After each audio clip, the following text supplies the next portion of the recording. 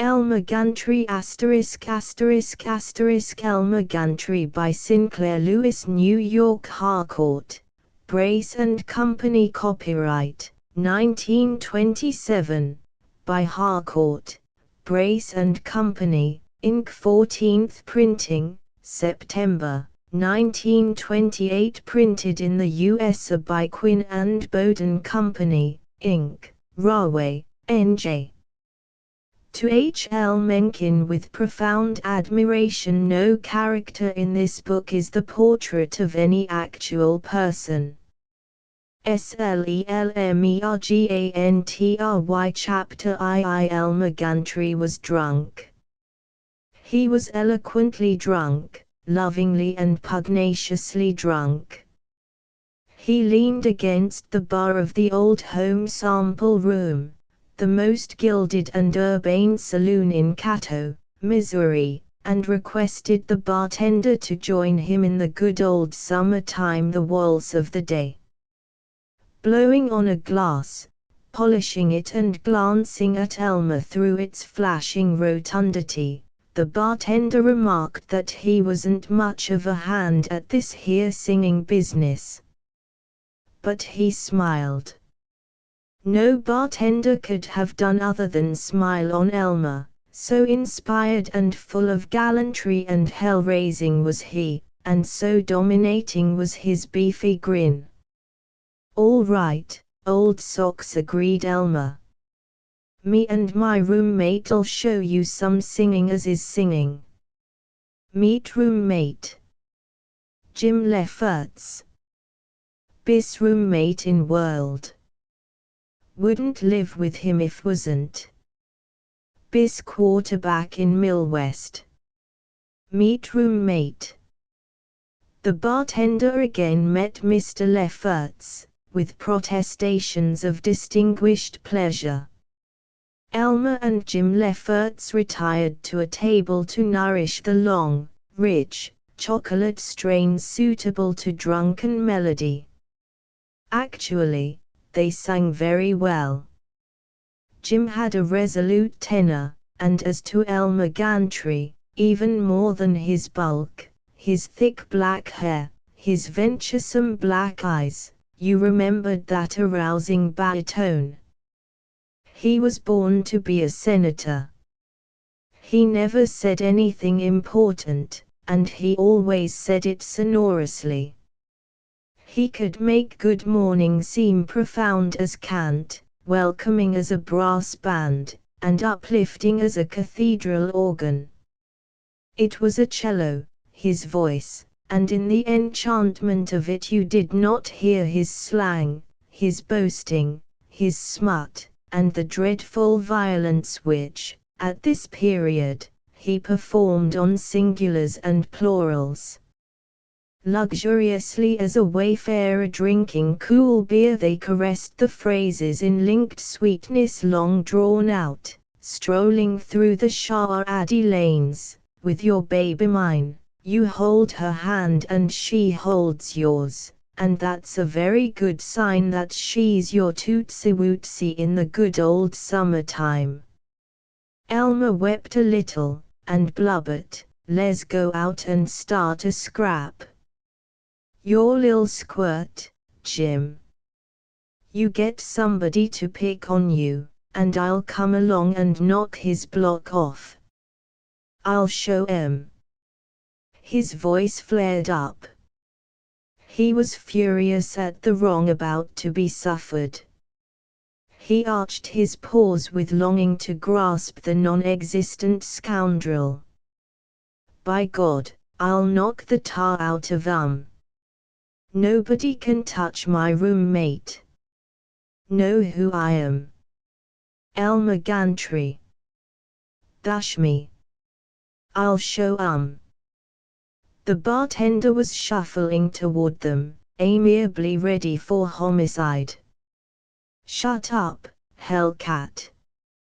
What you need is 'nother drink." "I'll get 'nother drink," soothed Jim, and Elmer slid into tears, weeping over the ancient tragic sorrows of one whom he remembered as Jim Lefferts. Instantly, by some tricky sort of magic, there were 2 glasses in front of him. He tasted one, and murmured foolishly, "'Scuse me." It was the chaser, the water. But they couldn't fool him. The whiskey would certainly be in that other lil sawed-off glass. And it was. He was right, as always. With a smirk of self-admiration he sucked in the raw bourbon. It tickled his throat and made him feel powerful, and at peace with everyone save that fellow, he could not recall who, but it was someone whom he would shortly chastise, and after that float into an Elysium of benevolence. The baroom was deliriously calming. The sour invigorating stench of beer made him feel healthy. The bar was one long shimmer of beauty, glowing mahogany, exquisite marble rail, dazzling glasses, curiously shaped bottles of unknown liqueurs, piled with a craftiness which made him very happy. The light was dim, completely soothing, coming through fantastic windows such as are found only in churches, saloons, jewelry shops, and other retreats from reality. On the brown plaster walls were sleek naked girls. He turned from them. He was empty now of desire for women. That damn Juanita just wants to get all she can out of you. That's all he grumbled. But there was an interesting affair beside him. A piece of newspaper sprang up, apparently by itself, and slid along the floor. That was a very funny incident, and he laughed greatly. He was conscious of a voice which he had been hearing for centuries, echoing from a distant point of light and flashing through ever-widening corridors of a dream. "We'll get kicked out of here, Hellcat. Come on." He floated up. It was exquisite. His legs moved by themselves, without effort. They did a comic thing once. They got twisted and the right leg leaped in front of the left when, so far as he could make out, it should have been behind. He laughed, and rested against someone's arm, an arm with no body attached to it, which had come out of the Uike to assist him. Then unknown invisible blocks, miles of them, his head clearing, and he made grave announcement to a Jim Lefferts who suddenly seemed to be with him, "I gotta lick that fellow." All right. You might as well go find a nice little fight and get it out of your system." Elmer was astonished, he was grieved. His mouth hung open and he drooled with sorrow. But still, he was to be allowed one charming fight, and he revived as he staggered industriously in search of it. Oh, he exulted, it was a great party. For the first time in weeks he was relieved from the boredom of Terwilliger College. To Elmer Gantry, best known to classmates as Hellcat, had, this autumn of 1902, been football captain and led the best team Terwilliger College had known in 10 years. They had won the championship of the East Middle Kansas Conference, which consisted of 10 denominational colleges, all of them with buildings and presidents and chapel services and yells and colors and a standard of scholarship equal to the best high schools. But since the last night of the football season, with the glorious bonfire in which the young gentleman had burned up 9 tar barrels, the sign of the Jew tailor, and the president's tabby cat, Elmer had been tortured by boredom. He regarded basketball and gymnasium antics as light-minded for a football gladiator. When he had come to college, he had supposed he would pick up learnings of cash value to a lawyer or doctor or insurance man. He had not known which he would become, and in his senior year, aged 22 this November, he still was doubtful. But this belief he found fallacious. What good would it be in the courtroom, or at the operating table, to understand trigonometry, or to know, as last spring, up to the examination on European history, he remembered having known, the date of Charlemagne? How much cash would it bring in to quote all that stuff? What the dickens was it now? All that rot about the world is too much around us, early and soon from that old fool Wordsworth. Punk, that's what it was. Better be out in business. But still, if his mother claimed she was doing so well with her millinery business and wanted him to be a college graduate, he'd stick by it. Lot easier than pitching hay or carrying 2x4s anyway. Despite his invaluable voice, Elmer had not gone out for debating, because of the irritating library grinding, nor had he taken to prayer and moral eloquence in the YMCA, for with all the force of his simple and valiant nature he detested piety and admired drunkenness and profanity.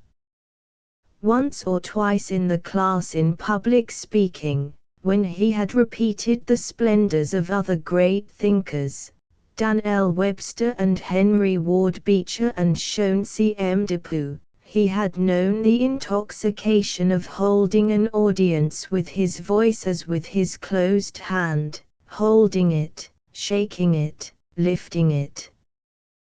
The debating set urged him to join them, but they were rabbit-faced and spectacled young men, and he viewed as obscene the notion of digging statistics about immigration and the products of San Domingo out of dusty-spotted books in the dusty-spotted library. He kept from flunking only because Jim Lefferts drove him to his books. Jim was less bored by college. He had a relish for the flavor of scholarship. He liked to know things about people dead these 1,000 years, and he liked doing canned miracles in chemistry. Elmer was astounded that so capable a drinker, a man so deft at handing a girl a swell spiel and getting her going, should find entertainment in Roman chariots and the unenterprising amours of sweet peas. But himself, no. Not on your life. He'd get out and finish law school and never open another book, kid the juries along and hire some old coot to do the briefs. To keep him from absolutely breaking under the burden of hearing the professors squeak, he did have the joy of loafing with Jim, illegally smoking the while. He did have researches into the lovability of co-eds and the baker's daughter. He did revere becoming drunk and world-striding.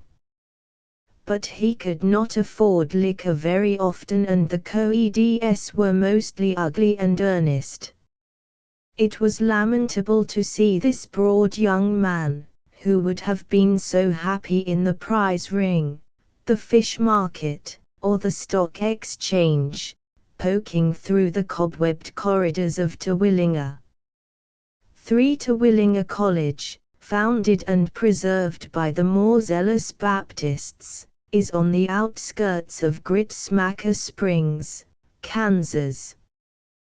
The springs have dried up and the Gritsmackers have gone to Los Angeles, to sell bungalows and delicatessen. It huddles on the prairie, which is storm-racked in winter, frying and dusty in summer, lovely only in the grass-rustling spring or drowsy autumn. You would not be likely to mistake Terwilliger College for an old folks' home, because on the campus is a large rock painted with class numerals. Most of the faculty are ex-ministers. There is a men's dormitory, but Elmer Gantry and Jim Lefferts lived together in the town, in a mansion once the pride of the grit smackers themselves, a square brick bulk with a white cupola. Their room was unchanged from the days of the original August grit smacker, a room heavy with a vast bed of carved black walnut, thick and perpetually dusty brocade curtains, and black walnut chairs hung with scarves that dangled gilt balls. The windows were hard to open. There was about the place the anxious propriety and all the dead hopes of a second-hand furniture shop. In this museum, Jim had a surprising and vigorous youthfulness. There was a hint of future flabbiness in Elmer's bulk, but there would never be anything flabby about Jim Lefferts. He was slim, 6 inches shorter than Elmer, but hard as ivory and as sleek. Though he came from a prairie village, Jim had fastidiousness, a natural elegance.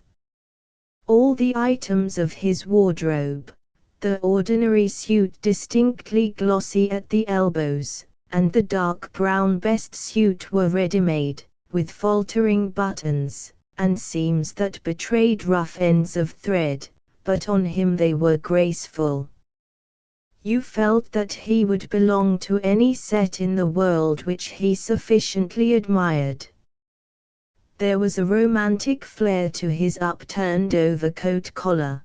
The darned bottoms of his trousers did not suggest poverty but a careless and amused ease, and his thoroughly commonplace ties hinted of clubs and regiments.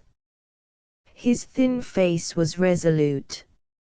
You saw only its youthful freshness first, then behind the brightness a taut determination, and his brown eyes were amiably scornful.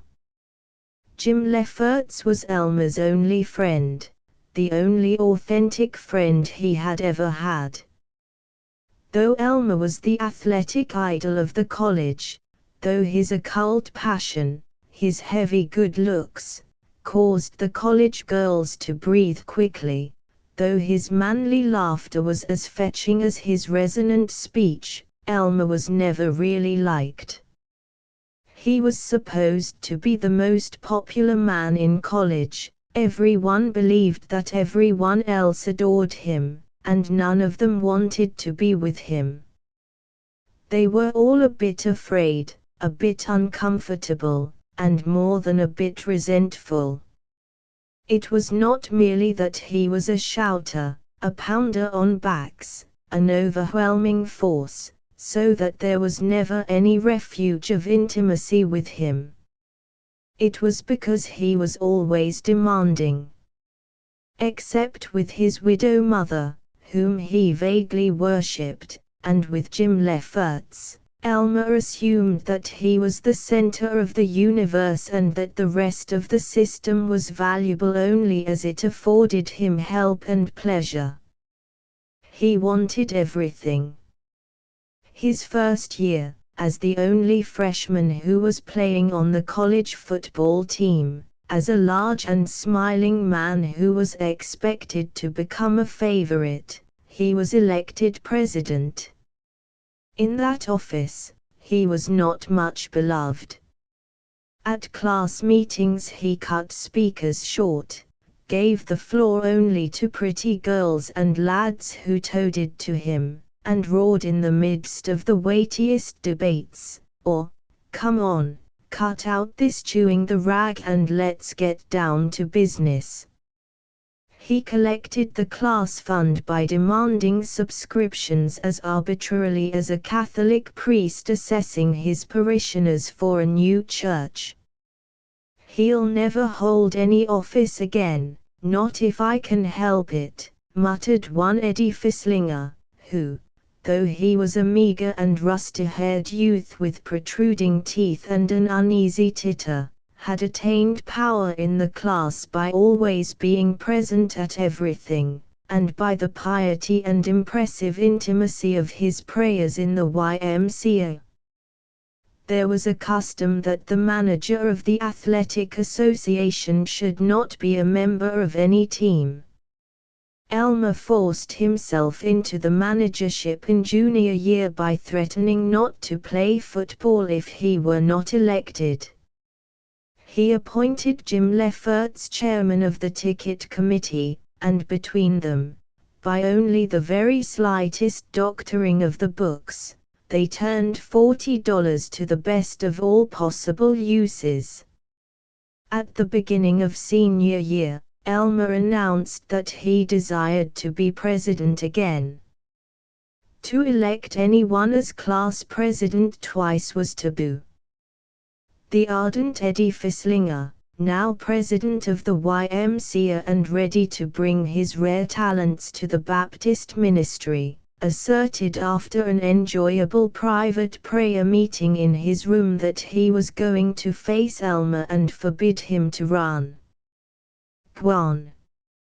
You don't dare," observed a Judas who 3 minutes before had been wrestling with God under Eddie's coaching. "I don't, eh? Watch me." "Why, everybody hates him, the darn hog," squeaked Eddie. By scurrying behind trees he managed to come face to face with Elmer on the campus. He halted, and spoke of football, quantitative chemistry, and the Arkansas spinster who taught German. Elmer grunted. Desperately, his voice shrill with desire to change the world, Eddie stammered, Say, Hellcat, you hadn't ought to run for president again. Nobody's ever president twice. Somebody's going to be. Gee, Elmer, don't run for it. Come on. Course all the fellows are crazy about you, but nobody's ever been president twice. They'll vote against you. Let me catch 'em at it. How can you stop it? Honest, Elm, Hellcat, I'm just speaking for your own good. The voting's secret. You can't tell, huh? The nominations ain't secret. Now you go roll your hoop, Fissy, and let all the yellow coyotes know that anybody that nominates anybody except Uncle Hellcat will catch it right where the chicken caught the axe. See? And if they tell me they didn't know about this, you'll get Merry Hail Columbia for not telling 'em. Get me? If there's anything but an unanimous vote, you won't do any praying the rest of this year. Eddie remembered how Elmer and Jim had shown a freshman his place in society by removing all his clothes and leaving him 5 miles in the country. Elmer was elected president of the senior class, unanimously. He did not know that he was unpopular. He reasoned that men who seemed chilly to him were envious and afraid, and that gave him a feeling of greatness. Thus it happened that he had no friend save Jim Lefferts. Only Jim had enough will to bully him into obedient admiration. Elmer swallowed ideas whole. He was a maelstrom of prejudices, but Jim accurately examined every notion that came to him. Jim was selfish enough, but it was with the selfishness of a man who thinks and who is coldly unafraid of any destination to which his thoughts may lead him. The little man treated Elmer like a large damp dog, and Elmer licked his shoes and followed. He also knew that Jim, as quarter, was far more the soul of the team than himself as tackle and captain. A huge young man, Elmer Gantry, 6'1", thick, broad, big-handed, a large face, handsome as a Great Dane is handsome, and a swirl of black hair, worn rather long. His eyes were friendly, his smile was friendly, oh, he was always friendly enough. He was merely astonished when he found that you did not understand his importance and did not want to hand over anything he might desire. He was a baritone solo turned into portly flesh. He was a gladiator laughing at the comic distortion of his wounded opponent. He could not understand men who shrank from blood, who liked poetry or roses, who did not casually endeavor to seduce every possibly seducible girl. In sonorous arguments with Jim he asserted that these fellows that study all the time are just letting on like they are so doggone high and mighty, to show off to these doggone profs that haven't got anything but lemonade in their veins. For chief adornment of their room was the escritoire of the first grit smacker, which held their library. Elmer owned 2 volumes of Conan Doyle, one of E.P. Roe, and a priceless copy of Only a Boy. Jim had invested in an encyclopedia which explained any known subject in 10 lines. In a Pickwick Papers, and from some unknown source he had obtained a complete Swinburne, into which he was never known to have looked. But his pride was in the possession of Ingersoll's Some Mistakes of Moses and Paine's The Age of Reason. For Jim Lefferts was the college freethinker, the only man in Terwilliger who doubted that Lot's wife had been changed into salt for once, looking back at the town where, among the young married set, she had had so good a time, who doubted that Methuselah lived to 969. They whispered of Jim all through the pious dens of Terwilliger. Elmer himself was frightened, for after giving minutes and minutes to theological profundities Elmer had concluded that there must be something to all this religious guff if all these wise old birds believe it, and some time a fellow had ought to settle down and cut out the hell-raising. Probably Jim would have been kicked out of college by the ministerial professors if he had not had so reverent a way of asking questions when they wrestled with his infidelity that they let go of him in nervous confusion. Even the president, the Reverend Dr. Willoughby Quarles, formerly pastor of the Rock of Ages Baptist Church of Moline, than whom no man had written more about the necessity of baptism by immersion, in fact in every way a thoroughly than whom figure, even when Dr. Quarles tackled Jim and demanded, "Are you getting the best out of our instruction, young man? Do you believe with us not only in the plenary inspiration of the Bible but also in its verbal inspiration, and that it is the only divine rule of faith and practice?"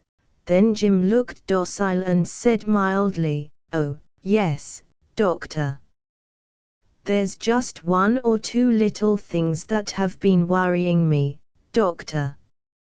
I've taken them to the Lord in prayer, but He doesn't seem to help me much. I'm sure you can.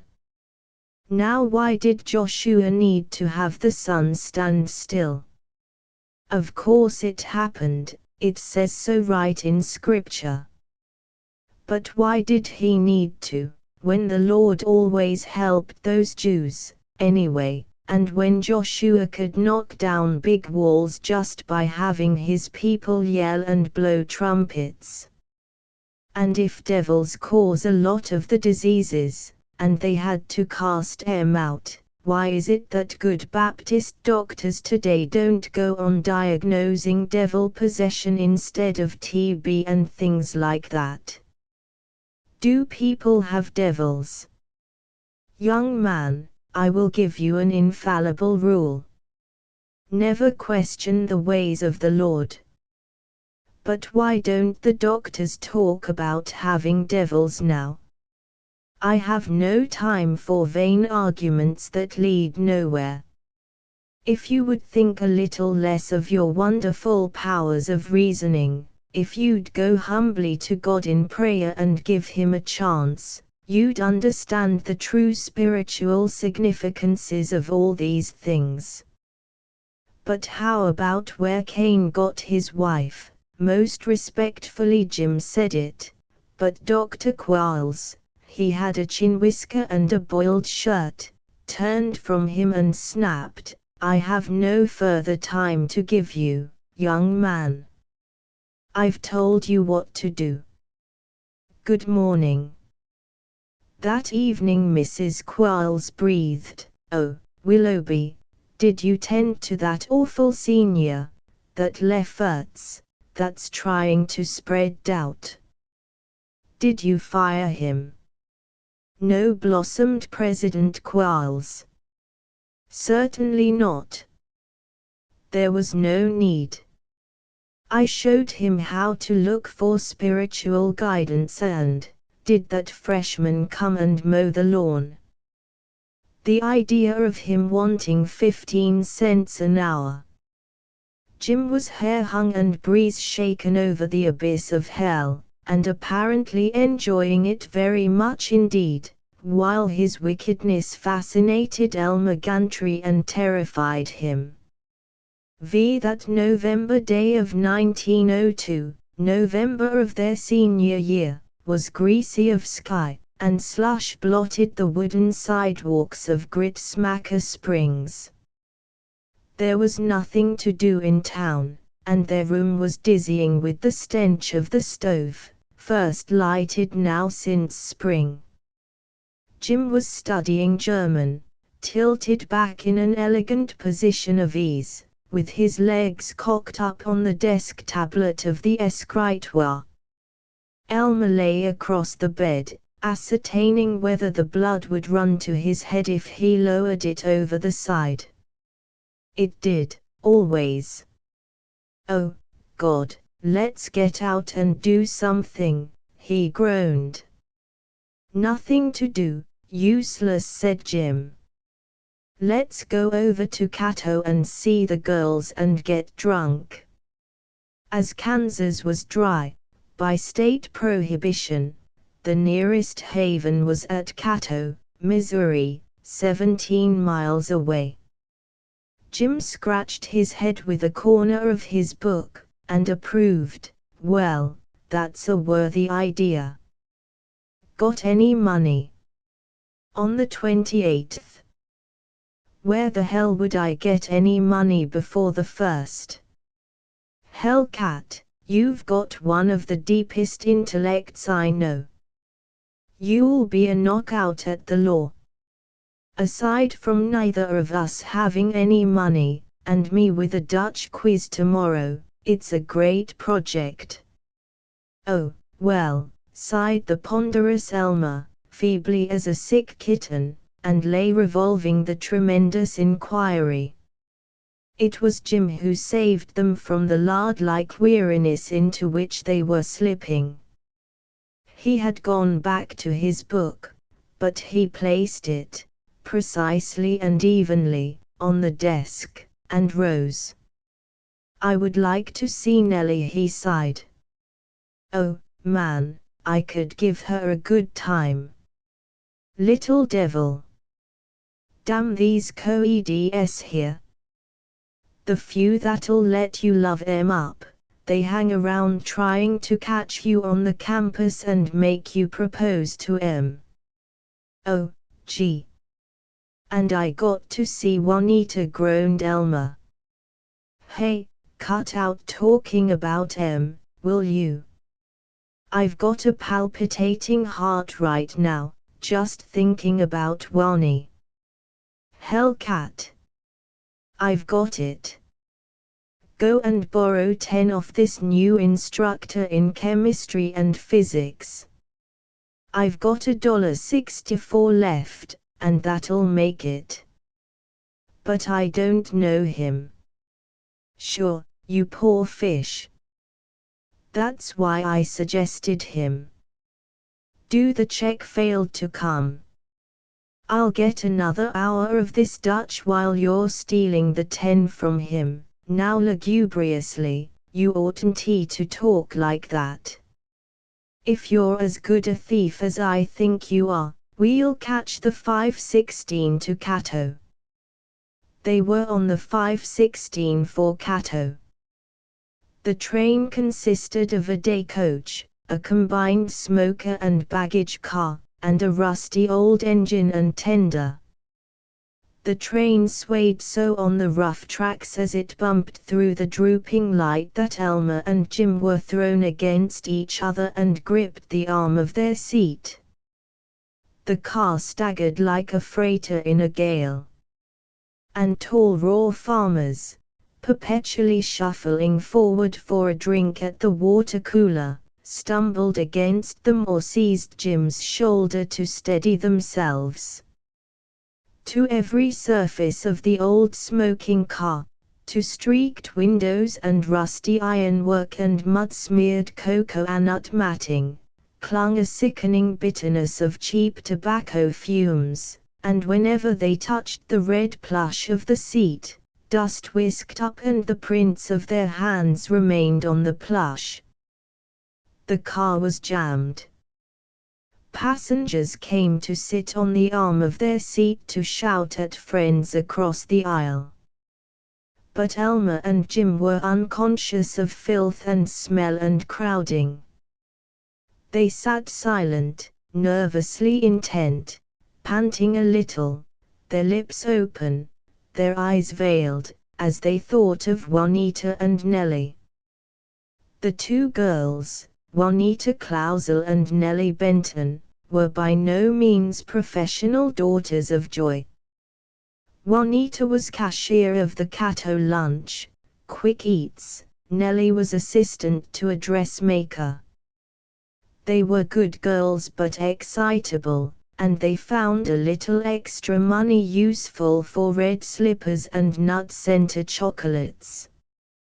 "Juanita, what a lil darling, she understands a fellow's troubles," said Elmer, as they balanced down the slushy steps at the grimy stone station of Cato.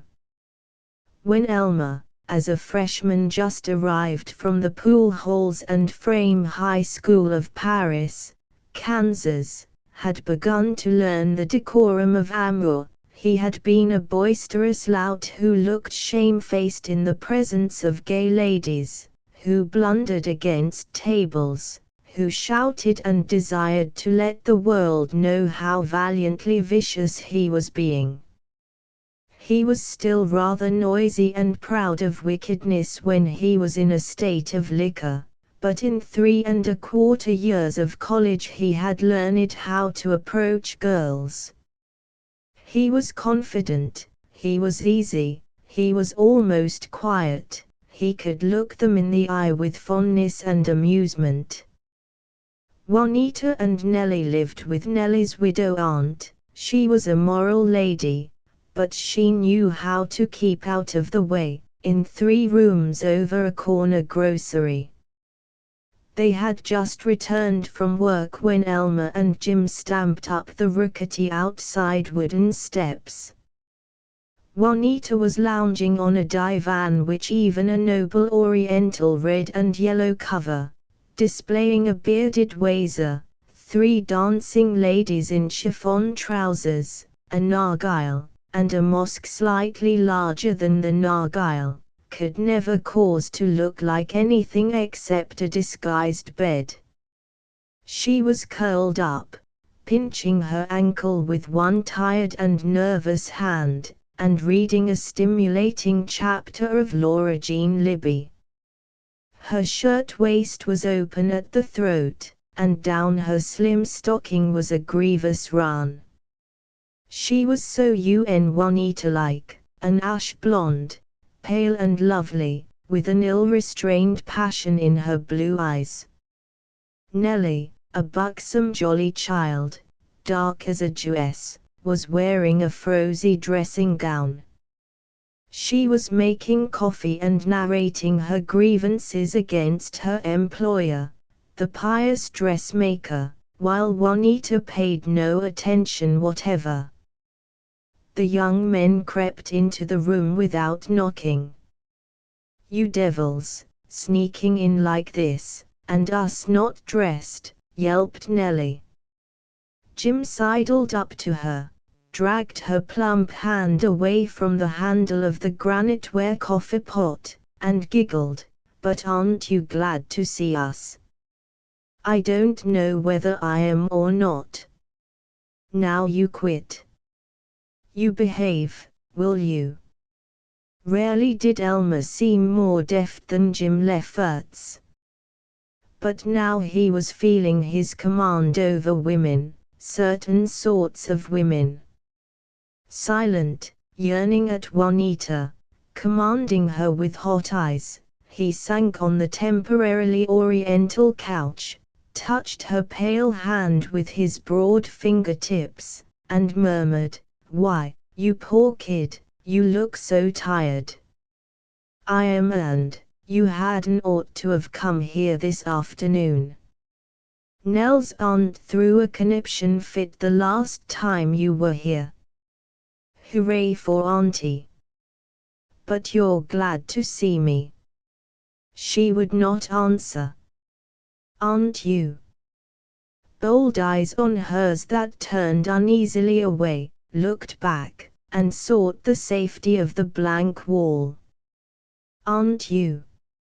She would not answer. "Juanita.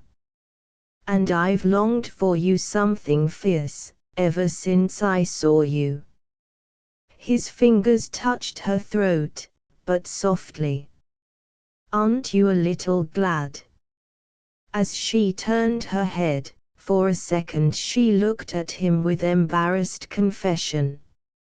She sharply whispered, "No, don't," as he caught her hand, but she moved nearer to him, leaned against his shoulder. "You're so big and strong," she sighed. "But, golly, you don't know how I need you." The president, old Quarles is right, by golly, ha, ha, ha, 'member I was telling you about him. He's laying for me because he thinks it was me and Jim that let the bats loose in chapel. And I get so sick of that gosh awful weekly Bible study, all about these holy old gazebos. And then I think about you, and gosh, if you were just sitting on the other side of the stove from me in my room there, with your cute little red slippers cocked up on the nickel rail, gee, how happy I'd be. You don't think I'm just a bonehead, do you?" Jim and Nellie were at the stage now of nudging each other and bawling, "Hey, quit, will ya?" as they stood over the coffee. "Say, you girls change your shirts and come on out and we'll blow you to dinner, and maybe we'll dance a little," proclaimed Jim. "We can't," said Nellie. "Auntie's sore as a pup because we was up late at a dance night before last. We got to stay home, and you boys got to beat it before she comes in. Or, come on." "No, we can't." "Yeah, fat chance you girls staying home and knitting. You got some fellows coming in and you want to get rid of us, that's what's the trouble." "It is not, Mr. James Lefferts," and it wouldn't be any of your business if it was." While Jim and Nellie squabbled, Elmer slipped his hand about Juanita's shoulder, slowly pressed her against him. He believed with terrible conviction that she was beautiful, that she was glorious, that she was life. There was heaven in the softness of her curving shoulder, and her pale flesh was living silk. "Come on in the other room," he pleaded. "Oh, no, not now." He gripped her arm. "Well, don't come in for a minute," she fluttered. Aloud, to the others, "I'm going to do my hair. Looks just turbly." She slipped into the room beyond. A certain mature self-reliance dropped from Elmer's face, and he was like a round-faced big baby, somewhat frightened. With efforts to appear careless, he fumbled about the room and dusted a pink and gilt vase with his large crumpled handkerchief. He was near the inner door. He peeped at Jim and Nellie. They were holding hands, while the coffee pot was cheerfully boiling over. Elmer's heart thumped. He slipped through the door and closed it, whimpering, as in terror, "Oh, Juanita." 6 They were gone, Elmer and Jim, before the return of Nellie's aunt. As they were not entertaining the girls, they dined on pork chops, coffee, and apple pie at the Maginnis lunch.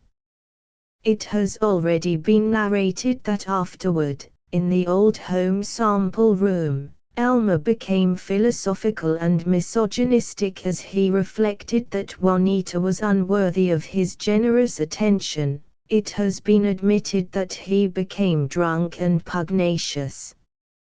As he wavered through the sidewalk slush, on Jim's arm, as his head cleared, his rage increased against the bully who was about to be encouraged to insult his girlfriend and roommate. His shoulders straightened, his fists clenched, and he began to look for the scoundrel among the evening crowd of mechanics and coal miners. They came to the chief corner of the town. A little way down the street, beside the red brick wall of the Congress Hotel, someone was talking from the elevation of a box, surrounded by a jeering gang. "What they picking on that fella that's talking for? They better let him alone," rejoiced Elmer, throwing off Jim's restraining hand, dashing down the side street and into the crowd. He was in that most blissful condition to which a powerful young man can attain, unrighteous violence in a righteous cause. He pushed through the audience, jabbed his elbow into the belly of a small weak man, and guffawed at the cluck of distress. Then he came to a halt, unhappy and doubting. The heckled speaker was his chief detestation, Eddie Fisslinger, president of the Terwilliger College YMCA, that rusty-haired gopher who had obscenely opposed his election as president.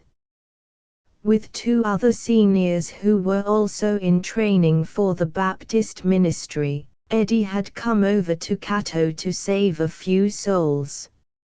At least, if they saved no souls, and they never had saved any, in 17th Street meetings, they would have handy training for their future jobs.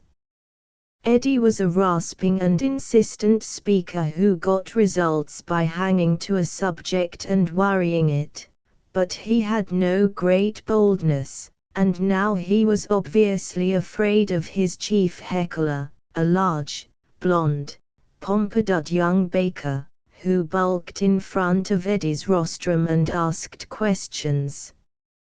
While Elmer stood listening, the baker demanded, "What makes you think you know all about religion? I don't pretend to know all about religion, my friend, but I do know what a powerful influence it is for clean and noble living, and if you'll only be fair now, my friend, and give me a chance to tell these other gentlemen what my experience of answers to prayer has been. Yeah, swell lot of experience you've had, by your looks. See here, there are others who may want to hear. Though Elmer detested Eddie's sappiness, though he might have liked to share drinks with the lively young baker heckler, there was no really good unctuous violence to be had except by turning champion of religion. The packed crowd excited him, and the pressure of rough bodies, the smell of wet overcoats, the rumble of mob voices. It was like a football line-up. Here, you, he roared at the baker. Let the fellow speak. Give him a chance. Whynt you pick on somebody your own size, you big stiff. At his elbow, Jim Lefferts begged, let's get out of this, hellcat. Good Lord. You ain't going to help a gospel peddler. Elmer pushed him away and thrust his chest out toward the baker, who was cackling, Heh. I suppose you're a Christer, too. I would be, if I was worthy. Elmer fully believed it, for that delightful moment. These boys are classmates of mine, and they're going to have a chance to speak. Eddie Fisslinger bleated to his mates, oh, fellows, Elmer Gantry. Saved. Even this alarming interpretation of his motives could not keep Elmer now from the holy zeal of fighting. He thrust aside the one-aged man who stood between him and the baker, bashing in the aged one's derby and making him telescope like a turtle's neck, and stood with his fist working like a connecting rod by his side. If you're looking for trouble, the baker suggested, clumsily wobbling his huge bleached fists. Not me, observed Elmer, and struck, once, very judiciously, just at the point of the jaw. The baker shook like a skyscraper in an earthquake and caved to the earth. One of the baker's pals roared, come on, we'll kill them guys, and Elmer caught him on the left ear. It was a very cold ear, and the pal staggered, extremely sick. Elmer looked pleased. But he did not feel pleased. He was almost sober, and he realized that half a dozen rejoicing young workmen were about to rush him. Though he had an excellent opinion of himself, he had seen too much football, as played by denominational colleges with the Christian accompaniments of kneeing and gouging, to imagine that he could beat half a dozen workmen at once. It is doubtful whether he would ever have been led to further association with the Lord and Eddie Fisslinger had not Providence intervened in its characteristically mysterious way. The foremost of the attackers was just reaching for Elmer when the mob shouted, "Look out! The cops!" The police force of Cato, all three of them, were wedging into the crowd. They were lanky, mustached men with cold eyes. "What's all this row about?" demanded the chief.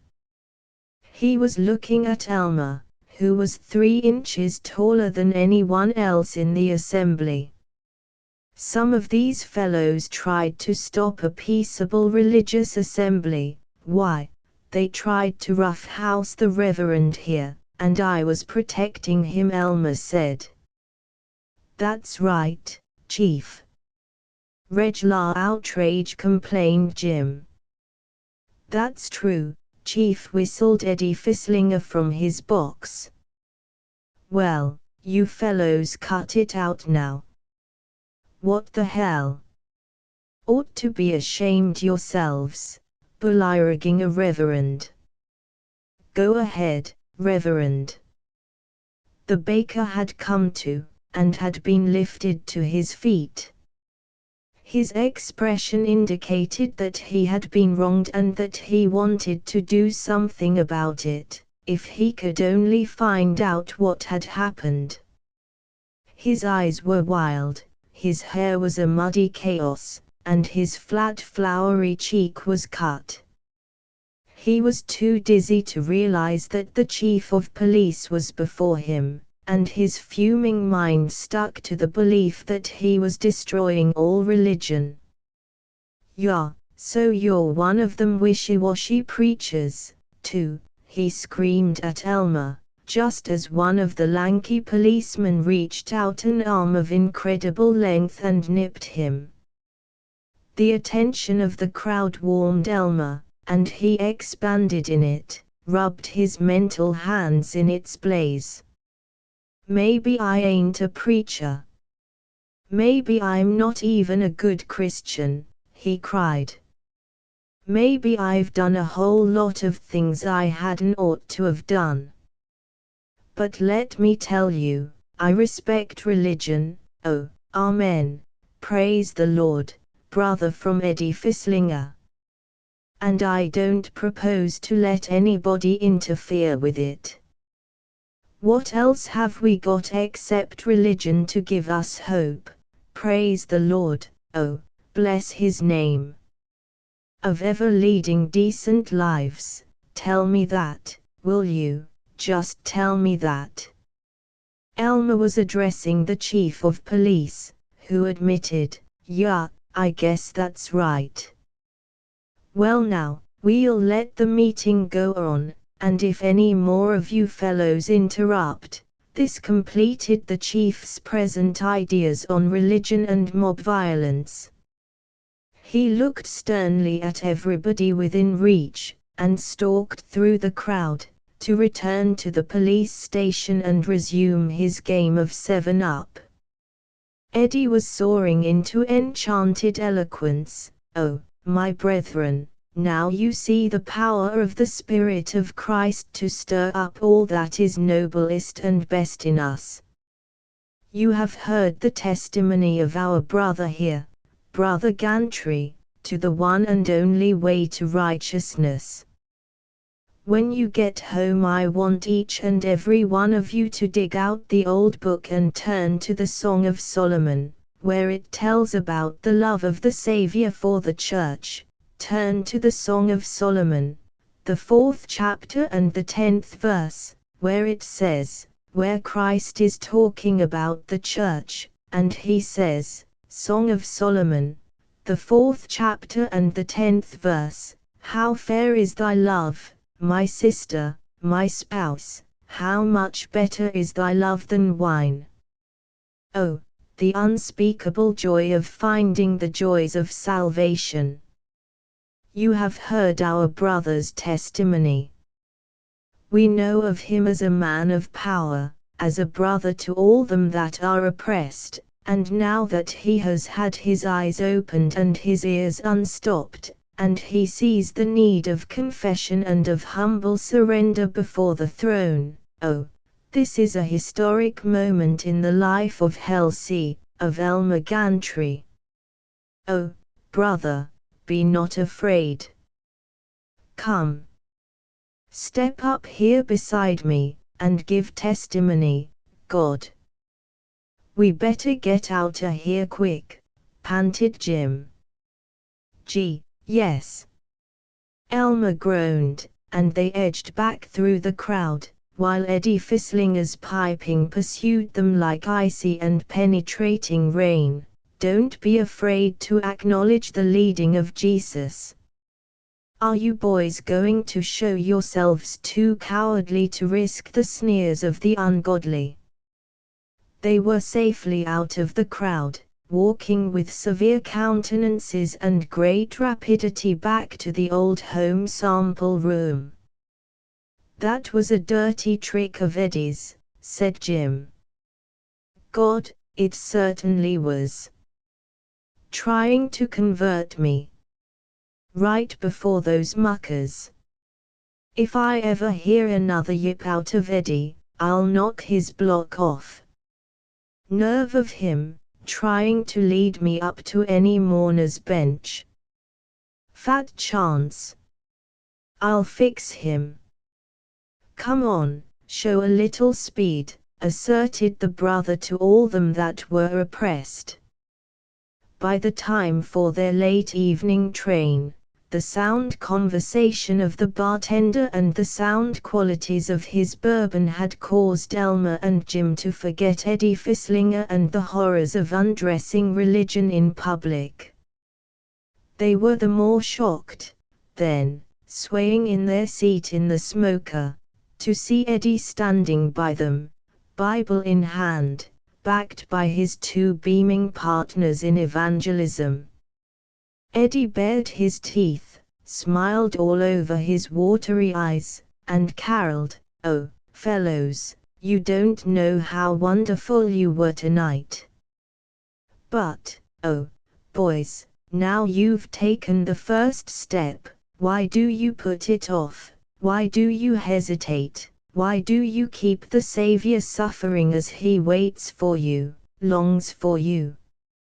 He needs you boys, with your splendid powers and intellects that we admire so. This air," observed Jim Lefferts, "is getting too thick for me. I seem to smell a peculiar and a fish-like smell." He slipped out of the seat and marched toward the forward car. Elmer sought to follow him, but Eddie had flopped into Jim's place and was blithely squeaking on, while the other two hung over them with tender YMCA smiles, very discomforting to Elmer's queasy stomach as the train bumped on. For all his brave words, Elmer had none of Jim's resolute contempt for the church. He was afraid of it. It connoted his boyhood. His mother, drained by early widowhood and drudgery, finding her only emotion in hymns and the Bible, and weeping when he failed to study his Sunday school lesson.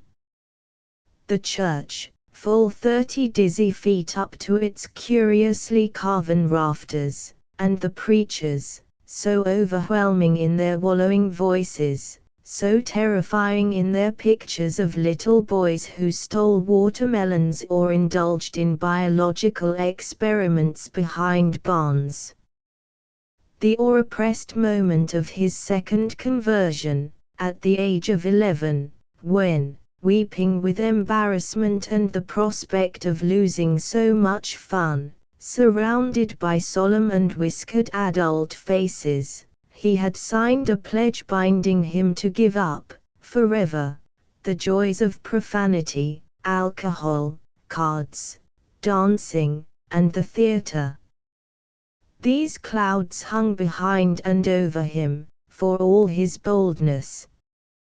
Eddie Fisslinger, the human being, he despised. He considered him a grasshopper, and with satisfaction considered stepping on him.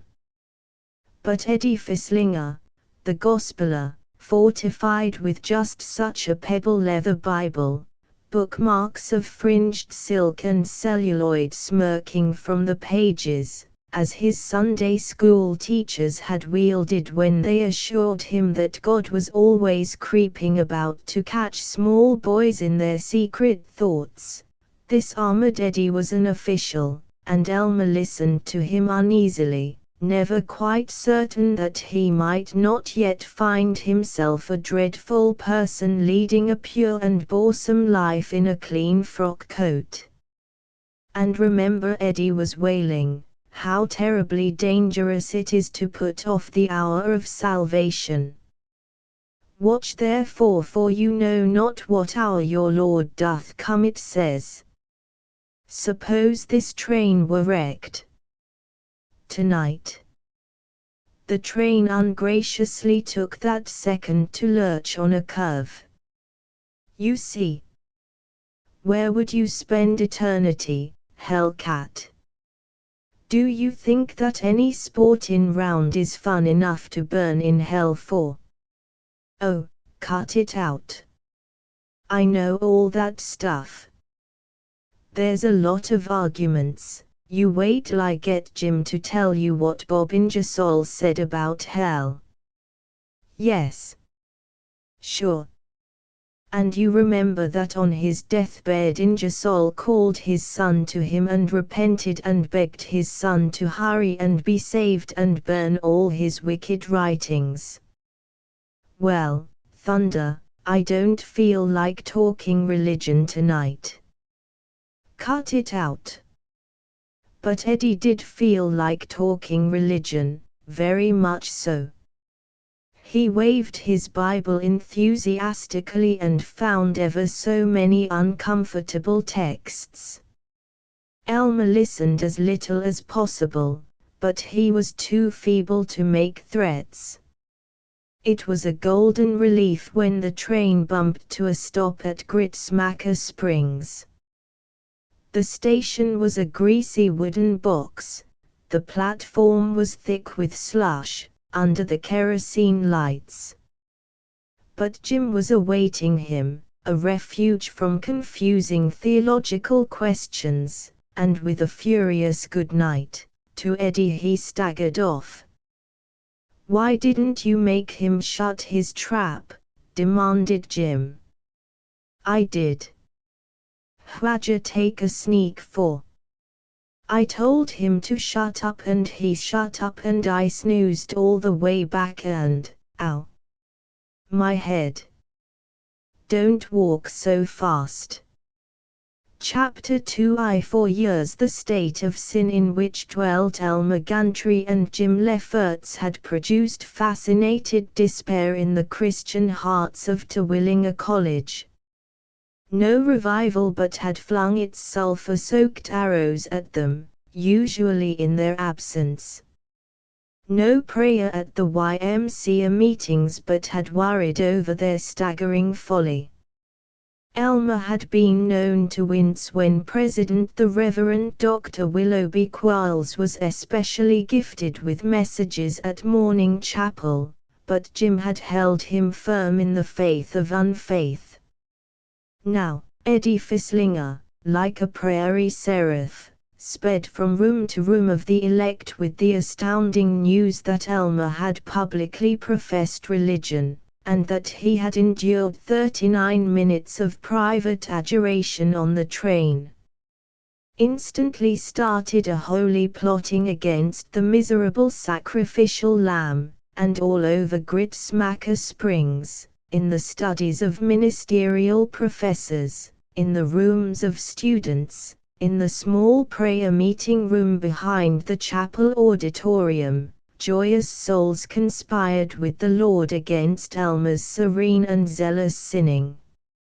Everywhere, through the snowstorm, you could hear murmurs of there is more rejoicing over one sinner who repenteth.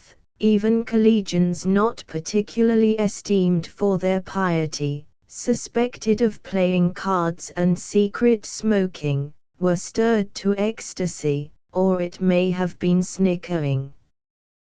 The football center, in unregenerate days a companion of Elmer and Jim but now engaged to marry a large and sanctified Swedish co-ed from Charnute, rose voluntarily in YMCA and promised God to help him win Elmer's favor. The spirit waxed most fervent in the abode of Eddie Fisslinger, who was now recognized as a future prophet, likely, someday, to have under his inspiration one of the larger Baptist churches in Wichita or even Kansas City. He organized an all-day and all-night prayer meeting on Elmer's behalf, and it was attended by the more ardent, even at the risk of receiving cuts and uncivil remarks from instructors. On the bare floor of Eddie's room, over Newt Halvorsted's paint shop, from 3 to 16 young men knelt at a time, and no 1800 revival saw more successful wrestling with the harassed Satan. In fact, one man, suspected of holy roller sympathies, managed to have the jerks, and while they felt that this was carrying things farther than the Lord and the Baptist Association would care to see, it added excitement to praying at 3 o'clock in the morning, particularly as they were all of them extraordinarily drunk on coffee and eloquence. By morning they felt sure that they had persuaded God to attend to Elmer, and though it is true that Elmer himself had slept quite soundly all night, unaware of the prayer meeting or of divine influences, it was but an example of the patience of the heavenly powers. And immediately after, those powers began to move. To Elmer's misery and Jim's stilled fury, their sacred room was invaded by hordes of men with uncombed locks on their foreheads, ecstasy in their eyes, and Bibles under their arms. Elmer was safe nowhere. No sooner had he disposed of one disciple, by the use of spirited and blasphemous arguments patiently taught to him by Jim, than another would pop out from behind a tree and fall on him. At his boarding house, Mother Metzger's, over on Beach Street, a YMCA dervish crowed as he passed the bread to Elmer, "Jever study a kernel of wheat? Swonnerful. Think a wonderful intricate thing like that created itself. Somebody must have created it. Who? God. Anybody that don't recognize God in nature, and acknowledge Him in repentance, is dumb. That's what he is." Instructors who had watched Elmer's entrance to classrooms with nervous fury now smirked on him and with tenderness heard the statement that he wasn't quite prepared to recite. The president himself stopped Elmer on the street and called him "my boy," and shook his hand with an affection which, Elmer anxiously assured himself, he certainly had done nothing to merit. He kept assuring Jim that he was in no danger, but Jim was alarmed, and Elmer himself more alarmed with each hour, each new greeting of, "We need you with us, old boy, the world needs you." Jim did well to dread. Elmer had always been in danger of giving up his favorite diversions, not exactly giving them up, perhaps, but of sweating in agony after enjoying them.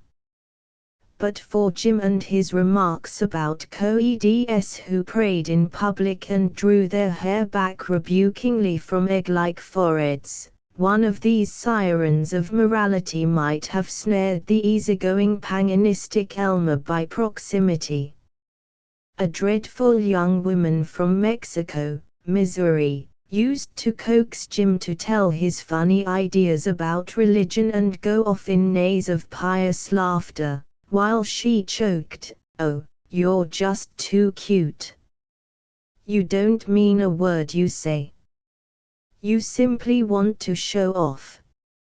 She had a deceptive sidelong look which actually promised nothing whatever this side of the altar, and she might, but for Jim's struggles, have led Elmer into an engagement. The church and Sunday school at Elmer's village, Paris, Kansas, a settlement of 900 evangelical Germans and Vermonters, had nurtured in him a fear of religious machinery which he could never lose, which restrained him from such reasonable acts as butchering Eddie Fisslinger. That small pasty white Baptist church had been the center of all his emotions, aside from hell-raising, hunger, sleepiness, and love. And even these emotions were represented in the house of the Lord, in the way of tacks in pew cushions, missionary suppers with chicken pie and angel's food cake, soporific sermons, and the proximity of flexible little girls in thin muslin.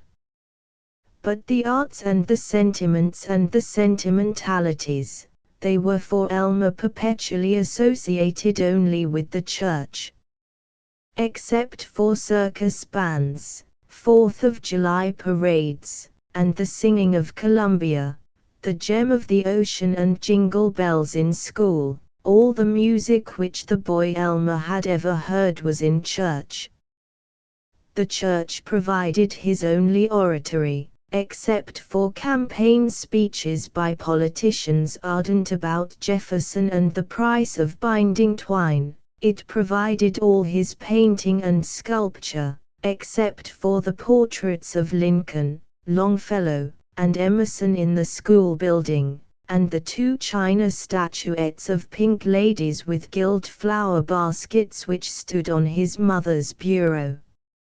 From the church came all his profounder philosophy, except the teacher's admonitions that little boys who let garter snakes loose in school were certain to be licked now and hanged later, and his mother's stream of opinions on hanging up his overcoat, wiping his feet, eating fried potatoes with his fingers, and taking the name of the Lord in vain. If he had sources of literary inspiration outside the church, in McGuffey's Reader he encountered the boy who stood on the burning deck, and he had a very pretty knowledge of the Nick Carter series and the exploits of Cole Younger and the James boys, yet here too the church had guided him. In Bible stories, in the words of the great hymns, in the anecdotes which the various preachers quoted, he had his only knowledge of literature. The story of little lame Tom who shamed the wicked rich man that owned the handsome team of greys and the pot hat and led him to Jesus. The ship's captain who in the storm took counsel with the orphaned but righteous child of missionaries in Zombola. The faithful dog who saved his master during a terrific conflagration, only sometimes it was a snowstorm, or an attack by Indians, and roused him to give up horse racing, rum, and playing the harmonica. How familiar they were, how thrilling, how explanatory to Elmer of the purposes of life, how preparatory for his future usefulness and charm. The church, the Sunday school, the evangelistic orgy, choir practice, raising the mortgage, the delights of funerals, the snickers in back pews or in the other room at weddings, they were as natural, as inescapable a mold of manners to Elmer as Catholic processionals to a street gamin in Naples. The Baptist Church of Paris, Kansas. 1,000 blurred but indestructible pictures. Hymns. Elmer's voice was made for hymns. He rolled them out like a Negro. The organ thunder of Nicaea, holy, holy, holy. All the saints adore thee, casting down their golden crowns around the glassy sea. The splendid rumble of the doxology. Throw out the lifeline with its picture of a wreck pounded in the darkness by surf which the prairie child imagined as 100 feet high.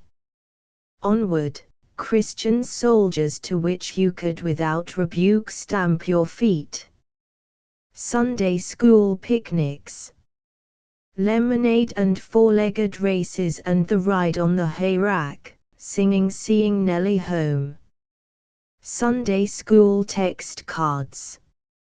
True, they were chiefly a medium of gambling, but as Elmer usually won the game, he was the first boy in Paris to own a genuine pair of loaded dice.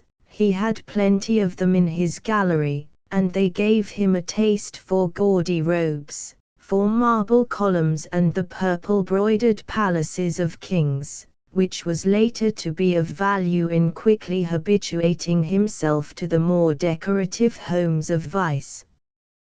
The 3 kings bearing caskets of ruby and sardonyx. King Zedekiah in gold and scarlet, kneeling on a carpet of sapphire blue, while his men-at-arms came fleeing and blood-stained, red blood on glancing steel, with tidings of the bannered host of Nebuchadnezzar, great king of Babylon. And all his life Elmer remembered, in moments of ardor, during oratorios in huge churches, during sunset at sea, a black-bearded David standing against raw red cliffs, a figure heroic and summoning to ambition, to power, to domination. Sunday School Christmas Eve. The exhilaration of staying up, and publicly, till 9:30. The tree, incredibly tall, also incredibly inflammable, flashing with silver cords, with silver stars, with cotton batting snow. The 2 round stoves red hot. Lights and lights and lights. Pails of candy, and for every child in the school a present, usually a book, very pleasant, with colored pictures of lambs and volcanoes. The Santa Claus, he couldn't possibly be Lorenzo Nickerson, the house painter, so bearded was he, and red-cheeked, and so witty in his comment on each child as it marched up for its present. The enchantment, sheer magic, of the ladies' quartet singing of shepherds who watched their flocks by night's brown secret hilltops under one vast star. And the devastating morning when the preacher himself, the Reverend Wilson Hinckley Skaggs, caught Elmer matching for Sunday school contribution pennies on the front steps, and led him up the aisle for all to giggle at, with a sharp and not very clean ministerial thumbnail gouging his earlobe. And the other passing preachers, Brother Organdy, who got you to saw his wood free, Brother Blunt, who sneaked behind barns to catch you on Halloween, Brother Ingle, who was zealous but young and actually human, and who made whistles from willow branches for you.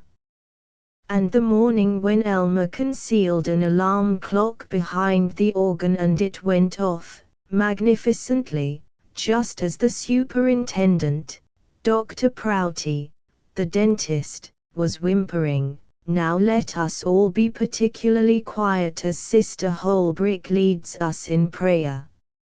And always the 3 chairs that stood behind the pulpit, the intimidating stiff chairs of yellow plush and carved oak borders, which, he was uneasily sure, were waiting for the Father, the Son, and the Holy Ghost. He had, in fact, got everything from the church and Sunday school, except, perhaps, any longing whatever for decency and kindness and reason. To even had Elmer not known the church by habit, he would have been led to it by his mother. Aside from his friendship for Jim Lefferts, Elmer's only authentic affection was for his mother, and she was owned by the church. She was a small woman, energetic, nagging but kindly, once given to passionate caresses and now to passionate prayer, and she had unusual courage. Early left a widow by Logan Gantry, dealer in feed, flour, lumber, and agricultural implements, a large and agreeable man given to debts and whiskey, she had supported herself and Elmer by sewing, trimming hats, baking bread, and selling milk. She had her own millinery and dressmaking shop now, narrow and dim but proudly set right on Main Street, and she was able to give Elmer the $300 a year which, with his summer earnings in harvest field and lumber yard, was enough to support him, in Terwilliger, in 1902. She had always wanted Elmer to be a preacher. She was jolly enough, and no fool about pennies in making change, but for a preacher standing up on a platform in a long-tailed coat she had gaping awe. Elmer had since the age of 16 been a member in good standing of the Baptist Church. He had been most satisfactorily immersed in the Kioska River. Large though Elmer was, the evangelist had been a powerful man and had not only ducked him but, in sacred enthusiasm, held him under, so that he came up sputtering, in a state of grace and muddiness. He had also been saved several times, and once, when he had pneumonia, he had been esteemed by the pastor and all visiting ladies as rapidly growing in grace.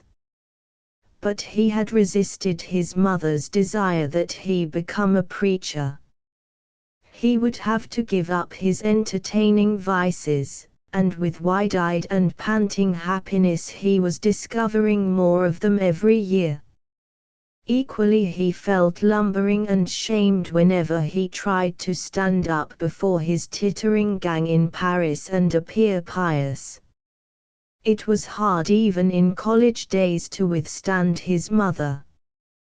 Though she came only to his shoulder, such was her bustling vigor, her swift shrewdness of tongue, such the gallantry of her long care for him, that he was afraid of her as he was afraid of Jim Lefferts's scorn. He never dared honestly to confess his infidelity, but he grumbled, "Oh, gee, Ma, I don't know. Trouble is, fellow don't make much money preaching. Gee, there's no hurry. Don't have to decide yet."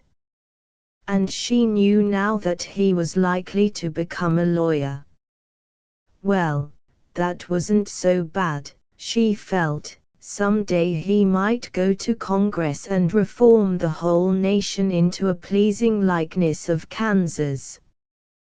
But if he could only have become part of the mysteries that hovered about the communion table, she had talked him over with Eddie Fisslinger. Eddie came from a town 12 miles from Paris. Though it might be years before he was finally ordained as a minister, Eddie had by his home congregation been given a license to preach as early as his sophomore year in Terwilliger, and for a month, one summer, while Elmer was out in the harvest fields or the swimming hole or robbing orchards, Eddie had earnestly supplied the Baptist pulpit in Paris.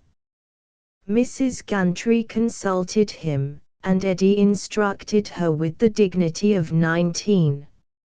Oh, yes, Brother Elmer was a fine young man, so strong, they all admired him, a little too much tempted by the vain gauds of this world, but that was because he was young. Oh, yes, some day Elmer would settle down and be a fine Christian husband and father and businessman.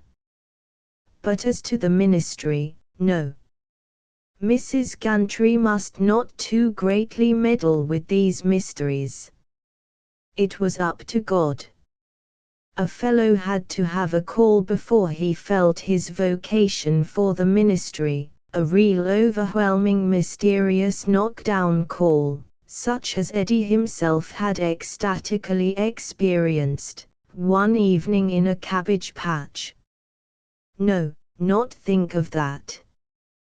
Their task now was to get Elmer into a real state of grace, and that, Eddie assured her, looked to him like a good deal of a job. Undoubtedly, Eddie explained. When Elmer had been baptized, at 16, he had felt conviction, he had felt the invitation, and the burden of his sins had been lifted. But he had not, Eddie doubted, entirely experienced salvation. He was not really in a state of grace. He might almost be called unconverted. Eddie diagnosed the case completely, with all the proper pathological terms. Whatever difficulties he may have had with philosophy, Latin, and calculus, there had never been a time since the age of 12 when Eddie Fisslinger had had difficulty in understanding what the Lord God Almighty wanted, and why, all through history, he had acted thus or thus. "I should be the last to condemn athletics," said Eddie. "We must have strong bodies to endure the burden and the sweat of carrying the gospel to the world. But at the same time, it seems to me that football tends to detract from religion. I'm a little afraid that just at present Elmer is not in a state of grace. But, oh, sister, don't let us worry and travail. Let us trust the Lord. I'll go to Elmer myself, and see what I can do." That must have been the time, it certainly was during that vacation between their sophomore and junior years, when Eddie walked out to the farm where Elmer was working, and looked at Elmer, bulky and hayseedy in a sleeveless undershirt, and spoke reasonably of the weather, and walked back again. Whenever Elmer was at home, though he tried affectionately to live out his mother's plan of life for him, though without very much grumbling he went to bed at 9:30, whitewashed the henhouse, and accompanied her to church, yet Mrs. Gantry suspected that sometimes he drank beer and doubted about Jonah, and uneasily Elmer heard her sobbing as she knelt by her high-swelling, white counterpaned, old-fashioned bed. 3. With alarmed evangelistic zeal, Jim Lefferts struggled to keep Elmer true to the faith, after his exposure to religion in defending Eddie at Cato.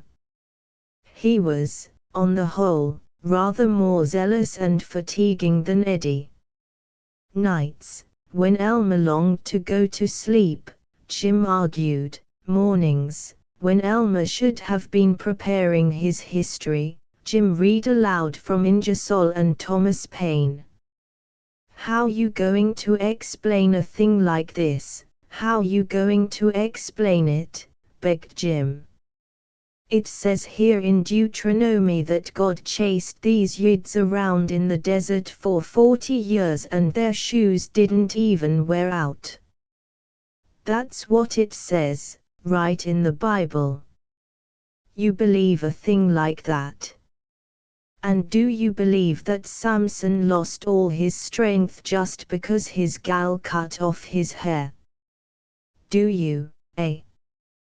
Think hair had anything to do with his strength?"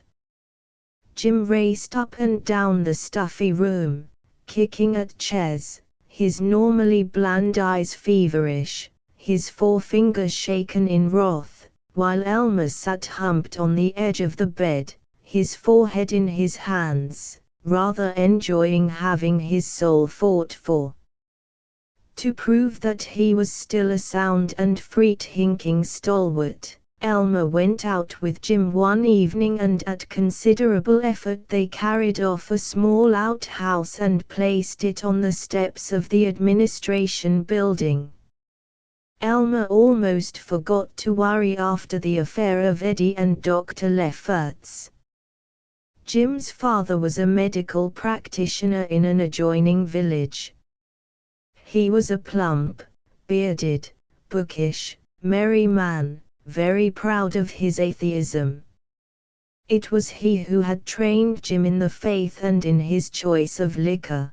He had sent Jim to this denominational college partly because it was cheap and partly because it tickled his humor to watch his son stir up the fretful complacency of the saints. He dropped in and found Elmer and Jim agitatedly awaiting the arrival of Eddie. "Eddie said," wailed Elmer, "he said he was coming up to see me, and he'll haul out some more of these proofs that I'm going straight to hell.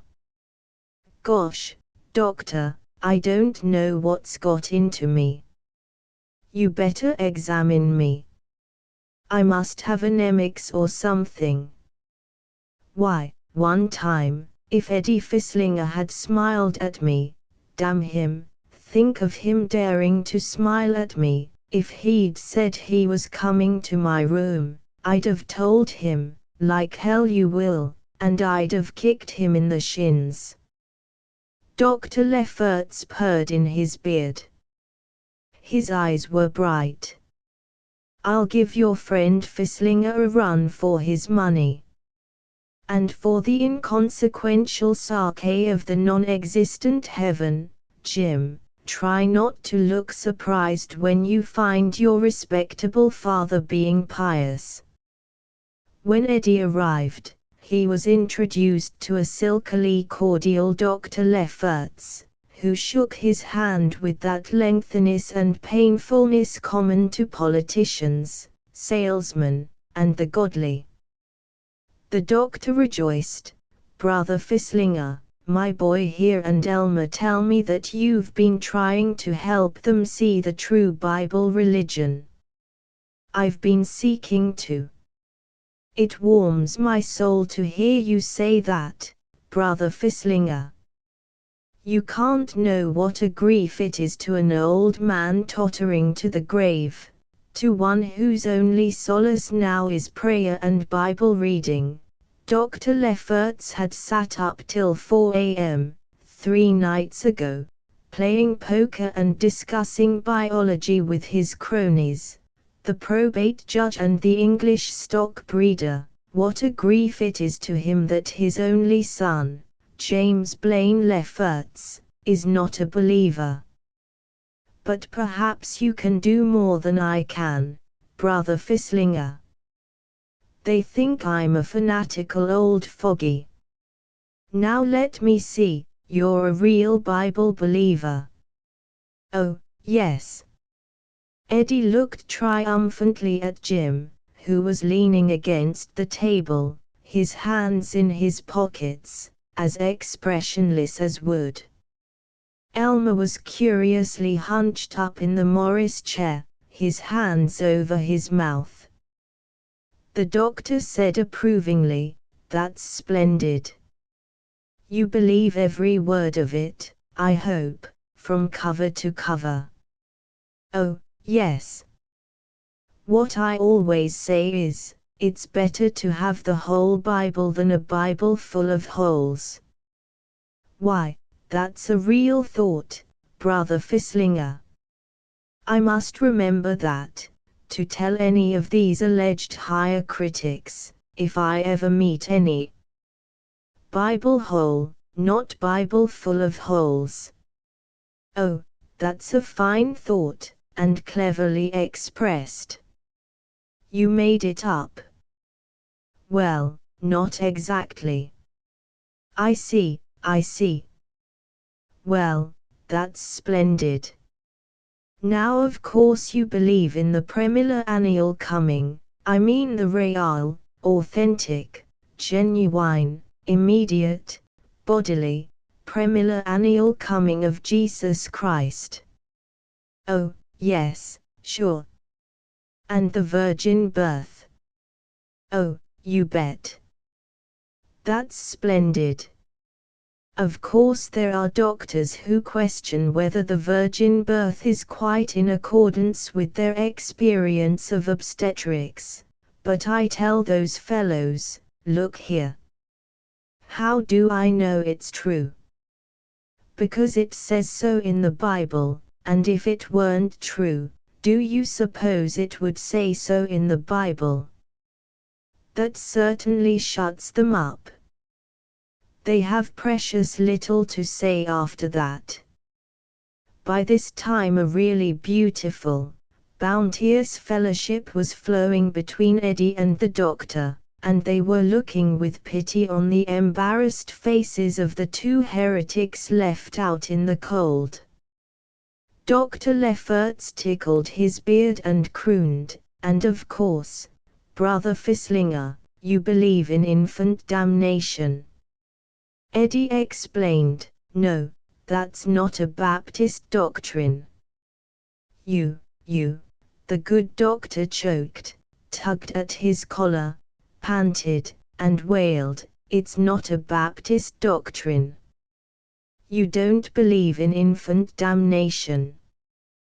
Why, no, then God help the Baptist Church and the Baptist doctrine. God help us all, in these unregenerate days, that we should be contaminated by such infidelity. Eddie sweat, while the doctor patted his plump hands and agonized, "Look you here, my brother. It's very simple. Are we not saved by being washed in the blood of the Lamb, and by that alone, by his blessed sacrifice alone?" Why, yes, but then either we are washed white, and saved, or else we are not washed, and we are not saved. That's the simple truth, and all weakenings and explanations and hemming and hawing about this clear and beautiful truth are simply of the devil, brother. And at what moment does a human being, in all his inevitable sinfulness, become subject to baptism and salvation? At 2 months? At 9 years? At 16? At 47? At 99? No. The moment he is born. And so if he be not baptized, then he must burn in hell forever. What does it say in the good book? For there is none other name under heaven given among men, whereby we must be saved. It may seem a little hard of God to fry beautiful little babies, but then think of the beautiful women whom he loves to roast there for the edification of the saints. Oh, brother, now I understand why Jimmy here, and poor Elmer, are lost to the faith. It's because professed Christians like you give them this emasculated religion. Why, it's fellows like you who break down the dike of true belief, and open a channel for higher criticism and Sabellianism and nymphomania and agnosticism and heresy and Catholicism and Seventh-day Adventism and all those horrible German inventions. Once you begin to doubt, the wicked work is done. Oh, Jim, Elmer, I told you to listen to our friend here, but now that I find him practically a Friedhinker, the doctor staggered to a chair. Eddie stood gaping.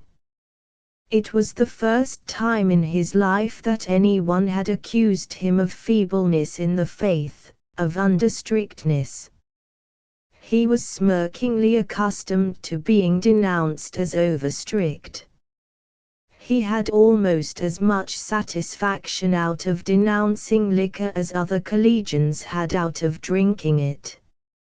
He had, partly from his teachers and partly right out of his own brain, any number of good answers to classmates who protested that he was old-fashioned in blabbering domino playing, open communion, listening to waltz music, wearing a gown in the pulpit, taking a walk on Sunday, reading novels, transubstantiation, and these new devices of the devil called moving pictures. He could frighten almost any Laodicean. But to be called shaky himself, to be called heretic and slacker, For that inconceivable attack he had no retort.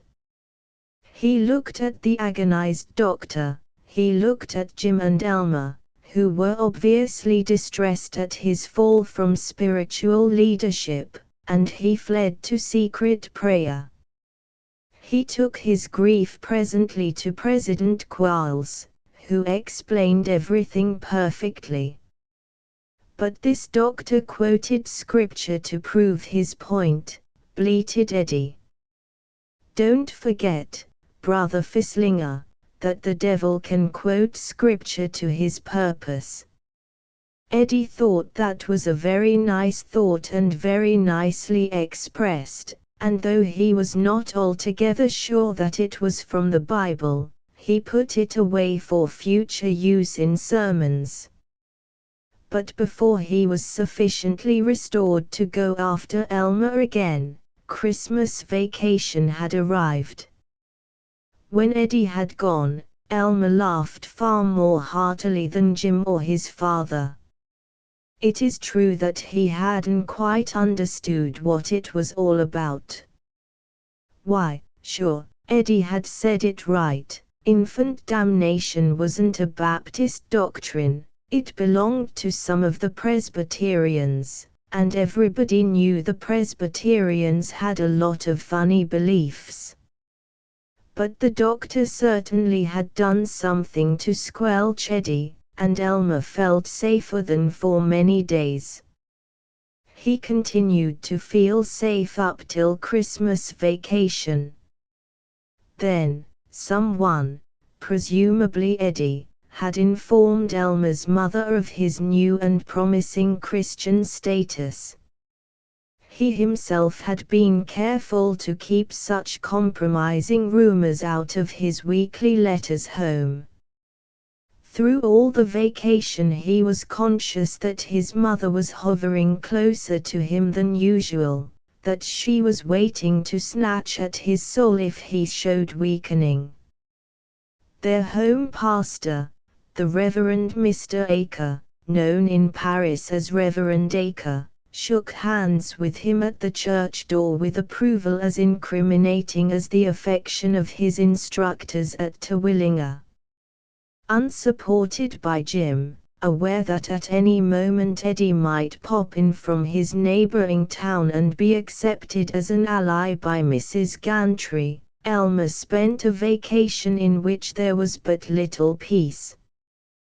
To keep his morale up, he gave particularly earnest attention to Bottle Pool and to the daughter of a nearby farmer. But he was in dread lest these be the last sad ashen days of his naturalness. It seemed menacing that Eddie should be on the same train back to college. Eddie was with another exponent of piety, and he said nothing to Elmer about the delights of hell. But he and his companion secretly giggled with a confidence more than dismaying. Jim Lefferts did not find in Elmer's face the conscious probity and steadfastness which he had expected.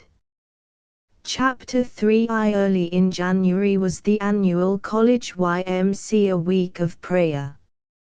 It was a countrywide event, but in Terwilliger College it was of especial power that year because they were privileged to have with them for 3 days none other than Judson Roberts, State Secretary of the YMCA, and a man great personally as well as officially. He was young, Mr. Roberts, only 34, but already known throughout the land. He had always been known.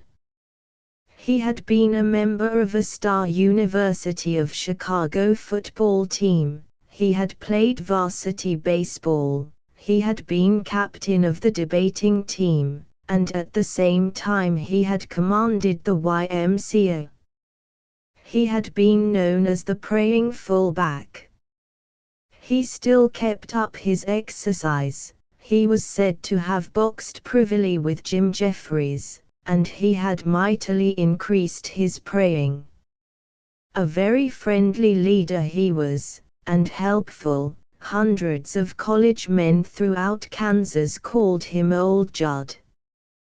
Between prayer meetings at Terwilliger, Judson Roberts sat in the Bible history seminar room, at a long table, under a bilious map of the Holy Land, and had private conferences with the men students.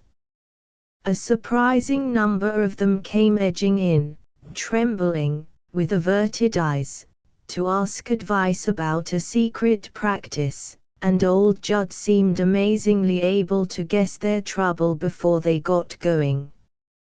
He was very manly and jolly. "Well, now, old boy, I'll tell you. Terrible thing, all right, but I've met quite a few cases, and you just want to buck up and take it to the Lord in prayer. Remember that He is able to help unto the uttermost. Now the first thing you want to do is to get rid of, I'm afraid that you have some pretty nasty pictures and maybe a juicy book hidden away, now haven't you, old boy?" How could old Judd have guessed? What a corker! "That's right. I've got a swell plan, old boy. Make a study of missions, and think how clean and pure and manly you'd want to be if you were going to carry the joys of Christianity to a lot of poor gazebos that are under the evil spell of Buddhism and a lot of these heathen religions. Wouldn't you want to be able to look 'em in the eye, and shame 'em? Next thing to do is to get a lot of exercise. Get out and run like hell. And then cold baths. Darn cold. There now." Rising, with ever so manly a handshake, "Now skip along and remember," with a tremendous and fetching and virile laugh, "just run like hell." Jim and Elmer heard old Judd in chapel. He was tremendous. He told them a jolly joke about a man who kissed a girl, yet he rose to feathered heights when he described the beatitude of real ungrudging prayer, in which a man was big enough to be as a child.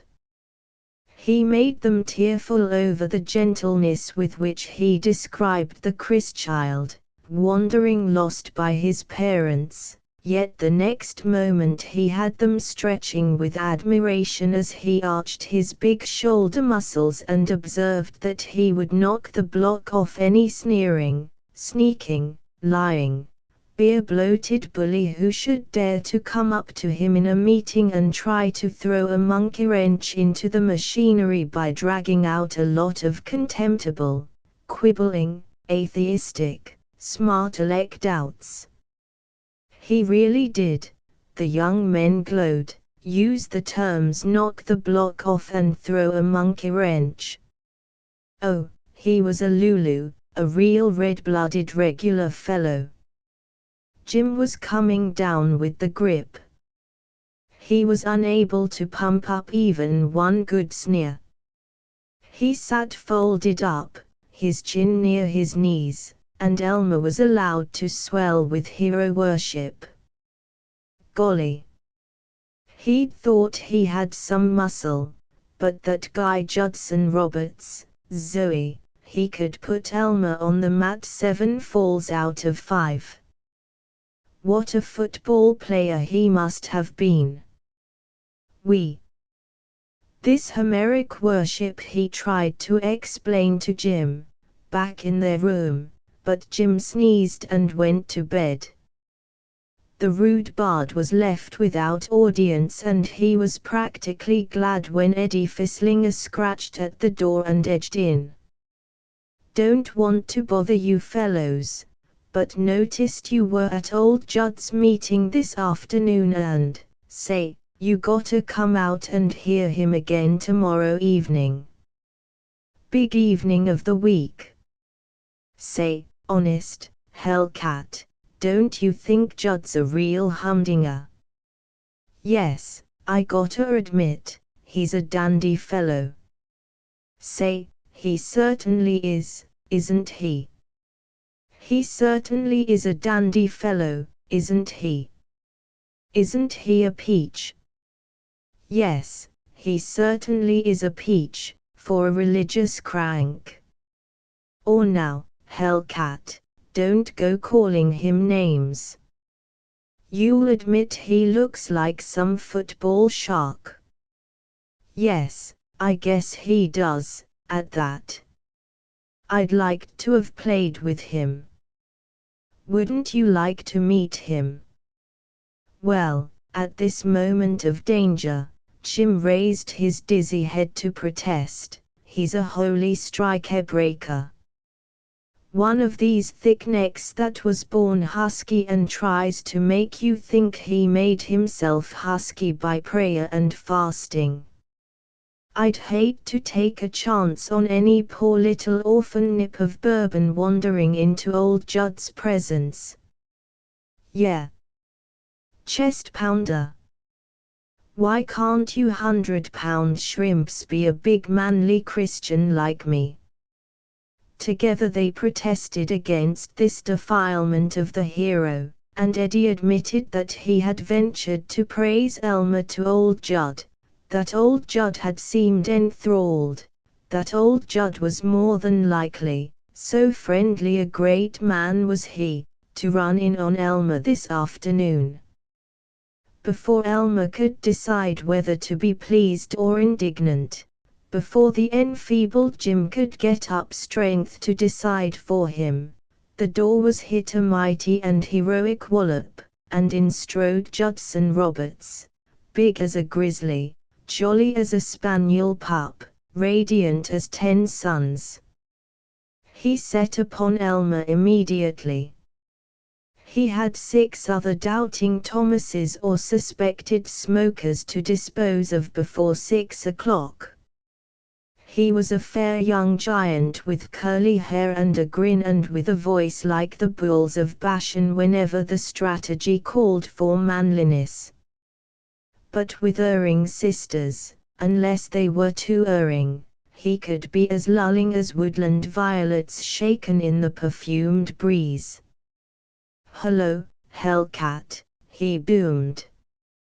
"Shake hands." Elmer had a playful custom of squeezing people's hands till they cracked. For the first time in his life his own paw felt limp and burning. He rubbed it and looked simple. "Been hearing a lot about you, Hellcat, and you, Jim." "Laid out, Jim." "Want me to trot out and get a doc?" Old Judd was sitting easily on the edge of Jim's bed, and in the light of that grin, even Jim Lefferts could not be very sour as he tried to sneer. "No, thanks." Roberts turned to Elmer again, and gloated, "Well, old son, I've been hearing a lot about you. Gee whillikins, that must have been a great game you played against Thorvaldsen College. They tell me when you hit that line, it gave like a sponge, and when you tackled that big long Swede, he went down like he'd been hit by lightning." "Well, it was a good game." "Course I read about it at the time, did you, honest? And course I wanted to hear more about it, and meet you, Hellcat, so I been asking the boys about you, and say, they certainly do give you a great hand. Wish I could have had you with me on my team at U of Chi, we needed a tackle like you." Elmer basked. "Yes, sir. The boys all been telling me what a dandy fine fellow you are, and what a corking athlete, and what an A1 gentleman. They all say there's just one trouble with you, Elmer lad." "Eh?" "They say you're a coward." "Heh?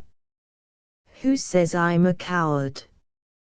Judson Roberts swaggered across from the bed, stood with his hand on Elmer's shoulder. They all say it, Hellcat. You see, it takes a sure enough dyed-in-the-wool brave man to be big enough to give Jesus a shot at him, and admit he's licked when he tries to fight God. It takes a man with guts to kneel down and admit his worthlessness when all the world is jeering at him. And you haven't got that kind of courage, Elmer. Oh, you think you're such a big cuss. Old Judd swung him around. Old Judd's hand was crushing his shoulder. You think you're too husky, too good, to associate with the poor little sniveling gospel-mongers, don't you? You could knock out any of 'em, couldn't you? Well, I'm one of 'em. Want to knock me out? With one swift jerk Roberts had his coat off, stood with a striped silk shirt revealing his hogshead torso. You bet, Hellcat. I'm willing to fight you for the glory of God. God needs you. Can you think of anything finer for a big husky like you than to spend his life bringing poor, weak, sick, scared folks to happiness? Can't you see how the poor little skinny guys and all the kiddies would follow you, and praise you and admire you, you old son of a gun? Am I a little sneaking Christian? Can you lick me? Want to fight it out? No, gee, Mr. Roberts, Judson, you big hunk of cheese, old Judd. No, gee, Judson, I guess you got me trimmed. I pack a pretty good wallop, but I'm not going to take any chance on you. All right, old son. Still think that all religious folks are crabs? No, and weaklings and pikers. No, and liars. Oh, no. All right, old boy. Going to allow me to be a friend of yours, if I don't butt in on your business? Oh, gee, sure. Then there's just one favor I want to ask. Will you come to our big meeting tomorrow night? You don't have to do a thing. If you think we're four flushers, all right, that's your privilege. Only will you come and not decide we're all wrong beforehand, but really use that big fine incisive brain of yours and study us as we are? Will you come? Oh, yes, sure, you bet. Fine, old boy. Mighty proud to have you let me come butting in here in this informal way. Remember, if you honestly feel I'm using any undue influence on the boys, you come right after me and say so, and I'll be mighty proud of your trusting me to stand the gaff. So long, old Elm. So long, Jim. God bless you. So long, Judd. He was gone, a whirlwind that whisked the inconspicuous Herb Eddie Fisslinger out after it. And then Jim Lefferts spoke. For a time after Judson Roberts' curtain, Elmer stood glowing, tasting praise. He was conscious of Jim's eyes on his back, and he turned toward the bed, defiantly. They stared, in a tug-of-war. Elmer gave in with a furious, "Well, then, why didn't you say something while he was here?" To him. Talk to a curly wolf when he smells meat. Besides, he's intelligent, that fellow. Well, say, I'm glad to hear you say that, because, well, you see, I'll explain how I feel. Oh, no, you won't, Sweetheart. You haven't got to the miracle pulling stage yet. Sure, he's intelligent. I never heard a better exhibition of bunco steering in my life. Sure.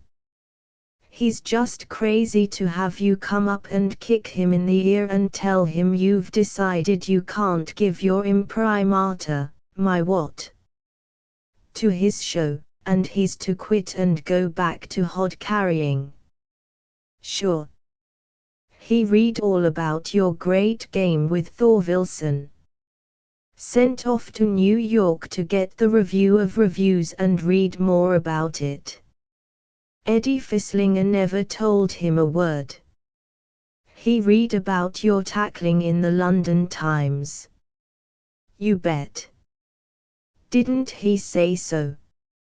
And he's a saved soul, he couldn't lie. And he just couldn't stand it if he didn't become a friend of yours. He can't know more than a couple of thousand college boys to spring that stuff on. You bet I believe in the old bearded Jew God. Nobody but him could have made all the idiots there are in the world. Gee, Jim, honest, you don't understand Judd. No, I don't. When he could be a decent prize fighter, and not have to go around with angleworms like Eddie Fisslinger day after day. And thus till midnight, for all Jim's fevers. But Elmer was at Judson Roberts' meeting next evening, unprotected by Jim, who remained at home in so vile a temper that Elmer had sent in a doctor and sneaked away from the room for the afternoon. It was undoubtedly Eddie who wrote or telegraphed to Mrs. Gantry that she would do well to be present at the meeting. Paris was only 40 miles from Gritsmacker Springs. Elmer crept into his room at 6, still wistfully hoping to have Jim's sanction, still ready to insist that if he went to the meeting he would be in no danger of conversion. He had walked miles through the slush, worrying. He was ready now to give up the meeting, to give up Judson's friendship, if Jim should insist. As he wavered in, Mrs. Gantry stood by Jim's lightning-shot bed. "Why, Ma? What you doing here? What's gone wrong?" Elmer panted. It was impossible to think of her taking a journey for anything less than a funeral.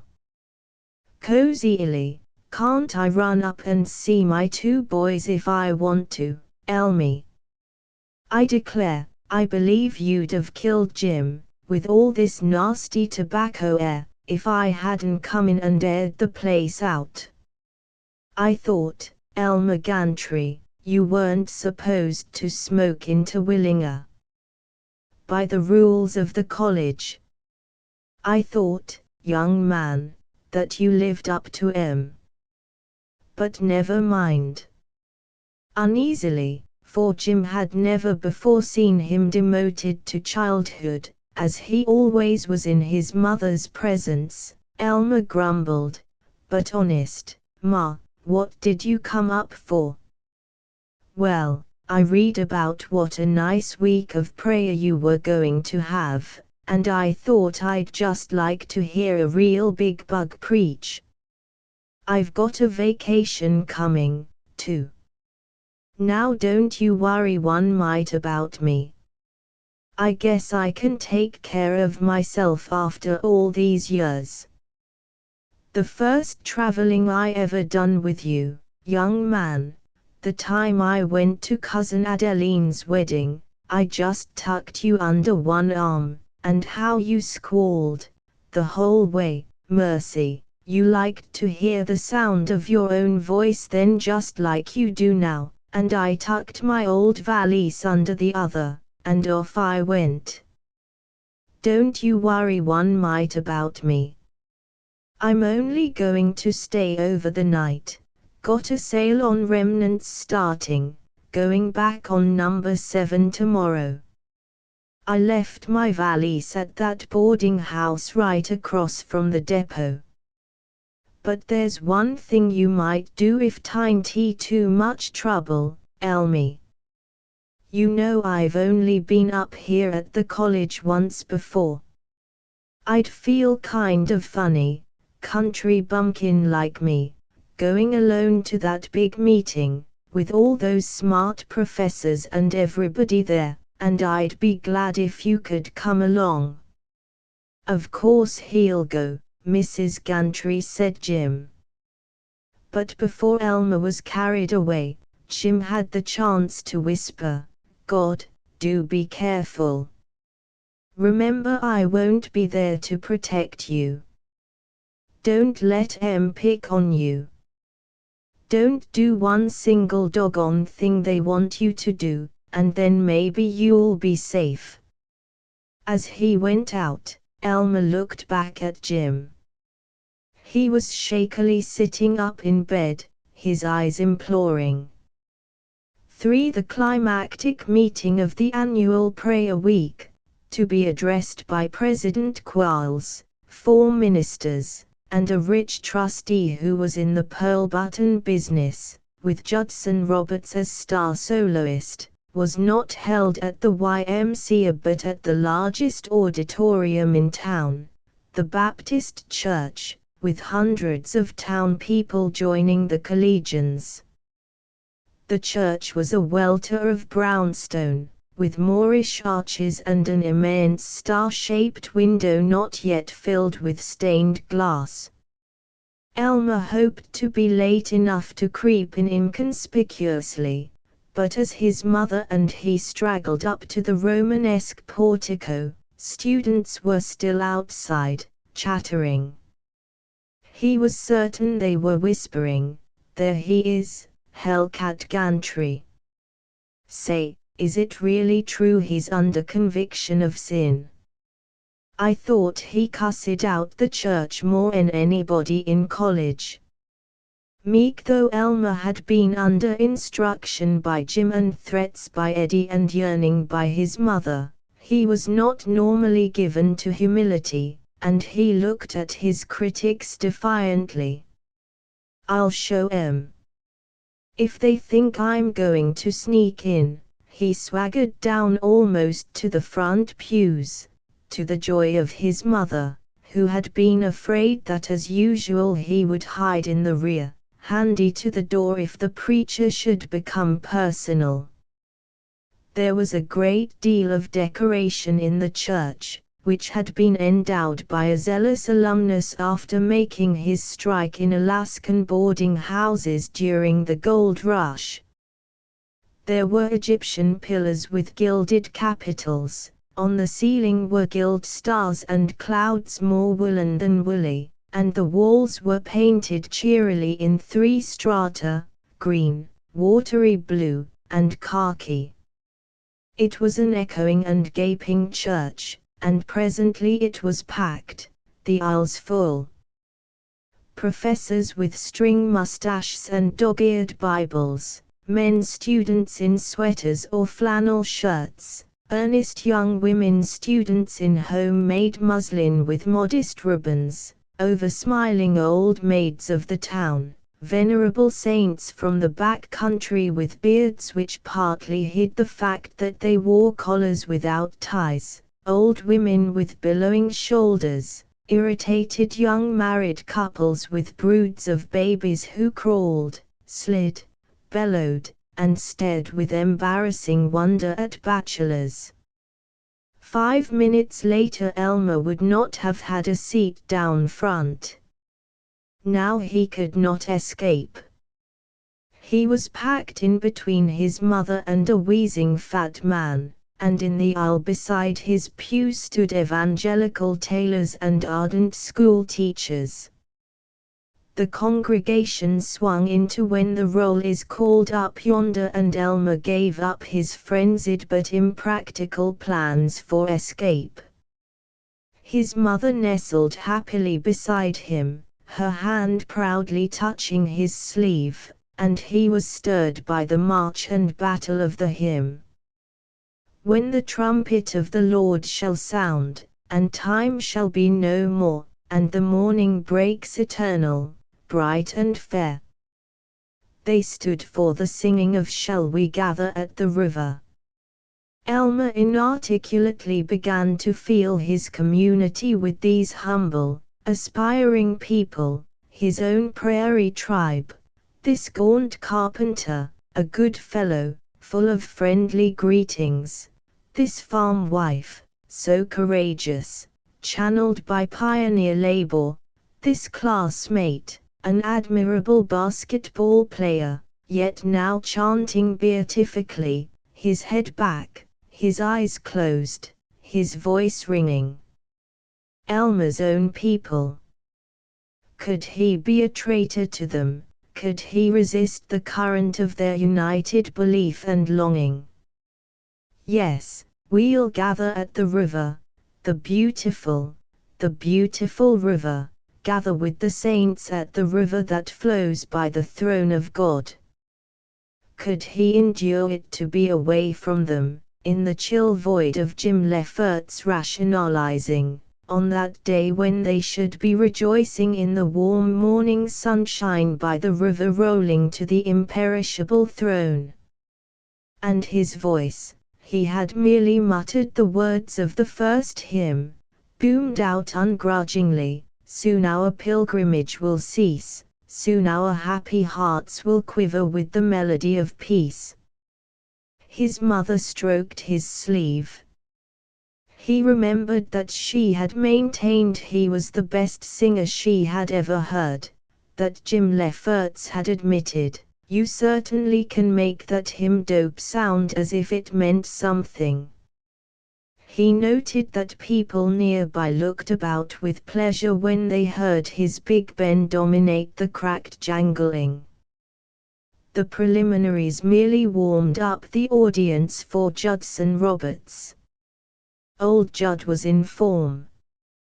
He laughed, he shouted, he knelt and wept with real tears, he loved everybody, he raced down into the audience and patted shoulders, and for the moment everybody felt that he was closer to them than their closest friends.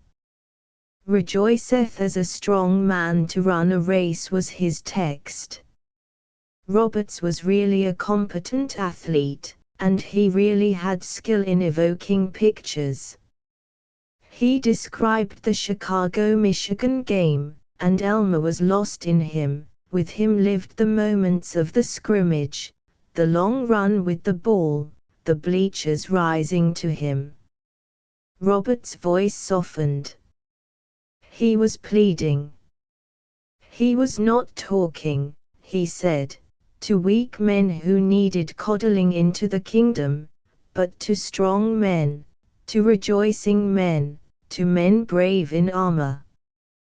There was another sort of race more exhilarating than any game, and it led not merely to a score on a big board but to the making of a new world. It led not to newspaper paragraphs but to glory eternal.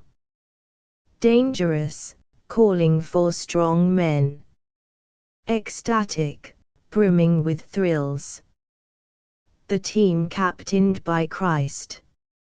No timid Jesus did he preach, but the adventurer who had joyed to associate with common men, with reckless fishermen, with captains and rulers, who had dared to face the soldiers in the garden, who had dared the myrmidons of Rome and death itself.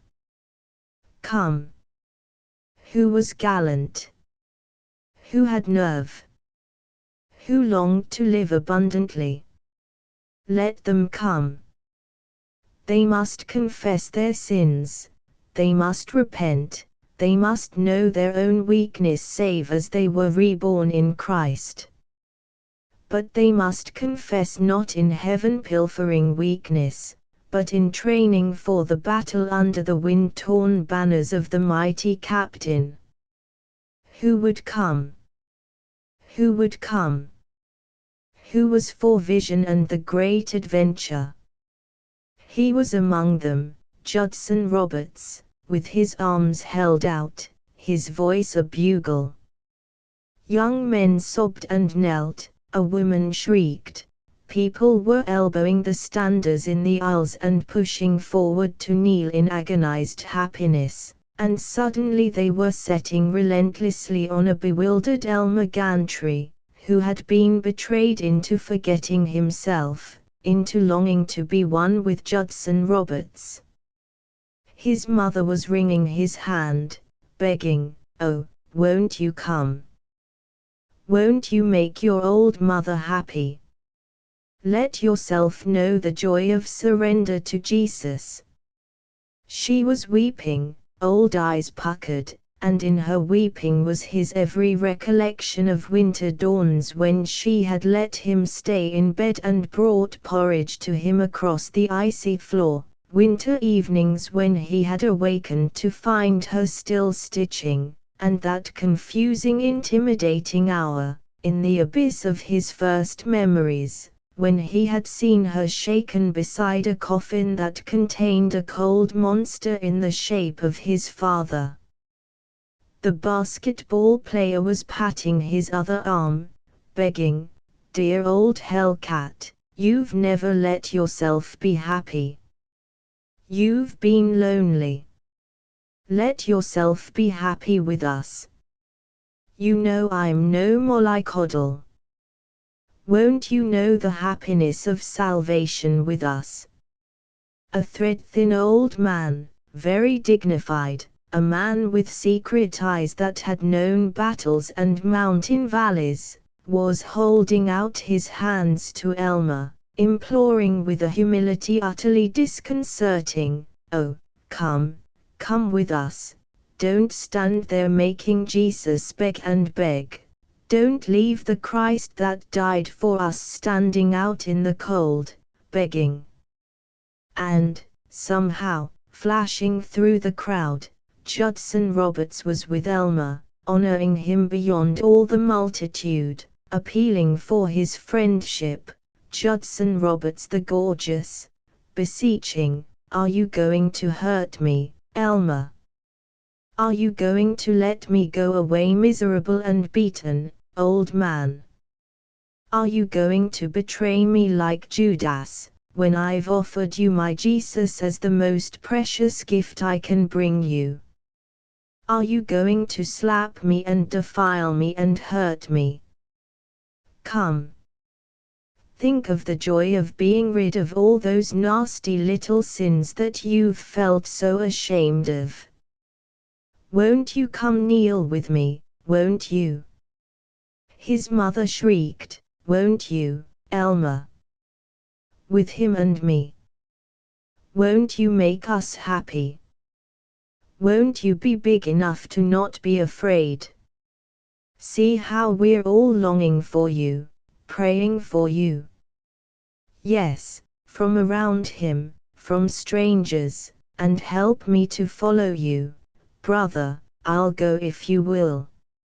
Voices woven, thick, dove-white and terrifying black of morning and lightning-colored, flung around him, binding him, his mother's pleading, Judson Roberts' tribute. An instant he saw Jim Lefferts, and heard him insist, "Why, sure, course they believe it.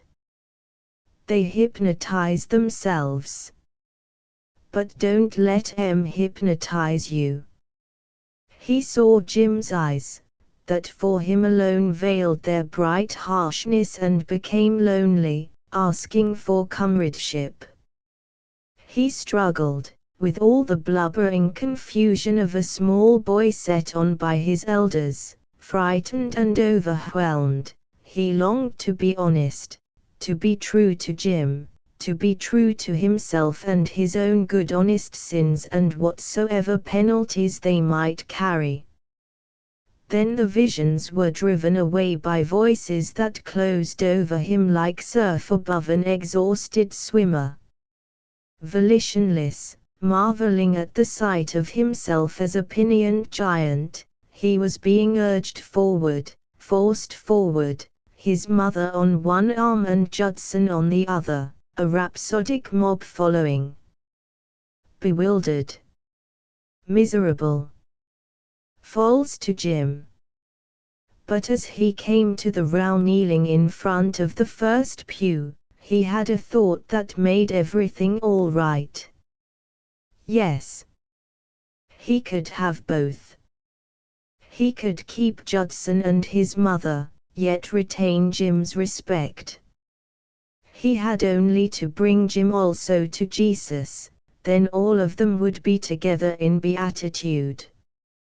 Freed from misery by that revelation, he knelt, and suddenly his voice was noisy in confession, while the shouts of the audience, the ejaculations of Judson and his mother, exalted him to hot self-approval and made it seem splendidly right to yield to the mystic fervor. He had but little to do with what he said. The willing was not his but the mob's, the phrases were not his but those of the emotional preachers and hysterical worshippers whom he had heard since babyhood. "Oh God, oh, I have sinned. My sins are heavy on me. I am unworthy of compassion. O Jesus, intercede for me. Oh, let thy blood that was shed for me be my salvation. O God, I do truly repent of my great sinning and I do long for the everlasting peace of thy bosom. Oh, praise God from the multitude, and praise his holy name. Thank God, thank God, thank God. Oh, hallelujah, brother, thank the dear loving God." He was certain that he would never again want to guzzle, to follow loose women, to blaspheme. He knew the rapture of salvation, yes, and of being the center of interest in the crowd. Others about him were beating their foreheads. Others were shrieking, "Lord, be merciful," and one woman, he remembered her as a strange, repressed, mad-eyed special student who was not known to have any friends, was stretched out, oblivious of the crowd, jerking, her limbs twitching, her hands clenched, panting rhythmically. But it was Elmer, tallest of the converts, tall as Judson Roberts, whom all the students and most of the town people found important, who found himself important. His mother was crying, "Oh, this is the happiest hour of my life, dear. This makes up for everything. To be able to give her such delight." Judson was clawing Elmer's hand, whooping, "Liked to had you on the team at Chicago, but I'm a lot gladder to have you with me on Christ's team. If you knew how proud I am to be thus linked forever with Judson." Elmer's embarrassment was gliding into a robust self-satisfaction. Then the others were crowding on him, shaking his hand, congratulating him. The football center, the Latin professor, the town grocer. President Quarles, his chin whisker vibrant and his shaven upper lip wiggling from side to side, was insisting, "Come, Brother Elmer, stand up on the platform and say a few words to us. You must, we all need it, we're thrilled by your splendid example." Elmer was not quite sure how he got through the converts, up the steps to the platform. He suspected afterward that Judson Roberts had done a good deal of trained pushing. He looked down, something of his panic returning. But they were sobbing with affection for him. The Elmer Gantry who had for years pretended that he relished defying the whole college had for those same years desired popularity. He had it now, popularity, almost love, almost reverence, and he felt overpoweringly his role as leading man. He was stirred to more flamboyant confession, "Oh, for the first time I know the peace of God. Nothing I have ever done has been right, because it didn't lead to the way and the truth. Here I thought I was a good church member, but all the time I hadn't seen the real light. I'd never been willing to kneel down and confess myself a miserable sinner. But I'm kneeling now, and, oh, the blessedness of humility." He wasn't, to be quite accurate, kneeling at all. He was standing up, very tall and broad, waving his hands, and though what he was experiencing may have been the blessedness of humility, it sounded like his announcements of an ability to lick anybody in any given saloon. But he was greeted with flaming hallelujahs, and he shouted until he was rapturous and very sweaty, "Come! Come to him now! Oh, it's funny that I who've been so great a sinner could dare to give you his invitation, but he's almighty and shall prevail, and he giveth his sweet tidings through the mouths of babes and sucklings and the most unworthy, and, lo, the strong shall be confounded and the weak exalted in his sight." It was all, the Mithraic phrasing, as familiar as "good morning" or "how are you," to the audience, yet he must have put new violence into it, for instead of smiling at the recency of his ardor they looked at him gravely, and suddenly a miracle was beheld. 10 minutes after his own experience, Elmer made his first conversion. A pimply youth, long known as a poolroom tout, leaped up, his greasy face working, shrieked, "Oh God, forgive me," butted in frenzy through the crowd, ran to the mourner's bench, lay with his mouth frothing in convulsion. Then the hallelujahs rose till they drowned Elmer's accelerated pleading. Then Judson Roberts stood with his arm about Elmer's shoulder. Then Elmer's mother knelt with the light of paradise on her face, and they closed the meeting in a maniac pealing of "Draw me nearer, blessed Lord, to thy precious bleeding side." Elmer felt himself victorious over life and king of righteousness.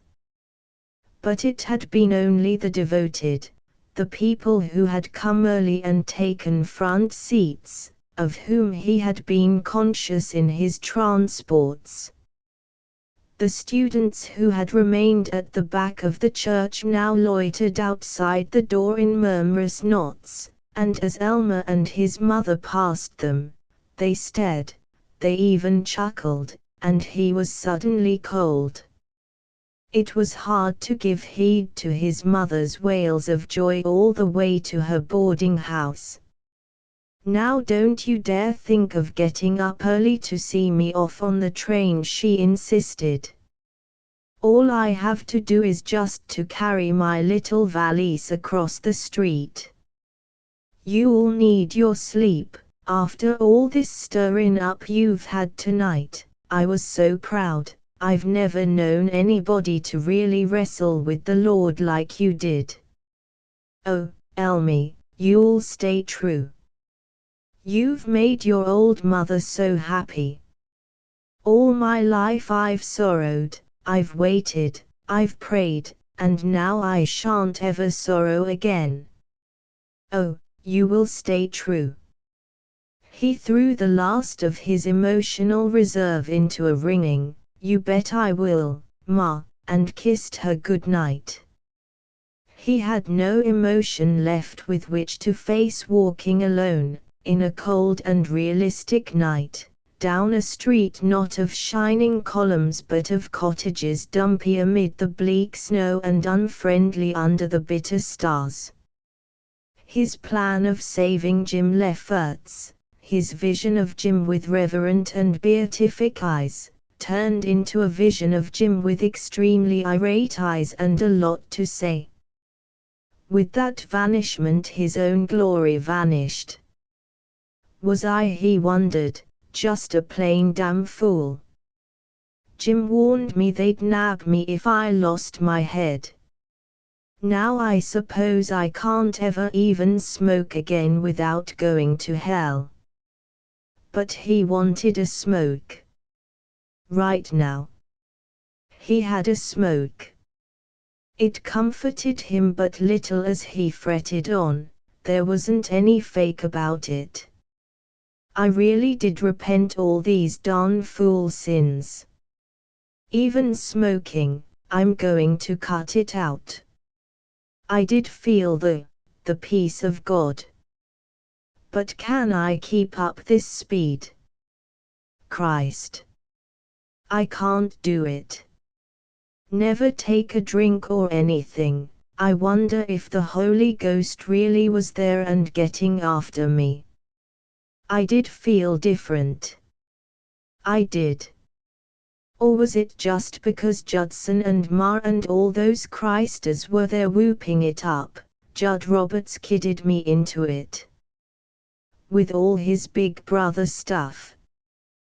Probably pulls it everywhere he goes. Jim'll claim oh, damn Jim, too. I got some rights.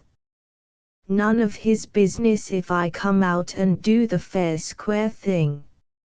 And they did look up to me when I gave them the invitation.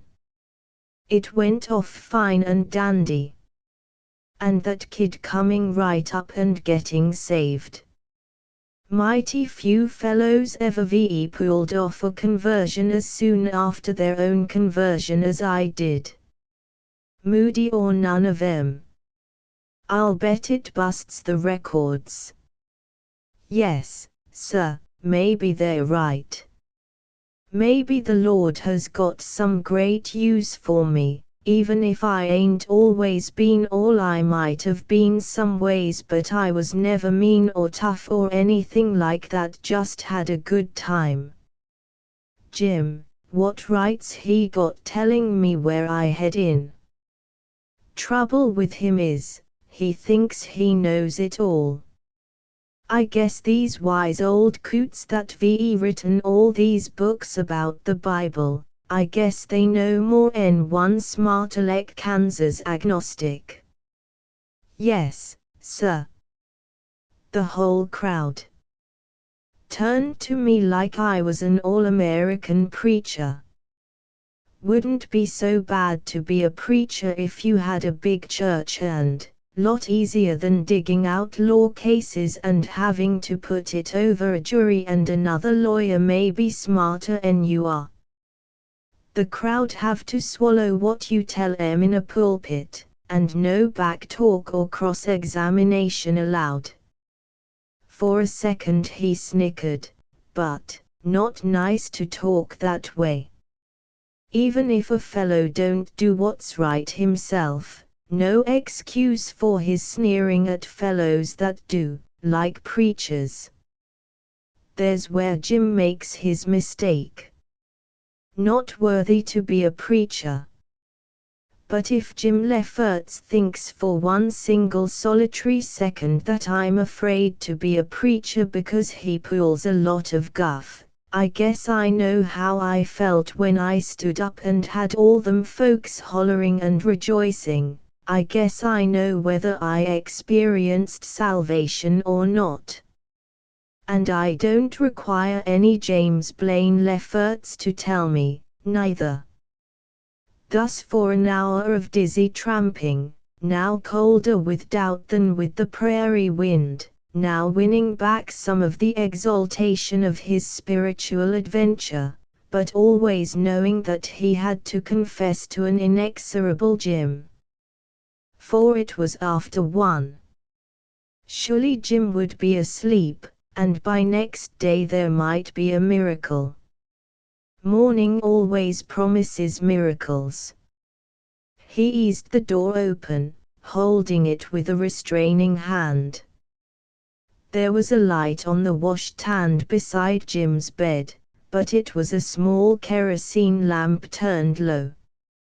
He tiptoed in, his tremendous feet squeaking. Jim suddenly sat up, turned up the wick. He was red-nosed, red-eyed, and coughing. He stared, and unmoving, by the table, Elmer stared back. Jim spoke abruptly, "You son of a sea cook. You've gone and done it. You've been saved. You've let them hornswoggle you into being a Baptist witch doctor. I'm through. You can go to heaven. Or, say now, Jim, listen. I've listened enough. I've got nothing more to say. And now you listen to me," said Jim, and he spoke with tongues for 3 minutes straight. Most of the night they struggled for the freedom of Elmer's soul, with Jim not quite losing yet never winning. As Jim's face had hovered at the gospel meeting between him and the evangelist, blotting out the vision of the cross, so now the faces of his mother and Judson hung sorrowful and misty before him, a veil across Jim's pleading. Elmer slept 4 hours and went out, staggering with weariness, to bring cinnamon buns, a weenie sandwich, and a tin pail of coffee for Jim's breakfast. They were laboring windily into new arguments, Jim a little more stubborn, Elmer ever more irritable, when no less a dignitary than President the Reverend Dr. Willoughby Quarles, chin whisker, glacial shirt, bulbous waistcoat and all, plunged in under the fat soft wing of the landlady. The president shook hands a number of times with everybody, he eyebrowed the landlady out of the room, and boomed in his throaty pulpit voice, with belly rumblings and long-drawn Rs and Ls, a voice very deep and owlish, most holy and fitting to the temple which he created merely by his presence, rebuking to flippancy and chuckles and the puerile cynicisms of the Jim Leffertses, a noise somewhere between the evening bells and the morning jackass. "Oh, Brother Elmer, that was a brave thing you did. I have never seen a braver. For a great strong man of your gladiatorial powers to not be afraid to humble himself. And your example will do a great deal of good, a great deal of good. And we must catch and hold it. You are to speak at the YMCA tonight. Special meeting to reinforce the results of our wonderful prayer week." "Oh, gee, President, I can't." Elmer groaned. "Oh, yes, brother, you must. You must. It's already announced. If you'll go out within the next hour, you'll be gratified to see posters announcing it all over town." "But I can't make a speech." "The Lord will give the words if you give the goodwill. I myself shall call for you at 6:15. God bless you." He was gone. Elmer was completely frightened, completely unwilling, and swollen with delight that after long dark hours when Jim, an undergraduate, had used him dirtily and thrown clods at his intellect, the president of Terwillinger College should have welcomed him to that starched bosom as a fellow apostle. While Elmer was making up his mind to do what he had made up his mind to do, Jim crawled into bed and addressed the Lord in a low poisonous tone. Elmer went out to see the posters. His name was in lovely large letters. For an hour, late that afternoon, after various classes in which everyone looked at him respectfully, Elmer tried to prepare his address for the YMCA and affiliated lady worshippers. Jim was sleeping, with a snore like the snarl of a leopard. In his class in public speaking, a course designed to create congressmen, bishops, and sales managers, Elmer had to produce discourses on taxation, the purpose of God in history, our friend the dog, and the glory of the American Constitution. But his monthly orations had not been too arduous. No one had grieved if he stole all his ideas and most of his phrasing from the encyclopedia. The most important part of preparation had been the lubrication of his polished mahogany voice with throat lozenges after rather steady and totally forbidden smoking. He had learned nothing except the placing of his voice. It had never seemed momentous to impress the 19 students of oratory and the instructor, an unordained licensed preacher who had formerly been a tax assessor in Oklahoma. He had, in public speaking, never been a failure nor ever for 1 second interesting. Now, sweating very much, he perceived that he was expected to think, to articulate the curious desires whereby Elmer Gantry was slightly different from any other human being, and to rivet together opinions which would not be floated on any tide of hallelujahs. He tried to remember the sermons he had heard. But the preachers had been so easily convinced of their authority as prelates, so freighted with ponderous messages, while himself, he was not at the moment certain whether he was a missionary who had to pass his surprising new light on to the multitude, or just a sinner who, just a sinner. For keeps. Nothing else. Damned if he'd Welsh on old Jim. No, sir. Or Welsh on Juanita, who'd stood for him and merely kidded him, no matter how soused and rough and moody he might be. Her hug.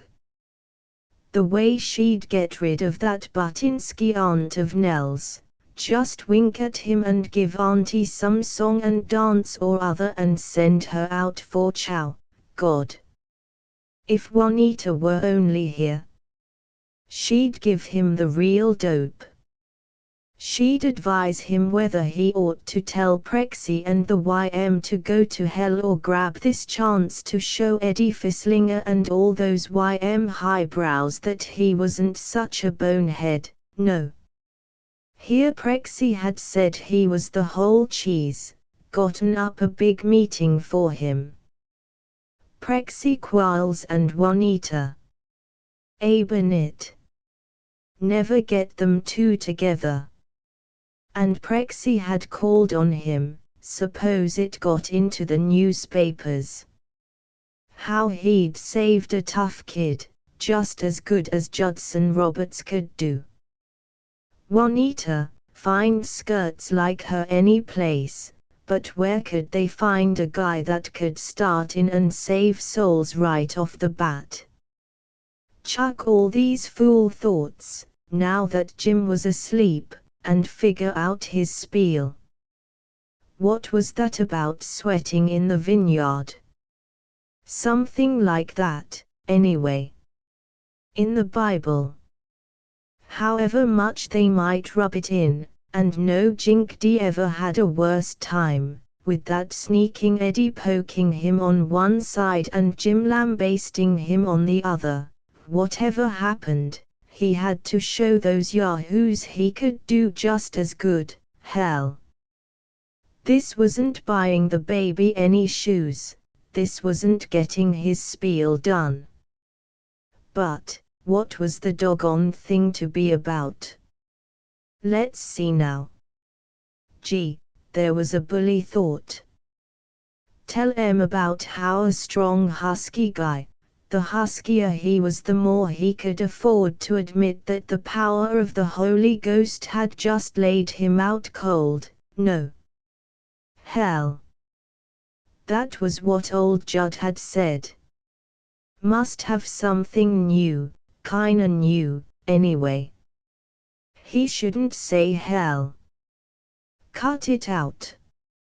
Stay converted, no matter how hard it was. He wasn't afraid of him and old Judd, they were husky enough to. No, sir. It wasn't old Judd, it was his mother. What'd she think if she ever saw him with Juanita? Juanita. That sloppy brat. No modesty. Had to get down to brass tacks. Now. Elmer grasped the edge of his work table. The top cracked. His strength pleased him. He pulled up his dingy red sweater, smoothed his huge biceps, and again tackled his apostolic labors. Let's see now, the fellows at the Y would expect him to say, he had it. Nobody ever amounted to a darn except as the, what was it, as the inscrutable designs of Providence intended him to be. Elmer was very busy making vast and unformed scrawls in a 10-cent notebook hitherto devoted to German. He darted up, looking scholarly, and gathered his library about him, his Bible, given to him by his mother, his New Testament, given by a Sunday school teacher, his textbooks in weekly Bible and church history, and 1/14 of a 14-volume set of great orations of the world which, in a rare and alcoholic moment of bibliomania, he had purchased in Cato for 17 cents. He piled them and repiled them and tapped them with his fountain pen. His original stimulus had run out entirely. Well, he'd get help from the Bible. It was all inspired, every word, no matter what scoffers like Jim said. He'd take the first text he turned to and talk on that. He opened on, now therefore, Tatnai, governor beyond the river, Shtarboznai, and your companions the Apharsachites, which are beyond the river. Be ye far from thence, an injunction spirited but not at present helpful. He returned to pulling his luxuriant hair and scratching. Golly! Must be something. The only way of putting it all over life was to understand these forces that the scientists, with their laboratories and everything, couldn't savvy. But to a real Christian they were just as easy as rolling off a log. No. He hadn't taken any lab courses except chemistry, so he couldn't show where all these physicists and biologists were boobs. Elmer forlornly began to cross out the lovely scrawls he had made in his notebook. He was irritably conscious that Jim was awake, and scoffing, having quite a time being holy and informative. Hellcat! Why don't you pinch your first sermon from the heathen? You won't be the first up-and-coming young Messiah to do it. Jim shied a thin book at him, and sank again into infidel sleep. Elmer picked up the book. It was a selection from the writings of Robert G. Ingersoll. Elmer was indignant. Take his speech from Ingersoll, that rotten old atheist that said, well, anyway, he criticized the Bible and everything. fellow that couldn't believe the Bible, least he could do was not to disturb the faith of others. Darn rotten thing to do. Fat nerve of Jim to suggest his pinching anything from Ingersoll. He'd throw the book in the fire. But anything was better than going on straining his brains. He forgot his woes by drugging himself with heedless reading. He drowsed through page on page of Ingersoll's rhetoric and jesting. Suddenly he sat up, looked suspiciously over at the silenced Jim, looked suspiciously at heaven. He grunted, hesitated, and began rapidly to copy into the German notebook, from Ingersoll, "Love is the only bow on life's dark cloud. It is the morning and the evening star. It shines upon the cradle of the babe, and sheds its radiance upon the quiet tomb. It is the mother of art, inspirer of poet, patriot and philosopher. It is the air and light of every heart, builder of every home, kindler of every fire on every hearth. It was the first to dream of immortality. It fills the world with melody, for music is the voice of love.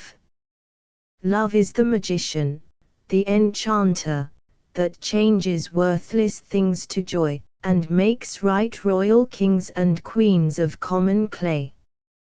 It is the perfume of the wondrous flower, the heart, and without that sacred passion, that divine swoon, we are less than beasts, but with it, earth is heaven and we are gods."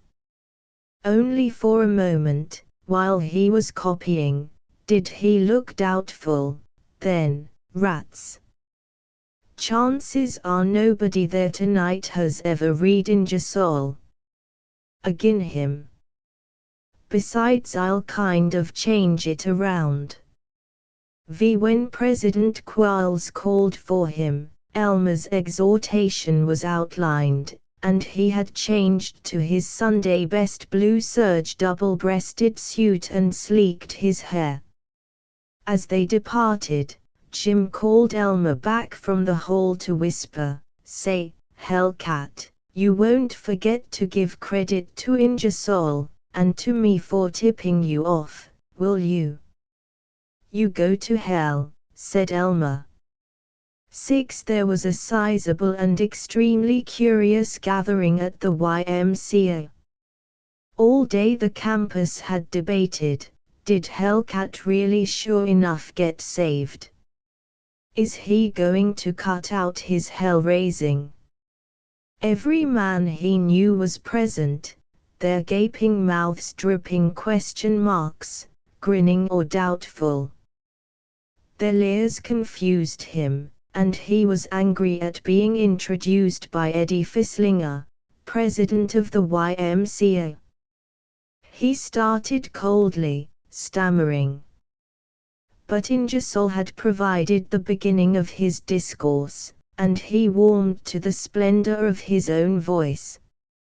He saw the audience in the curving YMCA auditorium as a radiant cloud, and he began to boom confidently. He began to add to his outline impressive ideas which were altogether his own, except, perhaps, as he had heard them 30 or 40 times in sermons. It sounded very well, considering. Certainly it compared well with the average mystical rhapsody of the pulpit.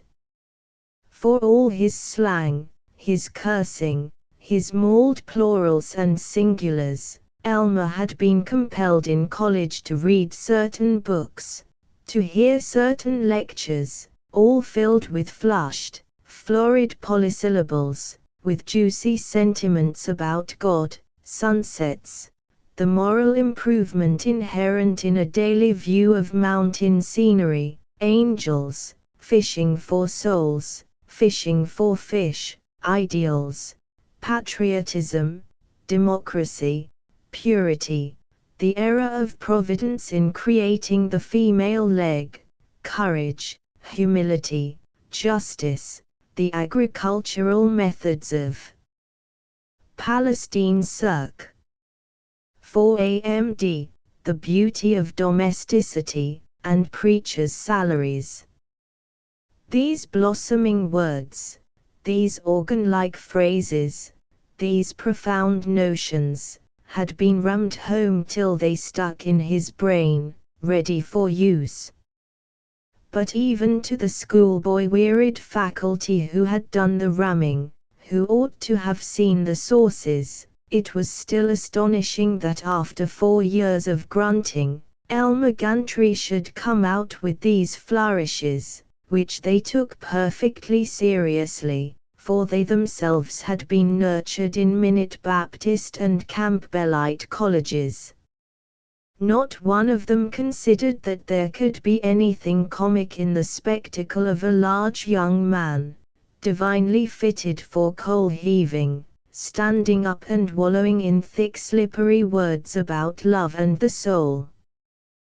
They sat, young instructors not long from the farm, professors pale from years of napping in unaired pastoral studies, and looked at Elmer respectfully as he throbbed. It's awful hard for a fellow that's more used to bucking the line than to talking publicly to express how he means.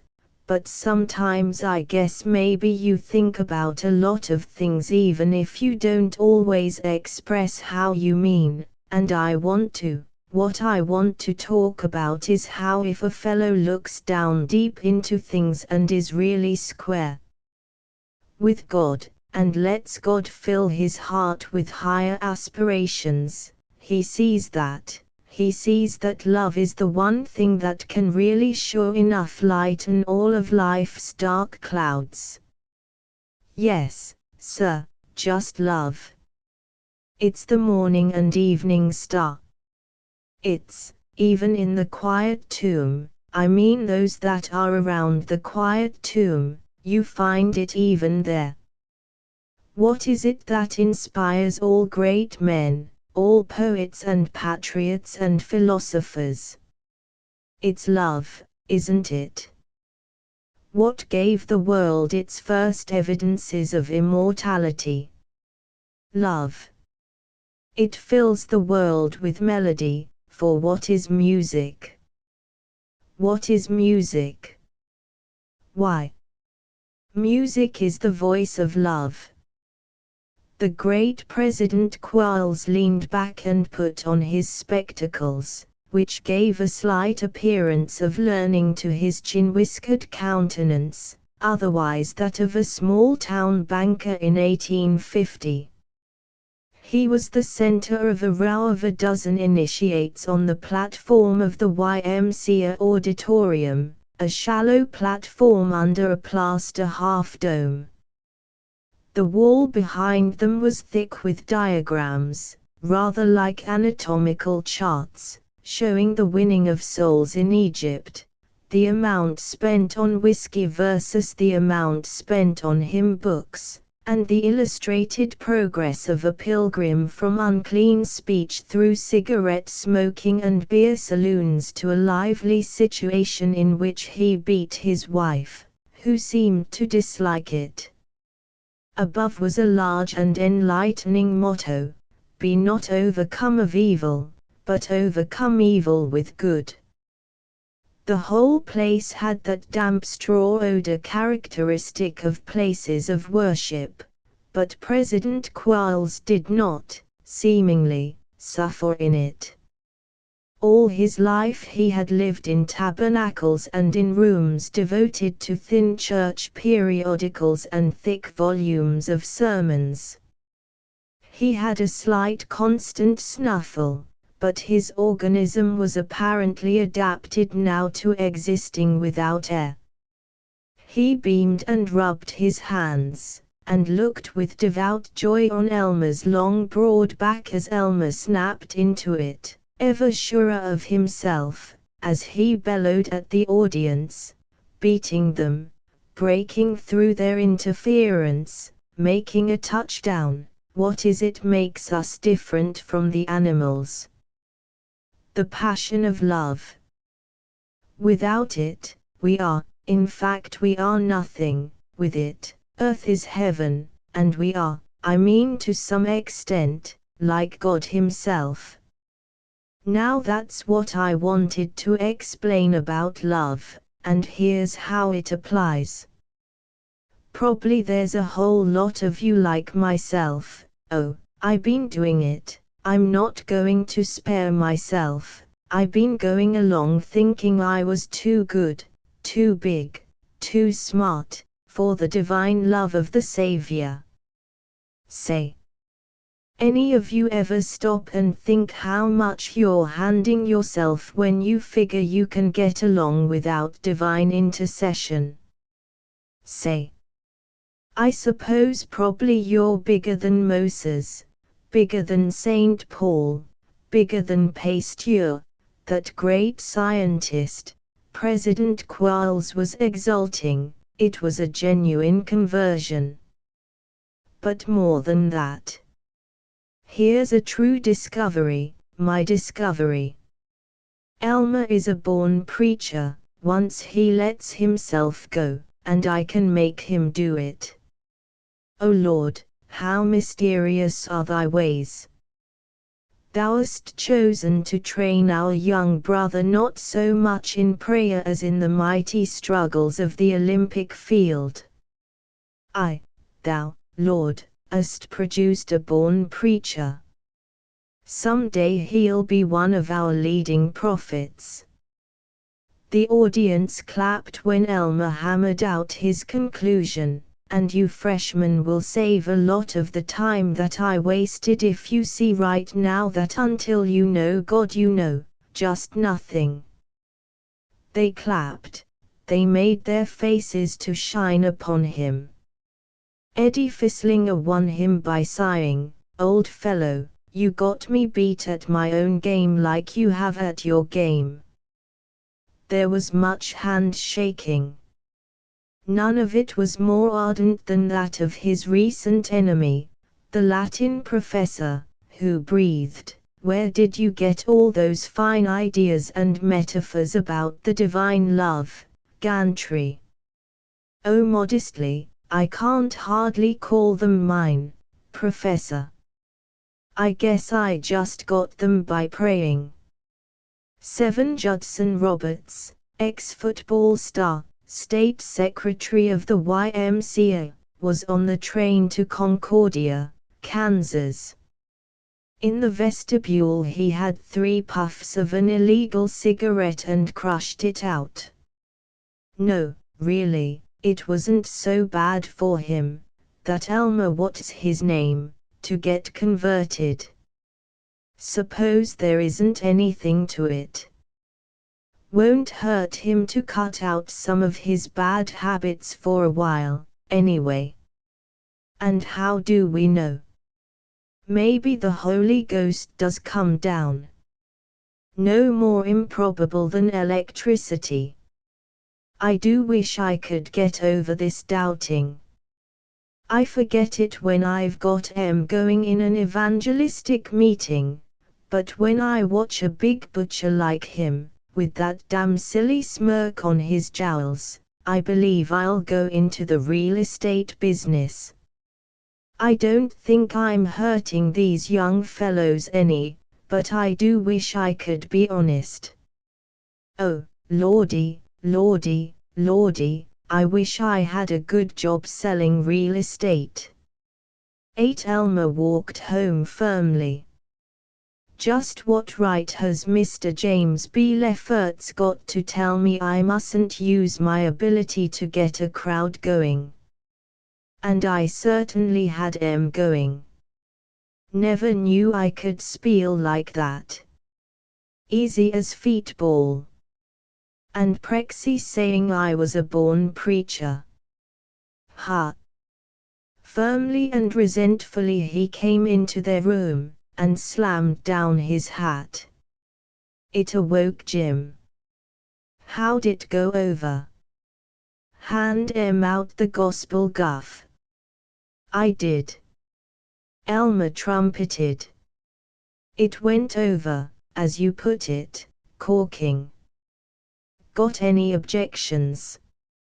He lighted the largest lamp and turned it up full, his back to Jim.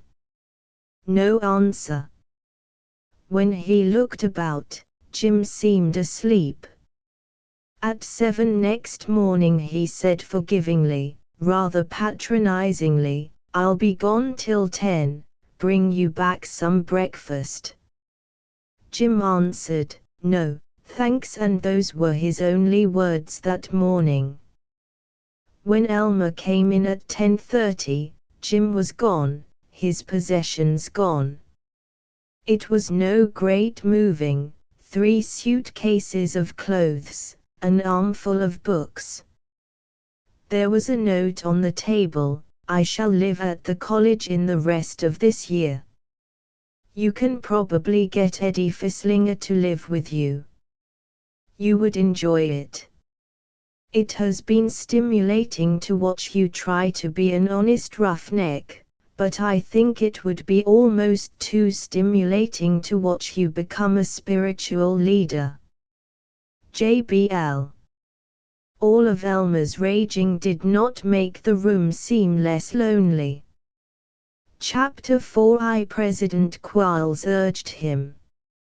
Elmer would, perhaps, affect the whole world if he became a minister. What glory for old Terwilliger and all the shrines of Gritsmacker Springs. Eddie Fisslinger urged him. Jiminy. You'd go way beyond me.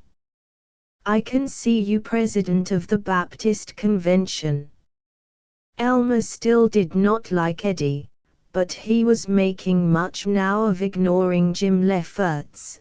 They met on the street and bowed ferociously, and he had to have someone to play valet to his virtues. The ex-minister dean of the college urged him.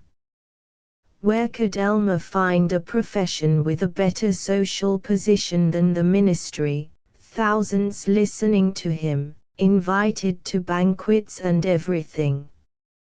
So much easier than, well, not exactly easier. All ministers worked arduously, great sacrifices, constant demands on their sympathy, heroic struggle against vice, but same time, elegant and superior work, surrounded by books, high thoughts, and the finest ladies in the city or country as the case might be. And cheaper professional training than law. With scholarships and outside preaching, Elmer could get through the 3 years of Mizpah Theological Seminary on almost nothing a year. What other plans had he for a career? Nothing definite. Why, looked like divine intervention, certainly did, let's call it settled. Perhaps he could get Elmer a scholarship the very first year, his mother urged him. She wrote, daily, that she was longing, praying, sobbing. Elmer urged himself. He had no prospects except the chance of reading law in the dingy office of a cousin in Toluca, Kansas. The only things he had against the ministry, now that he was delivered from Jim, were the low salaries and the fact that if ministers were caught drinking or flirting, it was often very hard on them. The salaries weren't so bad, he'd go to the top, of course, and maybe make 8 or 10,000. But the diversions, he thought about it so much that he made a hasty trip to Cato, and came back temporarily cured forever of any desire for wickedness. The greatest urge was his memory of holding his audience, playing on them. To move people, golly. He wanted to be addressing somebody on something right now, and being applauded. By this time he was so rehearsed in his role of candidate for righteousness that it didn't bother him, so long as no snickering Jim was present, to use the most embarrassing theological and moral terms in the presence of Eddie or the president, and without one grin he rolled out dramatic speeches about the duty of every man to lead every other man to Christ and the historic position of the Baptists as the one true scriptural church, practicing immersion, as taught by Christ himself. He was persuaded. He saw himself as a white-browed and star-eyed young evangel, wearing a new frock coat, standing up in a pulpit and causing hundreds of beautiful women to weep with conviction and rush down to clasp his hand. But there was one barrier, extremely serious. They all informed him that select though he was as sacred material, before he decided he must have a mystic experience known as a call.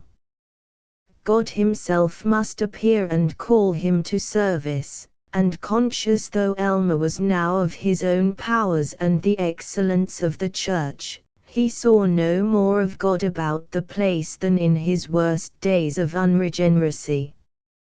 He asked the president and the dean if they had had a call. Oh, yes, certainly.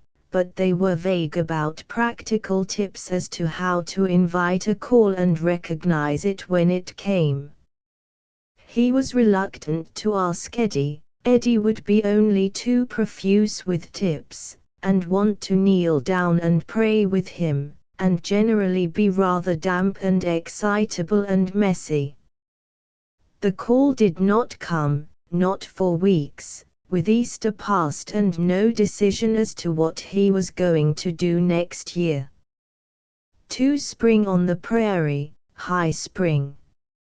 Lilacs masked the speckled brick and stucco of the college buildings, Sperea made a flashing wall, and from the Kansas fields came soft airs and the whistle of meadow larks.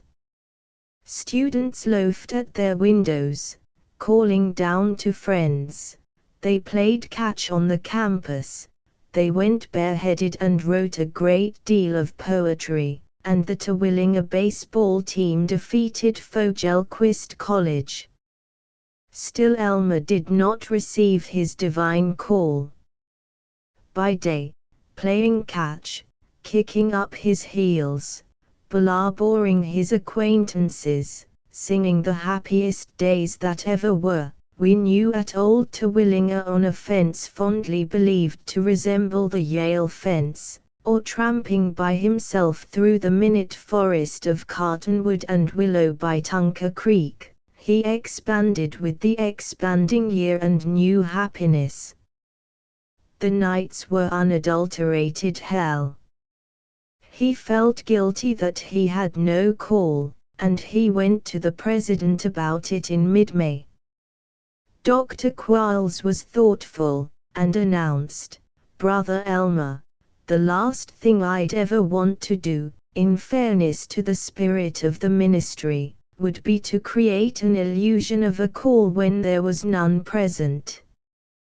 That would be like the pagan hallucinations worked on the poor suffering followers of Roman Catholicism.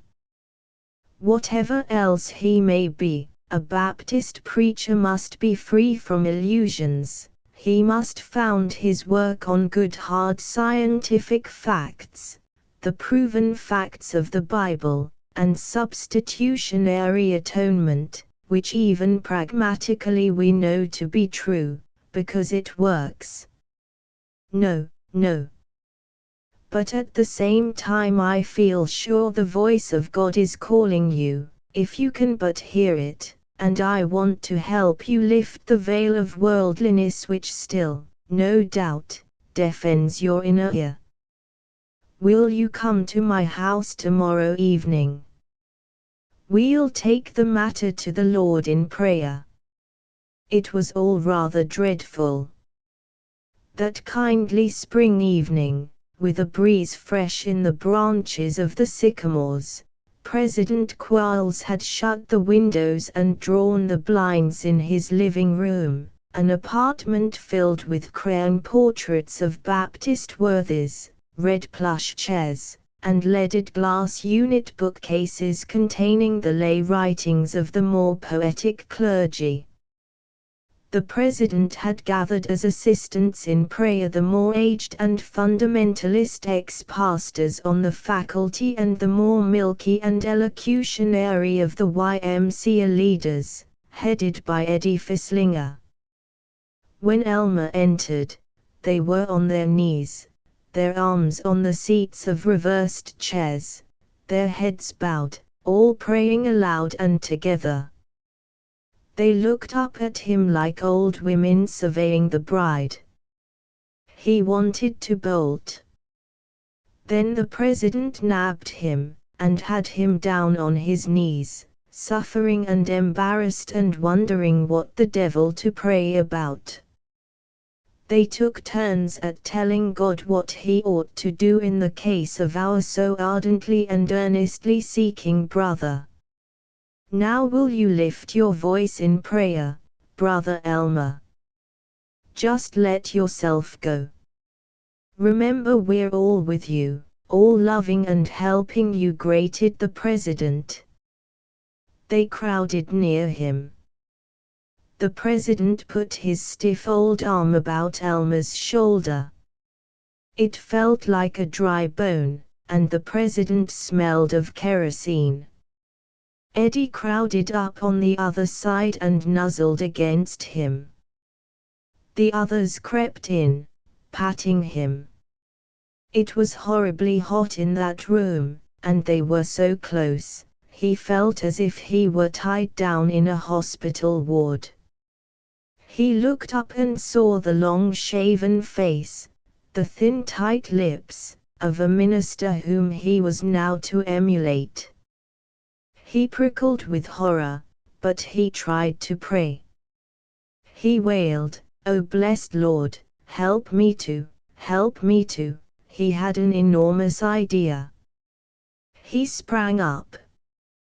He cried, "Say, I think the Spirit is beginning to work, and maybe if I just went out and took a short walk and kinda prayed by myself, while you stayed here and prayed for me, it might help." "I don't think that would be the way," began the President, but the most aged faculty member suggested, "Maybe it's the Lord's guidance." "We hadn't ought to interfere with the Lord's guidance, Brother Quarles." That's so," the President announced. "You have your walk, Brother Elmer, and pray hard, and we'll stay here and besiege the throne of grace for you." Elmer blundered out into the fresh clean air. Whatever happened, he was never going back. How he hated their soft, crawly, wet hands. He had notions of catching the last train to Cato and getting solacingly drunk. No. He'd lose his degree, just a month off now, and be cramped later in appearing as a real, high-class, college-educated lawyer. Lose it, then.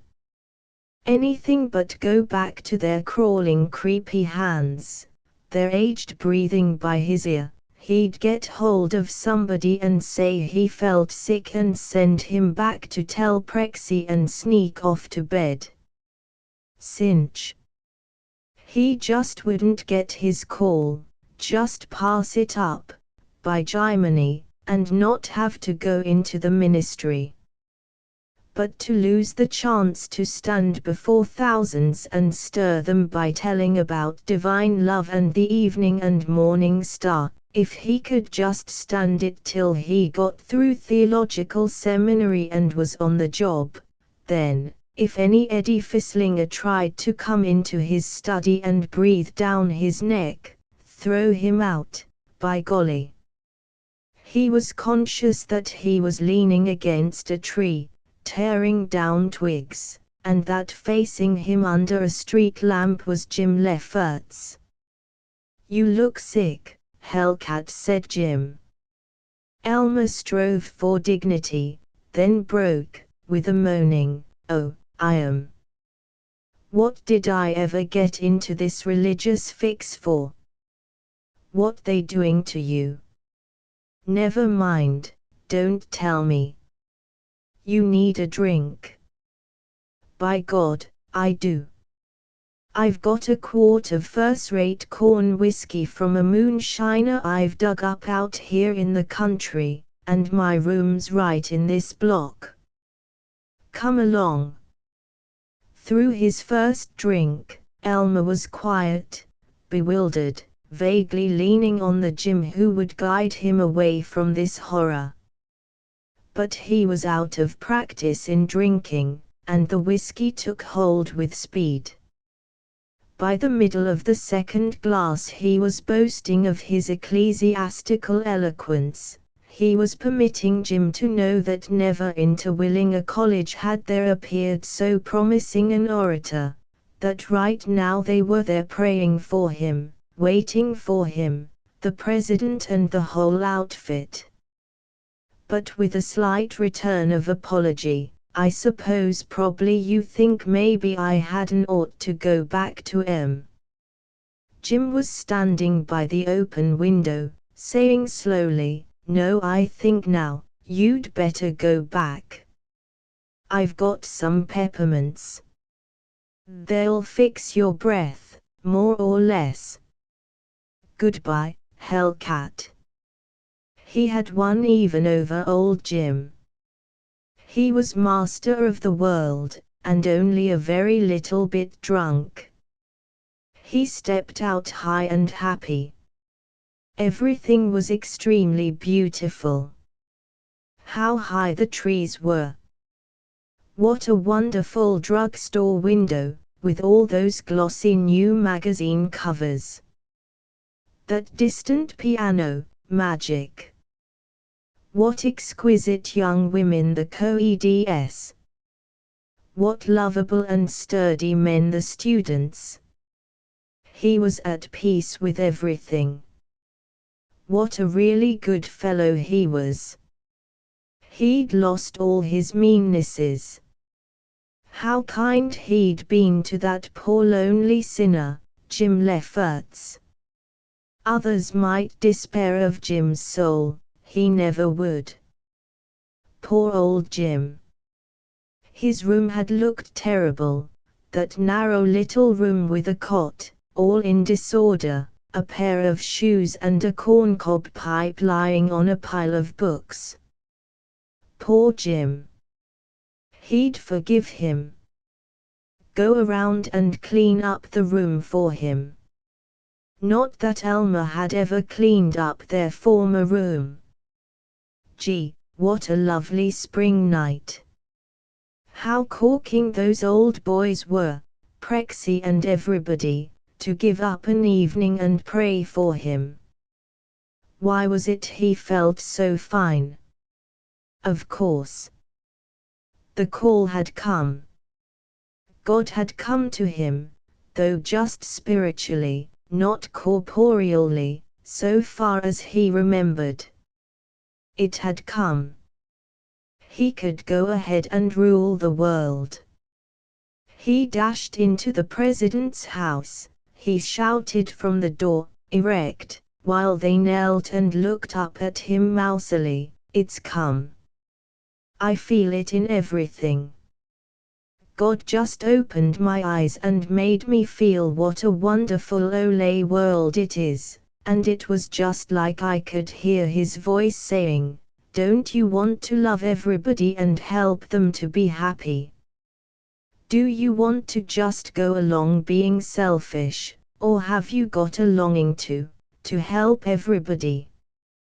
He stopped.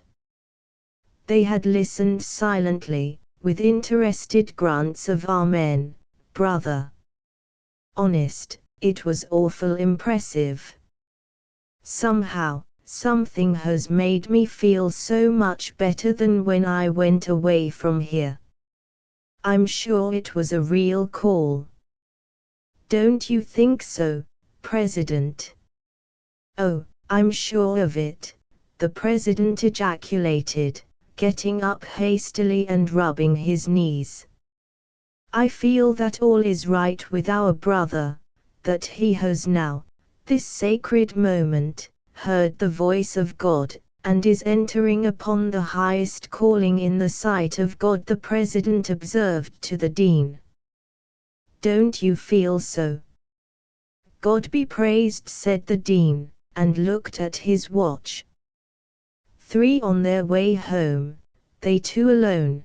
The oldest faculty member said to the Dean, yes, it was a fine gratifying moment.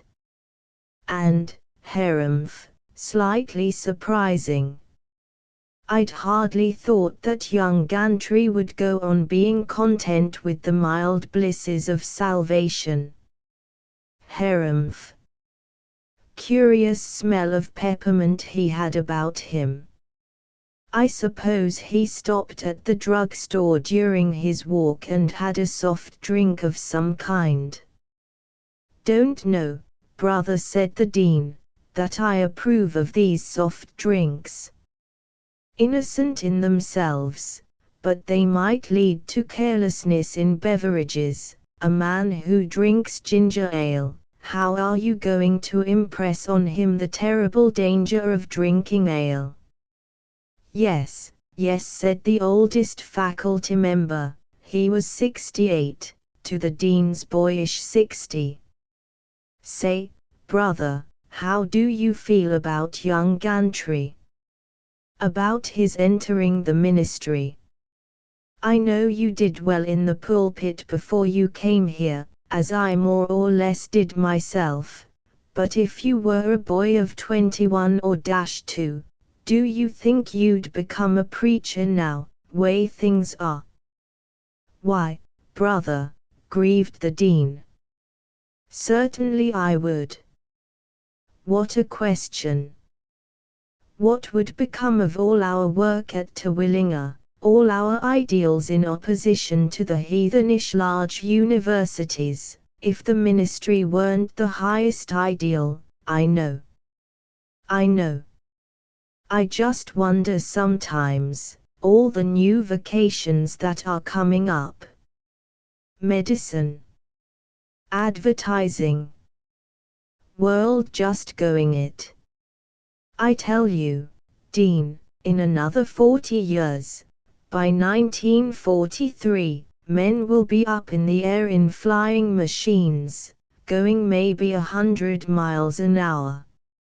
My dear fellow, if the Lord had meant men to fly, He'd have given us wings. But there are prophecies in the book, those refer purely to spiritual and symbolic flying. No, no. Never does to oppose the clear purpose of the Bible, and I could dig you out 100 texts that show unquestionably that the Lord intends us to stay right here on earth till that day when we shall be upraised in the body with Him. Harumph. Maybe. Well, here's my corner. Good night, brother. The Dean came into his house. It was a small house. How'd it go? Asked his wife. Splendid.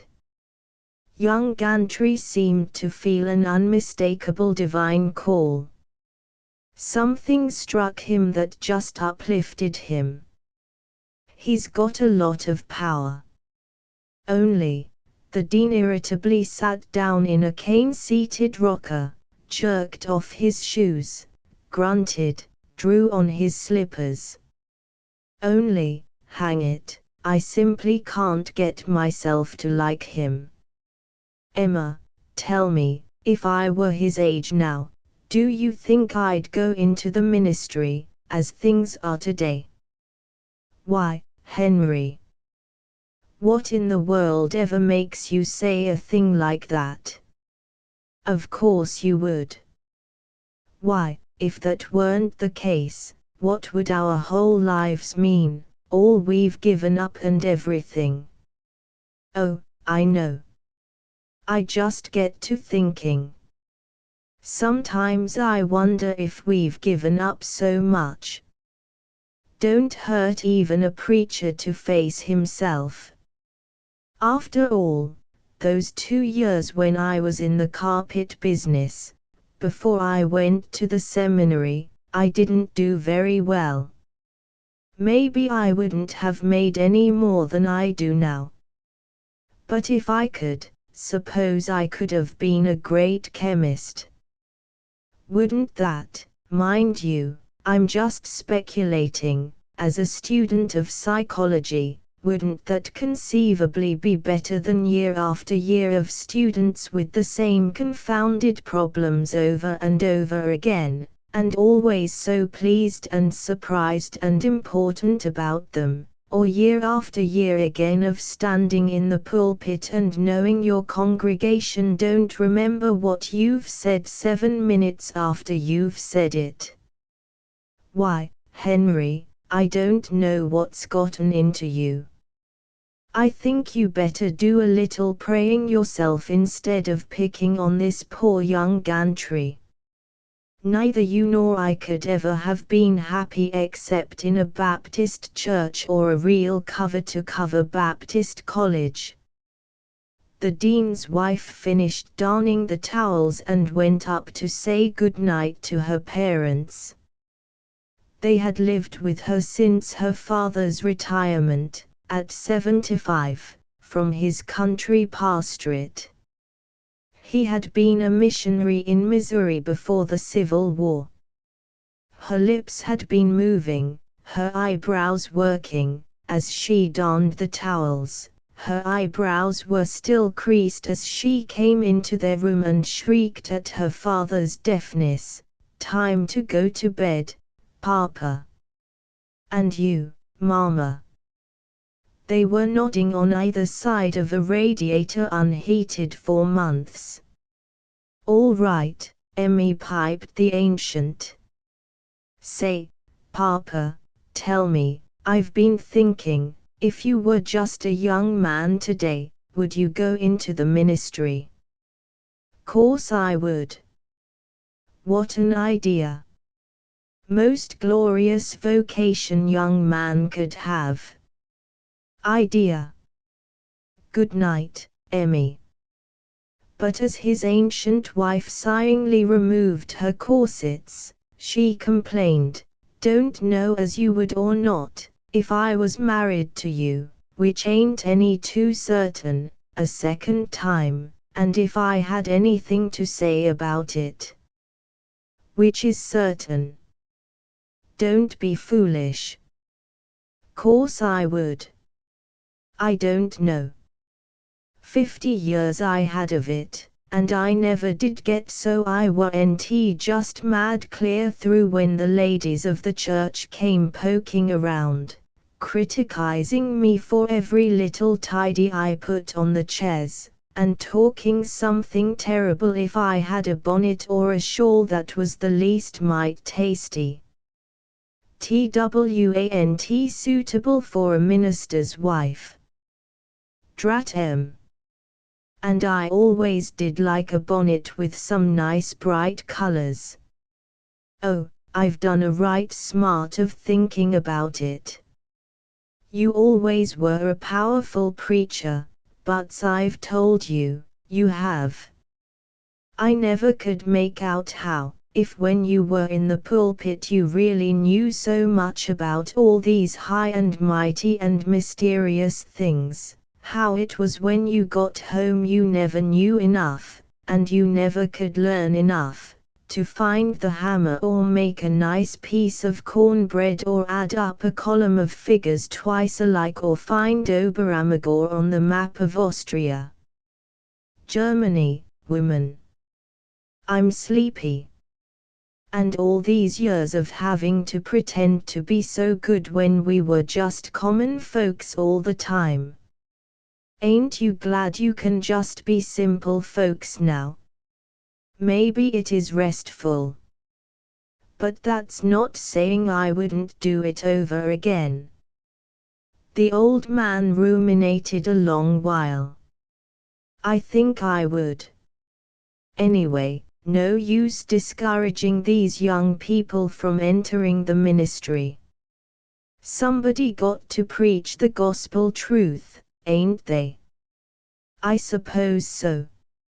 Oh, dear. 50 years since I married a preacher. And if I could still only be sure about the virgin birth. Now don't you go explaining. Laws, the number of times you've explained. I know it's true, it's in the Bible. If I could only believe it. But, I would have liked to had you try your hand at politics. If I could have been, just once, to a senator's house, to a banquet or something, just once, in a nice bright red dress with gold slippers, I'd have been willing to go back to alpaca and scrubbing floors and listening to you rehearsing your sermons, out in the stable, to that old mare we had for so many years. Oh, laws, how long is it she's been dead now?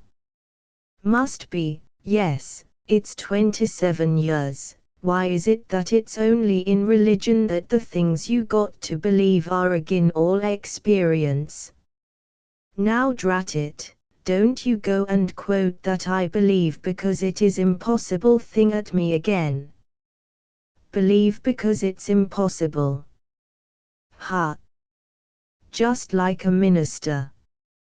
Oh, dear, I hope I don't live long enough to lose my faith. Seems like the older I get, the less I'm excited over all these preachers that talk about hell only they never saw it. 27 years. And we had that old hose so long before that. My how she could kick, busted that buggy, they were both asleep. Chapter VI. In the Cottonwood Grove by the Muddy River, 3 miles west of Paris, Kansas, the godly were gathered with lunch baskets, linen dusters, and moist unhappy babies for the all-day celebration.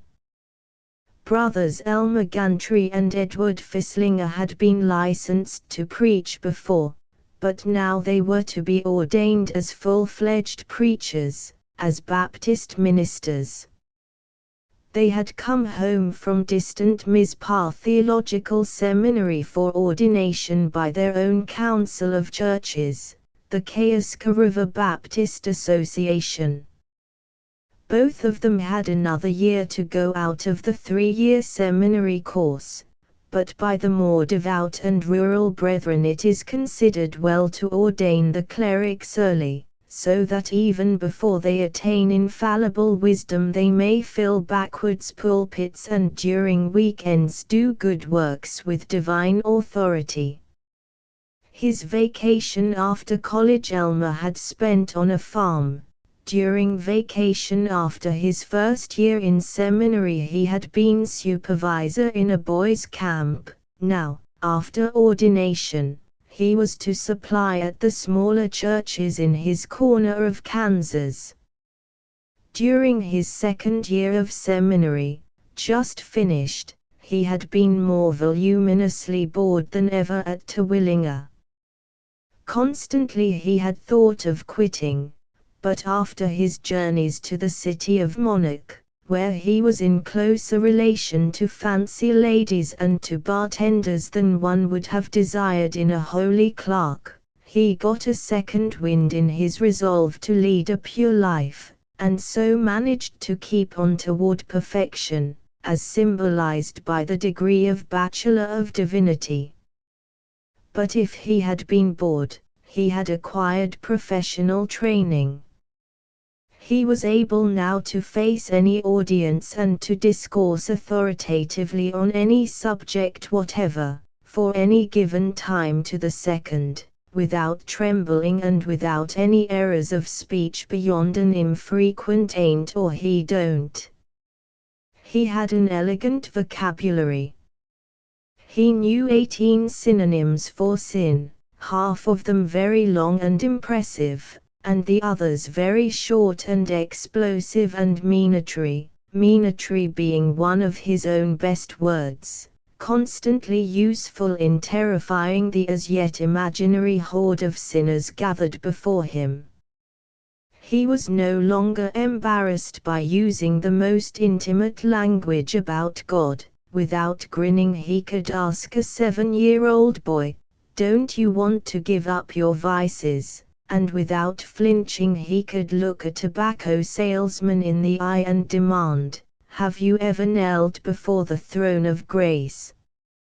Whatever worldly expressions he might use in sub rosa conversations with the less sanctified theological students, such as Harrison's, who was the most confirmed atheist in the school, in public he never so much as said "doggone," and he had on tap, for immediate and skilled use, a number of such phrases as "Brother, I am willing to help you find religion. My whole life is a testimonial to my faith to the inner eye. There is no trouble in comprehending the threefold nature of divinity.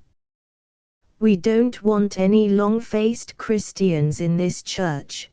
The fellow that's been washed in the blood of the Lamb is just so happy he goes round singing and hollering hallelujah all day long. And come on now, all get together, and let's make this the biggest collection this church has ever seen." He could explain foreordination thoroughly, and he used the words baptizo and Athanasian. He would, perhaps, be less orchestral, less Palladian, when he had been in practice for a year or two after graduation and discovered that the hearts of men are vile, their habits low, and that they are unwilling to hand the control of all those habits over to the parson.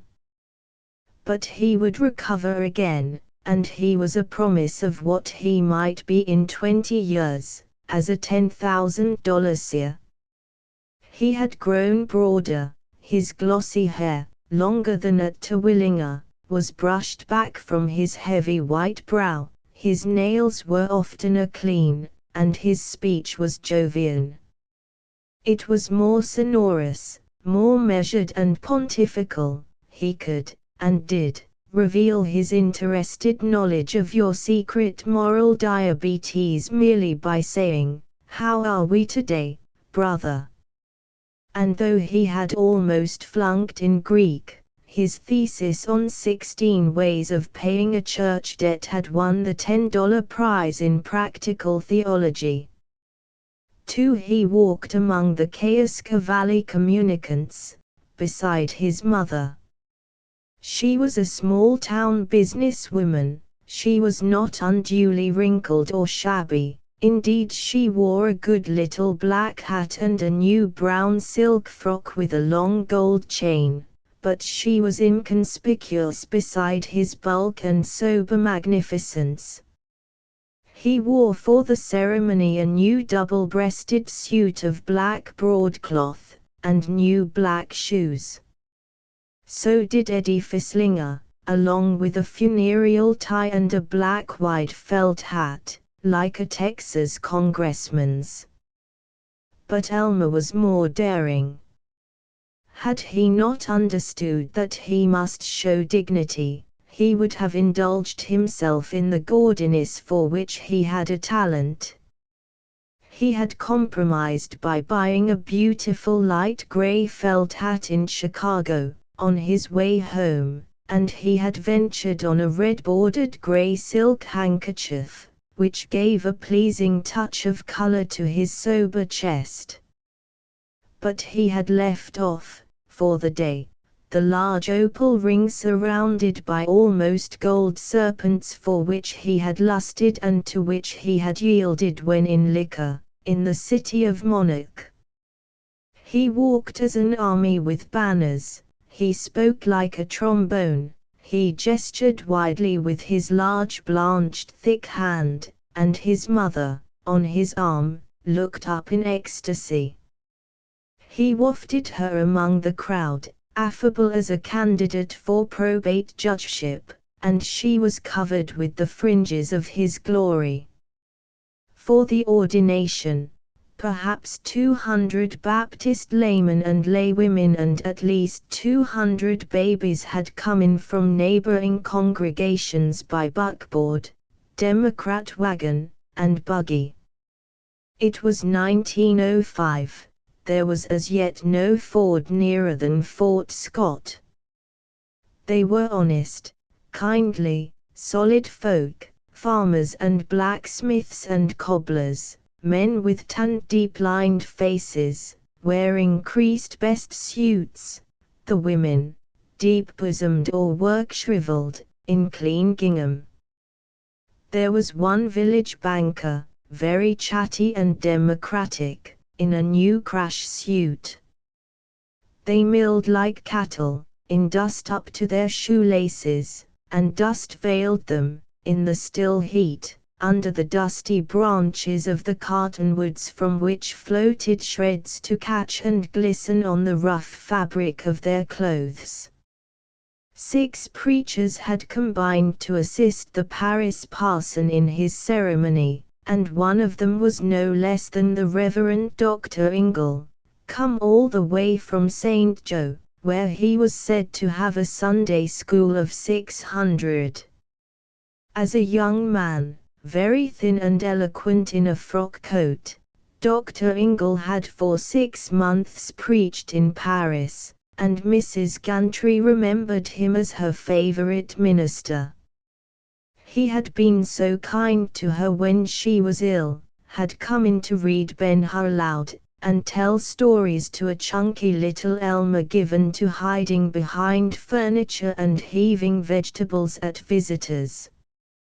Well, well, brother, so this is the little tad I used to know as a shaver.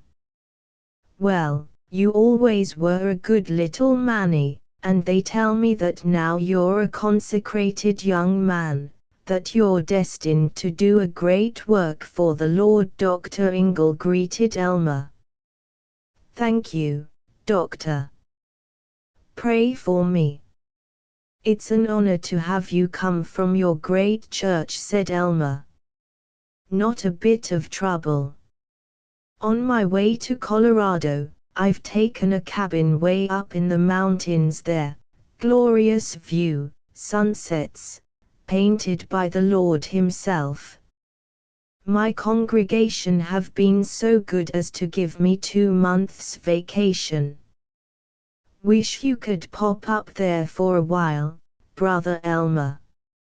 I wish I could, Doctor, but I have to try in my humble way to keep the fires burning around here. Mrs. Gantry was panting. To have her little boy discoursing with Dr. Ingle as though they were equals. To hear him talking like a preacher, just as natural. And someday, Elmer with a famous church, with a cottage in Colorado for the summer, married to a dear pious little woman, with 6 children, and herself invited to join them for the summer, all of them kneeling in family prayers, led by Elmer, though it was true Elmer declined to hold family prayers just now, said he'd had too much of it in seminary all year. Too bad. But she'd keep on coaxing, and if he just would stop smoking, as she'd begged and besought him to do. Well, perhaps if he didn't have a few naughtinesses left, he wouldn't hardly be her little boy anymore. How she'd had to scold once upon a time to get him to wash his hands and put on the nice red woolen wristlets she'd knitted for him. No less satisfying to her was the way in which Elmer impressed all their neighbors. Charlie Watley, the house painter, commander of the Ezra P. Nickerson post of the GR of Paris, who had always pulled his white mustache and grunted when she had tried to explain Elmer's hidden powers of holiness, took her aside to admit, "You were right, sister, he makes a fine upstanding young man of God." They encountered that town problem, Hank McVittle, the druggist. Elmer and he had been mates. Together they had stolen sugar corn, drunk hard cider, and indulged in haemovenae. Hank was a small red man, with a lascivious and knowing eye. It was certain that he had come today only to laugh at Elmer. They met face on, and Hank observed, "Morning, Mrs. Gantry." "Well, Elmy, going to be a preacher, eh?" "I am, Hank." "Like it?" Hank was grinning and scratching his cheek with a freckled hand. Other unsanctified Parisians were listening. Elmer boomed, "I do, Hank. I love it. I love the ways of the Lord, and I don't ever propose to put my foot into any others. Because I've tasted the fruit of evil, Hank, you know that. And there's nothing to it. What fun we had, Hank, was nothing to the peace and joy I feel now. I'm kind of sorry for you, my boy." He loomed over Hank, dropped his paw heavily on his shoulder. "Why don't you try to get right with God? Or maybe you're smarter than he is." "Never claimed to be anything of the sort," snapped Hank, and in that testiness Elmer triumphed, his mother exulted. She was sorry to see how few were congratulating Eddie Fisslinger, who was also milling, but motherless, inconspicuous, meek to the presiding clergy. Old Jukins, humble, gentle old farmer, inched up to murmur, "Like to shake your hand, Brother Elmer. Mighty fine to see you chosen thus and put aside for the work of the Lord. Jiggity.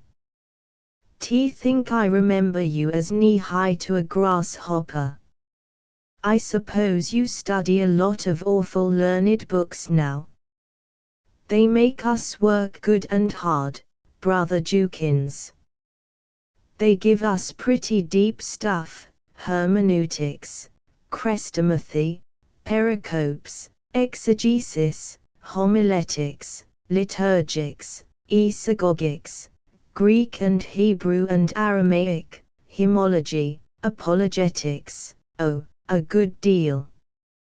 "Well, I should say so," worshipped old Jukins, while Mrs. Gantry marveled to find Elmer even more profound than she had thought, and Elmer reflected proudly that he really did know what all but a couple of the words meant.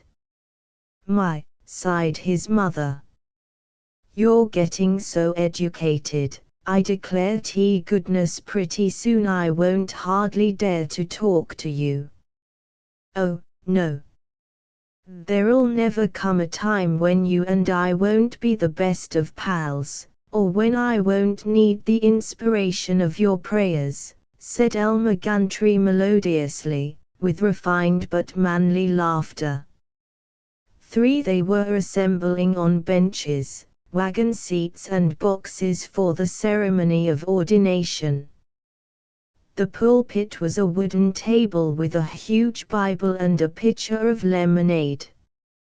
Behind it were 7 rocking chairs for the clergy, and just in front, 2 hard wooden chairs for the candidates. The present local pastor, Brother Dinger, was a meager man, slow of speech and given to long prayers.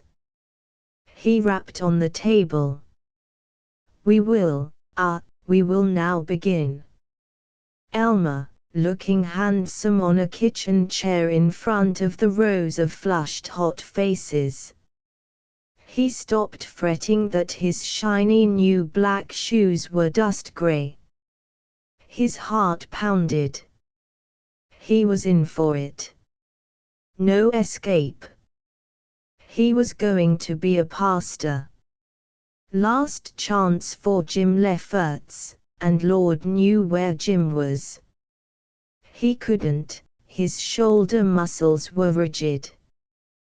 Then they relaxed wearily, as though he had struggled to satiety, while Brother Dinger went on, "Well, we'll start with the usual, examination of our young brothers, and the brethren have, they've been good enough, to let me, in whose charge one of these fine young brothers has always lived and made his home, to let me ask the questions.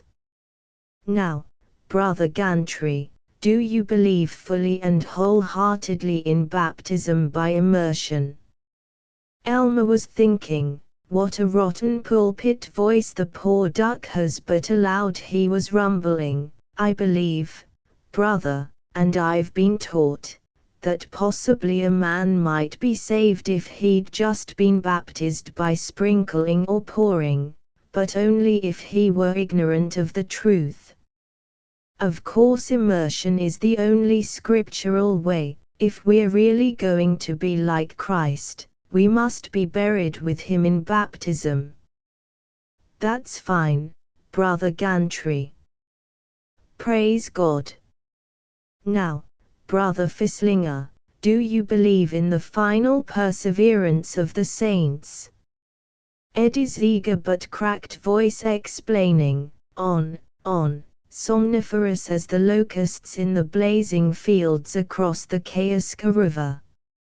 As there is no hierarchy in the Baptist Church, but only a free association of like-minded local churches, so are there no canonical forms of procedure, but only customs. The ceremony of ordination is not a definite rite, it may vary as the local associations will, and ordination is conferred not by any bishop but by the general approval of the churches in an association.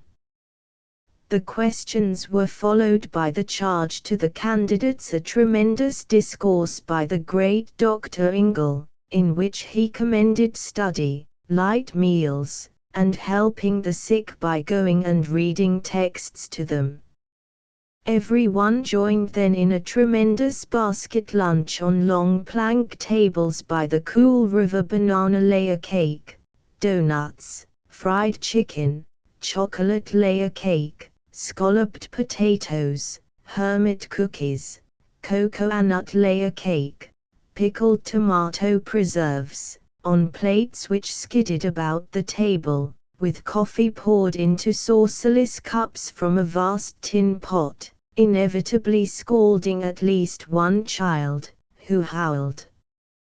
There were hearty shouts of "Pass the lemon pie, Sister Skiff," and that was a fine discourse of Brother Ingles, and "Oh, dear, I dropped my spoon and got on it, well, I'll just wipe it on my apron." That was fine, the way Brother Gantry explained how the Baptist Church has existed ever since Bible days. Boys bathing, shrieking, splashing one another. Boys getting into the poison ivy.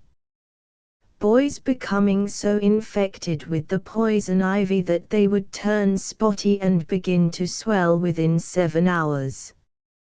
Dr. Ingle enthusiastically telling the other clergy of his trip to the Holy Land. Elmer lying about his fondness for the faculty of his theological seminary. Reassembled after lunch, Brother Tusker, minister of the largest congregation in the association, gave the charge to the churches. This was always the juiciest and most scandalous and delightful part of the ordination ceremony. In it the clergy had a chance to get back at the parishioners who, as large contributors, as guaranteed saints, had all year been nagging them. Here were these fine young men going into the ministry, said Brother Tusker. Well, it was up to them to help. Brother Gantry and Brother Fislinger were leaping with the joy of sacrifice and learning. Then let the churches give em a chance, and not make em spend all the time hot-footing it around, as some older preachers had to do, raising their own salaries. Let folks quit criticizing, let em appreciate godly lives and the quickening word once in a while, instead of hammering their preachers all day long. And certain of the parties who criticized the preachers' wives for idleness, funny the way some of them seemed to have so much time to gad around and notice things and spread scandal. T.Y.N.T. only the men folks that the Savior was thinking of when he talked about them that were without sin being the only folks that were qualified to heave any rocks.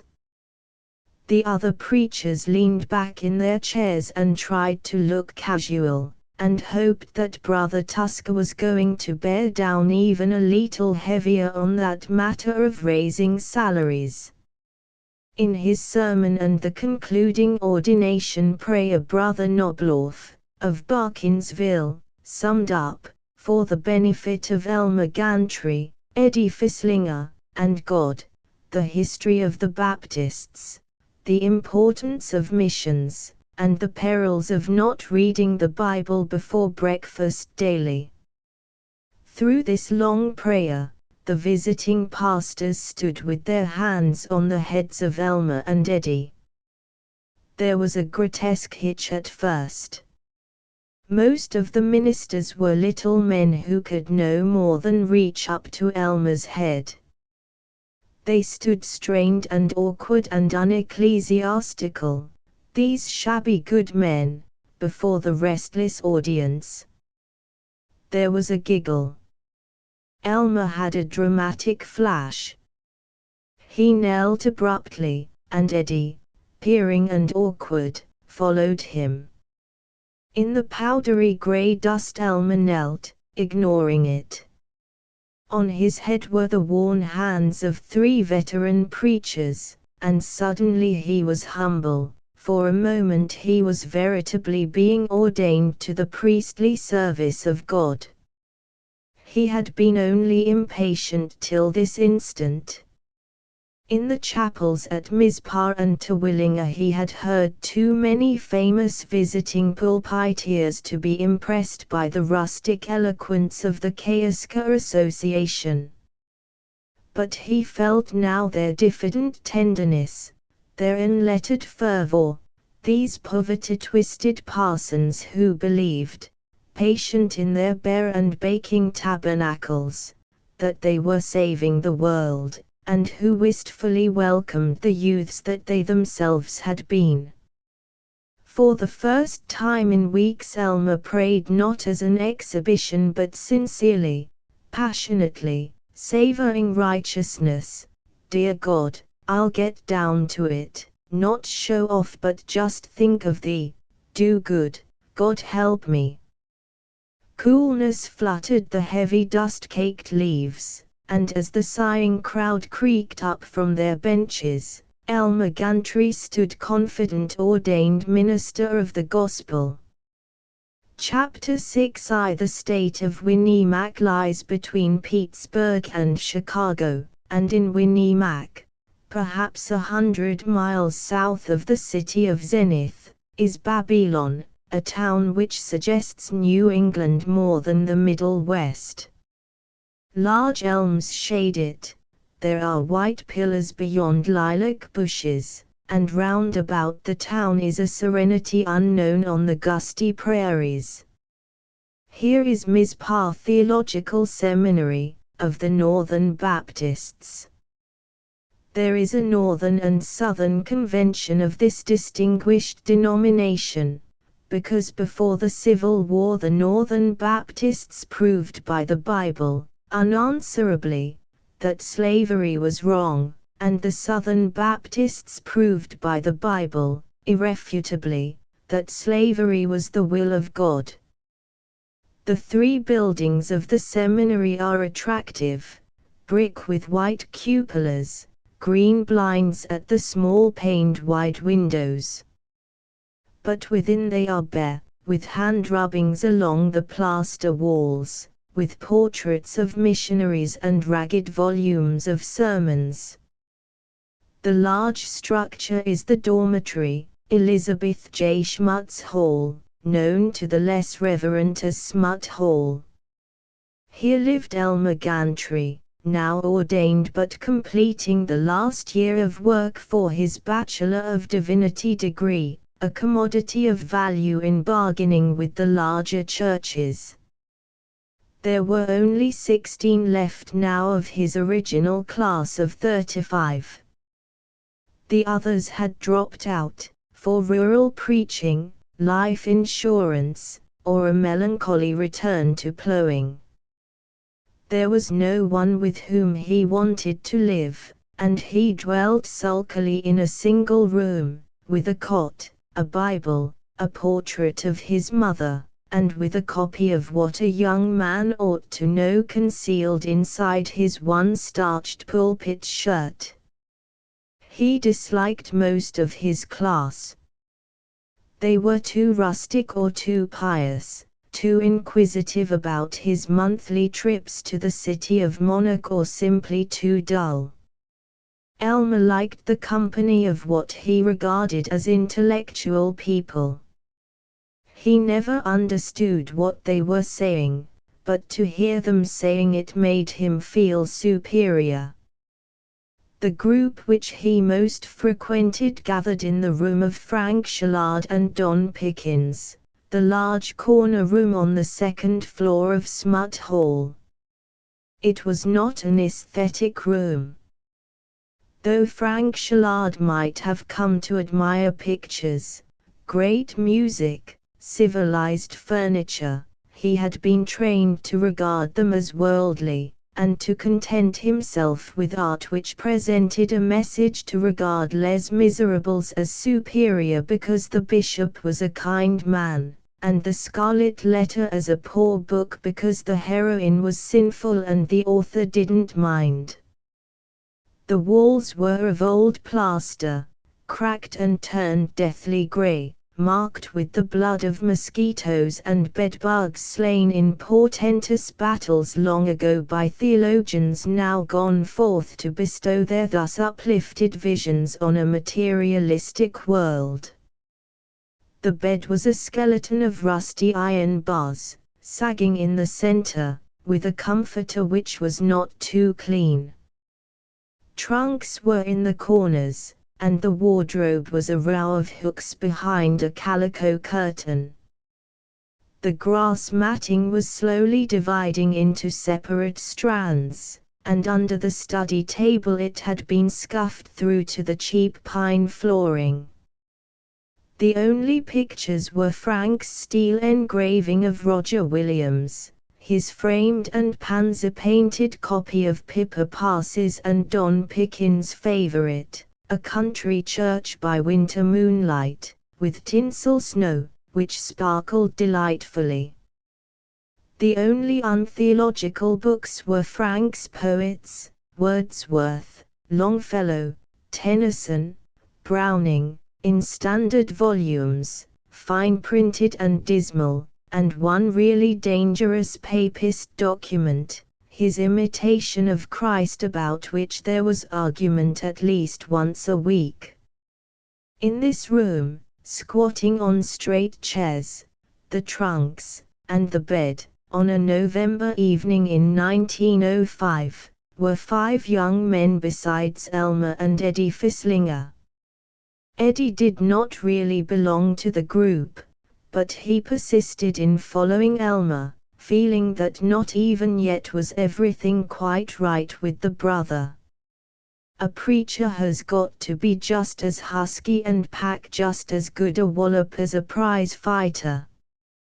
He ought to be able to throw out any roughneck that tries to interrupt his meetings, and still more, strength makes such a hit with the women in his congregation. Of course I don't mean it in any wrong way, said Wallace Umstead.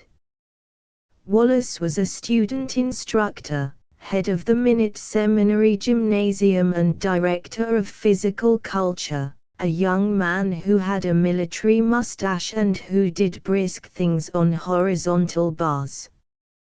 He was a state university beer and graduate of a physical training school. He was going into YMCA work when he should have a divinity degree, and he was fond of saying, "Oh, I'm still one of the boys, you know, even if I am a professor." That's right, agreed Elmer Gantry. Say, I was holding a meeting at Grouten, Kansas, last summer, and there was a big boob that kept interrupting, so I just jumped down from the platform and went up to him, and he says, "Say, Parson," he says, "can you tell us what the Almighty wants us to do about prohibition, considering he told Paul to take some wine for his stomach's sake?" "I don't know as I can," I says, "but you want to remember he also commanded us to cast out devils," and I yanked that yahoo out of his seat and threw him out on his ear, and say, the whole crowd, well, there weren't so awfully many there, but they certainly did give him the ha-ha. You bet. And to be a husky makes a hit with the whole congregation, men's well as women. Bet there's more 'n one high-toned preacher that got his pulpit because the deacons felt he could lick 'em. Of course praying and all that is all okay, but you got to be practical. We're here to do good, but first you have to cinch a job that you can do good in. You're commercial, protested Eddie Fisslinger, and Frank Shallard. Good heavens, Gantry, is that all your religion means to you? Besides, said Horace Carp, you have the wrong angle.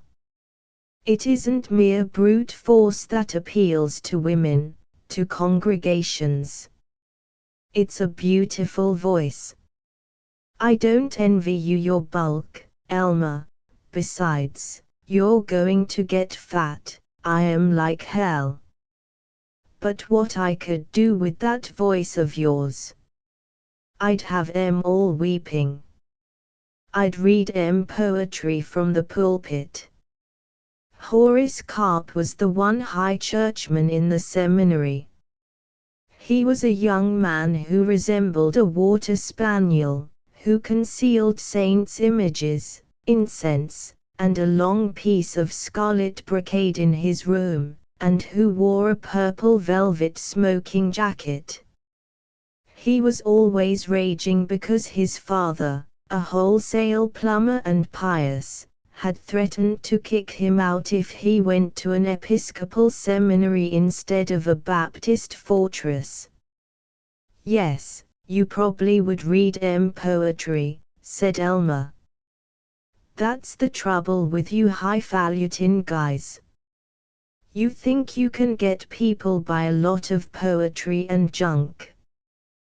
What gets 'em and holds 'em and brings 'em to their pews every Sunday is the straight gospel, and it don't hurt one bit to scare 'em into being righteous with the good old-fashioned hell. You bet, providing you encourage 'em to keep their bodies in swell shape, too condescended Wallace Umstead. Well, I don't want to talk as a prof. After all, I'm glad I can still remain just one of the boys, but you aren't going to develop any very big horsepower in your praying tomorrow morning if you don't get your sleep. And me to my little Downy. Good night.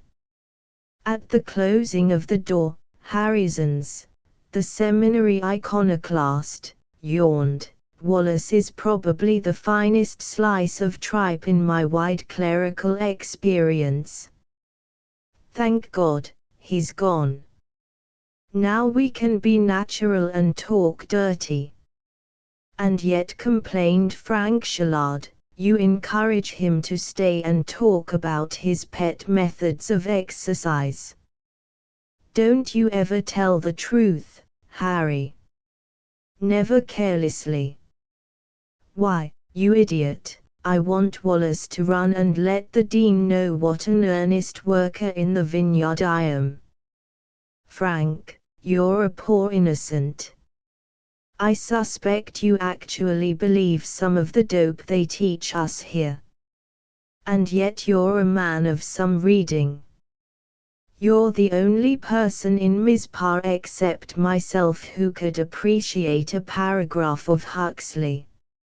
Lord, how I pity you when you get into the ministry. Of course, Fisslinger here is a grocery clerk, Elmer is a ward politician, Horace is a dancing master. He was drowned beneath a surf of protests, not too jocose and friendly. Harrison's was older than the others, 32 at least. He was plump, almost completely bald, and fond of sitting still, and he could look profoundly stupid. He was a man of ill-assorted but astonishing knowledge, and in the church 10 miles from Mizpah which he had regularly supplied for 2 years he was considered a man of humorless learning and bloodless piety. He was a complete and cheerful atheist, but he admitted it only to Elmer Gantry and Horace Carp. Elmer regarded him as a sort of Jim Lefferts, but he was as different from Jim as pork fat from a crystal. He hid his giggling atheism, Jim flourished his. He despised women, Jim had a disillusioned pity for the Juanita Clausels of the world. He had an intellect, Jim had only cynical guesses. Zins interrupted their protests. So you're a bunch of Era's muses. You ought to know. And there's no hypocrisy in what we teach and preach. We're a specially selected group of Parsifals, beautiful to the eye and stirring to the ear and overflowing with knowledge of what God said to the Holy Ghost in camera at 9:16 last Wednesday morning. We're all just raring to go out and preach the precious Baptist doctrine of get ducked or duck. We're wonders. We admit it. And people actually sit and listen to us, and don't choke. I suppose they are overwhelmed by our nerve. And we have to have nerve, or we'd never dare to stand in a pulpit again.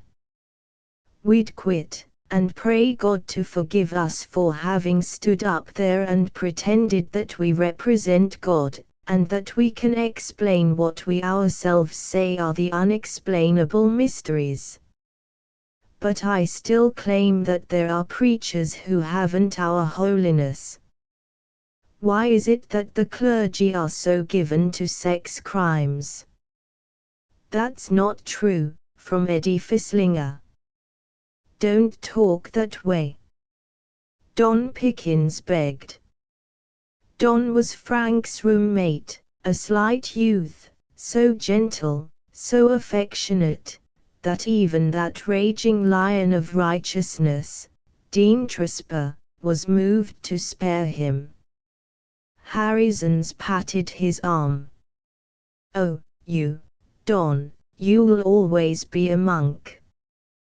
But if you don't believe it, Fisslinger, look at the statistics of the 5,000-odd crimes committed by clergymen, that is those who got caught, since the 80s, and note the percentage of sex offenses, rape, incest, bigamy, enticing young girls. Oh, a lovely record. Elmer was yawning. Oh, God. I do get so sick of you fellows yammering and arguing and discussing. All perfectly simple. Maybe we preachers aren't perfect, don't pretend to be, but we do a lot of good. That's right, said Eddie. But maybe it is true that the snares of sex are so dreadful that even ministers of the gospel get trapped. And the perfectly simple solution is continence. Just take it out in prayer and good hard exercise. Oh, sure, Eddie, you bet. What a help you're going to be to the young men in your church, purred Harrison's. Frank Shallard was meditating unhappily. Just why are we going to be preachers, anyway? Why are you, Harry, if you think we're all such liars? Oh, not liars, Frank, just practical, as Elmer put it. Me, it's easy. I'm not ambitious. I don't want money enough to hustle for it. I like to sit and read. I like intellectual acrobatics and no work. And you can have all that in the ministry, unless you're one of these chumps that get up big institutional outfits and work themselves to death for publicity. You certainly have a fine high view of the ministry, growled Elmer. Well, all right, what's your fine high purpose in becoming a man of God, Brother Gantry? Well, rats, it's perfectly clear. Preacher can do a lot of good, give help and explain religion. I wish you'd explain it to me. Especially I want to know to what extent are Christian symbols descended from indecent barbaric symbols. Oh, you make me tired. Horace Carp fluttered. Of course none of you consecrated windjammers ever think of the one raison d'etre of the church, which is to add beauty to the barren lives of the common people. Yeah. It certainly must make the common people feel awfully common to hear Brother Gantry spiel about the errors of supralapsarianism. I never preach about any such a doggone thing. Elmer protested. I just give them a good helpful sermon, with some jokes sprinkled in to make it interesting and some stuff about the theater or something that'll startle em a little and wake em up and help em to lead better and fuller daily lives. Oh, do you, dearie, said Zins. My error. I thought you probably gave them a lot of helpful hints about the innascibilitas attribute and the res sacramenti. Well, Frank, why did you become a theologue? I can't tell you when you put it sneeringly. I believe there are mystic experiences which you can follow only if you are truly set apart. Well, I know why I came here, said Don Pickens. My dad sent me. So did mine, complained Horace Carp. But what I can't understand is, why are any of us in an Ole Baptist school? Horrible denomination, all these mouldy bonds of churches, and people coughing illiterate hymns, and long-winded preachers always springing a bright new idea like all the world needs to solve its problems is to get back to the gospel of Jesus Christ. The only church is the Episcopal. Music. Vestments. Stately prayers. Lovely architecture. Dignity. Authority. Believe me, as soon as I can make the break, I'm going to switch over to the Episcopalians. And then I'll have a social position, and be able to marry a nice rich girl. No, you're wrong, said Zins. The Baptist Church is the only denomination worthwhile, except possibly the Methodist. I'm glad to hear you say that, marveled Eddie. Because the Baptists and the Methodists have all the numbskulls, except those that belong to the Catholic Church and the hanghouse sects, and so even you, Horace, can get away with being a prophet. There are some intelligent people in the Episcopal and Congregational churches, and a few of the Campbellite flocks, and they check up on you. Of course all Presbyterians are half-wits, too, but they have a standard doctrine, and they can trap you into a heresy trial. But in the Baptist and Methodist churches, man, there's the berth for philosophers like me and hoot owls like you, Eddie. All you have to do with Baptists and Methodists, as Father Carp suggests, if you agree with me about anything, I withdraw it, said Horace. All you have to do, said Zans, is to get some sound and perfectly meaningless doctrine and keep repeating it. You won't bore the layman. In fact, the only thing they resent is something that is new, so they have to work their brains. Oh, no, Father Carp, the Episcopal pulpit for actors that aren't good enough to get on the stage, but the good old Baptist fold for realists. You make me tired, Harry, complained Eddie. You just want to show off, that's all. You're a lot better Baptist and a lot better Christian than you let on to be, and I can prove it. Folks wouldn't go on listening to your sermons unless they carried conviction. No, sir. You can fool folks once or twice with a lot of swell-sounding words, but in the long run it's sincerity they look for. And one thing that makes me know you're on the right side is that you don't practice open communion. Golly, I feel that everything we Baptists stand for is threatened by those darn so-called liberals that are beginning to practice open communion. Rats, grumbled Harry. Of all the fool Baptist egotisms, close communion is the worst. Nobody but people we consider saved to be allowed to take communion with us. Nobody can meet God unless we introduce them. Self-appointed guardians of the blood and body of Jesus Christ. Phew. Absolutely, from Horace Carp. And there is absolutely no scriptural basis for close communion. There certainly is, shrieked Eddie. Frank, where's your Bible? Gee, I left it in OTE. Where's yours, Don? Well, I'll be switched. I had the darn thing here just this evening, lamented Don Pickens, after a search. Oh, I remember. I was killing a cockroach with it. It's on top of your wardrobe, said Elmer. Gee, honest, you hadn't ought to kill cockroaches with a Bible, mourned Eddie Fisslinger.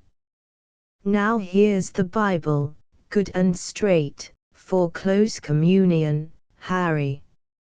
It says in 1 Corinthians 11:27 and 29, whoever shall eat this bread and drink this cup of the Lord unworthily shall be guilty of the body and the blood of the Lord.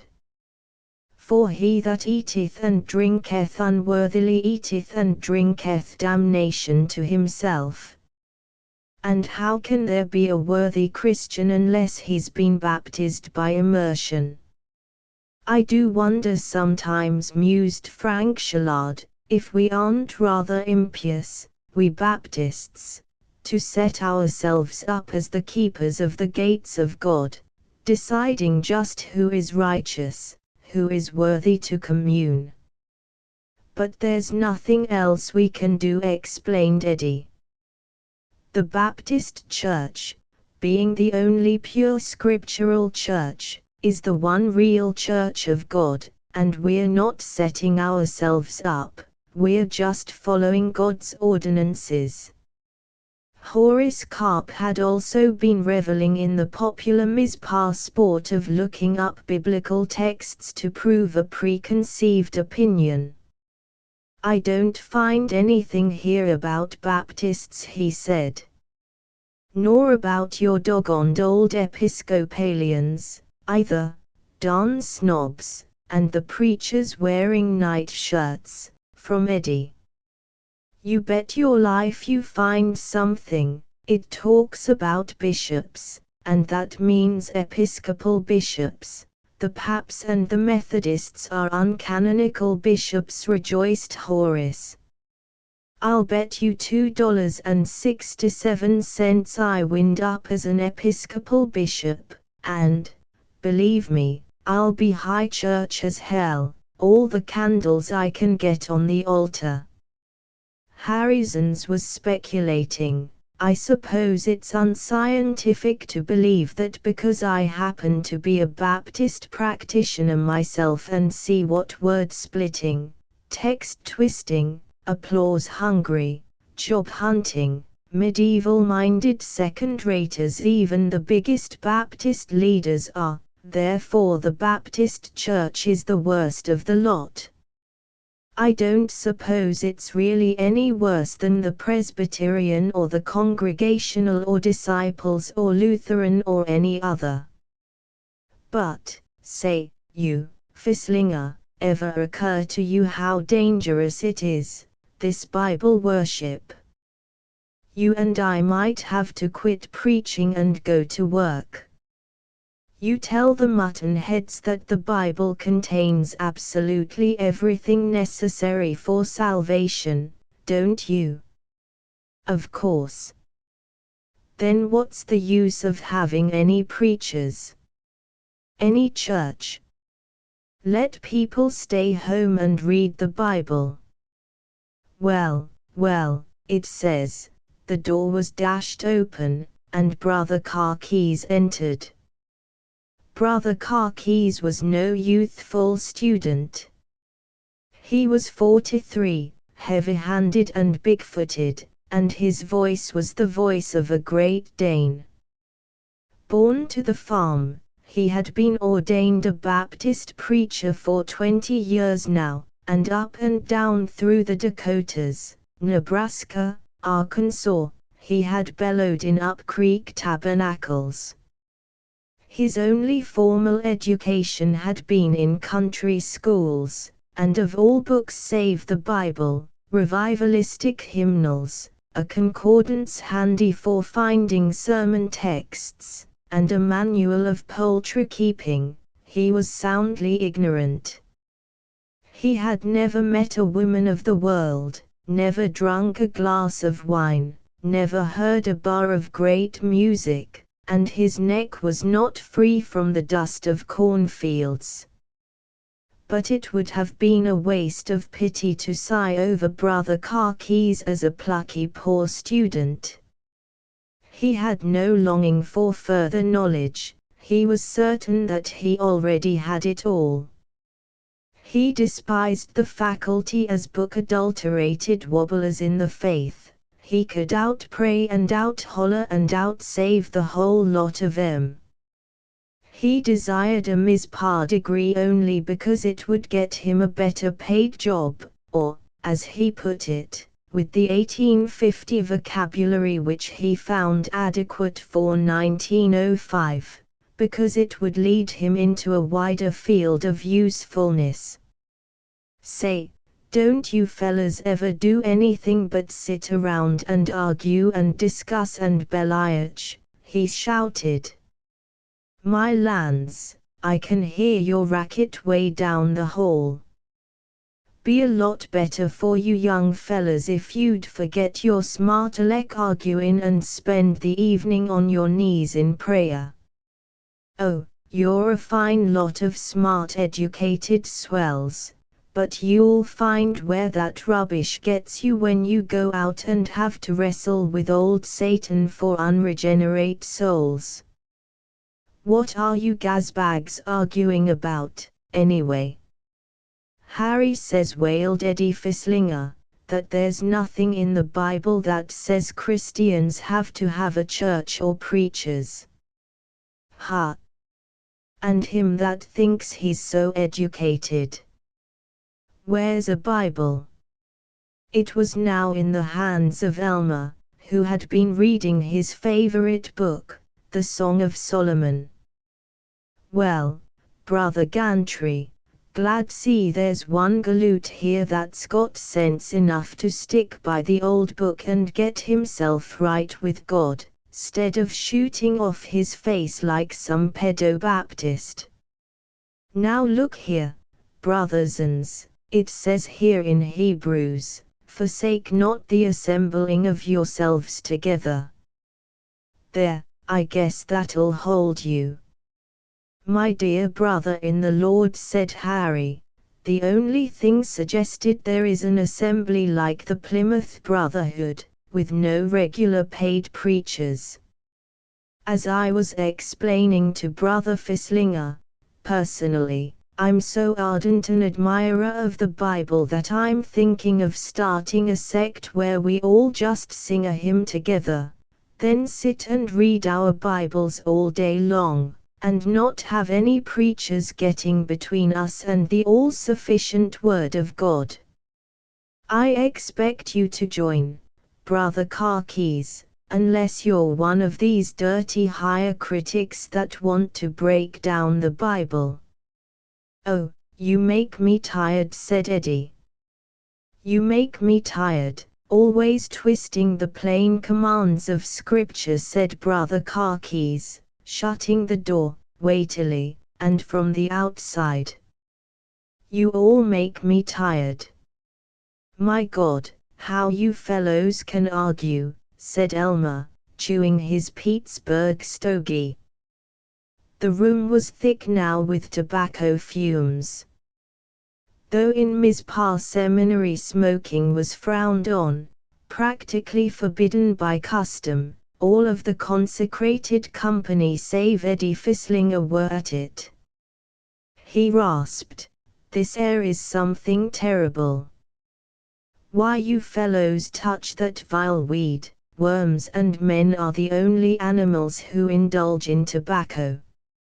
I'm going to get out of here."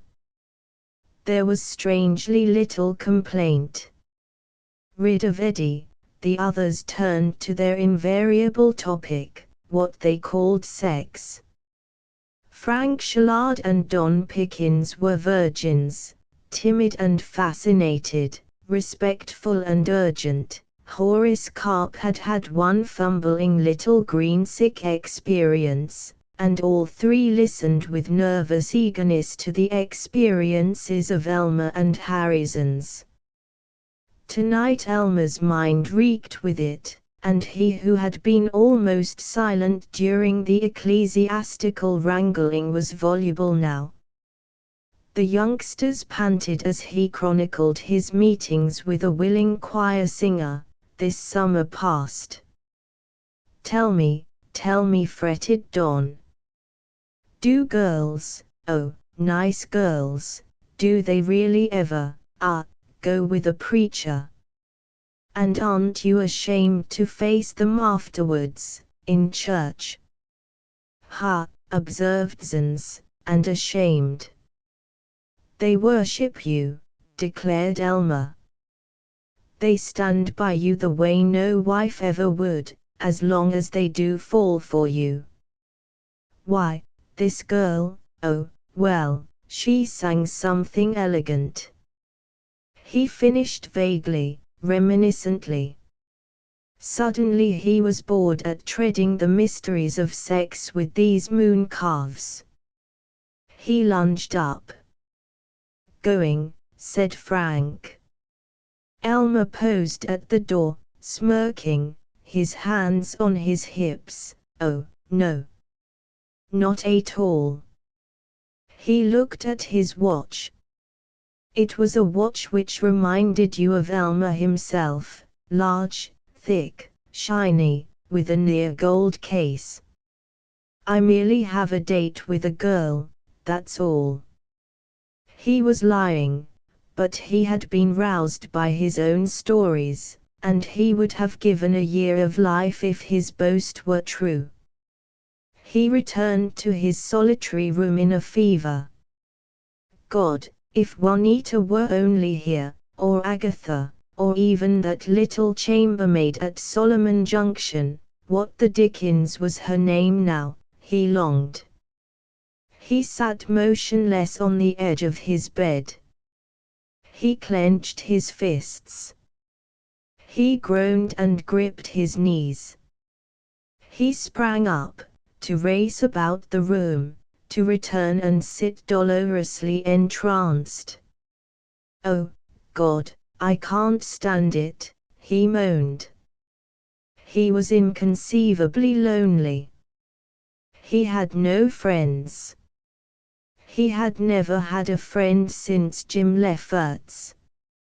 Harrison's despised his brains, Frank Shallard despised his manners, and the rest of them he himself despised. He was bored by the droning seminary professors all day, the schoolboyish arguing all evening, and in the rush of prayer meetings and chapel meetings and special praise meetings he was bored by hearing the same enthusiasts gamble in the same scriptural rejoicings. "Oh, yes, I want to go on and preach. Couldn't go back to just business or the farm. Miss the hymns, the being boss. But I can't do it. God, I am so lonely. If Juanita was just here." Chapter 7 I The Reverend Jacob Trisper, D.D., Ph.D., LL.D., Dean and Chief Executive of Mizpah Theological Seminary, and Professor of Practical Theology and Homiletics, was a hard-faced active man with a large active voice. His cheeks were gouged with 2 deep channels. His eyebrows were heavy. His hair, now grey and bristly, must once have been rusty, like Eddie Fislinger's. He would have made an excellent top sergeant. He looked through the students and let them understand that he knew their sins and idlenesses before they confessed them. Elmer was afraid of Dean Trisper. When he was summoned to the dean's office, the morning after the spiritual conference in Frank Shallard's room, he was uneasy. He found Frank with the dean. "God, Frank's been tattling about my doings with women." "Brother Gantry," said the dean. "Yes, sir. I have an appointment which should give you experience and a little extra money. It's a country church down at Schoenheim, 11 miles from here, on the spur line of the Ontario, Omaha and Pittsburgh.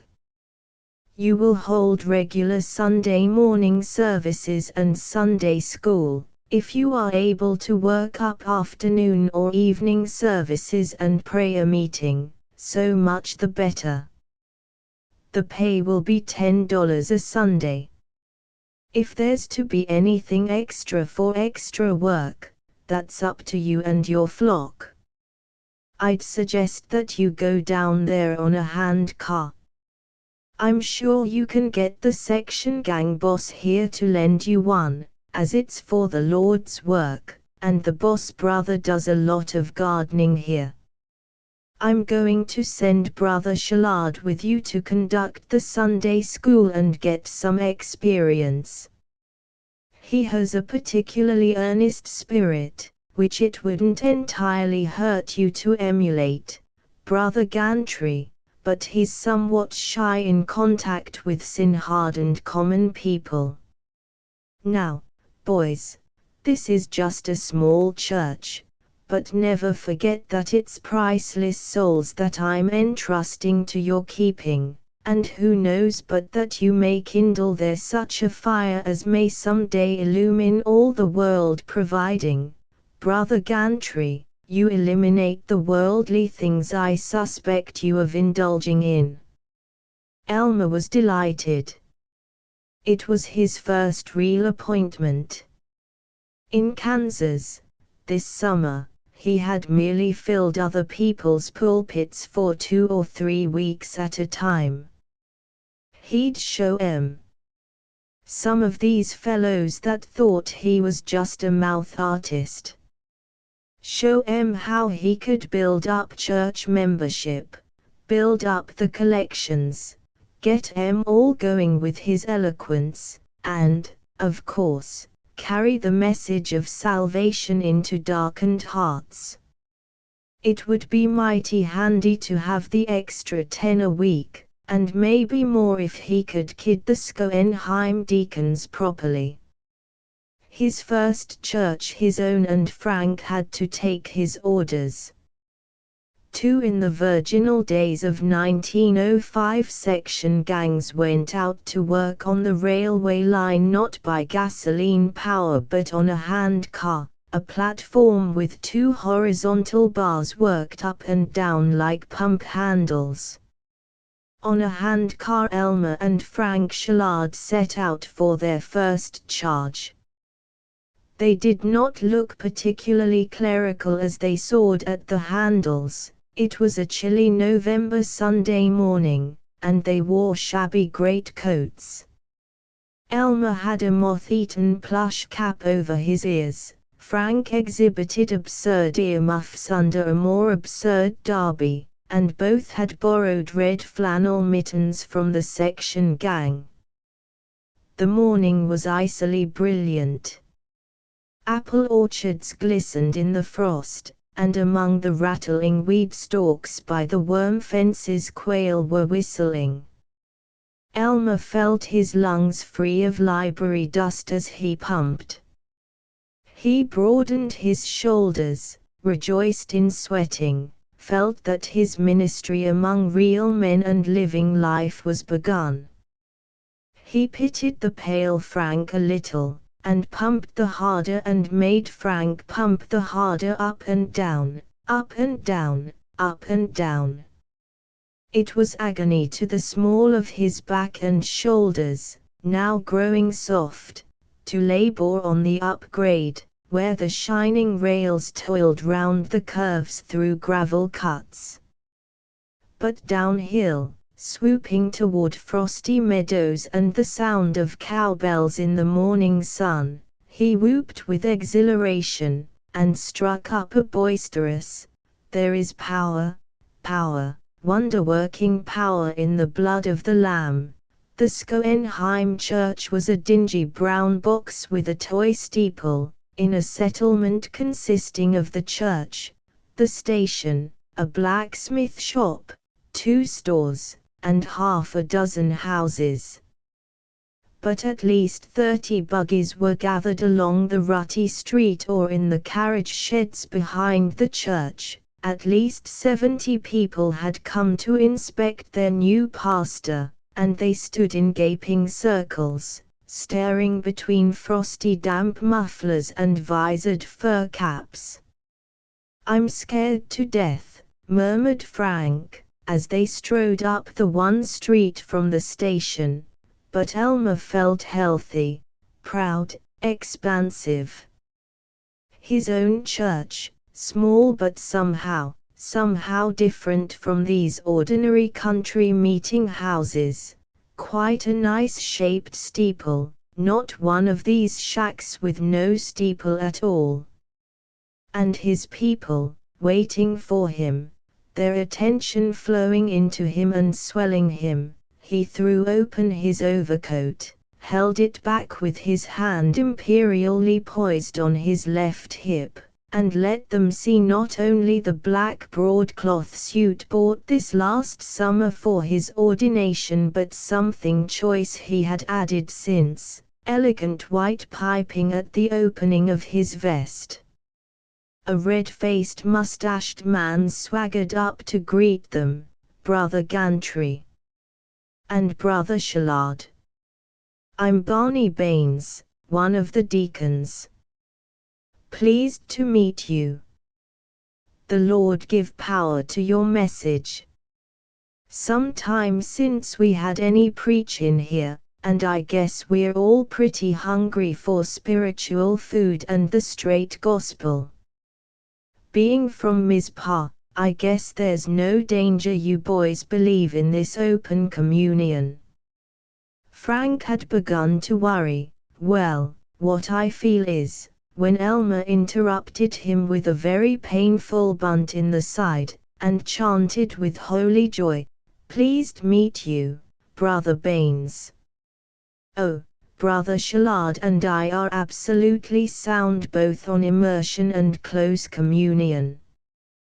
We trust you will pray for us, brother, that the Holy Ghost may be present in this work today, and that all the brethren may rejoice in a great reawakening and a bountiful harvest."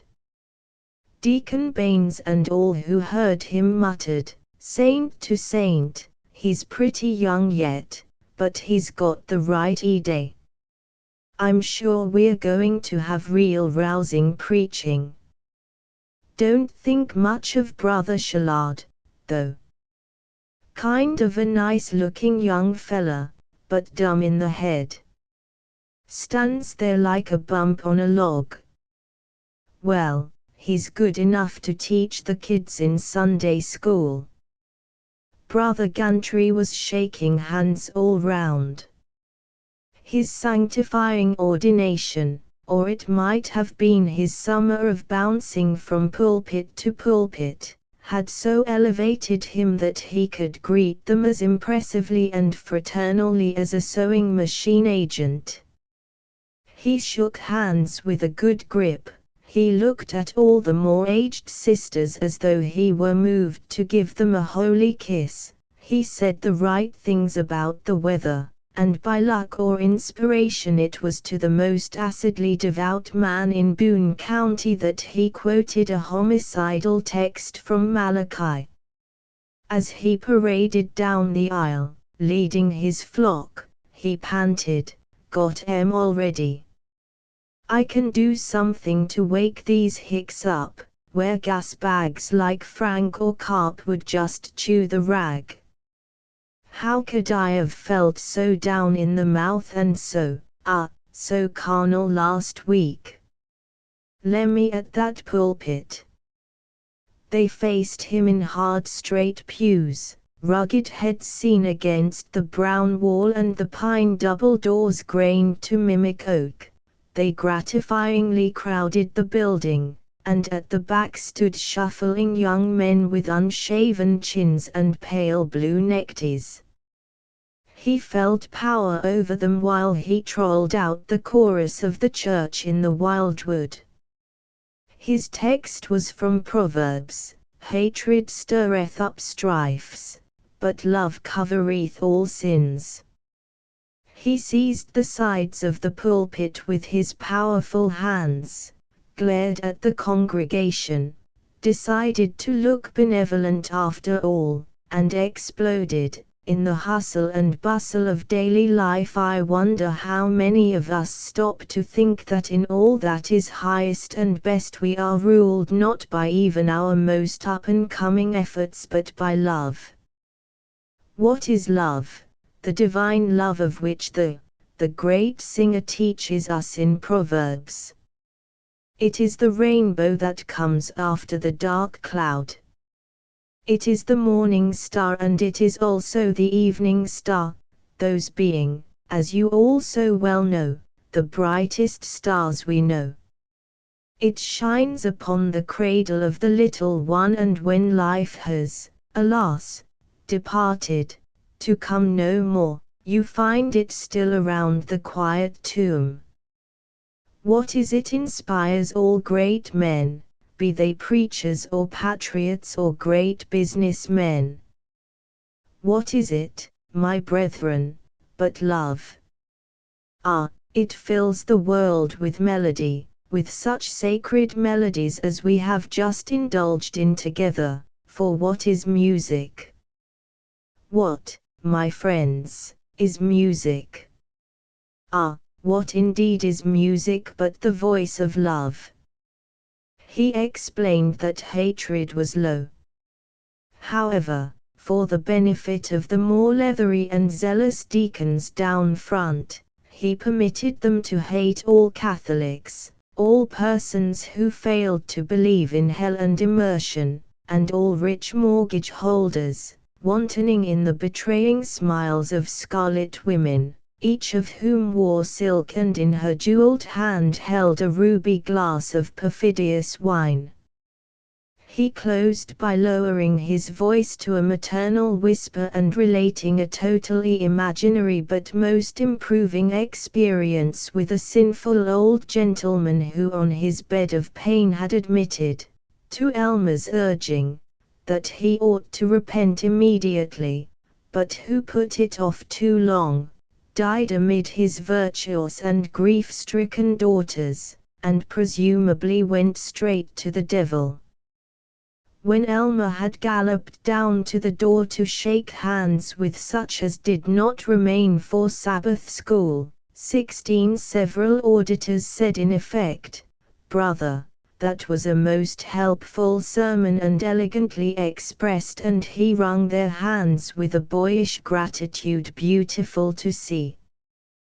Deacon Baines patted his shoulder. "I've never heard so young a preacher hand out such fine doctrine, brother.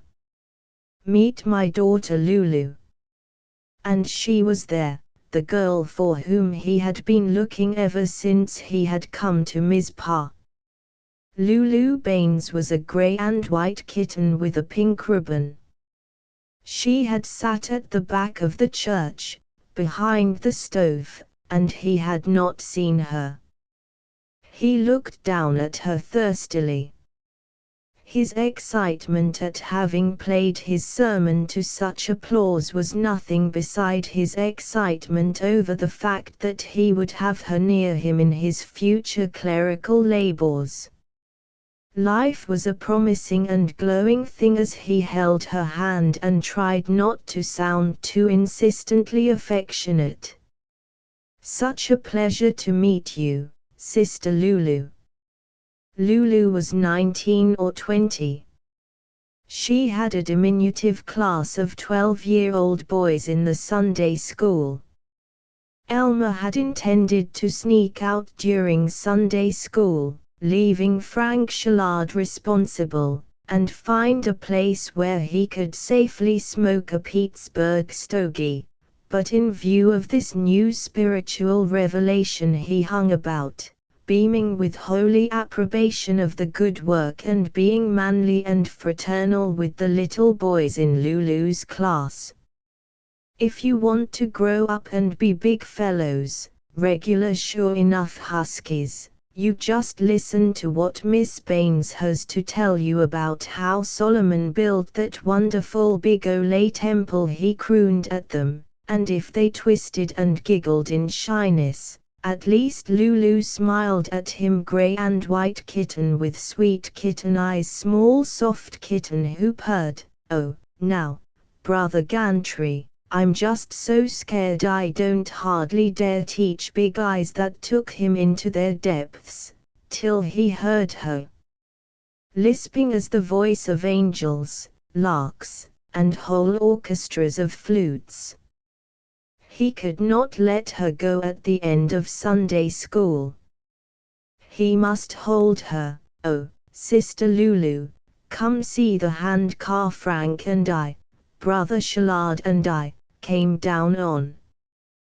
The funniest. Just laugh your head off."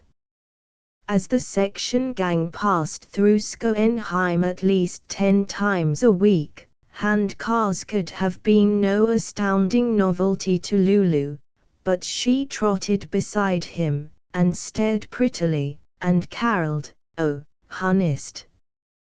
Did you come down on that? Well, I never. She shook hands cheerfully with both of them. He thought jealously that she was as cordial to Frank as to himself. He better watch out and not go fooling round my girl. Elmer reflected, as they pumped back toward Babylon.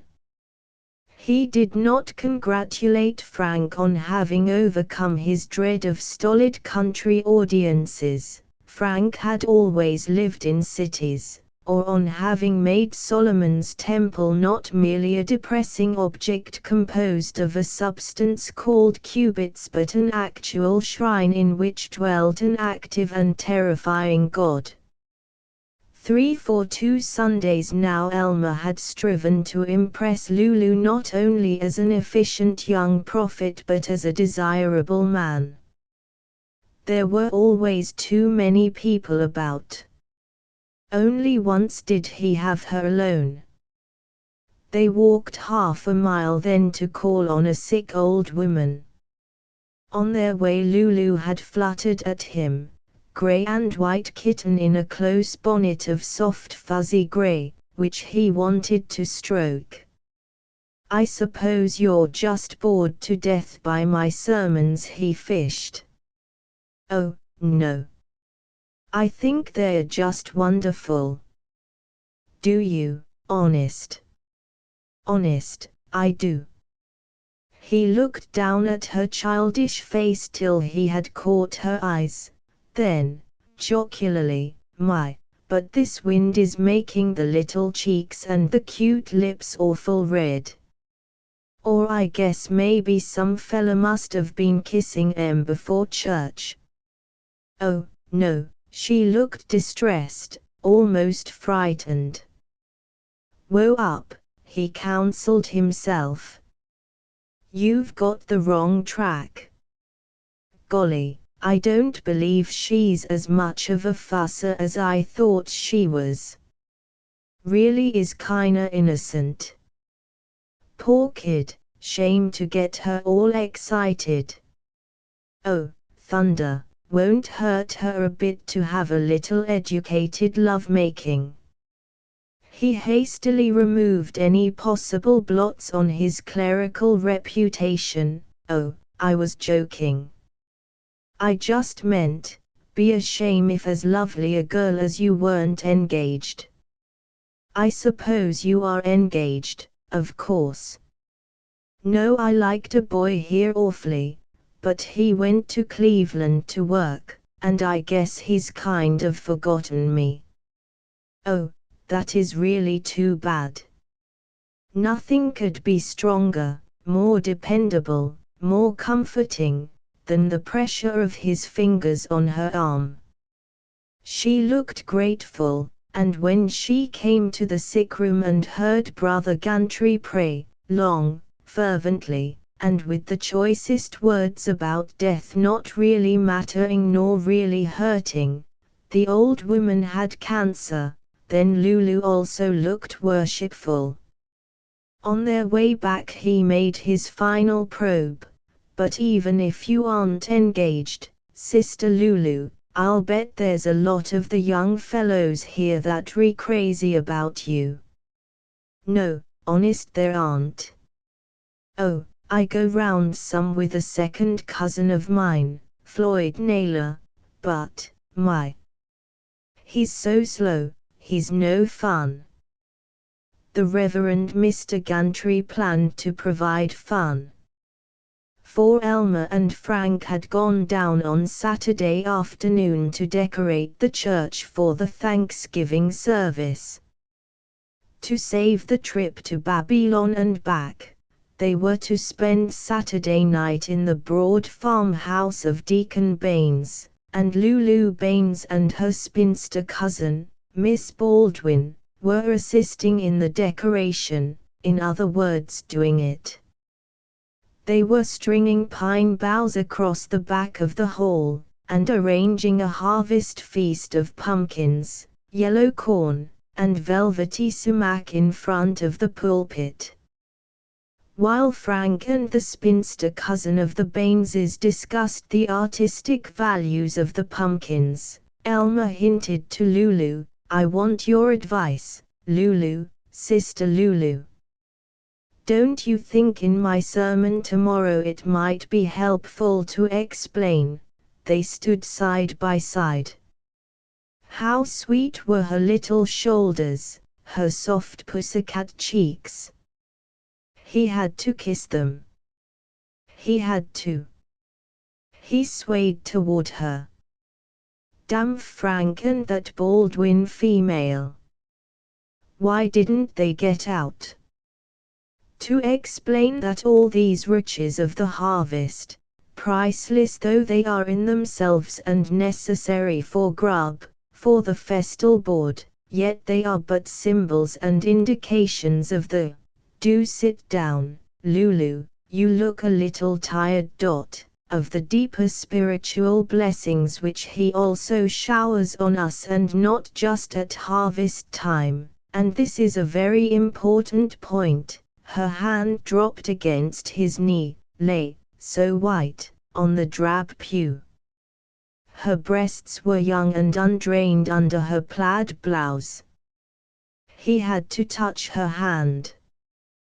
His fingers crept toward it, touched it by accident, surely by accident, while she looked devotion and he intoned sublimity.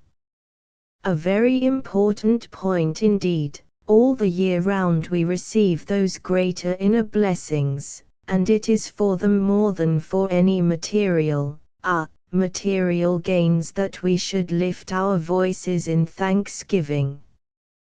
Don't you think it might be valuable to all of us if I brought that out? Oh, yes. Indeed I do. I think that's a lovely thought. His arms tingled.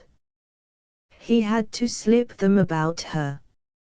Frank and Miss Baldwin had sat down, and they were in an intolerably long discussion as to what ought to be done about that terrible little Cutler boy who said that he didn't believe that the ravens brought any bread and meat to Elijah, not if he knew anything about these Ole crows.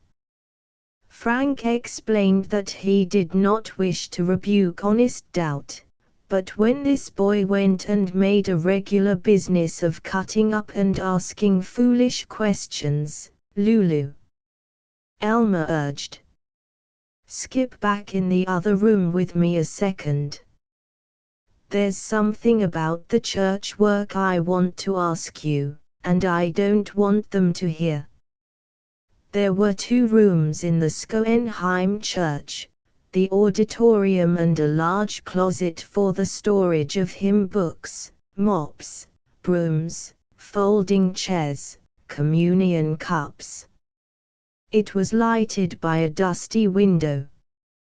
Sister Baines and I are going to look over the Sunday school lesson charts, Elmer called largely and brightly. The fact that she did not deny it bound them together in secrecy. He sat on an upturned bucket, she perched on a step ladder. It was pleasant to be small in her presence and look up to her. What the something about church work which he was going to ask her was, he had no notion, but Elmer was a very ready talker in the presence of young women. He launched out, I need your advice. I've never met anybody that combined common sense and spiritual values like what you do. Oh, my, you're just flattering me, Brother Gantry. No, I'm not. Honest, I ain't. You don't appreciate yourself. That's because you've always lived in this little burg, but if you were in Chicago or some place like that, believe me, they'd appreciate your, that wonderful sense of spiritual values and everything. Oh, Chicago. My. I'd be scared to death. Well, I'll have to take you there someday and show you the town. Guess folks would talk about their bad old preacher then. They both laughed heartily. But seriously, Lulu, what I want to know is, what I wanted to ask you, do you think I ought to come down here and hold Wednesday prayer meetings? Why, I think that'd be awfully nice. But, you see, I'd have to come down on that ole hand car. That's so. And you can't know how hard I got to study every evening at the seminary. Oh, yes, I can imagine. They both sighed in sympathy, and he laid his hand on hers, and they sighed again, and he removed his hand almost prudishly. But of course I wouldn't want to spare myself in any way. It's a pastor's privilege to spend himself for his congregation. Yes, that's so.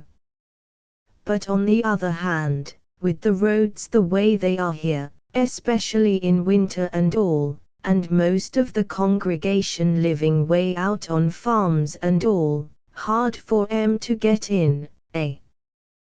That's so. The roads do get bad. Yes, I think you're right, Brother Gantry. Oh, Lulu. And here I've been calling you by your first name. You're going to make me feel I've been acting terrible if you rebuke me that way and don't call me Elmer. But then you're the preacher, and I'm just nobody. Oh, yes, you are. Oh, no, I'm not. They laughed very much. Listen, Lulu, honey.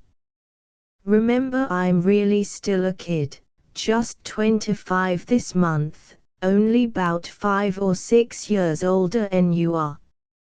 Now try calling me Elmer, and see how it sounds. Oh, my. I wouldn't dare. Well, try it. Oh, I couldn't. Imagine. 'Fraid cat. I am not so. Yes, you are. No, I'm not. I dare you. Well, Elmer, then. So there now. They laughed intimately, and in the stress of their merriment he picked up her hand, squeezed it, rubbed it against his arm. He did not release it, but it was only with the friendliest and least emphatic pressure that he held it while he crooned, "You aren't really scared of poor old Elmer?" "Yes, I am, a tiny bit." "But why?" "Oh, you're big and strong and dignified, like you were lots older, and you have such a boom voice, I love to listen to it, but it scares me. I feel like you'd turn on me and say, 'You bad little girl,' and then I'd have to fess. And then you're so terribly educated, you know such long words, and you can explain all these things about the Bible that I never can understand. And of course you are a real ordained Baptist clergyman. But does that keep me from being a man, too?" "Yes, it does. Sort of." Then there was no playfulness, but a grim urgency in his voice. "Then you couldn't imagine me kissing you? Look at me. Look at me, I tell you. There. No, don't look away now. Why, you're blushing. You dear, poor, darling kid. You can imagine me kissing, well, I oughtn't he to. Shamed. Yes, I am. Listen, dear. You think of me as so awfully grown up, and of course I have to impress all these folks when I'm in the pulpit, but you can see through it and I'm really just a big bashful kid, and I need your help so. Do you know, dear, you remind me of my mother. Frank Shallard turned on Elmer in their bedroom, while they were washing for supper. Their first moment alone since Lulu and Miss Baldwin had driven them to the Baines farm to spend the night before the Thanksgiving service. Look here, Gantry, Elmer. I don't think it looked well, the way you took Miss Baines in the back room at the church and kept her there. Must have been half an hour, and when I came in you two jumped and looked guilty. Aha, so our little friend Frankie is a real rubbernecking old woman. It was a spacious dusky cavern under the eaves, the room where they were to stay the night. The picture on the black walnut washstand was stippled in gold, riotous with nameless buds. Elmer stood glaring, his big forearms bare and dripping, shaking his fingers over the carpet before he reached for the towel. I am not a rubberneck and you know it, Gantry. But you're the preacher here, and it's our duty, for the effect on others, to avoid even the appearance of evil. Evil to him that evil thinks. Maybe you've heard that, too. Oh, yes, Elmer, I think perhaps I have. Suspicious, dirty-minded Puritan, that's what you are, seeing evil where there ain't any meant. People don't hate Puritans because they suspect unjustly, but because they suspect only too darned justly. Look here now, Elmer. I don't want to be disagreeable, well, you are. But Miss Baines, she looks sort of cuddlesome and flirtatious, but I'm dead certain she's straight as can be, and I'm not going to stand back and watch you try to make love to her. Well, smarty, suppose I wanted to marry her. Do you? You know so blame much, you ought to know without asking. Do you? I haven't said I didn't. Your rhetoric is too complicated for me. I'll take it that you do mean to. That's fine. I'll announce your intentions to Deacon Baines. You will like hell. Now you look here, Shallard. I'm not going to have you poking your long nose into my business, and that's all there is to it, see? Yes, it would be if you were a layman and I had no official connection with this outfit. I don't believe too much in going around being moral for other people. But you're the preacher here, you're an ordained minister, and I'm responsible with you for the welfare of this church, and I'm damned if I'm going to watch you seducing the first girl you get your big sweaty hands on. Oh, don't go doubling up your fists. Of course you could lick me. But you won't. Especially here in the deacon's house. Ruin you in the ministry. Great God, and you're the kind we affably let into the Baptist ministry. I was saying, I don't propose to see you trying to seduce. Now, by God, if you think I'm going to stand, let me tell you right now, you've got the filthiest mind I ever heard of, Shallard. Why you should think I intend for one single second to be anything but friendly and open and above board with Lulu, with Miss Baines, why, you fool, I was in there listening about how she was in love with a fellow and he's gone off to Chicago and chucked her, and that was all, and why you should think, oh, don't be so fat-headed, Gantry. You can't get away with sitting in my room at the Sem boasting, you and Zans boasting about how many affairs you've had. Well, it's the last time I'll sit in your damned room. Splendid. Think what you want to. And go to the devil. And be sure and run tattling to Pop Trisper and the rest of the faculty. Well, that's a good comeback, Gantry. I may do just that. But this evening I'll just watch Lulu, watch Miss Baines and you. Poor sweet kid that she is. Nice eyes. Aha, young Shalard, so you've been smelling around, too. My God, Gantry, what a perfect specimen you are. 6 Deacon and Mrs. Baines, an angry-faced, generous, grasping, horsey, black-mustached man he was, and she a dumpling, managed to treat Frank and Elmer simultaneously as professors of the sacred mysteries and as 2 hungry boys who were starved at Mizpah and who were going to catch up tonight. Fried chicken, creamed chipped beef, homemade sausages, pickles, and mince pie in which Elmer suspected, and gratefully suspected, the presence of unrighteous brandy, were only part of the stout trencher work required of the young prophets. Mr. Baines roared every 3 minutes at the swollen and suffering Frank, "Nonsense, nonsense, brother, you haven't begun to eat yet. What's the matter with you?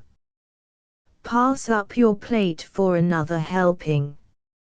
Miss Baldwin, the spinster, 2 other deacons and their wives and a young man from a nearby farm, one Floyd Naylor, were present, and the clergy were also expected to be instructive. The theories were that they cared to talk of nothing save theology and the church and, second, that such talk was somehow beneficial in the tricky business of enjoying your sleep and buggy riding and victuals, and still getting into heaven.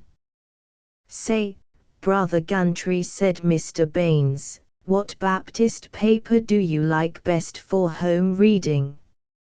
I tried the Watchman Examiner for a while, but don't seem to me it lambastes the Campbellites like it ought to, or gives the Catholics what for, like a real earnest Christian sheet ought to. I've started taking the Word and Way. Now there's a mighty sound paper that don't mince matters none, and written real elegant, just suits me. It tells you straight out from the shoulder that if you don't believe in the virgin birth and the resurrection, atonement, and immersion, then it don't make no difference about your so-called good works and charity and all that, because you're doomed and bound to go straight to hell, and not no make-believe hell, either, but a real gosh awful turble bed of sure enough coals. Yes, sir. Oh, look here now, Brother Baines. Frank Shalard protested. You don't mean to say you think that the Lord Jesus isn't going to save one single solitary person who isn't an Orthodox Baptist? Well, I don't profess to know all these things myself, like I was a high-toned preacher. But way I see it, oh, yes, maybe if a fellow ain't ever had a chance to see the light, say he was brought up a Methodist or a Mormon, and never heard a real dyed-in-the-wool Baptist explain the complete truth, then maybe God might forgive him 'cause he was ignorant. But one thing I do know, absolute, all these advanced thinkers and higher critics are going to the hottest pit of hell. What do you think about it, Brother Gantry? Personally, I'm much inclined to agree with you, Elmer gloated. But, anyway, we can safely leave it to the mercy of God to take care of wobblers and cowards and gasbags like these alleged advanced thinkers. When they treacherously weaken our efforts at soul-saving out here in the field, and go in for a lot of cussing and discussing and fussing around with a lot of fool speculation that don't do anybody any practical good in the great work of bringing poor suffering souls to peace, why then I'm too busy to waste my time on 'em, that's all, and I wouldn't care one bit if they heard me and knew it. Fact, that's the only trouble with Brother Shallard here. I know he has the grace of God in his heart, but he will waste time worrying over a lot of doctrines when everything's set down in Baptist tradition, and that's all you need to know. I want you to think about that, Frank. Elmer had recovered. He enjoyed defying lightning, provided it was lightning no more dynamic than Frank was likely to furnish. He looked at Frank squarely. It was perhaps half an hour since their talk in the bedroom. Frank opened his mouth twice, and closed it. Then it was too late. Deacon Baines was already overwhelming him with regeneration and mince pie. 7 Lulu was at the other end of the table from Elmer. He was rather relieved. He despised Frank's weakness, but he was never, as with Eddie Fisslinger, sure what Frank would do or say, and he determined to be cautious. Once or twice he glanced at Lulu intimately, but he kept all his conversation, which, for Lulu's admiration, he tried to make learned yet virile, for Mr. Baines and the other deacons. There, he reflected. Now Shallard, the damned fool, ought to see that I'm not trying to grab off the kid. If he makes any breaks about what are my intentions to her, I'll just be astonished, and get Mr. Frank Shallard in bad, curse him and his dirty sneaking suspicions. But, God, I've got to have her, said all the tumultuous smoky beings in the lowest layer of his mind, and he answered them only with an apprehensive, watch out. Be careful. Dean Trisper would bust you. Old Baines would grab his shotgun. Be careful. Wait. Not till an hour after supper, when the others were bending over the corn popper, did he have the chance to whisper to her, "Don't trust Shallard. Pretends to be a friend of mine, couldn't trust him with a plugged nickel. Got to tell you about him. Got to. Listen. Slip down after the others go up to bed. I'll be down here. Must. Oh, I can't. Cousin Adeline Baldwin is sleeping with me. Well. Pretend to get ready to go to bed, start and do your hair or something, and then come down to see if the fire is all right. Will you? Maybe. You must. Please? Dear.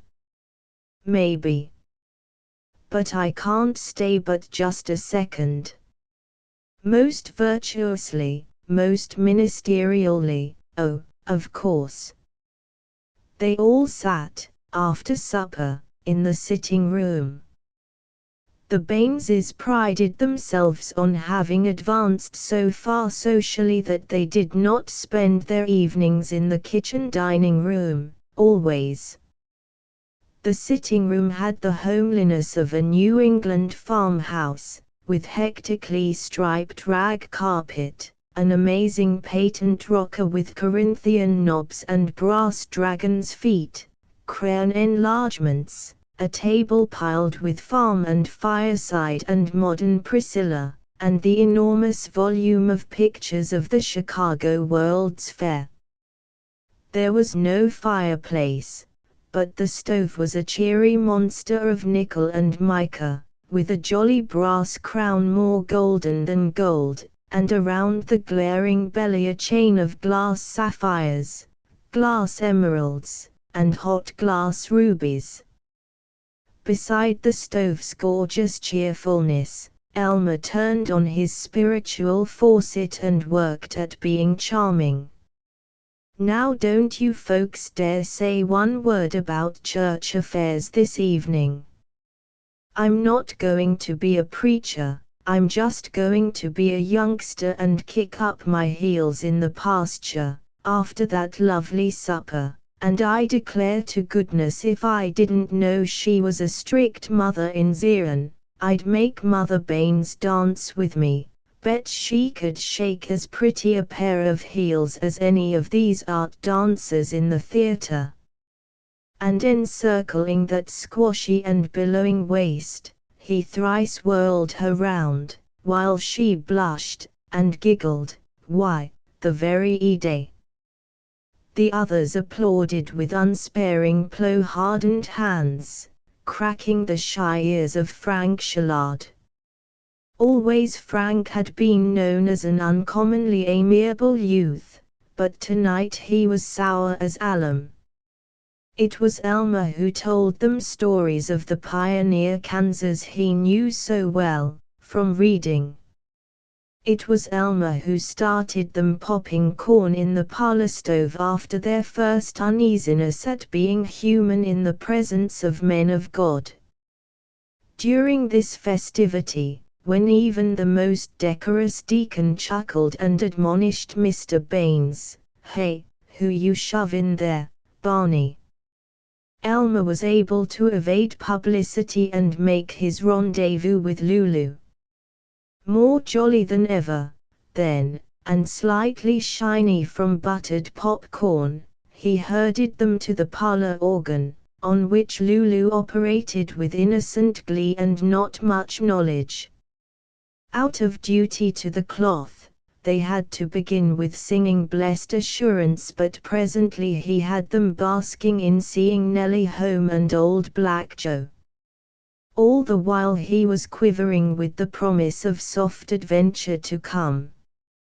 It only added to his rapture that the young neighboring farmer, Floyd Naylor, kin of the Baines family, a tall young man but awkward, was also mooning at Lulu, longing but shy. They wound up with Beulah Land played by Lulu, and his voice was very soothing, very touching and tender. "Oh Beulah Land, sweet Beulah Land, you little darling. As on thy highest mount I stand, I wonder if I kinda looked pathetic, would she baby me? I look away across the sea, oh, I'll be good, won't go too far. Where mansions are prepared for me, her wrists while she plays, like to kiss 'em. And view the shining glory shore, going to, by thunder. Tonight. My heaven, my home forevermore. Wonder if she'll come downstairs in a wrapper. I just wish I knew," said the wife of one of the deacons, a sentimental and lively lady, "what you were thinking of while we sang, Brother Gantry." "Why, I was thinking how happy we'll all be when we are purified and at rest in Beulah Land." "My, I knew it was something religious, you sang so sorta happy and inspired." "Well, we must be going. It's been such a lovely evening, Sister Baines. We just don't know how to thank you and Brother Baines, yes, and Brother Gantry, too, for such a fine time. Oh, and Brother Shallard, of course. Come, Charlie. Charlie, as well as the other deacons, had vanished into the kitchen after Brother Baines. There was a hollow noise, as of a jug mouth, while the ladies and the clergy talked loudly and looked tolerant. The men appeared at the door wiping their mouths with the hairy backs of their paws. 8 After the tremendous leave-taking, to a yawning host Elmer suggested, if it won't bother you and Sister Baines, I'm going to stay down here by the fire a few minutes and complete my notes for my sermon tomorrow. And then I won't keep Brother Shallard awake. Fine, fine, excuse me, so sleepy. The house is yours, my boy, brother. Good night. Good night. Good night, Brother Baines. Good night, Sister Baines. Good night, Sister Lulu. Night, Frank. The room was far more boisterous when he was left alone in it.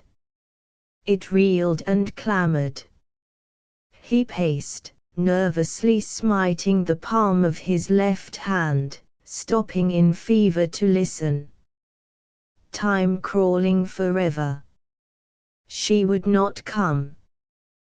Creep mouse rustle on the stairs, reluctant tiptoe in the hall.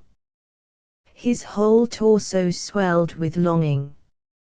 He threw back his arms, fists down by his side, chin up, like the statue of Nathan Hale. But when she edged in he was enacting the kindly burly pastor, an elbow on the corner of the parlor organ, 2 fingers playing with his massy watch chain, his expression benevolent and amused. She was not in a dressing gown, she wore her blue frock unaltered. But she had let down her hair and its pale silkiness shone round her throat. She looked at him beseechingly. Instantly he changed his pose and dashed at her with a little boyish cry, "Oh, Lou! I can't tell you how Frank hurt me." "What? What?" Very naturally, as with unquestioning intimacy, he put his arm about her shoulder, and his fingertips rejoiced in her hair. "It's terrible. Frank ought to know me, but what do you think he said?" "Oh, he didn't dare come right out and say it, not to me, but he hinted around and insinuated and suggested that you and I were misbehaving there in the church when we were talking. And you remember what we were talking about my mother. And how beautiful and lovely she used to be and how much you're like her. Don't you think that's rotten of him?" "Oh, I do. I think it's just dreadful. I never did like him." In her sympathy she had neglected to slip out from under his arm. "Come sit down beside me on the couch, dear." "Oh, I mustn't." Moving with him toward the couch. "I've got to go right back upstairs. Cousin Adeline, she's suspicious." "We'll both go up, right away. But this thing upset me so. Wouldn't think a big clumsy like me could be such a sensitive chump, would you?" He drew her close. She snuggled beside him, unstruggling, sighing, "Oh, I do understand, Elmer, and I think it's dandy, I mean, it's lovely when a man can be so big and strong and still have fine feelings. But, honest, I must go. Must go, dear. No, yes. Won't let you, less you say it. Must go, dear. She had sprung up, but he held her hand, kissed her fingertips, looked up at her with plaintive affection. Poor boy! Did I make it all well? She had snatched away her hand, she had swiftly kissed his temple and fled. He tramped the floor quite daft, now soaringly triumphant, now blackly longing. 9 During their handcar return to Babylon and the seminary, Elmer and Frank had little to say. Don't be such a grouch. Honest, I'm not trying to get funny with little Lulu, Elmer grumbled, panting as he pumped the handcar, grotesque in cap and muffler. All right. Forget it, said Frank. Elmer endured it till Wednesday. For 2 days he had been hag-ridden by plans to capture Lulu. They became so plain to him that he seemed to be living them, as he slumped on the edge of his cot, his fists clenched, his eyes absent. In his dream he squandered a whole $2.50 for a livery rig for the evening, and drove to Schoenheim. He hitched it at that big oak, a quarter of a mile from the Baines farmhouse. In the moonlight he could see the rounded and cratered lump on the oak trunk where a limb had been cut off. He crept to the farmyard, hid by the corn crib, cold but excited. She came to the door with a dishpan of water, stood sidewise in the light, her gingham work dress molded to the curve from shoulder to breast. He whistled to her, she started, came toward him with doubtful feet, cried with gladness when she saw who it was. She could not stay with him till the work was done, but she insisted that he wait in the stable. There was the warmth of the cows, their sweet odor, and a scent of hay. He sat on a manger edge in the darkness, enraptured yet so ardent that he trembled as with fear. The barn door edged open, with a flash of moonlight, she came toward him, reluctant, fascinated. He did not stir. She moved, entranced, straight into his arms. They sat together on a pile of hay, taut with passion, unspeaking, and his hand smoothed her ankle. And again, in his fancies, it was at the church that she yielded, for some reason not quite planned. He was there without Frank, on a weekday evening, and she sat beside him on a pew. He could hear himself arguing that she was to trust him, that their love partook of the divine, even while he was fondling her. But, suppose it were Deacon Baines who came to his whistle, and found him sneaking in the barnyard. Suppose she declined to be romantic in cow barns. And just what excuse had he for spending an evening with her at the church? But, over and over, sitting on his cot, lying half asleep with the covers clutched desperately, he lived his imaginings till he could not endure it. Not till Wednesday morning did it occur to the Reverend Elmer Gantry that he need not sneak and prowl, not necessarily, no matter what his custom had been, and that there was nothing to prevent his openly calling on her. Nor did he spend any $2.50 for a carriage. Despite his florid magnificence, he was really a very poor young man. He walked to Schoenheim, not in vision now, but in reality, starting at 5 in the afternoon, carrying a ham sandwich for his supper, walked the railroad track, the cold ties echoing under his heavy tread. He arrived at 8. He was certain that, coming so very late, her parents would not stay up to annoy him for more than an hour. They were likely to ask him to remain for the night, and there would be no snooping cousin Adeline Baldwin about. Mr. Baines opened to his knock. "Well, well, well, Brother Gantry. What brings you down to this part of the world this time of night? Come in. Come in.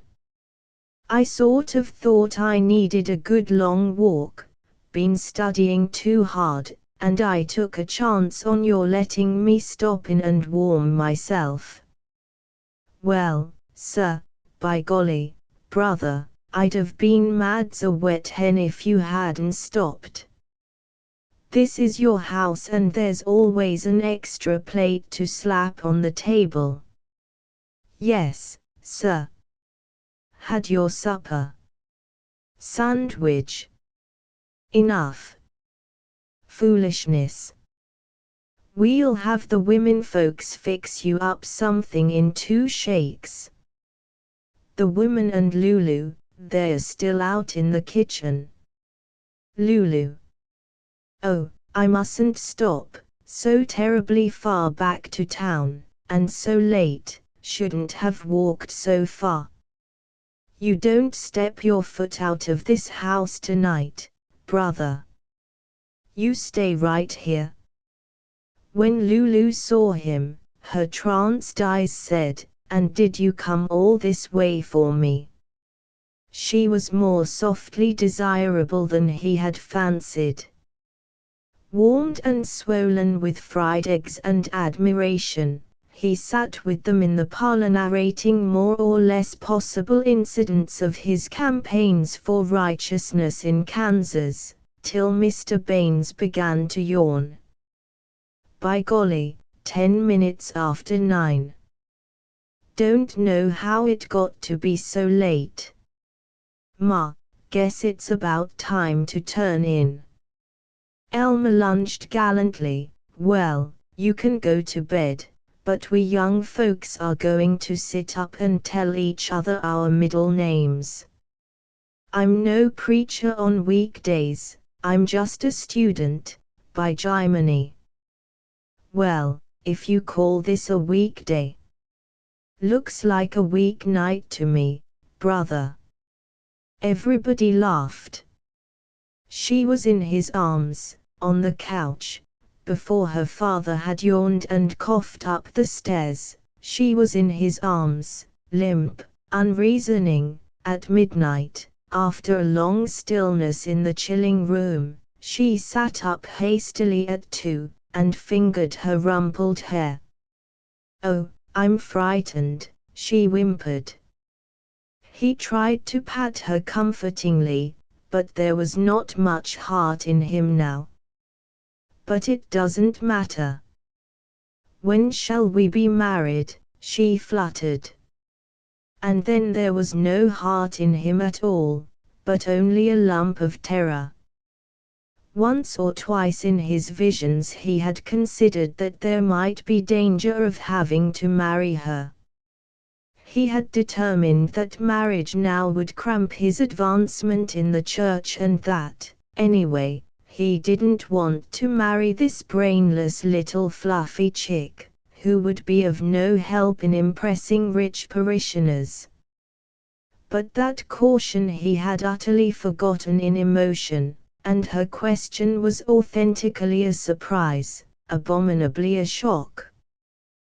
Thus in whirling thought, even while he mumbled, "Well, well, don't think we can decide yet. Ought to wait till I have time to look around after I graduate," and get settled in some good pastorate. Yes, perhaps we ought, she said meekly to her man, the best and most learned and strongest and much the most interesting person she had ever known. So you mustn't mention it to anybody, Lou. Not ever to your folks. They might not understand, like you do, how hard it is for a preacher to get his first real church. Yes, dear. Oh, kiss me.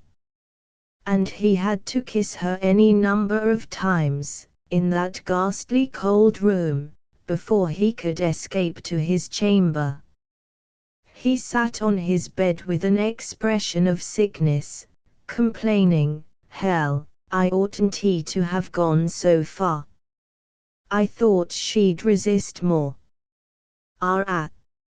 It wasn't worth all this risk. She's dumb as a cow. Poor little thing." His charity made him feel beneficent again. Sorry for her. But, good God, she is so wishy-washy. Her fault, really, but, I was a fool. Well, fellow has to stand right up and face his faults honestly. I do. I don't excuse myself. I'm not afraid to admit my faults and repent. So he was able to go to bed admiring his own virtue and almost forgiving her. Chapter 8 The ardor of Lulu, the pride of having his own church at Schoenheim, the pleasure of watching Frank Shallard puff in agony over the hand car. All these did not make up to Elmer for his boredom in seminary classes from Monday to Friday, that boredom which all preachers save a few sporting country parsons, a few managers of factory-like institutional churches, must endure throughout their lives. Often he thought of resigning and going into business. Since buttery words and an important manner would be as valuable in business as in the church, the class to which he gave the most reverent attention was that of Mr. Ben T. Bonsack, professor of oratory and literature, and instructor in voice culture. Under him, Elmer had been learning an ever more golden, yet steel-strong, pulpit manner, learning not to split infinitives in public, learning that references to Dickens, Victor Hugo, James Whitcomb Riley, Josh Billings, and Michelangelo give to a sermon a very tony Chicago air. Elmer's eloquence increased like an August pumpkin. He went into the woods to practice. Once a small boy came up behind him, standing on a stump in a clearing, and upon being greeted with "I denounce the abominations of your lascivious and voluptuous abominations," he fled yelping, and never again was the same carefree youth. In moments when he was certain that he really could continue with the easy but dull life of the ministry, Elmer gave heed to Dean Trisper's lectures in practical theology and in homiletics. Dr. Trisper told the aspiring holy clerks what to say when they called on the sick, how to avoid being compromised by choir singers, how to remember edifying or laugh-trapping anecdotes by cataloguing them, how to prepare sermons when they had nothing to say, in what books they could find the best predigested sermon outlines, and, most useful of all, how to raise money. Eddie Fislinger's notebook on the practical theology lectures, which Elmer viewed as Elmer's notebook also, before examinations, was crammed with such practical theology as pastoral visiting, no partiality. Don't neglect hired girls, be cordial. Guard conversation, pleasing manner and laugh and maybe one funny story but no scandal or crit of others. Stay only 15 to 30 minutes. Ask if like to pray with, not insist. REMGT opportunities during sickness, sorrow, marriage. Ask jokingly why husband not oftener to church. The course in hymnology Elmer found tolerable, the courses in New Testament interpretation, church history, theology, missions, and comparative religions he stolidly endured and warmly cursed. Who the dickens cared whether Adoniram Judson became a Baptist by reading his Greek New Testament? Why all this fuss about a lot of prophecies in Revelation? He wasn't going to preach that highbrow stuff. And expecting them to make something out of this filioque argument in theology. Foolish. The teachers of New Testament and church history were ministers whom admiring but bored metropolitan congregations had kicked upstairs. To both of them polite deacons had said, "We consider you essentially scholarly, brother, rather than pastoral. Very scholarly. We're pulling wires to get you the high honor that's your due, election to a chair in one of the Baptist seminaries. While they may pay a little less, you'll have much more of the honor you so richly deserve, and lots easier work, as you might say." The grateful savants had accepted, and they were spending the rest of their lives reading 15th-hand opinions, taking pleasant naps, and drooling out to yawning students the anemic and wordy bookishness which they called learning. But the worst of Elmer's annoyances were the courses given by Dr. Bruno Zeklin, professor of Greek, Hebrew, and Old Testament exegesis. Bruno Zeklin was a Ph.D. of Bonn, an S.T.D. of Edinburgh. He was one of the dozen authentic scholars in all the theological institutions of America, and incidentally he was a thorough failure. He lectured haltingly, he wrote obscurely, he could not talk to God as though he knew him personally, and he could not be friendly with numbskulls. Mizpah Seminary belonged to the right wing of the Baptists. It represented what was 20 years later to be known as fundamentalism, and in Mizpah Dr. Zeklin had been suspected of heresy. He also had a heathenish tawny German beard, and he had been born not in Kansas or Ohio but in a city ridiculously named Frankfort. Elmer despised him, because of the beard, because he was enthusiastic about Hebrew syntax, because he had no useful tips for ambitious young professional prophets, and because he had seemed singularly to enjoy flunking Elmer in Greek, which Elmer was making up with a flinching courage piteous to behold. But Frank Shallard loved Dr. Zeklin, him alone among the members of the faculty.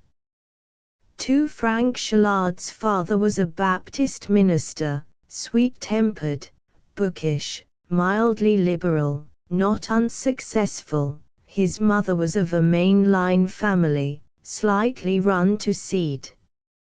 He was born in Harrisburg and reared in Pittsburgh, always under the shadow of the spires, in his case, a kindly shadow and serene, though his father did labor long at family prayers and instruct his young to avoid all worldly pollution, which included dancing, the theater, and the libidinous works of Balzac. There was talk of sending Frank to Brown University or Pennsylvania, but when he was 15 his father had a call to a large church in Cleveland, and it was the faculty of Oberlin College, in Ohio, who interpreted and enriched for Frank the Christian testimony to be found in Plautus, Homer, calculus, basketball, and the history of the French Revolution. There was a good deal of the natural poet in him and, as is not too rarely the case with poets, something of the reasoning and scientific mind. But both imagination and reason had been submerged in a religion in which doubt was not only sinful but, much worse, in bad taste.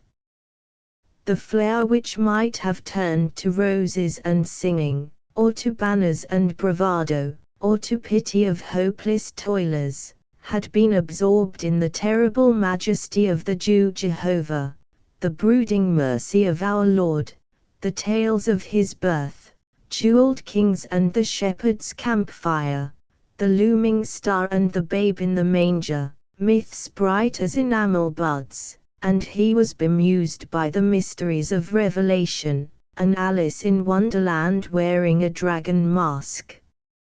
Not only had he been swathed in theology, but all his experience had been in books instead of the speech of toiling men. He had been a solitary in college, generous but fastidious, jarred by his classmates' belching and sudden laughter.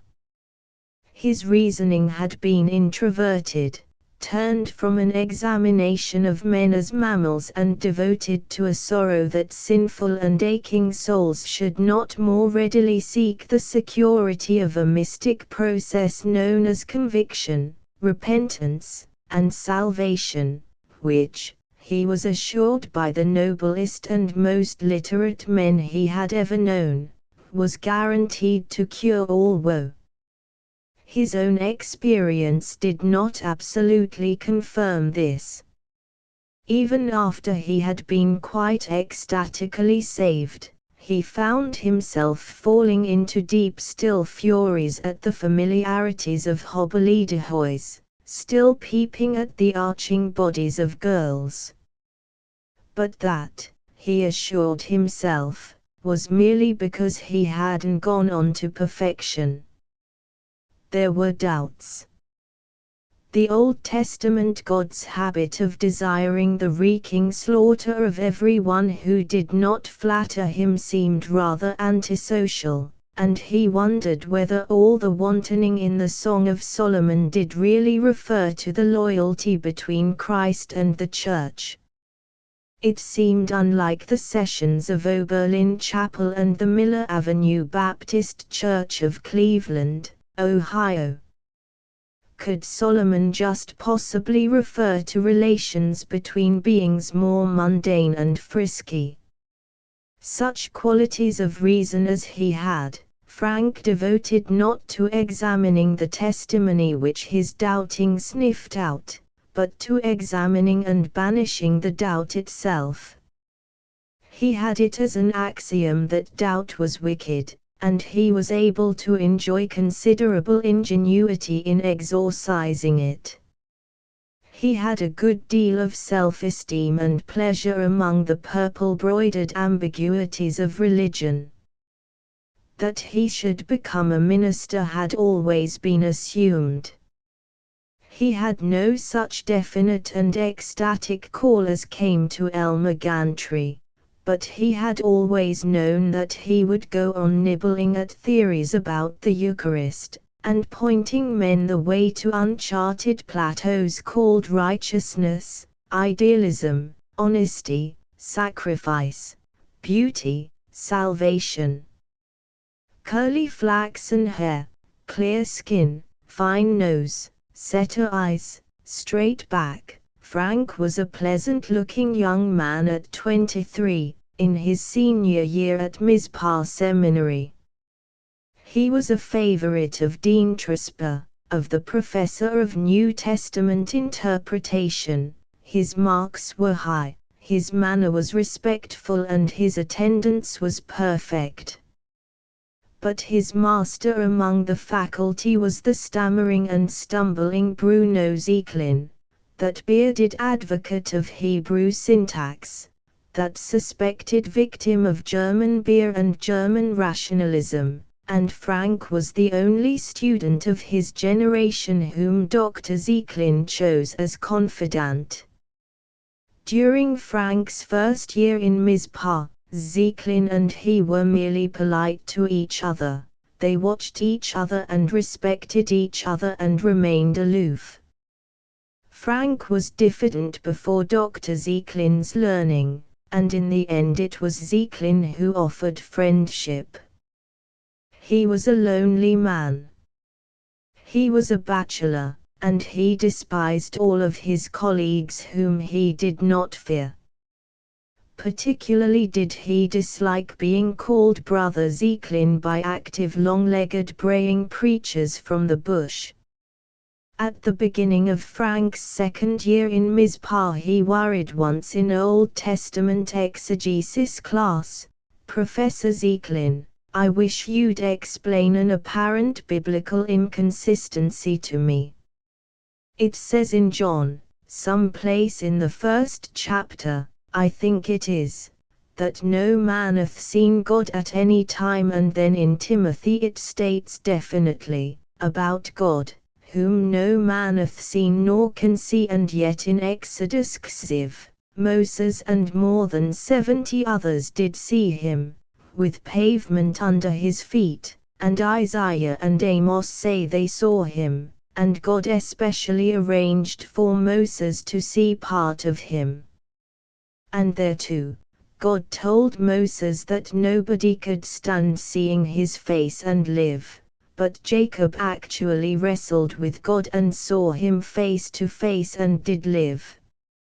Honestly, Professor, I'm not trying to raise doubts, but there does seem to be an inconsistency there, and I wish I could find the proper explanation."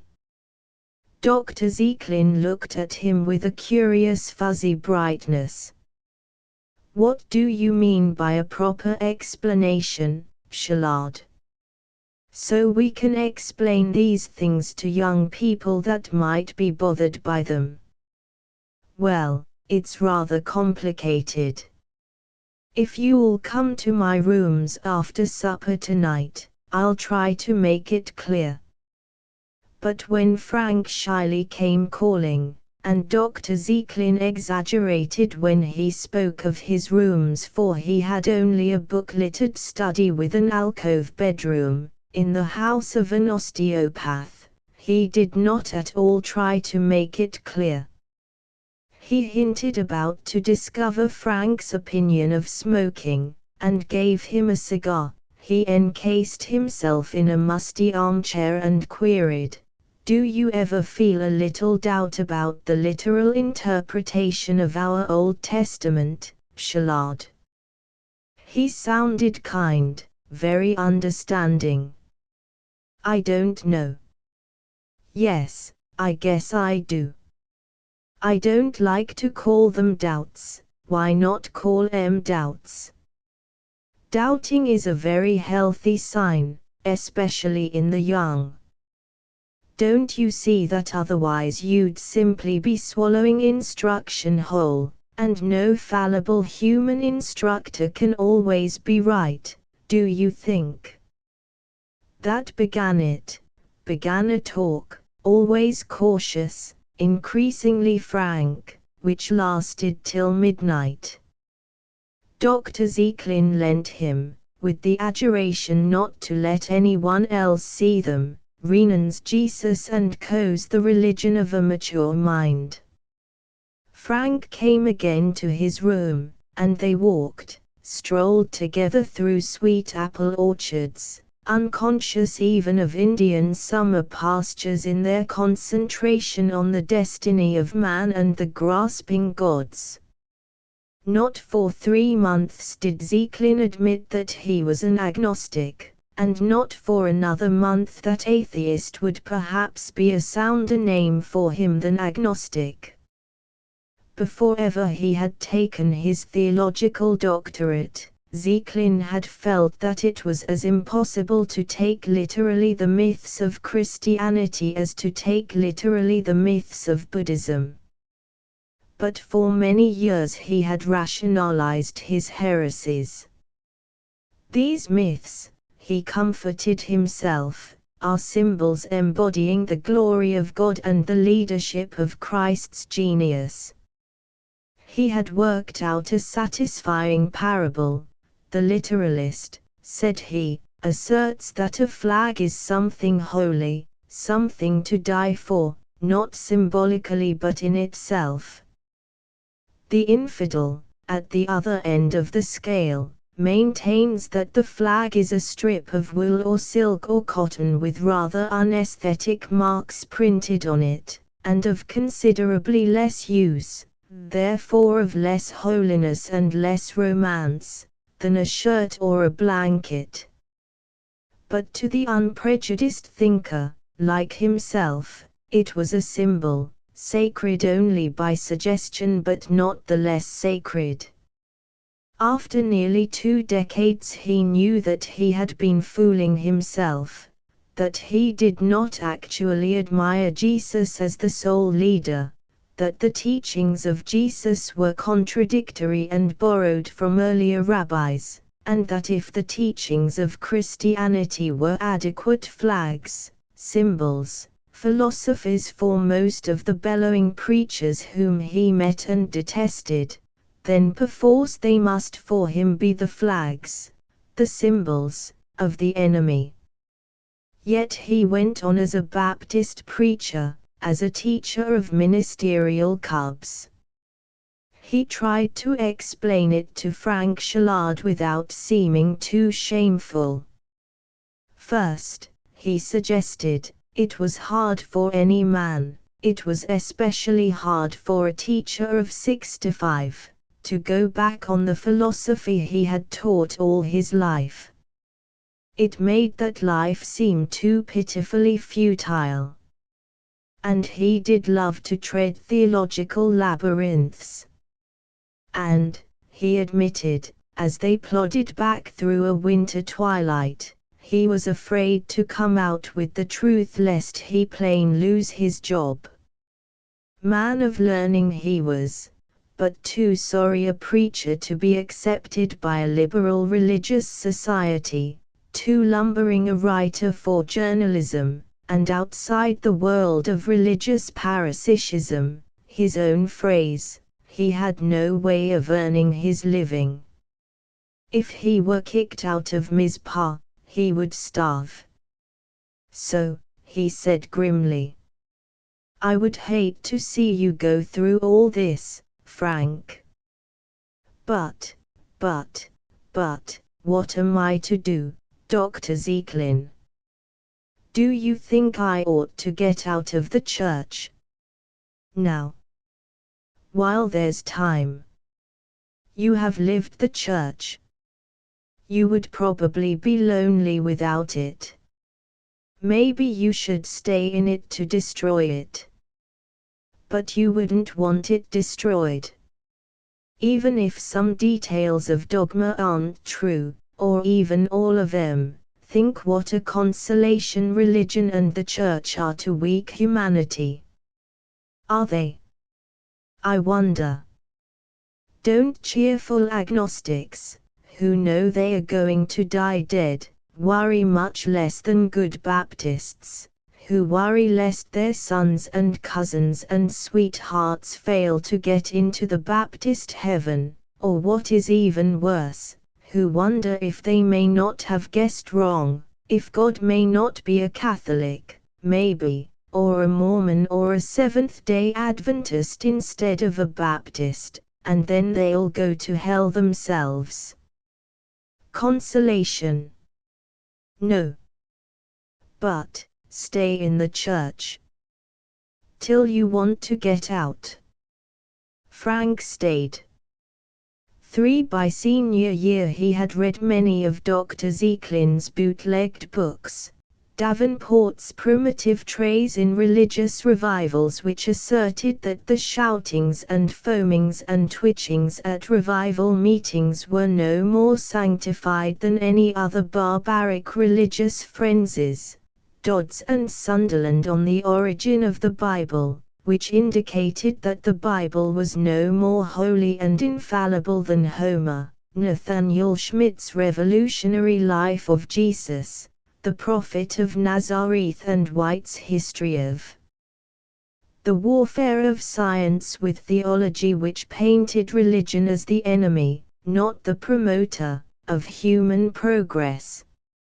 He was indeed, in a Baptist seminary, a specimen of the young man ruined by godless education whom the Baptist periodicals loved to paint. But he stayed. He clung to the church. It was his land, his patriotism. Nebulously and quite unpractically and altogether miserably he planned to give his life to a project called liberalizing the church from within.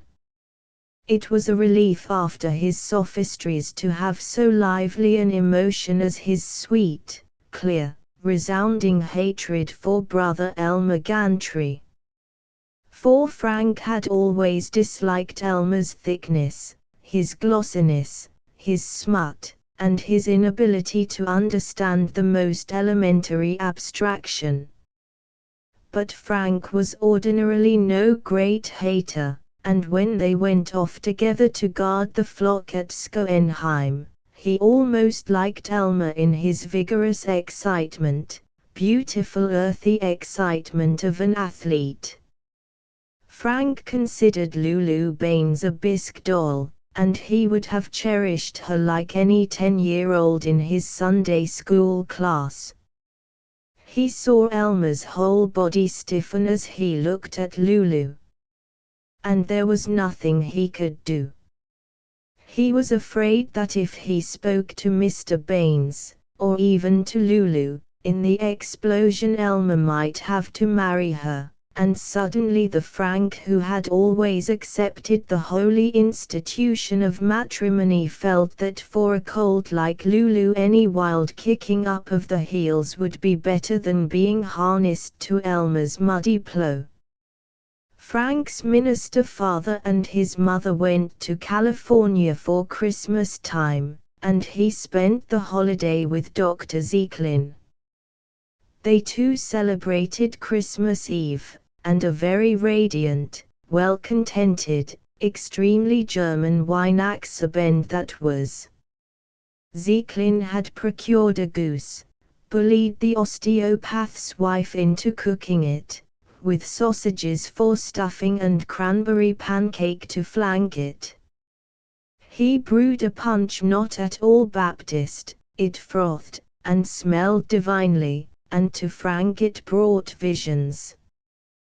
They sat in old chairs on either side of the round stove, gently waving their punch glasses, and sang, Still nacht, heilig nacht, als schlaft, einsam wat nur das Traut hoch heilig per, holden ab im Lockigen haar schlaf in himmlischer Ruhe, schlaf in himmlischer Ruhe. Ah, yes, the old man meditated. That is the Christ I still dream of, the child with shining hair, the dear German Christ child, the beautiful fairy tale, and your Dean Trispers make Jesus into a monster that hates youth and laughter, Wayne, Weibund G. sang. Der Arm. How unlucky he was, that Christ, not to have the good Trisper with him at the wedding feast to explain that he must not turn the water into wine. Check. Check. I wonder if I am too old to start a little farm with a big vineyard and 7 books. Elmer Gantry was always very witty about Dr. Bruno Zieklin. Sometimes he called him Old Fuzzy. Sometimes he said, that old coot ought to teach Hebrew, He looks like a page of Yid himself. Elmer could toss off things like that. The applause of Eddie Fisslinger, who was heard to say in hallways and lavatories that Zeklin lacked spirituality, encouraged Elmer to create his masterpiece. Before exegesis class, he printed on the blackboard in a disguised hand, "I am Fuzzy Zeklin, the gazebo that knows more than God." If Jake Trisper got on to what I really think about inspiration of the scriptures, he'd fire me out on my dirty Dutch neck. The assembling students guffawed, even ponderous Brother Carkeys, the Up Creek Calvin. Dr. Zeklin trotted into the classroom, smiling. He read the blackboard inscription. He looked incredulous, then frightened, and peered at his class like an old dog stoned by hoodlums. He turned and walked out, to the laughter of Brother Gantry and Brother Carkeys. It is not recorded how the incident came to Dean Trisper. He summoned Elmer. "I suspect it was you who wrote that on the blackboard." Elmer considered lying, then blurted, "Yes, I did, Dean. I tell you, it's a shame. I don't pretend to have reached a state of Christian perfection, but I'm trying hard, and I think it's a shame when a man on the faculty is trying to take away our faith by hints and sneers. That's how I feel." Dean Trisper spoke snappishly. "I don't think you need worry about anybody suggesting new possibilities of sin to you, Brother Gantry. But there is some justification to what you say. Now go and sin no more. I still believe that someday you may grow up and turn your vitality into a means of grace for many, possibly including yourself." The Deldo. Dr. Bruno Zeklin was abruptly retired at Easter. He went to live with his niece. She was poor and liked bridge, and did not want him. He made a little money by translating from the German. He died within 2 years.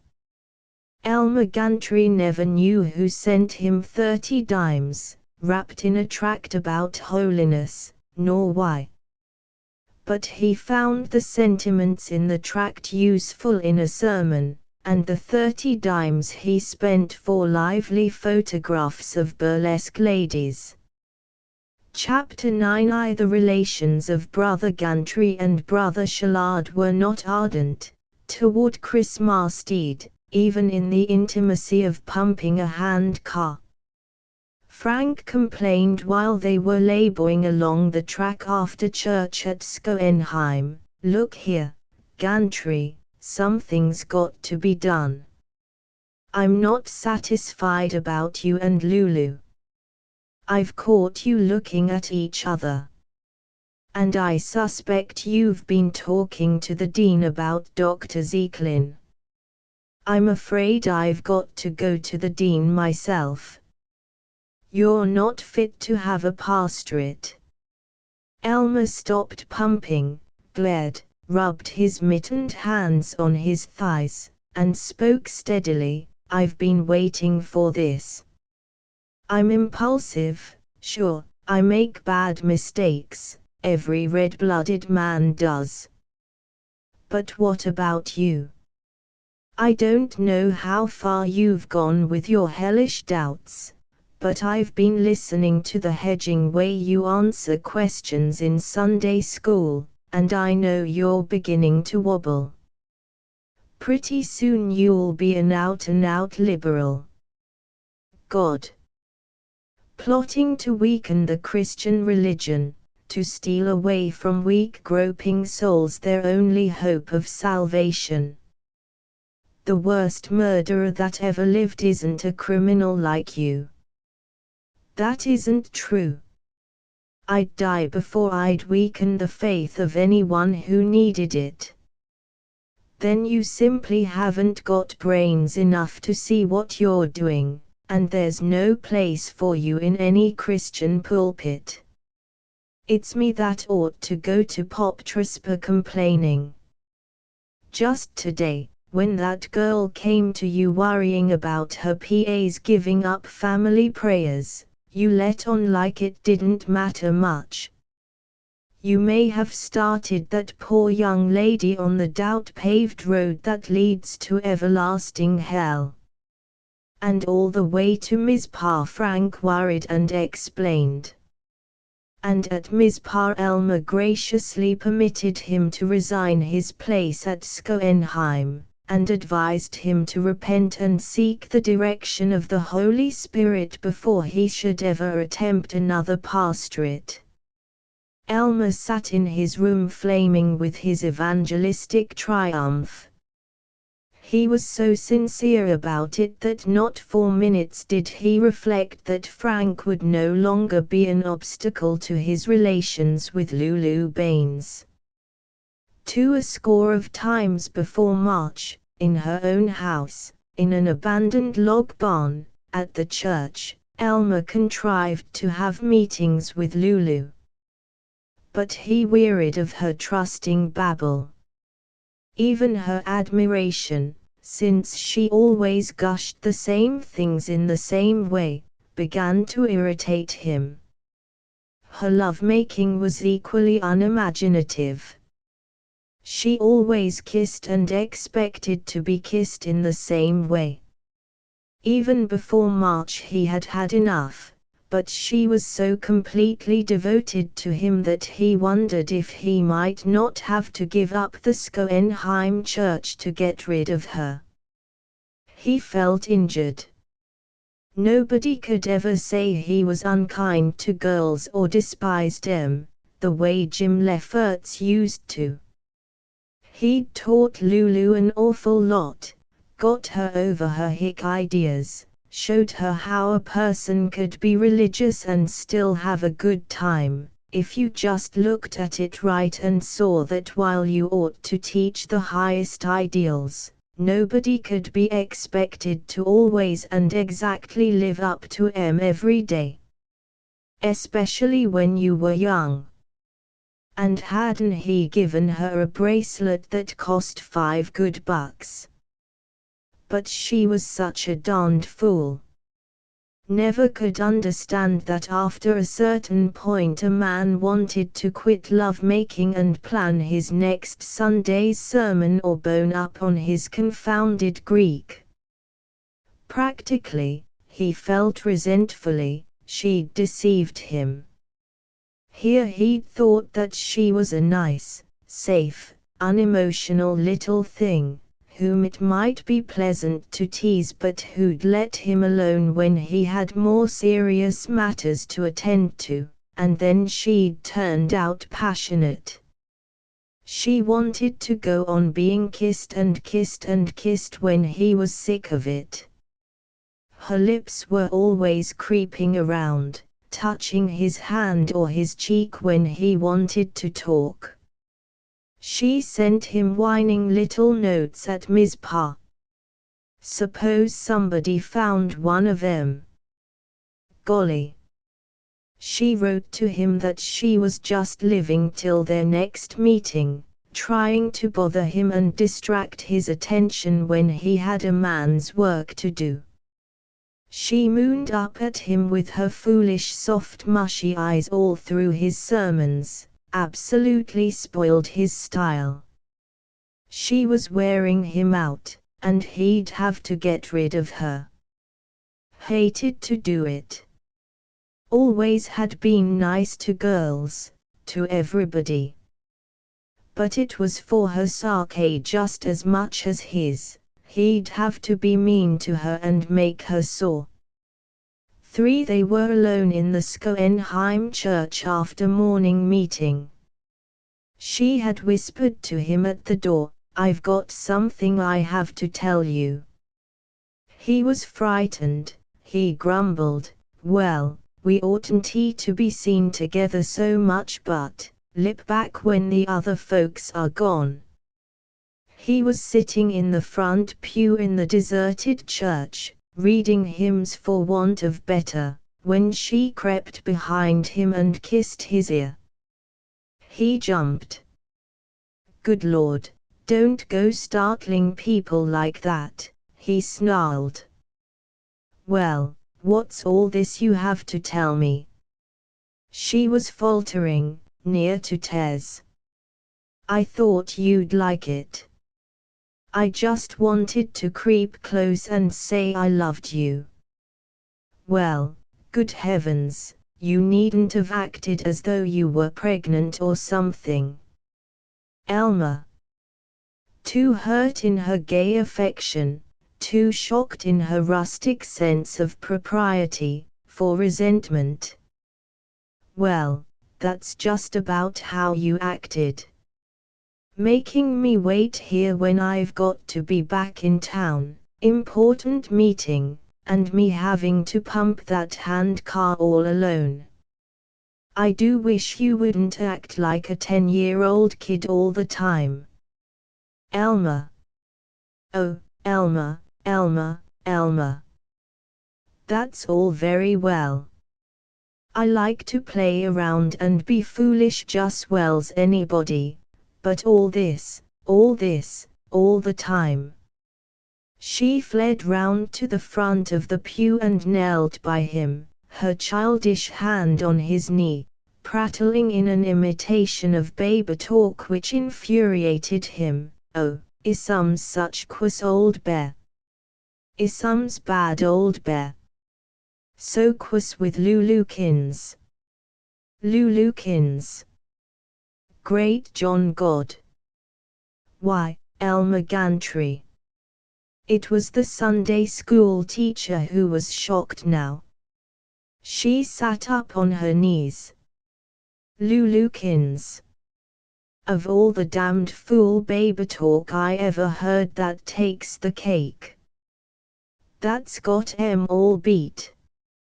For God's sake, try to talk like a human being. And don't go squatting there. Suppose somebody came in.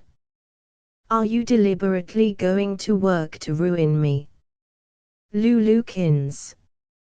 She stood up, fists tight. "What have I done? I didn't mean to hurt you." "Oh, I didn't, dearest. Please forgive me.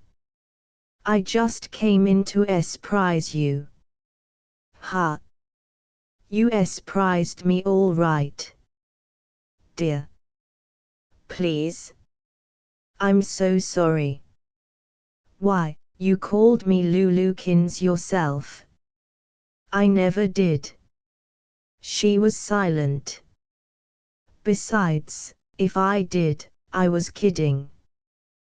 Patiently, trying to puzzle it out, she sat beside him and pleaded, "I don't know what I've done. I just don't know. Won't you please, oh, please explain, and give me a chance to make up for it." "Oh, hell." He sprang up, hat in hand, groping for his overcoat. "If you can't understand, I can't waste my time explaining." And was gone, relieved but not altogether proud. But by Tuesday he admired himself for his resolution. Tuesday evening came her apology, not a very good note, blurry, doubtful of spelling, and, as she had no notion what she was apologizing about, not very lucid. He did not answer it. During his sermon the next Sunday she looked up at him waiting to smile, but he took care not to catch her eye. While he was voluminously explaining the crime of Nadab and Abihu in putting strange fire in their censers, he was thinking with self-admiration, "Poor little thing. I'm sorry for her. I really am. He saw that she was loitering at the door, behind her parents, after the service, but he left half his congregation unhandshaken and unshriven, muttered to Deacon Baines, "Sorry, gotta hurry way," and fled toward the railroad tracks. "If you're going to act this way and deliberately persecute me," he raged, "I'll just have to have a good talk with you, my fine young lady." He waited, this new Tuesday, for another note of apology. There was none, but on Thursday, when he was most innocently having a vanilla milkshake at Bommer's drugstore, near the seminary, when he felt ever so good and benign and manly, with his missions theme all finished and 2 fine 5-cent cigars in his pocket, he saw her standing outside peering in at him. He was alarmed. She looked not quite sane. "Suppose she's told her father," he groaned. He hated her. He swaggered out gallantly, and he did most magniloquently the proper delight at encountering her here in town. "Well, well, well, Lulu, this is a pleasant surprise. And where's Papa?" "He and Ma are up in the doctor's office, about Ma's earache. I said I'd meet them at the Boston Bazaar." "Elmer." Her voice was like stretched quivering wire. "I've got to talk to you. You've got to walk down the street with me." He saw that she had tried to rouge her cheeks. It was not customary in rural Midwest in 1906. She had done it badly. The spring was early. These first days of March were soft with buds, and Elmer sighed that if she weren't such a tyrannical nagger, he might have felt romantic about her as they walked toward the courthouse lawn and the statue of General Sherman. He had expanded her education in boldness as well as vocabulary, and with only a little hesitation, a little of peering up at him, a little of trying to hook her fingers over his arm till he shook it free, she blurted, "We've got to do something. Because I think I'm going to have a baby." "Oh, good God Almighty."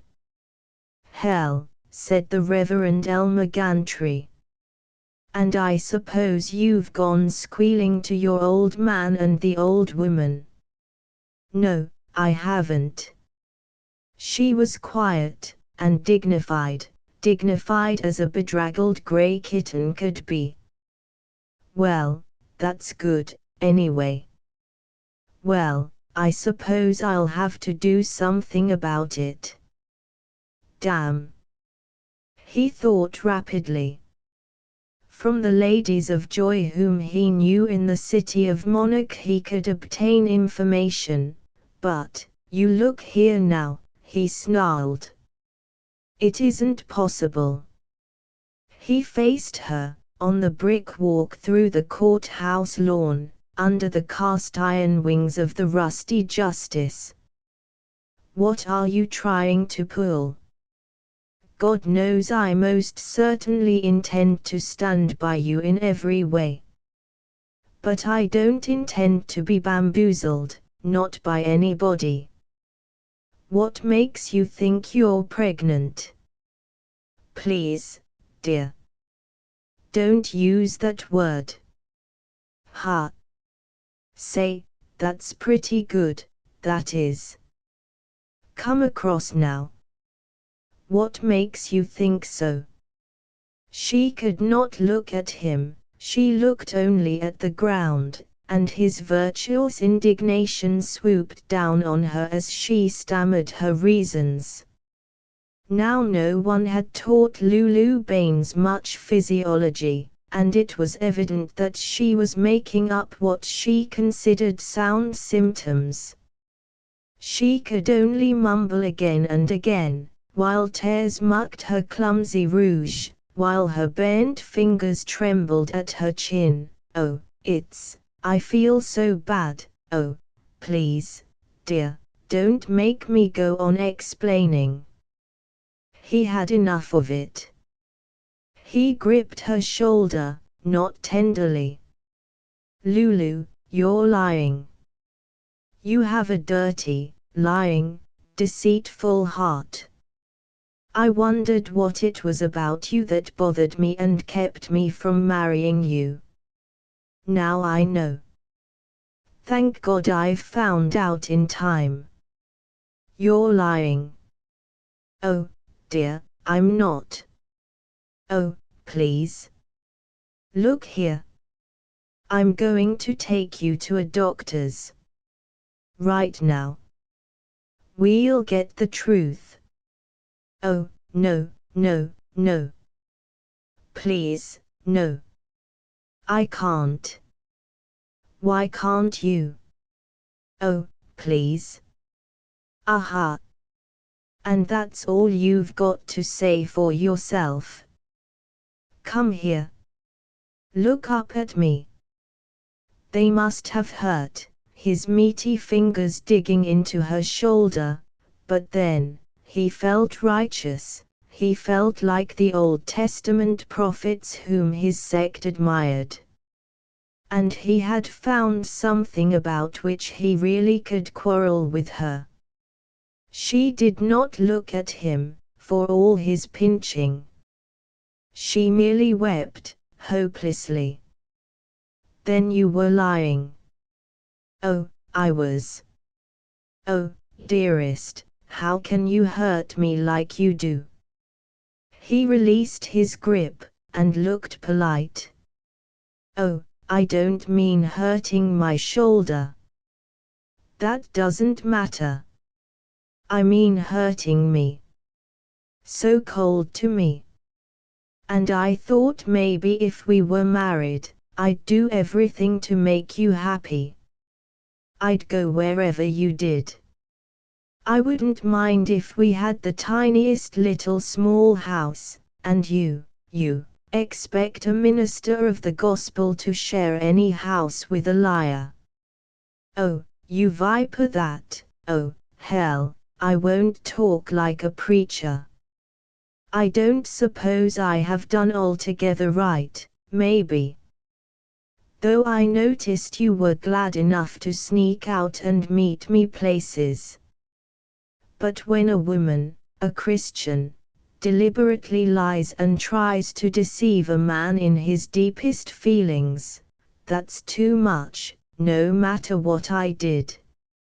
Don't you ever dare to speak to me again. And if you tell your father about this, and force me into marriage, I'll kill myself." "Oh, I won't. Honest, I won't. I'll repent my own fault in bitter tears, and as for you, young woman, go and sin no more." He swung round, walked away from her, deaf to her whimperings. She desperately trotted after his giant strides for a while, then leaned against the trunk of a sycamore, while a passing grocery clerk snickered. She did not appear at church the next Sunday. Elmer was so pleased that he thought of having another rendezvous with her. For Deacon Baines and his good wife had noticed how pale and absent-minded was their normally bouncing daughter. "Guess she's in love with that new preacher. Well, let's keep our hands off. Be a nice match for her. Never knew a young preacher that was so filled with the power. Talks like a house afire, by golly," said the deacon, as they yawned and stretched in the vast billowy old bed. Then Floyd Naylor came fretting to the deacon. Floyd was a kinsman of the family, a gangling man of 25, immensely strong, rather stupid, a poor farmer, very loyal. For years he had buzzed about Lulu. It would be over-romantic to say that he had eaten his faithful heart out in lone reverence. But he had always considered Lulu the most beautiful, sparkling, and profound girl in the universe. Lulu considered him a stick, and Deacon Baines held in aversion his opinions on alfalfa. He was a familiar of the household, rather like a neighbor's dog. Floyd found Deacon Baines in the barnyard mending a whiffle tree, and grunted, "Say, Cousin Barney, I'm kind of worried about Lulu. Oh, guess she's in love with this new preacher.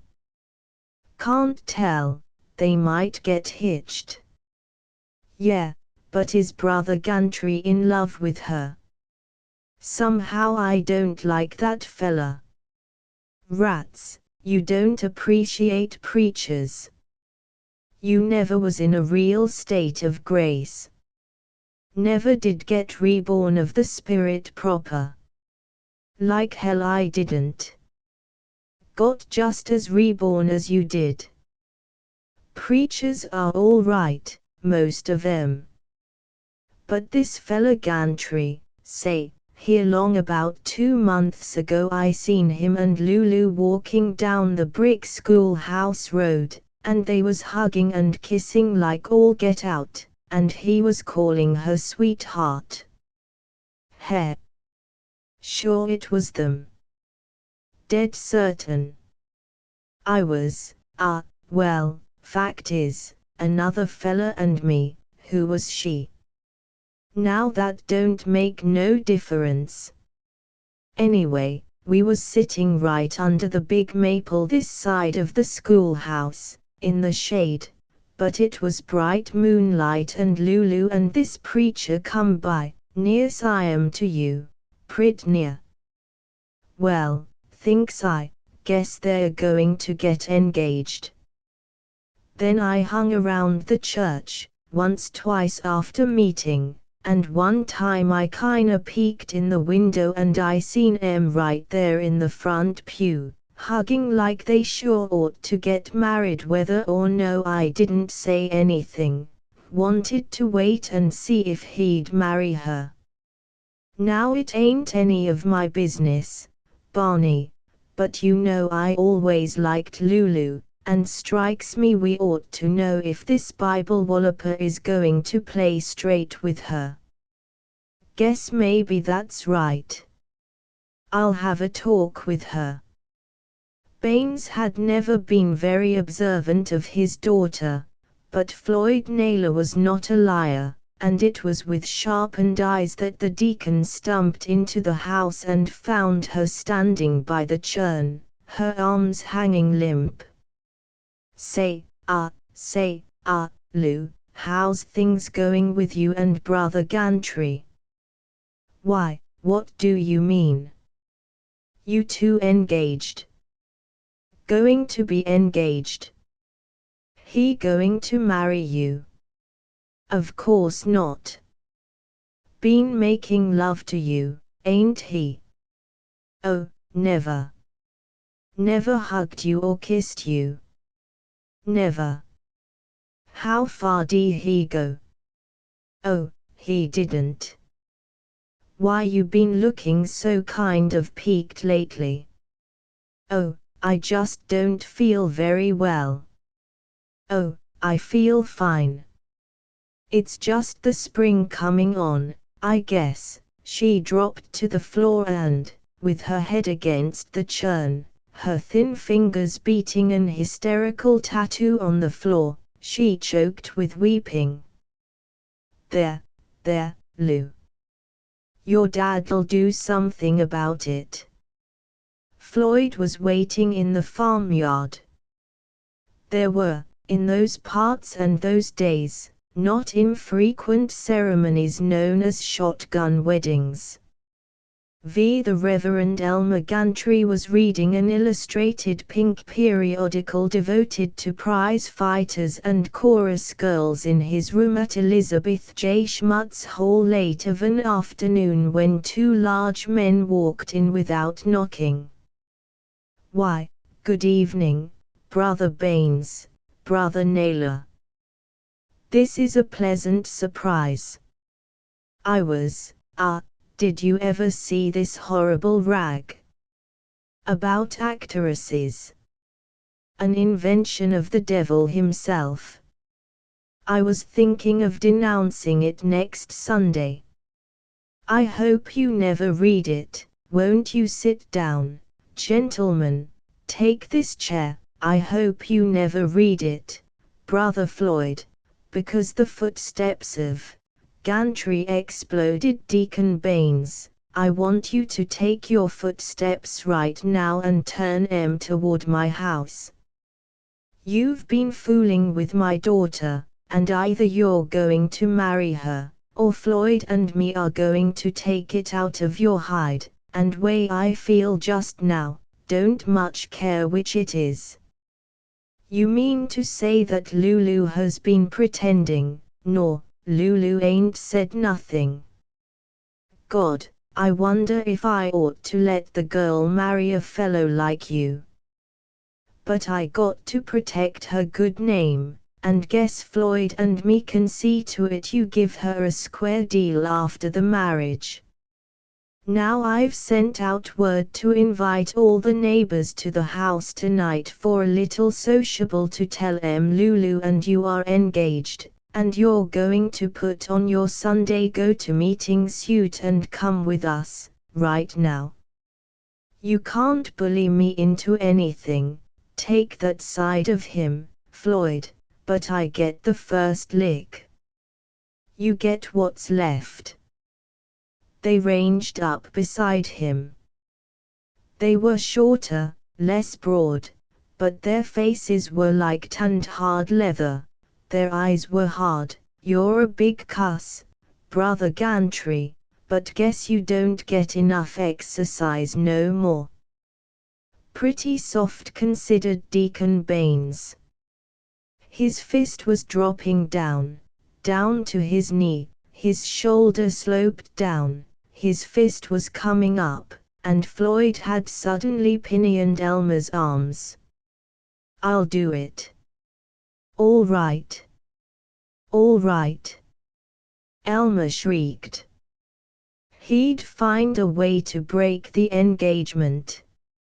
Already he was recovering his poise. Now you fellows listen to me. I'm in love with Lulu, and I intended to ask her the moment I finish here, less than 3 months now, and get my first church. And then you two butt in and try to spoil this romance. Yes, I guess so. Baines droned, inexpressible contempt in his dragging voice. You save all them pretty words for Lulu. You're going to be married the middle of May, that'll give time enough after the engagement so's the neighbors won't think there's anything wrong. Now into them clothes. Buggy waiting outside.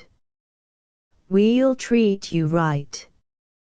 If you use Lulu like you ought to, and honey her up and make her feel happy again, maybe Floyd and me won't kill you the night of your wedding. We'll see. And we'll always treat you fine in public, won't even laugh when we hear you preaching. Now git, hear me.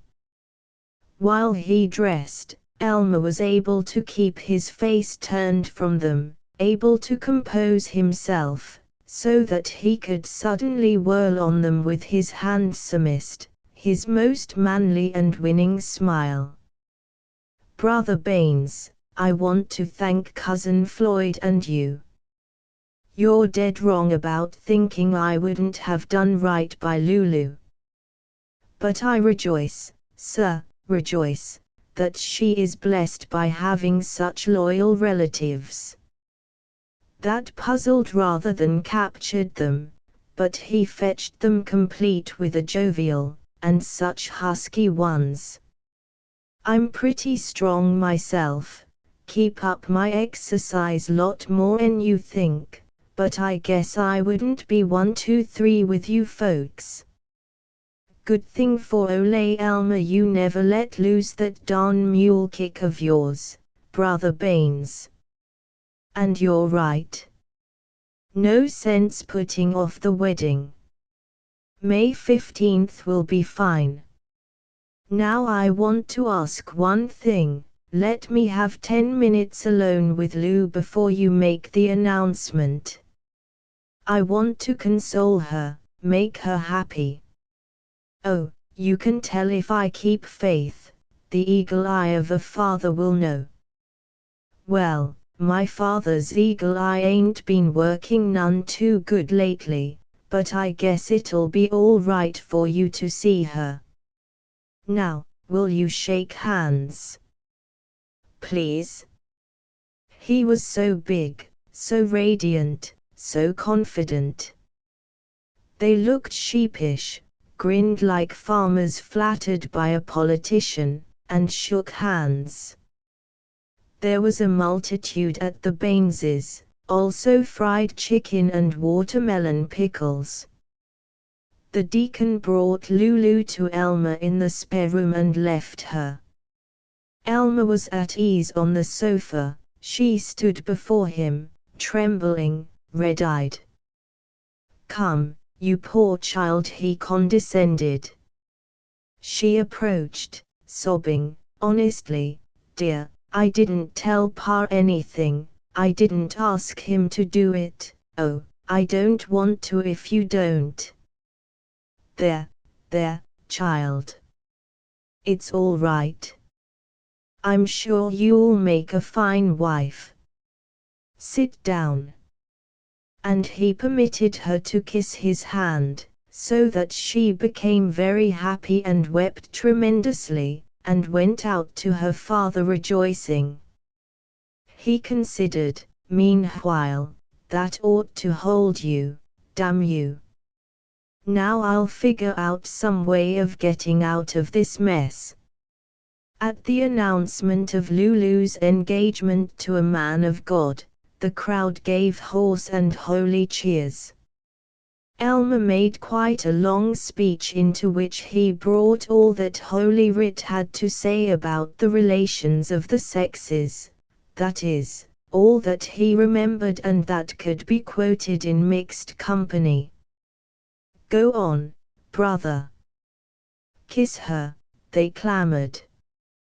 He did, heartily, so heartily that he felt curious stirrings. He spent the night there, and was so full of holy affection that when the family was asleep, he crept into Lulu's bedroom. She stirred on the pillow and whispered, "Oh, my darling. And you forgave me. Oh, I do love you so," as he kissed her fragrant hair.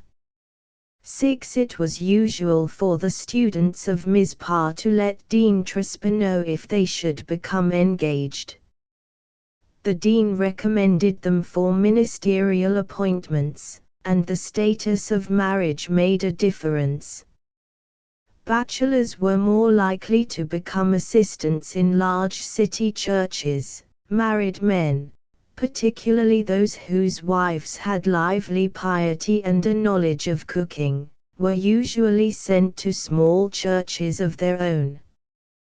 The dean summoned Elmer to his gloomy house on the edge of the campus. It was a house which smelled of cabbage and wet ashes, and demanded, "Gantry, just what is this business about you and some girl at Schoenheim?" "Why, Dean," in hurt rectitude, "I'm engaged to a fine young lady there, daughter of one of my deacons." "Well, that's good. It's better to marry than to burn, or at least so it is stated in the scriptures. Now I don't want any monkey business about this. a preacher must walk circumspectly. You must shun the very appearance of evil. I hope you'll love and cherish her, and seems to me it would be well not only to be engaged to her but even to marry her. The Deldo. Now what the devil did he mean by that? Protested Parsifal as he went home. 7. He had to work quickly. He had less than 2 months before the threatened marriage. If he could entangle Lulu with someone. What about Floyd Naylor? The fool loved her. He spent as much time in Schoenheim as possible, not only with Lulu but with Floyd. He played all his warm incandescence on Floyd, and turned that trusting drudge from enemy into admiring friend. One day when Floyd and he were walking together to the handcar, Elmer purred, "Say, Floydy, some ways it's kind of a shame Lou's going to marry me and not you. You're so steady and hard-working and patient. I fly off the handle too easy." "Oh, gosh, no, I ain't smart enough for her, Elmer. She ought to marry a fella with a lot of book learning like you, and that dresses swell, so she can be in society and everything. But I guess you liked her pretty well yourself, eh?" "You ought to. Sweetest girl in the whole world." "You kind of liked her." "Yeah, I guess I did." "Oh, well, rats, I ain't good enough for her, God bless her." Elmer spoke of Floyd as a future cousin and professed his fondness for him, his admiration of the young man's qualities and remarkable singing. Floyd Naylor sang about as Floyd Naylor would have sung. Elmer spoke of him as a future cousin, and wanted to see a deal of him. He praised Lulu and Floyd to each other, and left them together as often as he could contrive, slipping back to watch them through the window. But to his indignation they merely sat and talked. Then he had a week in Schoenheim, the whole week before Easter. The Baptists of Schoenheim, with their abhorrence of popery, did not make much of Easter as Easter. They called it the festival of Christ's resurrection, but they did like daily meetings during what the heretical world knew as Holy Week. Elmer stayed with the Baineses and labored mightily both against sin and against getting married. Indeed, he was so stirred and so eloquent that he led 2 16-year-old girls out of their sins, and converted the neighborhood object lesson, a patriarch who drank hard cider and had not been converted for 2 years. Elmer knew by now that though Floyd Naylor was not exactly a virgin, his achievements and his resolution were considerably less than his desires, and he set to work to improve that resolution. He took Floyd off to the pasture and, after benignly admitting that perhaps a preacher oughtn't he to talk of such things, he narrated his amorous conquests till Floyd's eyes were hungrily bulging. Then, with giggling apologies, Elmer showed his collection of what he called art photographs. Floyd almost ate them. Elmer lent them to him. That was on a Thursday. At the same time Elmer deprived Lulu all week of the caresses which she craved, till she was desperate. On Friday Elmer held morning meeting instead of evening meeting, and arranged that Lulu and Floyd and he should have picnic supper in the sycamore grove near the Baines house. He suggested it in a jocund idyllic way, and Lulu brightened. On their way to the grove with their baskets, she sighed to him, as they walked behind Floyd, "Oh, why have you been so cold to me? Have I offended you again, dear?" He let her have it, brutally. "Oh, don't be such a damned whiner. Can't you act as if you had some brains, just for once?" When they spread the picnic supper, she was barely keeping hold of her sobs. They finished supper in the dusk. They sat quietly, Floyd looking at her, wondering at her distress, peeping nervously at her pretty ankles. "Say, I've got to go in and make some notes for my sermon tomorrow." "No, you two wait for me here. Nicer out in the fresh air." "Be back in about half an hour," said Elmer. He made much of noisily swaggering away through the brush. He crept back softly, stood behind a sycamore near them. He was proud of himself. It was working. Already Lulu was sobbing openly, while Floyd comforted her with, "What is it, pretty? What is it, dear? Tell me." Floyd had moved nearer to her, Elmer could just see them, and she rested her head on his cousinly shoulder. Presently Floyd was kissing her tears away, and she seemed to be snuggling close to him. Elmer heard her muffled, "Oh, you oughtn't to kiss me. Elmer said I should think of you as a sister, and I could kiss you. Oh, my God, Lulu, I do love you so terrible." "Oh, we oughtn't." Then silence. Elmer fled into the barnyard, found Deacon Baines, and demanded harshly, "Come here. I want you to see what Floyd and Lulu are doing. Put that lantern down. I've got one of these electric dinguses here." He had bought it for this purpose. He also had a revolver in his pocket. When Elmer and the bewildered Mr. Baines burst upon them, saw them in the circle from the electric flashlight, Lulu and Floyd were deep in a devastating kiss. "There," bellowed the outraged Elmer. "Now you see why I hesitated to be engaged to that woman. I've suspected it all along. Oh, abomination, abomination, and she that committeth it shall be cut off." Floyd sprang up, a fighting hound. Elmer could doubtless have handled him, but it was Deacon Baines who with one maniac blow knocked Floyd down.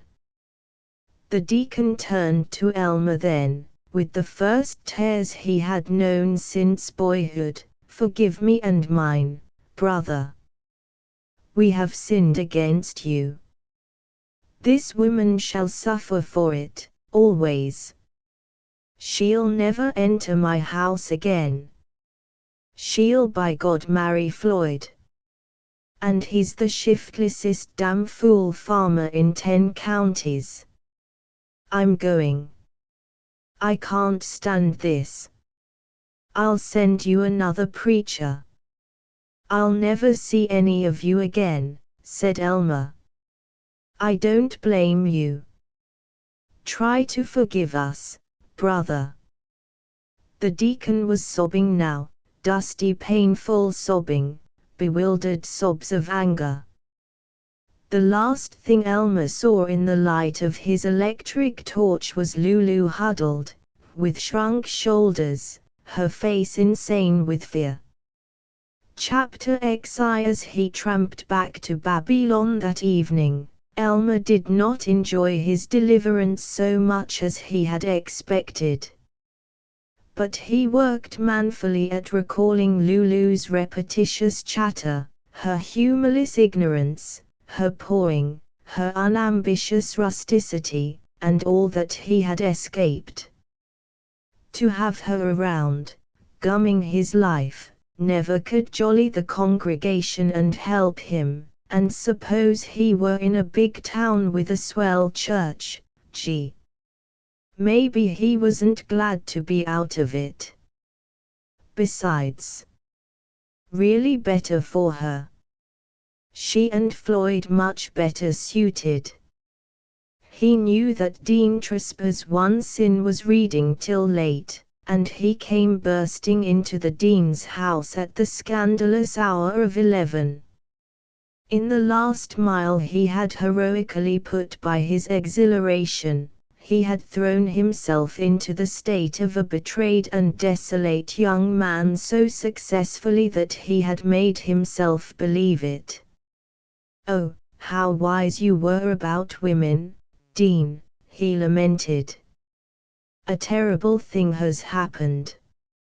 Her father and I have just found my girl in the arms of another man, a regular roue down there. I can never go back, not even for Easter service. And her father agrees with me. You can ask him." "Well, I am most awfully sorry to hear this, Brother Gantry. I didn't know you could feel so deeply. Shall we kneel in prayer, and ask the Lord to comfort you? I'll send Brother Shallard down there for the Easter service, he knows the field." On his knees, Elmer told the Lord that he had been dealt with as no man before or since. The Dean approved his agonies very much. There, my boy. The Lord will lighten your burden in His own good time. Perhaps this will be a blessing in disguise. You're lucky to get rid of such a woman, and this will give you that humility, that deeper thirsting after righteousness, which I've always felt you lacked, despite your splendid pulpit voice. Now I've got something to take your mind off your sorrows. There's quite a nice little chapel on the edge of Monarch where they're lacking an incumbent. I'd intended to send Brother Hudkins, you know him, he's that old retired preacher that lives out by the brickyard, comes into classes now and then. I'd intended to send him down for the Easter service. But I'll send you instead, and in fact, if you see the committee, I imagine you can fix it to have this as a regular charge, at least till graduation. They pay $15 a Sunday and your fare. And being there in a city like Monarch, you can go to the Ministerial Association and so on. Stay over till Monday noon every week, and make fine contacts, and maybe you'll be in line for assistant in one of the big churches next summer. There's a morning train to Monarch, 10:21, isn't it? You take that train tomorrow morning, and go look up a lawyer named Eversley. He's got an office. Where's his letter? His office is in the Royal Trust Company building. He's a deacon.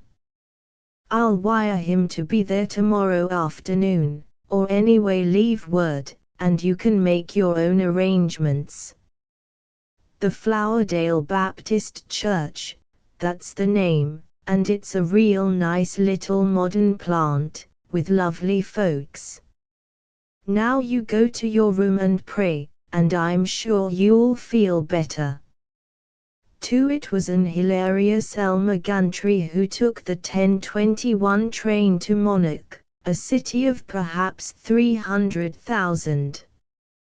He sat in the day coach planning his Easter discourse. Jiminy! His first sermon in a real city. Might lead to anything. Better give them something red hot and startling. Let's see, he'd get away from this Christ is risen stuff, mention it of course, just bring it in, but have some other theme. Let's see, faith. Hope. Repentance, no, better go slow on that repentance idea. This Deacon Eversley, the lawyer, might be pretty well to do and get sore if you suggested he had anything to repent of. Let's see, courage. Chastity. Love, that was it, love. And he was making notes rapidly, right out of his own head, on the back of an envelope. Love, a rainbow and PM star from cradle to tomb inspires art etc. Music voice of love slam atheists etc. who not appreciate love guess you must be a newspaper man, brother a voice assailed him. Elmer looked at his seatmate, a little man with a whiskey nose and asterisks of laughter wrinkles round his eyes. A rather sportingly dressed little man with the red tie which in 1906 was still thought rather the thing for socialists and drinkers. He could have a good time with such a little man, Elmer considered. A drummer. Would it be more fun to be natural with him, or to ask him if he was saved, and watch him squirm? Hell, he'd have enough holy business in Monarch. So he turned on his best good fellow smile, and answered, well, not exactly. Pretty warm for so early, eh? Yeah, it certainly is. Been in Babylon long? No, not very long. Fine town. Lots of business. You betcha. And some nice little dames there, too. The little man snickered. There are, eh? Well, say, you better give me some addresses. I make that town once a month and, by golly, I ain't picked me out a skirt yet. But it's a good town. Lots of money there. Yes sir, that's a fact. Good hustling town. Quick turnover there, all right. Lots of money in Babylon. Though they do tell me, said the little man, there's one of these preacher factories there. Is that a fact? Yump. Say, brother, this'll make you laugh. Ja know what I thought when I seen you first, wearing that black suit and writing things down. I thought maybe you was a preacher yourself. Well, God, he couldn't stand it.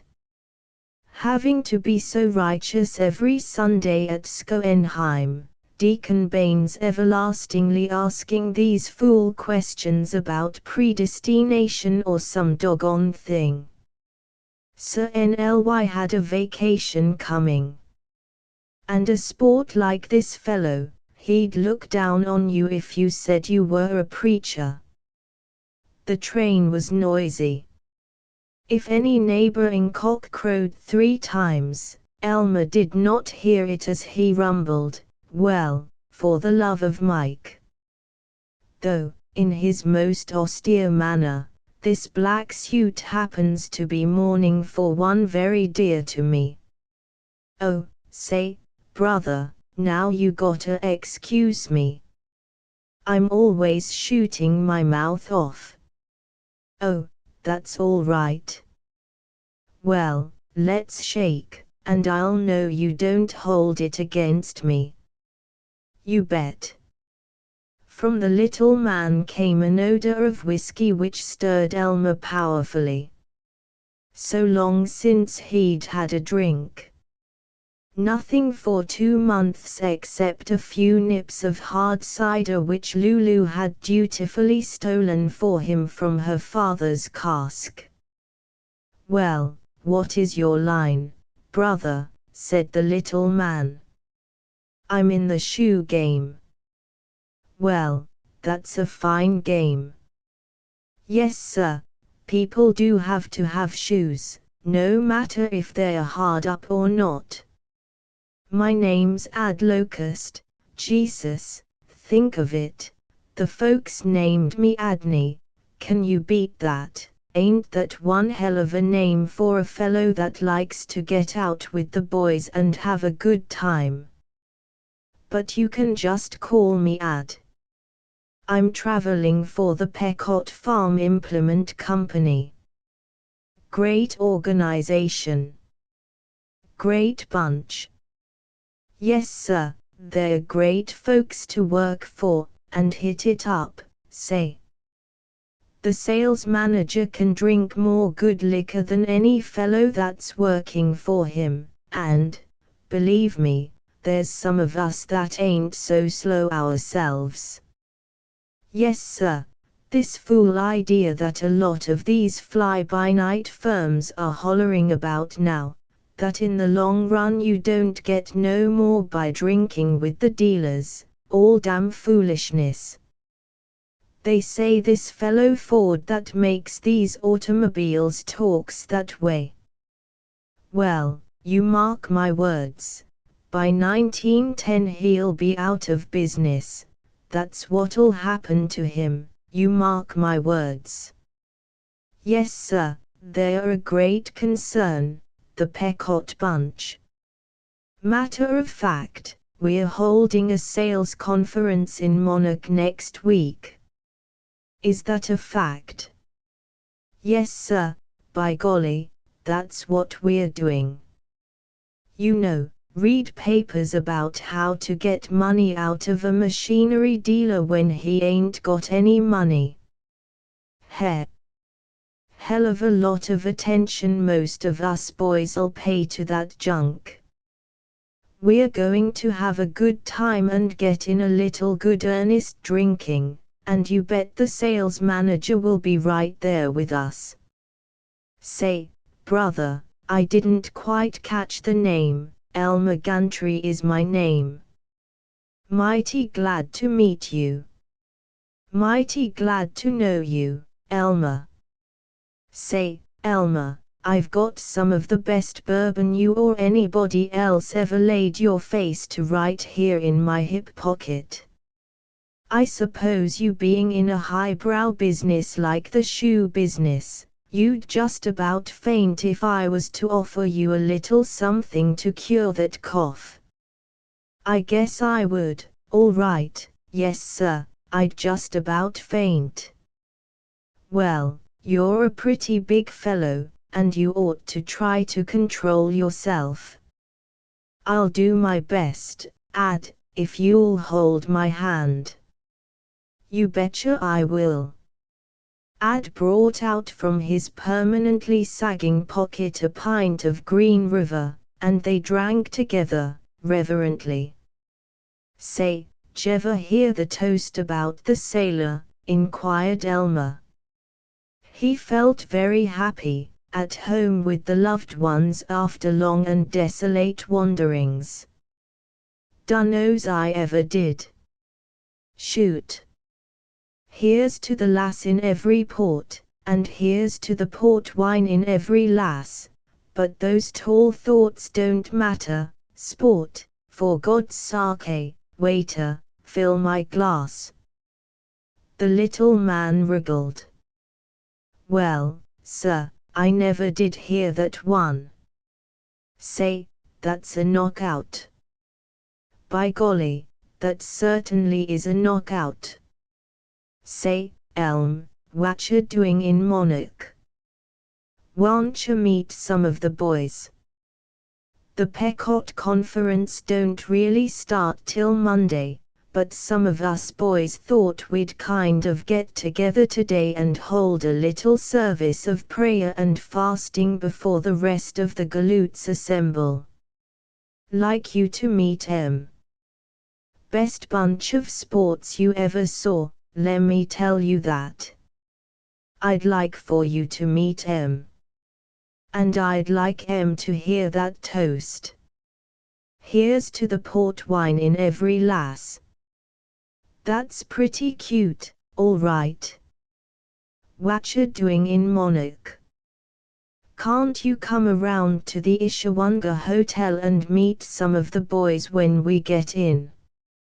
Mr. Adlocust was not drunk, not exactly drunk, but he had earnestly applied himself to the bourbon and he was in a state of superb philanthropy. Elmer had taken enough to feel reasonable. He was hungry, too, not only for alcohol but for unsanctimonious companionship. I'll tell you, Ad, he said. Nothing I'd like better, but I've got to meet a guy, important dealer, this afternoon, and he's dead against all drinking. Fact, I certainly do appreciate your booze, but don't know's I ought to have taken a single drop. Oh, hell, Elm, I've got some throat pastils that are absolutely guaranteed to knock out the smell, absolutely. One lil drink wouldn't do us any harm. Certainly would like to have the boys hear that toast of yours. Well, I'll sneak in for a second, and maybe I can foregather with you for a while late Sunday evening or Monday morning, but, you ain't going to let me down, Elm. Well, I'll telephone this guy, and fix it so's I don't have to see him till long 'bout 3 o'clock. That's great. 3 from the Ishawanga Hotel. At noon, Elmer telephoned to the office of Mr. Eversley, the brightest light of the Flowerdale Baptist Church. There was no answer. Everybody in his office out to dinner. Well, I've done all I can till this afternoon, Elmer reflected virtuously, and joined the Pequot Crusaders in the Ishawanga bar. 11 men in a booth for 8. Everyone talking at once. Everyone shouting, "Say, waiter, you ask that damn bartender if he's making the booze." Within 17 minutes Elmer was calling all of the 11 by their first names, frequently by the wrong first names, and he contributed to their literary lore by thrice reciting his toast and by telling the best stories he knew. They liked him. In his joy of release from piety and the threat of life with Lulu, he flowered into vigor. Several times the Pequot salesmen said one to another, "Now there's a fellow we ought to have with us in the firm," and the others nodded. He was inspired to give a burlesque sermon. "I've got a great joke on Ad," he thundered. Know what he thought I was first? A preacher. "Say, that's a good one," they cackled. Well, at that, he ain't so far off. When I was a kid, I did think some about being a preacher. Well, say now, listen, and see if I wouldn't EVE made a swell preacher. While they gaped and giggled and admired, he rose solemnly, looked at them solemnly, and boomed, "Brethren and sistern, in the hustle and bustle of daily life you guys certainly do forget the higher and finer things." In what? In all the higher and finer things, in what and by what are we ruled excepting by love? What is love? You stick around tonight and I'll show you, shrieked Ad Locust. Shut up now, Ad. Honest, listen. See if I couldn't EVE been a preacher, a knockout, bet I could handle a big crowd well's any of them. Listen. What is love? What is the divine love? It is the rainbow, repainting with its spangled colors those dreary wastes where of late the terrible tempest has wreaked its utmost fury, the rainbow with its tender promise of surcease from the toils and travails and terrors of the awful storm. What is love?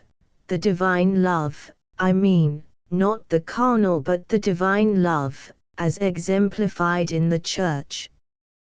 What is, say, protested the most profane of the 11, I don't think you ought to make fun of the Church. I never go to church myself, but maybe I'd be a better fella if I did, and I certainly do respect folks that go to church, and I send my kids to Sunday school. You goddamn betcha.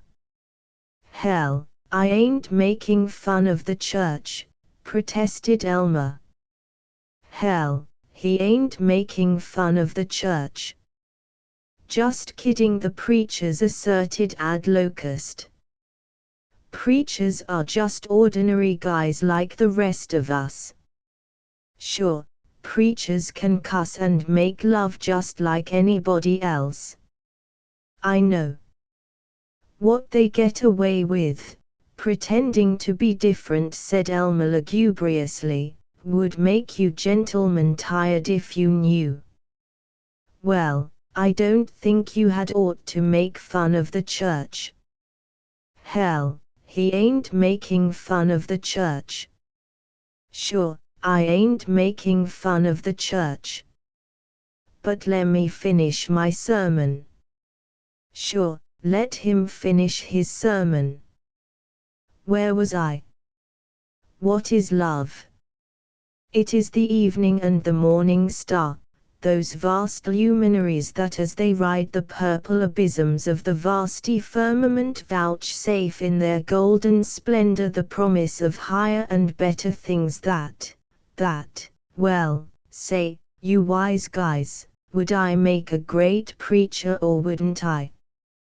The applause was such that the bartender came and looked at them funereally, and Elmer had to drink with each of them. That is, he drank with 4 of them. But he was out of practice. And he had had no lunch. He turned veal white, sweat stood on his forehead and in a double line of drops along his upper lip, while his eyes were suddenly vacant. Ad Locust squealed, "Say, look out! Elm's passing out." They got him up to Ad's room, one man supporting him on either side and one pushing behind, just before he dropped insensible, and all that afternoon, when he should have met the Flowerdale Baptist Committee, he snored on Ad's bed, dressed save for his shoes and coat. He came to at 6, with Ad bending over him, solicitous. "God, I feel awful." Elmer groaned. "Here. What you need's a drink."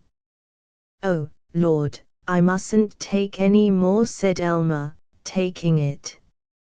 His hand trembled so that Ad had to hold the glass to his mouth. He was conscious that he must call up Deacon Eversley at once. 2 drinks later he felt better, and his hand was steady. The Pequot bunch began to come in, with a view to dinner. He postponed his telephone call to Eversley till after dinner. He kept postponing it, and he found himself, at 10 on Easter morning, with a perfectly strange young woman in a perfectly strange flat, and heard Ad Locust, in the next room, singing "How Dry I Am."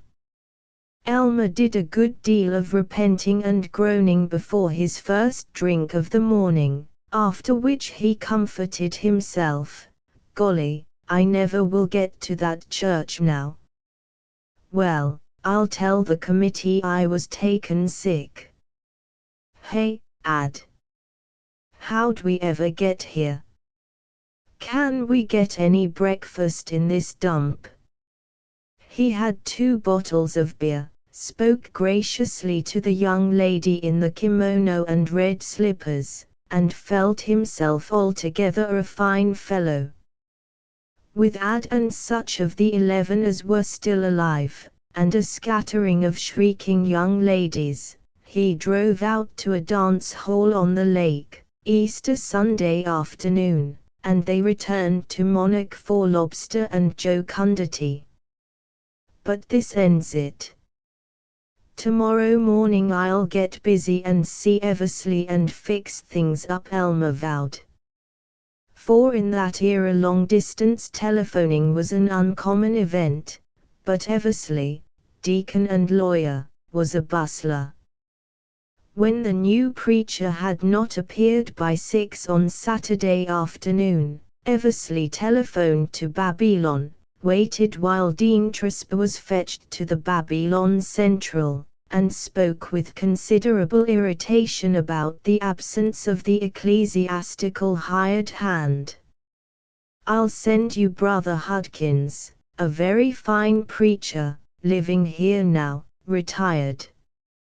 "He'll take the midnight train," said Dean Trisper. To Mr. Hudkins the dean said, "And look around and see if you can find anything of Brother Gantry. I'm worried about him." The poor boy was simply in agony over a most unfortunate private matter apparently. Now Mr. Hudkins had for several years conducted a mission on South Clark Street in Chicago, and he knew a good many unholy things. He had seen Elmer Gantry in classes at Mizpah. When he had finished Easter morning services in Monarch, he not only went to the police and to the hospitals but began a round of the hotels, restaurants, and bars. Thus it came to pass that while Elmer was merrily washing lobster down with California claret, stopping now and then to kiss the blonde beside him and, by request, to repeat his toast, that evening, he was being observed from the cafe door by the Reverend Mr. Hudkins in the enjoyable role of avenging angel. When Elmer telephoned Eversley, Monday morning, to explain his sickness, the deacon snapped, "All right. Got somebody else?" "But, well, say, Dean Trisper thought you and the committee might like to talk over a semi-permanent arrangement." "Nope, nope, nope." Returned to Babylon, Elmer went at once to the office of the dean. One look at his expression was enough. The dean concluded 2 minutes of the most fluent description with, "The faculty committee met this morning, and you are fired from Mizpah. Of course you remain an ordained Baptist minister. I could get your home association to cancel your credentials, but it would grieve them to know what sort of a lying monster they sponsored. Also, I don't want Mizpah mixed up in such a scandal. But if I ever hear of you in any Baptist pulpit, I'll expose you. Now I don't suppose you're bright enough to become a saloon keeper, but you ought to make a pretty good bartender. I'll leave your punishment to your midnight thoughts." Elmer whined, "You hadn't ought. You ought not to talk to me like that. Doesn't it say in the Bible you ought to forgive 70 times 7, this is 80 times 7. Get out." So the Reverend Mr. Gantry surprisingly ceased to be, for practical purposes, a reverend at all. He thought of fleeing to his mother, but he was ashamed, of fleeing to Lulu, but he did not dare. He heard that Eddie Fisslinger had been yanked to Schoenheim to marry Lulu and Floyd Naylor, a lonely grim affair by lamplight. "They might have asked me, anyway," grumbled Elmer, as he packed. He went back to Monarch and the friendliness of Ad Locust. He confessed that he had been a minister, and was forgiven. By Friday that week Elmer had become a traveling salesman for the Peckott Farm Implement Company. Chapter 11. Elmer Gantry was 28, and for 2 years he had been a traveling salesman for the Peckott Company.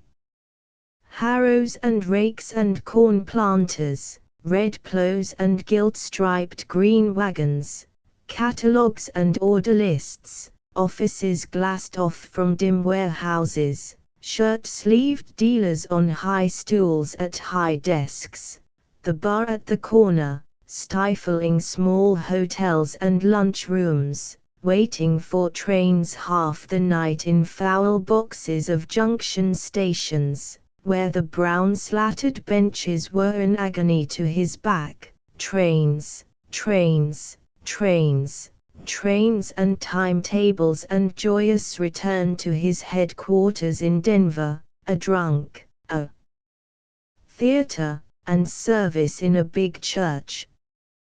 He wore a checked suit, a brown derby, striped socks, the huge ring of gold serpents and an opal which he had bought long ago, flower-decked ties, and what he called fancy vests, garments of yellow with red spots, of green with white stripes, of silk or daring chamois. He had had a series of little loves, but none of them important enough to continue. He was not unsuccessful.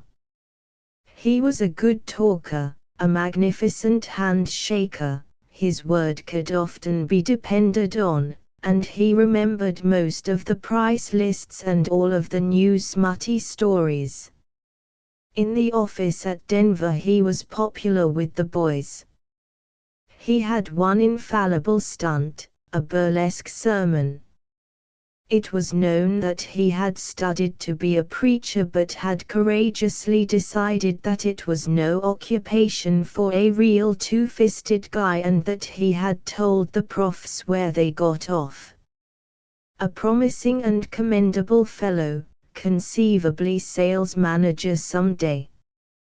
Whatever his dissipations, Elmer continued enough exercise to keep his belly down and his shoulders up. He had been shocked by Deacon Bain's taunt that he was growing soft, and every morning in his hotel room he unhumorously did calisthenics for 15 minutes, evenings he bowled or boxed in YMCA gymnasiums, or, in towns large enough, solemnly swam up and down tanks like a white porpoise.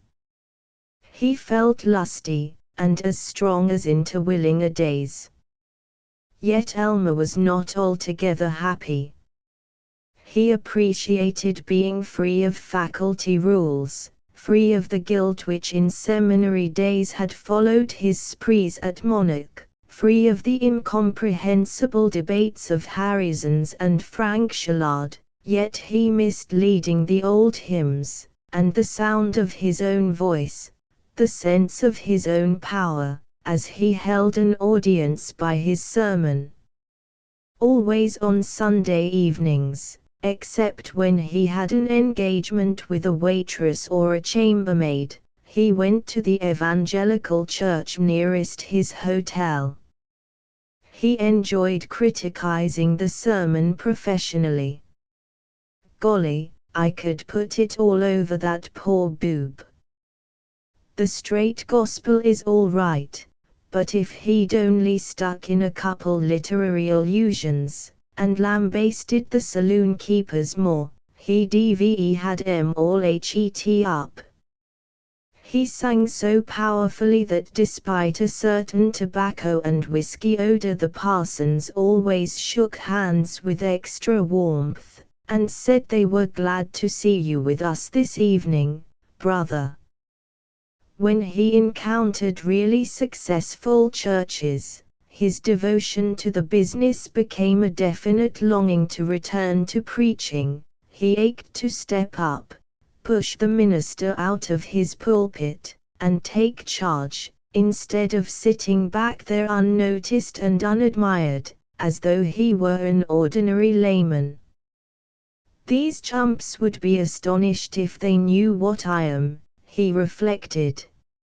After such an experience, it was vexatious on Monday morning to talk with a droning implement dealer about discounts on manure spreaders. It was sickening to wait for train time in a cuspid-filled hotel lobby when he might have been in a church office superior with books, giving orders to pretty secretaries and being expansive and helpful to consulting sinners.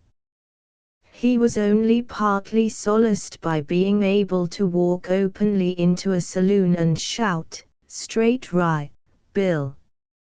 On Sunday evening in a western Kansas town he ambled to a shabby little church and read on the placard outside, "This morning, the meaning of redemption; this evening, is dancing of the devil." First Baptist Church pastor, the Reverend Edward Fislinger, B.A., B.D.O., good, protested Elmer. Eddie Fislinger. About the kind of burg he would land in. A lot he knows about the meaning of redemption or any other dogma that human woodchuck. Or about dancing. If he'd ever been with me in Denver and shaken a hoof at Billy Portifro's place, he'd have something to hand out. Fislinger must be the same guy. I'll sit down front and put his show on the fritz. Eddie Fislinger's church was an octagonal affair, with the pulpit in one angle, an arrangement which produced a fascinating, rather dizzy effect, reminiscent of the doctrine of predestination. The interior was of bright yellow, hung with many placards, "Get right with God" and "Where will you spend eternity?" and "The wisdom of this world is foolishness with God." The Sunday school register behind the pulpit communicated the tidings that the attendance today had been 41, as against only 39 last week, and the collection 89 cents, as against only 77. The usher, a bricklayer in a clean collar, was impressed by Elmer's checked suit and starched red speckled shirt and took him to the front row. Eddie flushed most satisfactorily when he saw Elmer from the pulpit, started to bow, checked it, looked in the general direction of heaven, and tried to smile condescendingly. He was nervous at the beginning of his sermon, but apparently he determined that his attack on sin, which hitherto had been an academic routine with no relation to any of his appallingly virtuous flock, might be made real. With his squirrel-toothed and touching earnestness he looked down at Elmer and as good as told him to go to hell and be done with it. But he thought better of it, and concluded that God might be able to give even Elmer Gantry another chance if Elmer stopped drinking, smoking, blaspheming, and wearing checked suits. If he did not refer to Elmer by name, he certainly did by poisonous glances. Elmer was angry, then impressively innocent, then bored. He examined the church and counted the audience, 27 excluding Eddie and his wife. There was no question but that the young woman looking adoringly up from the front pew was Eddie's consort. She had the pitifully starved and home-tailored look of a preacher's wife. By the end of the sermon, Elmer was being sorry for Eddie. He sang the closing hymn, "He's the lily of the valley," with a fine unctuous grace, coming down powerfully on the jubilant hallelujah, and waited to shake hands with Eddie forgivingly. "Well, well, well," they both said, "and what you doing in these parts?" And Eddie, "Wait till everybody's gone, must have a good old-fashioned chin with you, old fellow." As he walked with the Fislingers to the parsonage, a block away, and sat with them in the living room, Elmer wanted to be a preacher again, to take the job away from Eddie and do it expertly, yet he was repulsed by the depressing stinginess of Eddie's life. His own hotel bedrooms were drab enough, but they were free of nosy parishioners, and they were as luxurious as this parlor with its rain-blotched ceiling, bare pine floor, sloping chairs, and perpetual odor of diapers. There were already, in 2 years of Eddie's marriage, 2 babies, looking as though they were next door to having been conceived without sin, and there was a perfectly blank-faced sister-in-law who cared for the children during services.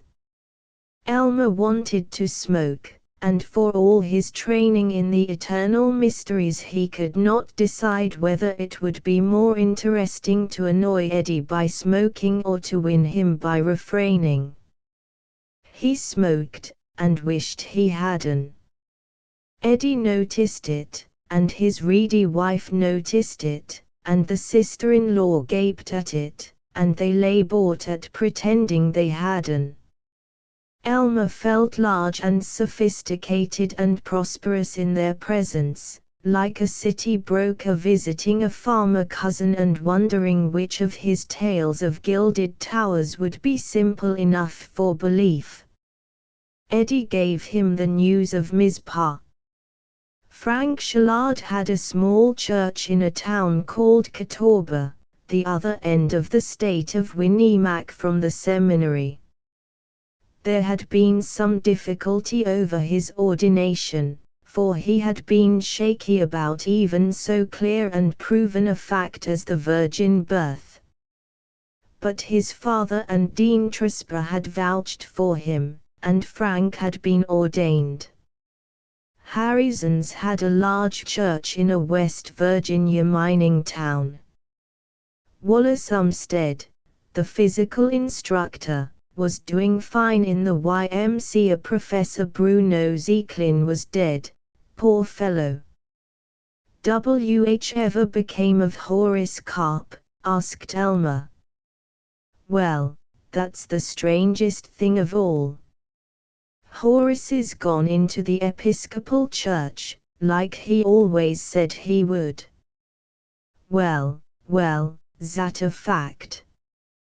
"Yes, sir. His father died just after he graduated, and he up and turned Episcopalian and took a year in general, and now they say he's doing pretty good, and he's high church as all get out." "Well, you seem to have a good thing of it here, Eddie." "Nice church." "Well, it isn't so big, but they're awful fine people. And everything's going fine. I haven't increased the membership so much, but what I'm trying to do is strengthen the present membership in the faith, and then when I feel each of them is a center of inspiration, I'll be ready to start an evangelistic campaign, and you'll see that Ole Church boom, yes sir, just double overnight. If they only weren't so slow about paying my salary and the mortgage. Fine solid people, really saved, but they are just the least little bit tight with the money. If you could see the way my cook stove's broken and the sink needs painting," said Mrs. Fislinger, her chief utterance of the evening. Elmer felt choked and imprisoned. He escaped. At the door Eddie held both his hands and begged, "Oh, Elm, I'll never give up till I've brought you back. I'm going to pray. I've seen you under conviction. I know what you can do." Fresh air, a defiant drink of rye, loud laughter, taking a train. Elmer enjoyed it after this stuffiness. Already Eddie had lost such devout fires as he had once shown in the YMCA. Already he was old, settled down, without conceivable adventure, waiting for death. Yet Eddie had said, startled, he recalled that he was still a Baptist minister. For all of Trispa's opposition, he could preach. He felt with superstitious discomfort Eddie's incantation, "I'll never give up till I've brought you back." And, just to take Eddie's church and show what he could do with it. By God, he'd bring those hicks to time and make 'em pay up. He flitted across the state to see his mother. His disgrace at Mizpah had, she said, nearly killed her. With tremulous hope she now heard him promise that maybe, when he'd seen the world and settled down, he might go back into the ministry. In a religious mood, which fortunately did not prevent his securing some telling credit information by oiling a bookkeeper with several drinks, he came to Sortisville, Nebraska, an ugly, enterprising, industrial town of 20,000. And in that religious mood he noted the placards of a woman evangelist, one Sharon Falconer, a prophetess of whom he had heard. The clerk in the hotel, the farmers about the implement warehouse, said that Miss Falconer was holding union meetings in a tent, with the support of most of the Protestant churches in town. They asserted that she was beautiful and eloquent, that she took a number of assistants with her, that she was the biggest thing that ever hit this bird, that she was comparable to Moody, to Gypsy Smith, to Sam Jones, to J. Wilbur Chapman, to this new baseball evangelist, Billy Sunday. That's nonsense. No woman can preach the gospel, declared Elmer, as an expert. But he went, that evening, to Miss Falconer's meeting. The tent was enormous. It would seat 3,000 people, and another 1,000 could be packed in standing room. It was nearly filled when Elmer arrived and elbowed his majestic way forward. At the front of the tent was an extraordinary structure, altogether different from the platform pulpit American flag arrangement of the stock evangelist. It was a pyramidal structure, of white wood with gilded edges, affording 3 platforms, one for the choir, one higher up for a row of seated local clergy, and at the top a small platform with a pulpit shaped like a shell and painted like a rainbow. Swarming over it all were lilies, roses and vines. Great snakes. Regular circus layout. Just what you'd expect from a fool woman evangelist, decided Elmer. The top platform was still unoccupied. Presumably it was to set off the charms of Miss Sharon Falconer. The mixed choir, with their gowns and mortarboards, chanted "Shall We Gather at the River?" A young man, slight, too good-looking, too arched of lip, wearing a priest's waistcoat and collar turned round, read from Acts at a stand on the second platform. He was an Oxonian, and it was almost the first time that Elmer had heard an Englishman read. "Ha! Williboy," that's what he is. This outfit won't get very far. Too much skirts. No punch. No good old-fashioned gospel to draw the customers, scoffed Elmer. A pause. Everyone waited, a little uneasy. Their eyes went to the top platform. Elmer gasped. Coming from some refuge behind the platform, coming slowly, her beautiful arms outstretched to them, appeared a saint. She was young, Sharon Falconer, surely not 30, stately, slender and tall, and in her long slim face, her black eyes, her splendor of black hair, was rapture or boiling passion. The sleeves of her straight white robe, with its ruby velvet girdle, were slashed, and fell away from her arms as she drew everyone to her. God, prayed Elmer Gantry, and that instant his planless life took on plan and resolute purpose. He was going to have Sharon Falconer. Her voice was warm, a little husky, desperately alive. Oh, my dear people, I am not going to preach tonight. We are all so weary of nagging sermons about being nice and good. I am not going to tell you that you're sinners, for which of us is not a sinner? I am not going to explain the scriptures. We are all bored by tired old men explaining the Bible through their noses. No. We are going to find the golden scriptures written in our own hearts. We are going to sing together, laugh together, rejoice together like a gathering of April brooks. Rejoice that in us is living the veritable Spirit of the everlasting and redeeming Christ Jesus. Elmer never knew what the words were, or the sense, if indeed anyone knew.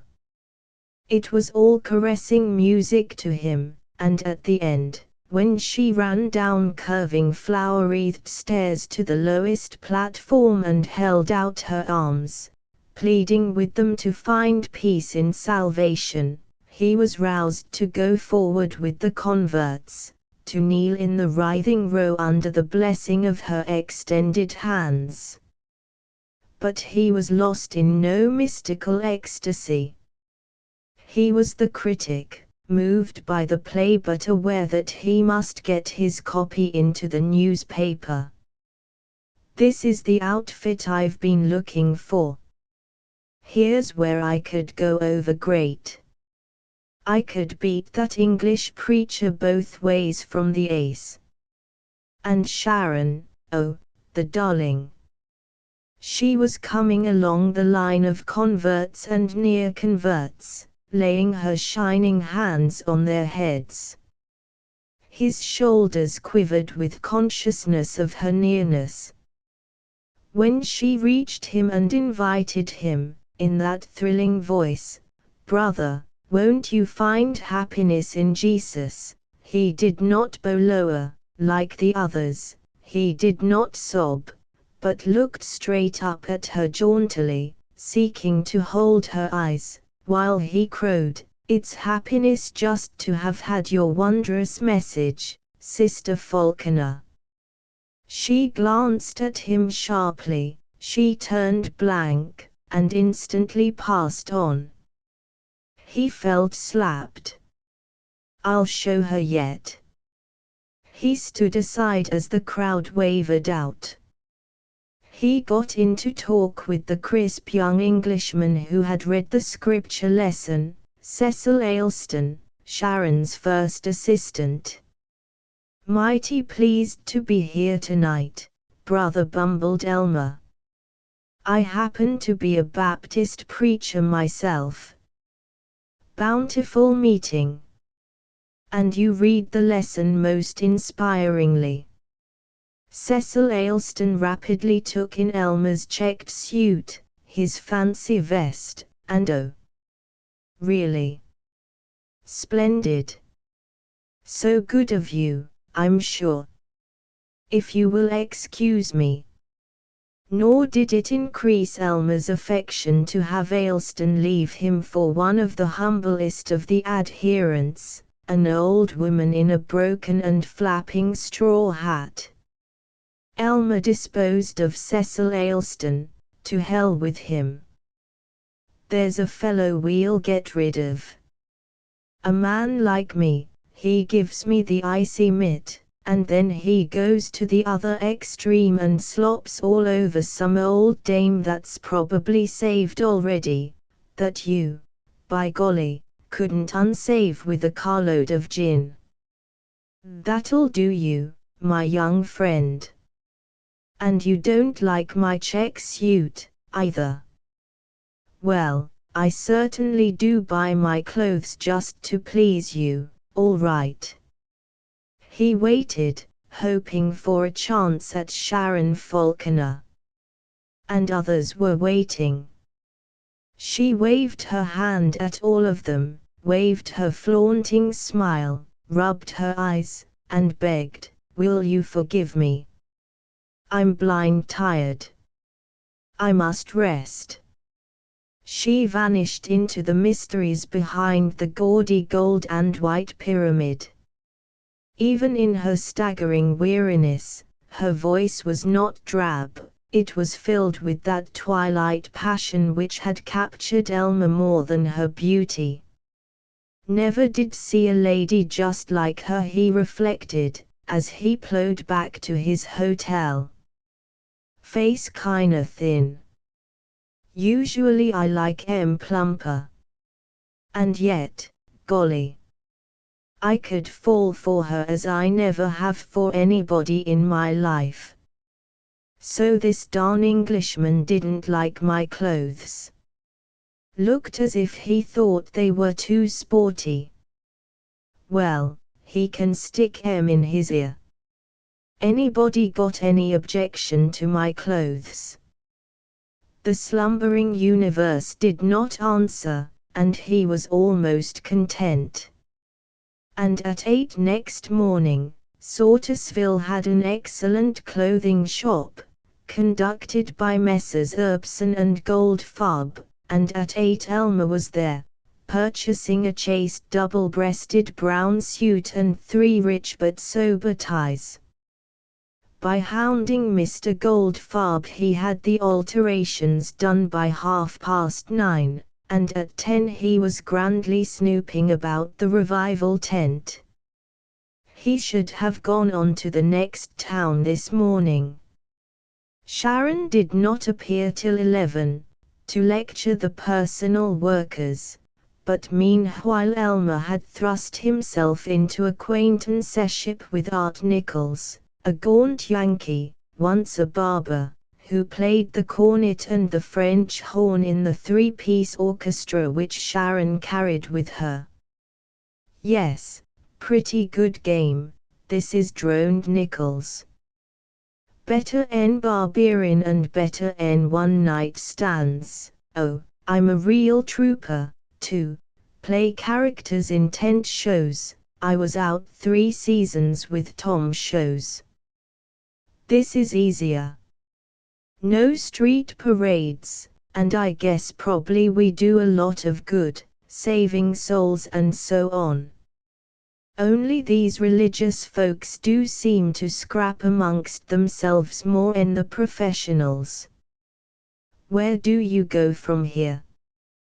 "We close in 5 days, then we grab the collection and pull out of here and make a jump to Lincoln, Nebraska, open there in 3 days.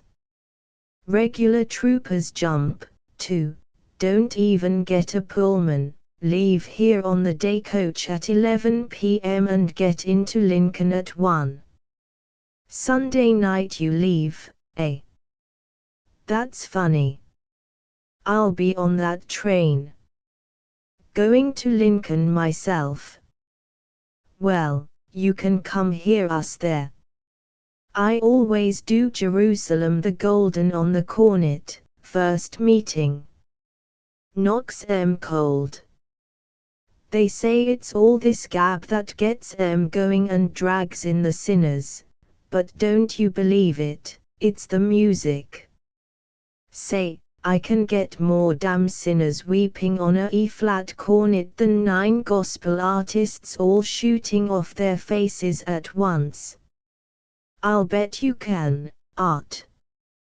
Say, Art, of course I'm a preacher myself, just in business temporarily, making arrangements for a new appointment. Art looked like one who was about to not lend money.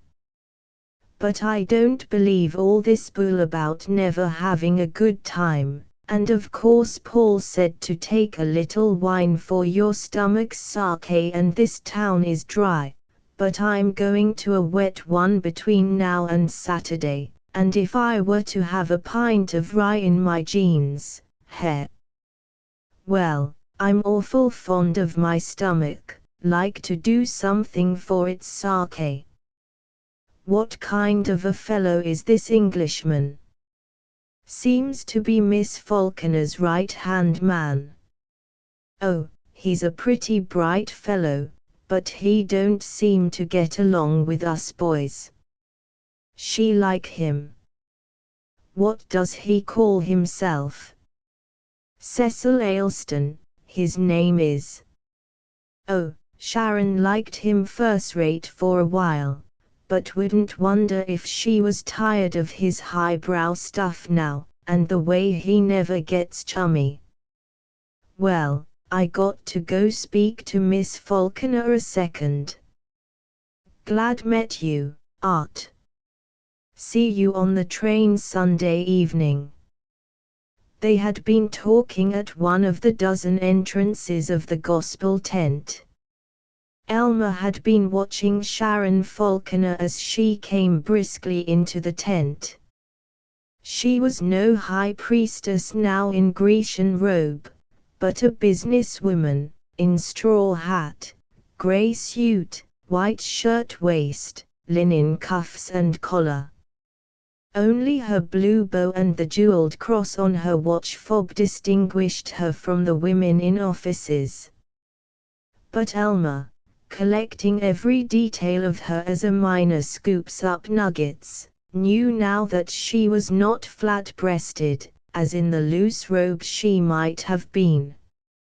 She spoke to the personal workers, the young women who volunteered to hold cottage prayer meetings and to go from house to house stirring up spiritual prospects. My dear friends, I'm very glad you're all praying, but there comes a time when you've got to add a little shoe leather.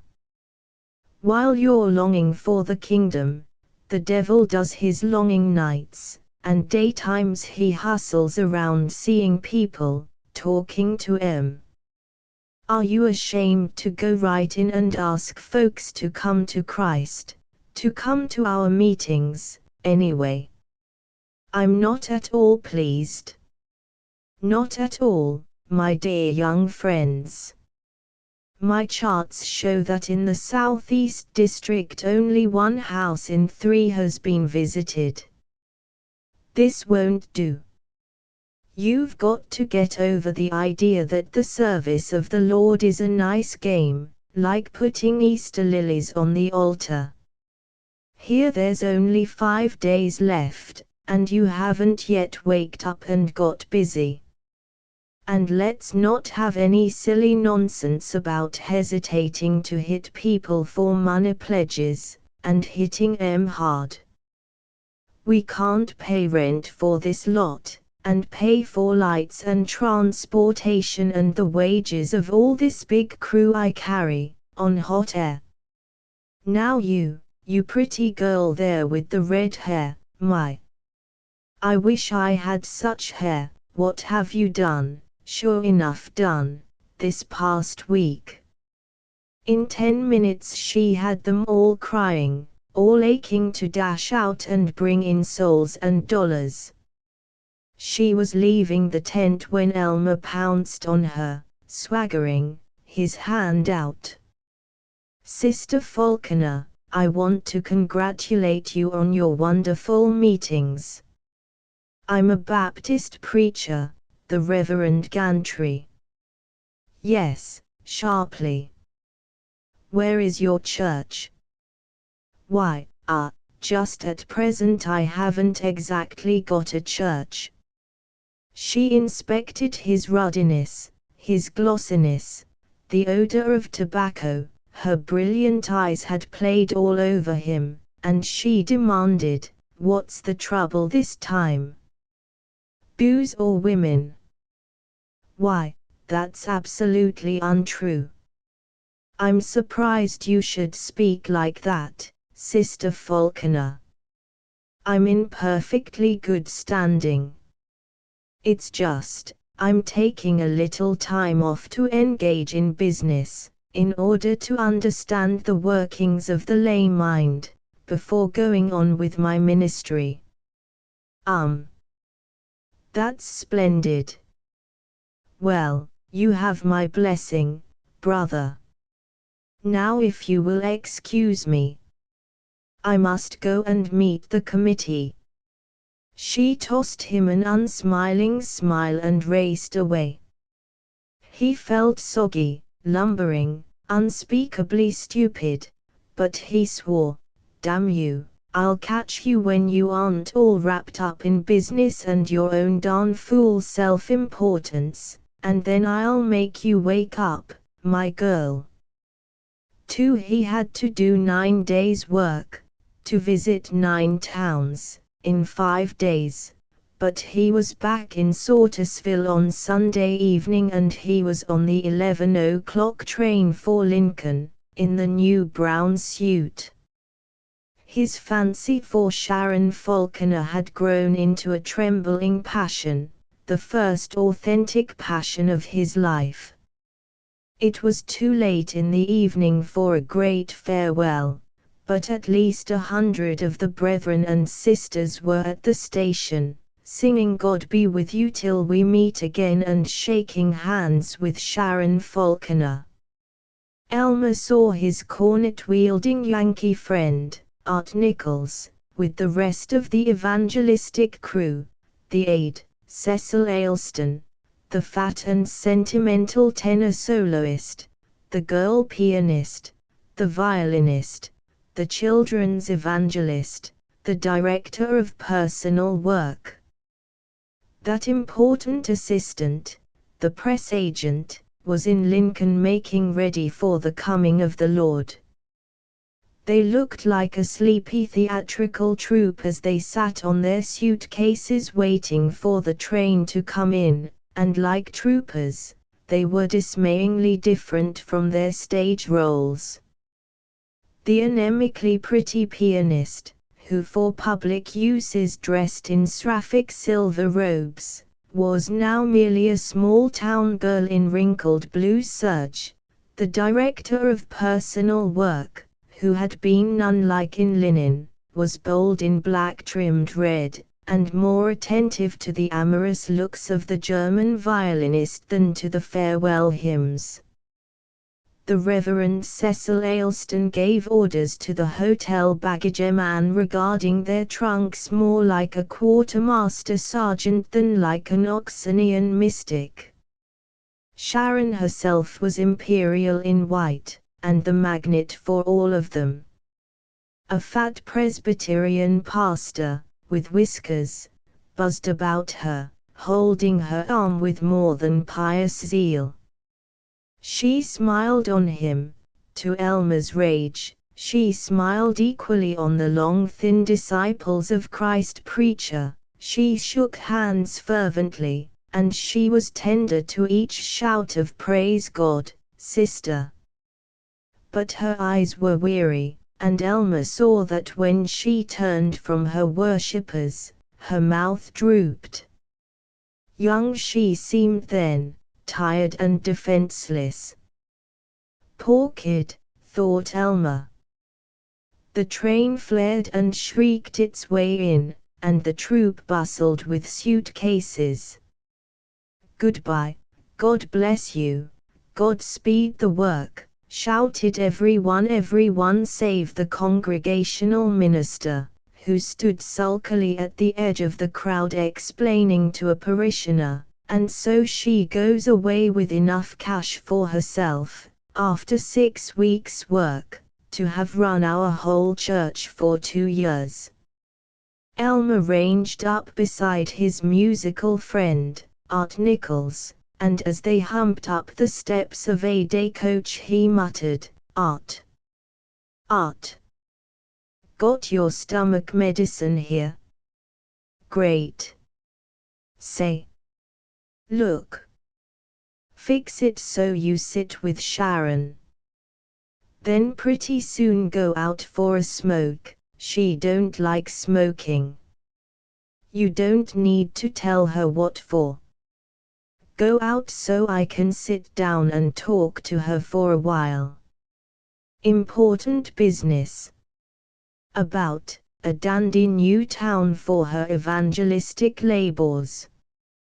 Here, stick this in your pocket. And I'll dig up more for you at Lincoln. Now hustle and get in with her." "Well, I'll try."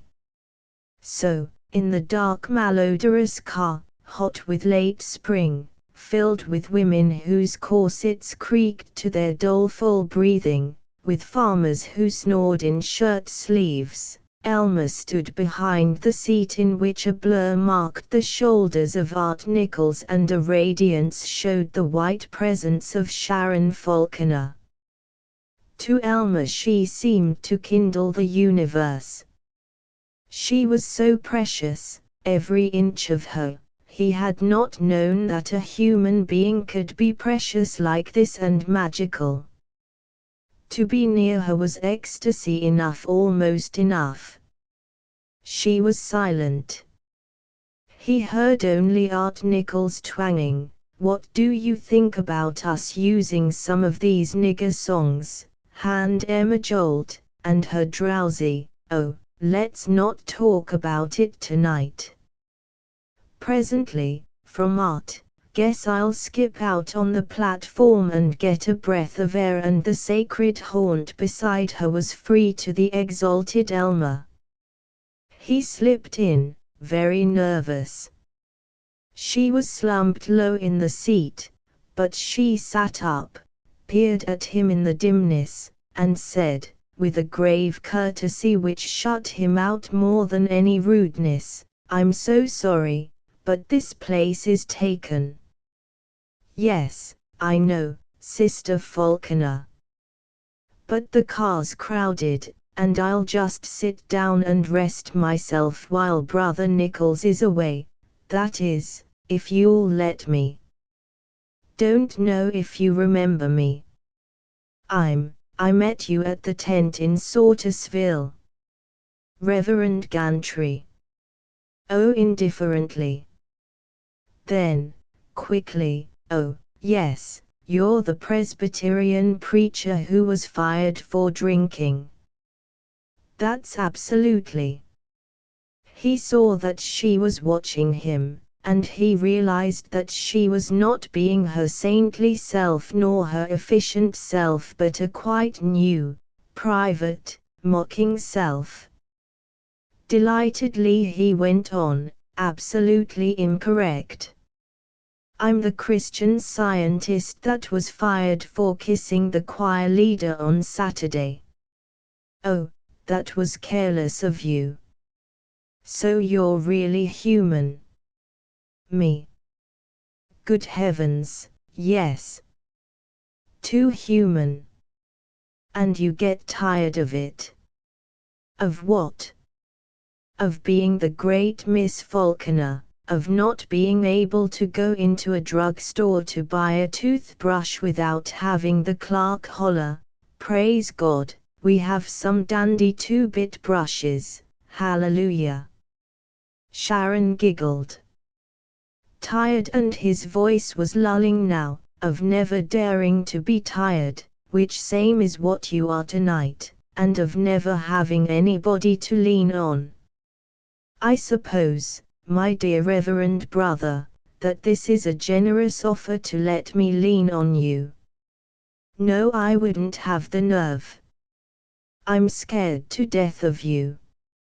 You haven't only got your beauty, no. Please let me tell you how a fellow preacher looks at you, and your wonderful platform presence, but I kind of guess you've got brains. No, I haven't. Not a brain.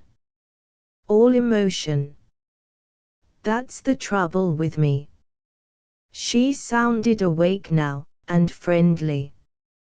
But think of all the souls you've brought to repentance. That makes up for everything, doesn't it? Oh, yes, I suppose it, oh, of course it does. It's the only thing that counts.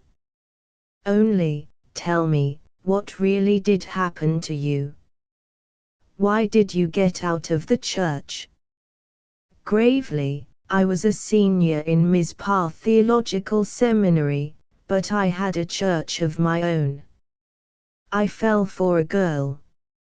I won't say she lured me on. After all, a man ought to face the consequences of his own foolishness. But she certainly did. Oh, it amused her to see a young preacher go mad over her. And she was so lovely. Quite a lot like you, only not so beautiful, not near, and she let on like she was mad about church work. That's what fooled me.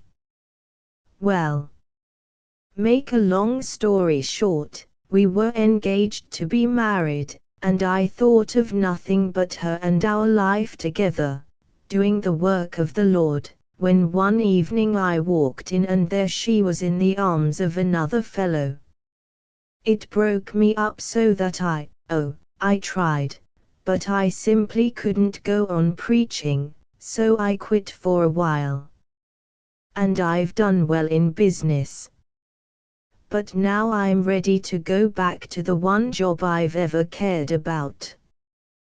That's why I wanted to talk to you there at the tent.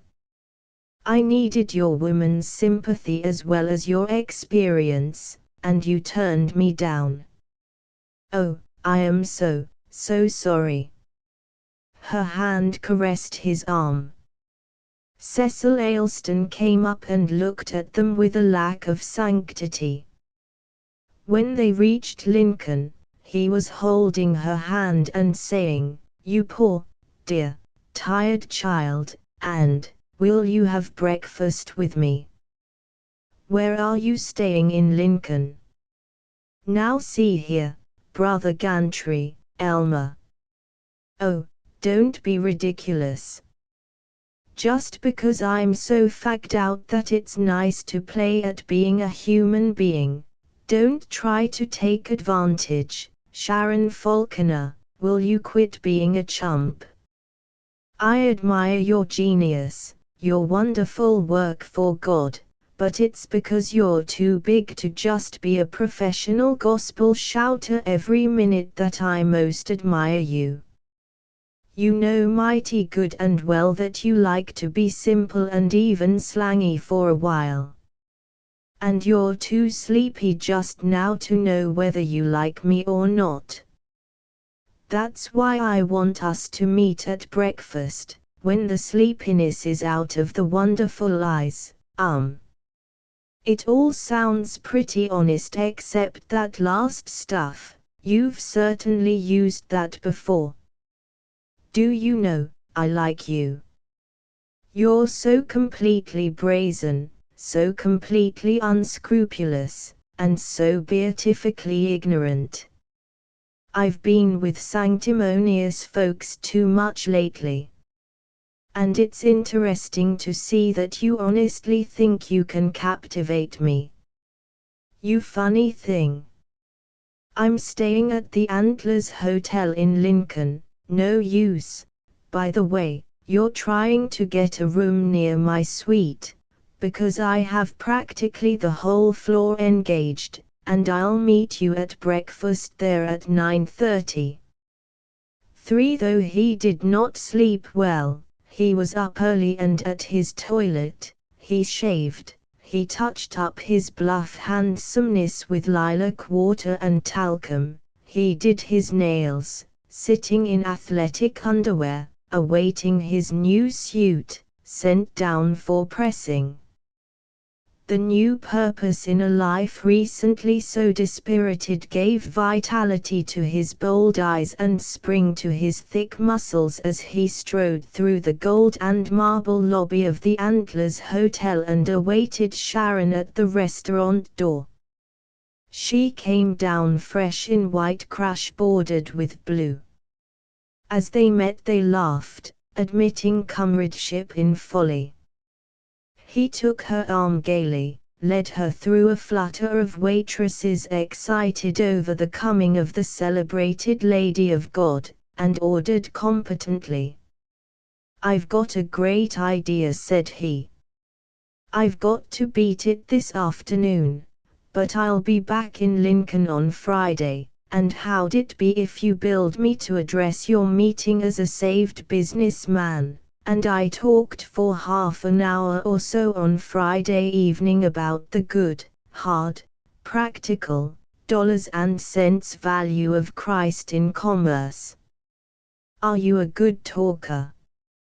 A knockout? Well, it might be a good idea. Yes, we'll do it. By the way, what is your business?" "Hold-ups. I'm the crack salesman of the Peckott Farm Implement Company, Sharon, and if you don't believe it, oh, I do." She shouldn't have. "I'm sure you tell the truth, often. Of course we won't need to mention the fact that you're a preacher, unless somebody insists on asking. How would this be as a topic?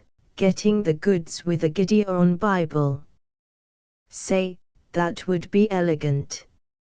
How I was in some hick town, horrible weather, slush and rain and everything, dark skies, seemed like sun never would shine again, feet all soaked from tramping the streets, no sales, plumb discouraged, sat in my room, forgotten to buy one of the worldly magazines I'd been accustomed to read, idly picked up a Gideon Bible and read the parable of the talents, found that same day you were in town, went and got converted, saw now it wasn't just for money but for the kingdom of Christ, to heighten my influence as a Christian businessman, that I had to increase sales.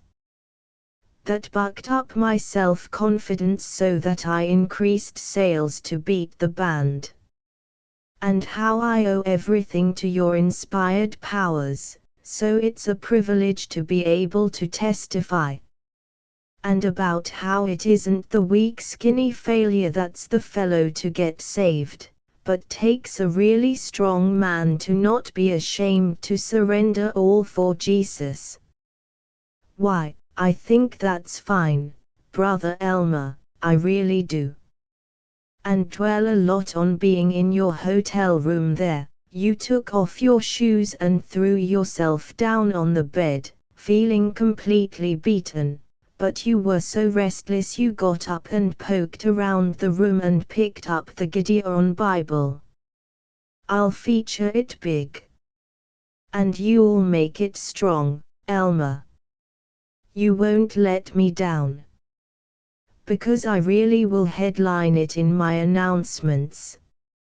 I've persuaded you to come clear from Omaha, no, that's not far, clear from Denver for it. And if you do throw yourself into it and tear loose, it'll add greatly to the glory of God, and the success of the meeting in winning souls. You will. Dear, I'll slam into M so hard you'll want me in every town you go to. You bet. That's as may be, Elmer.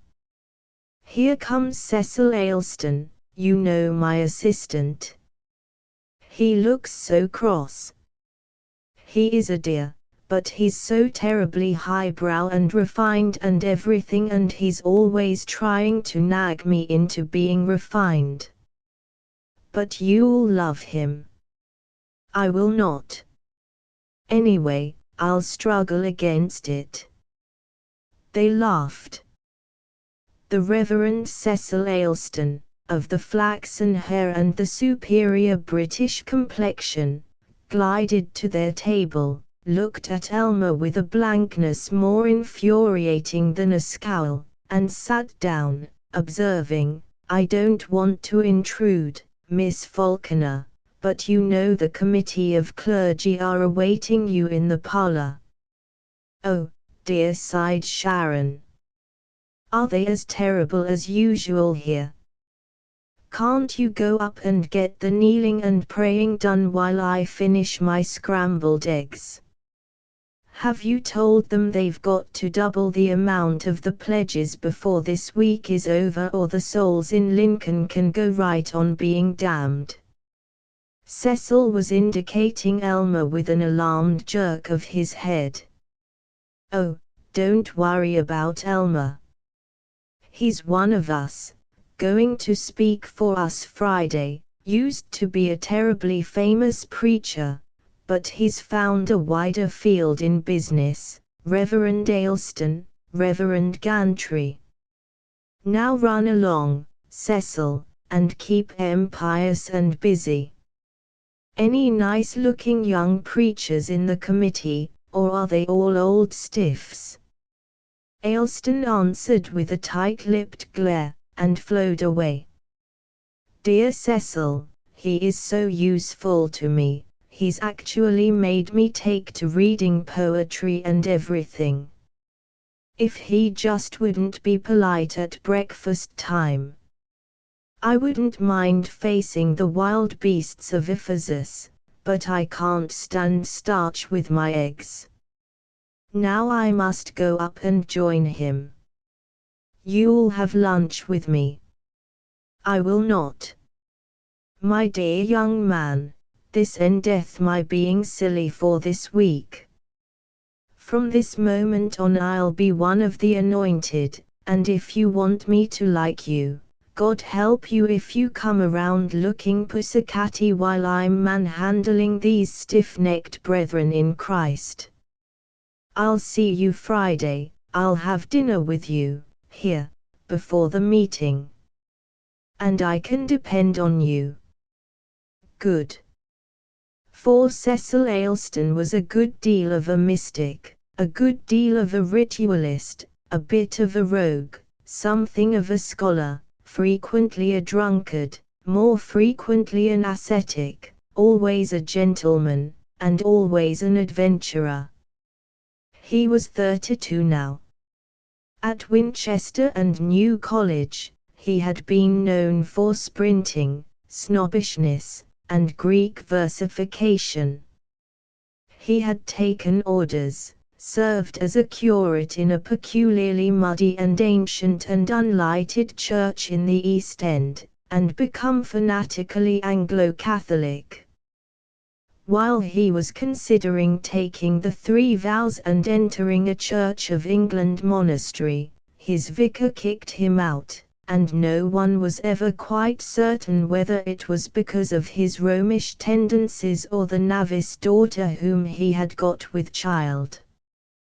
He was ordered down to a bleak, square, stone church in Cornwall, but he resigned and joined the Plymouth Brethren, among whom, in resounding galvanized iron chapels in the Black Country, he had renown for denunciation of all the pleasant sins. He came to Liverpool for a series of meetings. He wandered by the Huskisson docks, saw a liner ready for sea, bought a steerage ticket, took the passport which he had ready for a promised flight to Rio with the wife of an evangelical merchant in coals, and, without a word to the brethren or the ardent lady of the coals, sailed sulkily off to America. In New York he sold neckties in a department store, he preached in a mission, he tutored the daughter of a great wholesale fish dealer, and wrote nimble and thoroughly irritating book reviews.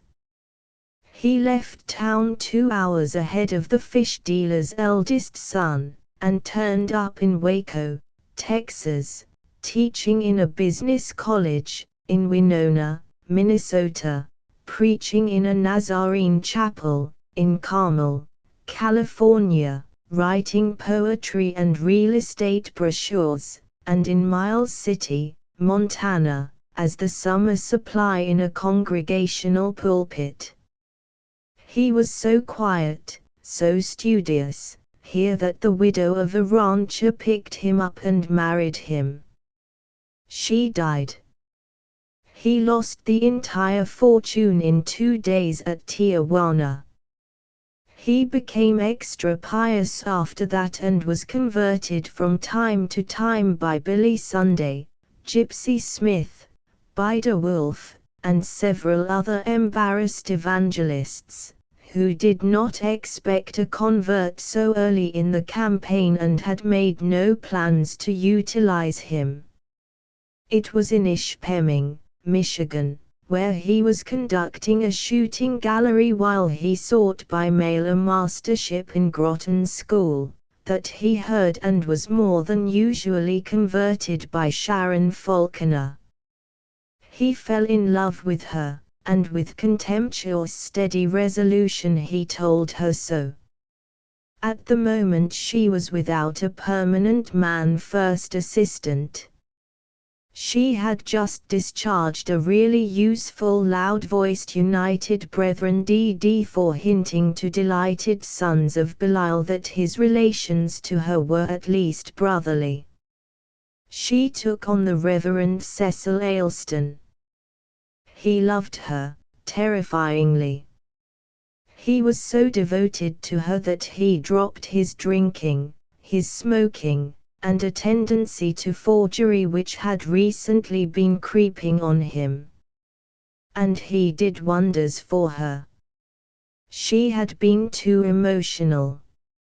He taught her to store it up and fling it all out in one overpowering catastrophic evening. She had been careless of grammar, and given to vulgar barnyard illustrations. He taught her to endure sitting still and reading Swinburne and Jowett, Pater and Jonathan Edwards, Newman and Sir Thomas Browne. He taught her to use her voice, to use her eyes, and in more private relations, to use her soul. She had been puzzled by him, annoyed by him, led meekly by him, and now she was weary of his supercilious devotion. He was more devoted to her than to life, and for her he refused a really desirable widow who could have got him back into the episcopal fold and acquired for him the dim rich sort of church for which he longed after these months of sawdust and sweaty converts. When Elmer descended from the train in Lincoln Friday afternoon, he stopped before a red and black poster announcing that Elmer Gantry was a power in the machinery world, that he was an eloquent and entertaining speaker, and that his address increasing sales with God and the Gideons would be a revelation of the new world of better business. "Jiminy," said the power in the machinery world. "I'd rather see a sermon of mine advertised like that than sell 16 million plows." He had a vision of Sharon Falconer in her suite in late afternoon, lonely and clinging in the faded golden light, clinging to him. But when he reached her room by telephone she was curt. No, sorry, can't see you 'safternoon, see you at dinner, 5:45. He was so chastened that he was restrained and uncommenting when she came swooping into the dining room, a knot-browed, efficient, raging Sharon, and when he found that she had brought Cecil Aylston. "Good evening, sister, Brother Aylston," he boomed sedately. "Evening. Ready to speak?" "Absolutely." She lighted a little. "That's good. Everything else is gone wrong, and these preachers here think I can travel an evangelistic crew on air. Give 'em fits about tightwad Christian businessmen, will you, Elmer? How they hate to loosen up. Cecil. Kindly don't look as if I'd bitten somebody. I haven't, not yet." Aylston ignored her, and the two men watched each other like a panther and a buffalo, but a buffalo with a clean shave and ever so much scented hair tonic. "Brother Aylston," said Elmer, "I noticed in the account of last evening's meeting that you spoke of Mary and the anointing with spikenard, and you quoted these Idylls of the King by Tennyson. Or that's what the newspaper said." "That's right. But do you think that's good stuff for evangelism? All right for a regular church, especially with a high-class rich congregation, but in a soul-saving campaign, my dear Mr. Gantry, Miss Falconer and I have decided that even in the most aggressive campaign there is no need of vulgarizing our followers." "Well, that isn't what I'd give 'em." "And what, pray, would you give them?" "The good old-fashioned hell, that's what." Elmer peeped at Sharon, and felt that she was smiling with encouragement. "Yes sir, like the hymn says, the hell of our fathers is good enough for me." "Quite so. I'm afraid it isn't good enough for me, and I don't know that Jesus fancied it particularly." "Well, you can be dead sure of one thing, when he stayed with Mary and Martha and Lazarus, he didn't loaf around drinking tea with them." "Why not, my dear man? Don't you know that tea was first imported by caravan train from Ceylon to Syria in 627 BC? No, didn't know just when. Why, of course. You've merely forgotten it. You must have read in your university days of the great Epicurean expedition of Phthaltazar, when he took the 1100 camels. Saltazar. You remember? Oh, yes, I remember his expedition, but I didn't know he brought in tea. Why, naturally. Rather. Ah, Miss Falconer, the impetuous Mr. Shoup wants to sing just as I am for his solo tonight. Is there any way of preventing it? Adelbert is a good saved soul, but just as he is too fat. Won't you speak to him? Oh, I don't know. Let him sing it. He's brought in lots of souls on that, yawned Sharon. Mangy little souls. Oh, stop being so supercilious. When you get to heaven, Cecil, you'll complain of the way the seraphims, oh, do shut up, I know it's seraphim, my tongue just slipped, you'll complain of the kind of corsets they wear. I'm not at all sure but that you really do picture that sort of heaven, with corseted angels and yourself with a golden mansion on the celestial Park Lane. Cecil Aylston, don't you quarrel with me tonight. I feel vulgar. That's your favorite word. I do wish I could save some of the members of my own crew. Elmer, do you think God went to Oxford? Sure. And you did, of course. I did not, by golly. I went to a hick college in Kansas. And I was born in a hick town in Kansas. Me too, practically. Oh, I did come from a frightfully old Virginia family, and I was born in what they called a mansion, but still, we were so poor that our pride was ridiculous. Tell me, did you split wood and pool mustard when you were a boy? Did I? Say. You bet I did. They sat with their elbows on the table, swapping boasts of provincial poverty, proclaiming kinship, while Cecil looked frosty. Elmer's speech at the evangelistic meeting was a cloudburst. It had structure as well as baritone melody, choice words, fascinating anecdotes, select sentiment, chaste point of view, and resolute piety. Elmer was later to explain to admirers of his public utterances that nothing was more important than structure. What, he put it to them, would they think of an architect who was fancy about paint and clapboards but didn't plan the house? And tonight's euphuisms were full of structure. In part 1 he admitted that despite his commercial success he had fallen into sin before the hour when, restless in his hotel room, he had idly fingered or a Gideon Bible and been struck by the parable of the talents.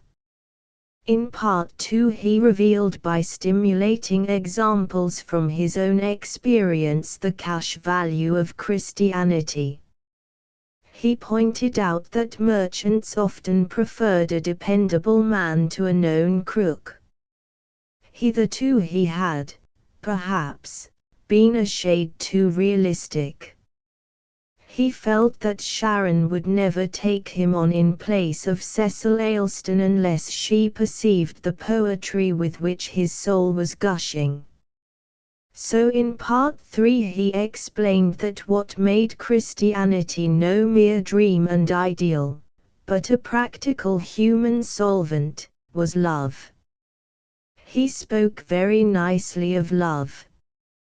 He said that love was the morning star, the evening star, the radiance upon the quiet tomb, the inspirer equally of patriots and bank presidents, and as for music, what was it but the very voice of love? He had elevated his audience, 1,300 they were, and respectful, to a height of idealism from which he made them swoop now like eagles to a pool of tears, for, oh, my brothers and sisters, important though it is to be prudent in this world's affairs, it is the world to come that is alone important. And this reminds me, in closing, of a very sad incident which I recently witnessed. In business affairs I had often had to deal with a very prominent man named Jim Leffing well. I can give his name now because he has passed to his eternal reward. Old Jim was the best of good fellows, but he had fatal defects. He drank liquor, he smoked tobacco, he gambled, and I'm sorry to say that he did not always keep his tongue clean, he took the name of God in vain. But Jim was very fond of his family, particularly of his little daughter. Well, she took sick. Oh, what a sad time that was to that household! How the stricken mother tiptoed into and out of the sick room, how the worried doctors came and went, speeding to aid her. As for the father, poor old Jim, he was bowed with anguish as he leaned over that pathetic little bed, and his hair turned grey in a single night. There came the great crisis, and before the very eyes of the weeping father that little form was stilled, and that sweet, pure, young soul passed to its Maker. He came to me sobbing, and I put my arms round him as I would round a little child. "Oh, God," he sobbed, "that I should have spent my life in wicked vices, and that the little one should have passed away knowing her dad was a sinner." Thinking to comfort him, I said, "Old man, it was God's will that she be taken. You have done all that mortal man could do. The best of medical attention. The best of care." I shall never forget how scornfully he turned upon me. "And you call yourself a Christian?" he cried. Yes, she had medical attention, but one thing was lacking, the one thing that would have saved her: I could not pray. And that strong man knelt in anguish, and for all my training in trying to explain the ways of God to my fellow businessmen, there was nothing to say. It was too late. Oh, my brothers, my fellow businessmen, are you going to put off repentance till it's too late? That's your affair, you say. Is it? Is it? Have you a right to inflict upon all that you hold nearest and dearest the sore burden of your sins? Do you love your sins better than that dear little son, that bonny daughter, that loving brother, that fine old father? Do you want to punish them? Do you? Don't you love someone more than you do your sins? If you do, stand up. Isn't there someone here who wants to stand up and help a fellow businessman carry this gospel of great joy to the world? Won't you come? Won't you help me? Oh, come. Come down and let me shake your hand." And they came, dozens of them, weeping, while he wept at his own goodness. They stood afterward in the secluded space behind the white and gold platforms, Sharon and Elmer, and she cried, "Oh, it was beautiful." Honestly, I almost cried myself. "Elmer, it was just fine. Didn't I get 'em? Didn't I get 'em? Didn't I?" "Say, Sharon, I'm so glad it went over, because it was your show and I wanted to give you all I could." He moved toward her, his arms out, and for once he was not producing the false ardor of amorous diplomacy. He was the small boy seeking the praise of his mother. But she moved away from him, begging, not sardonically, "No. Please. But you do like me." "Yes, I do." "How much?" "Not very much. I can't like anyone very much. But I do like you. Some day I might fall in love with you. A tiny bit. If you don't rush me too much. But only physically. No one proudly can touch my soul. Do you think that's decent? Isn't that sin?" She flamed at him. "I can't sin. I am above sin. I am really and truly sanctified.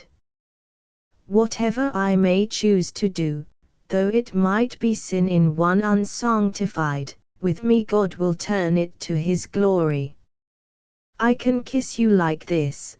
Quickly she touched his cheek, "Yes, or passionately, terribly passionately, and it would only symbolize my complete union with Jesus. I have told you a mystery. You can never understand. But you can serve me. Would you like to? Yes, I would. And I've never served anybody yet. Can I? Oh, kick out this tea-drinking mollycoddle, Cecil, and let me work with you. Don't you need arms like these about you, just now and then, defending you? Perhaps. But I'm not to be hurried. I am I. It is I who choose. Yes. I guess probably it is, Sharon. I think you've plumb hypnotized me or something. No, but perhaps I shall if I ever care to. I can do anything I want to. God chose me to do His work. I am the reincarnation of Joan of Arc, of Catherine of Siena. I have visions. God talks to me. I told you once that I hadn't the brains to rival the men evangelists. Lies. False modesty. They are God's message, but I am God's right hand. She chanted it with her head back, her eyes closed, and even while he quaked, "My God, she's crazy," he did not care. He would give up all to follow her. Mumblingly he told her so, but she sent him away, and he crept off in a humility he had never known. Chapter 12. 2 more series of meetings Sharon Falconer held that summer, and at each of them the power in the machinery world appeared and chronicled his conversion by the Gideon Bible and the eloquence of Sister Falconer. Sometimes he seemed very near her, the next time she would regard him with bleak china eyes. Once she turned on him with, "You smoke, don't you?" "Why, yes. I smelled it. I hate it." "Will you stop it?"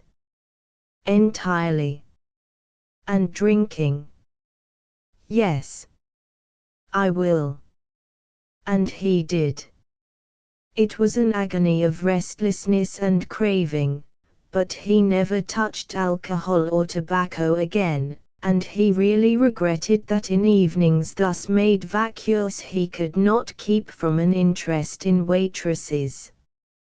It was late in August, in a small Colorado city, after the second of his appearances as a saved financial titan, that he implored Sharon as they entered the hotel together, "Oh, let me come up to your room. Please.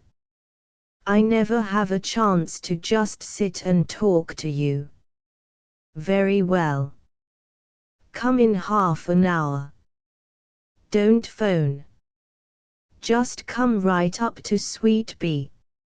It was a half hour of palpitating, of almost timorous expectancy.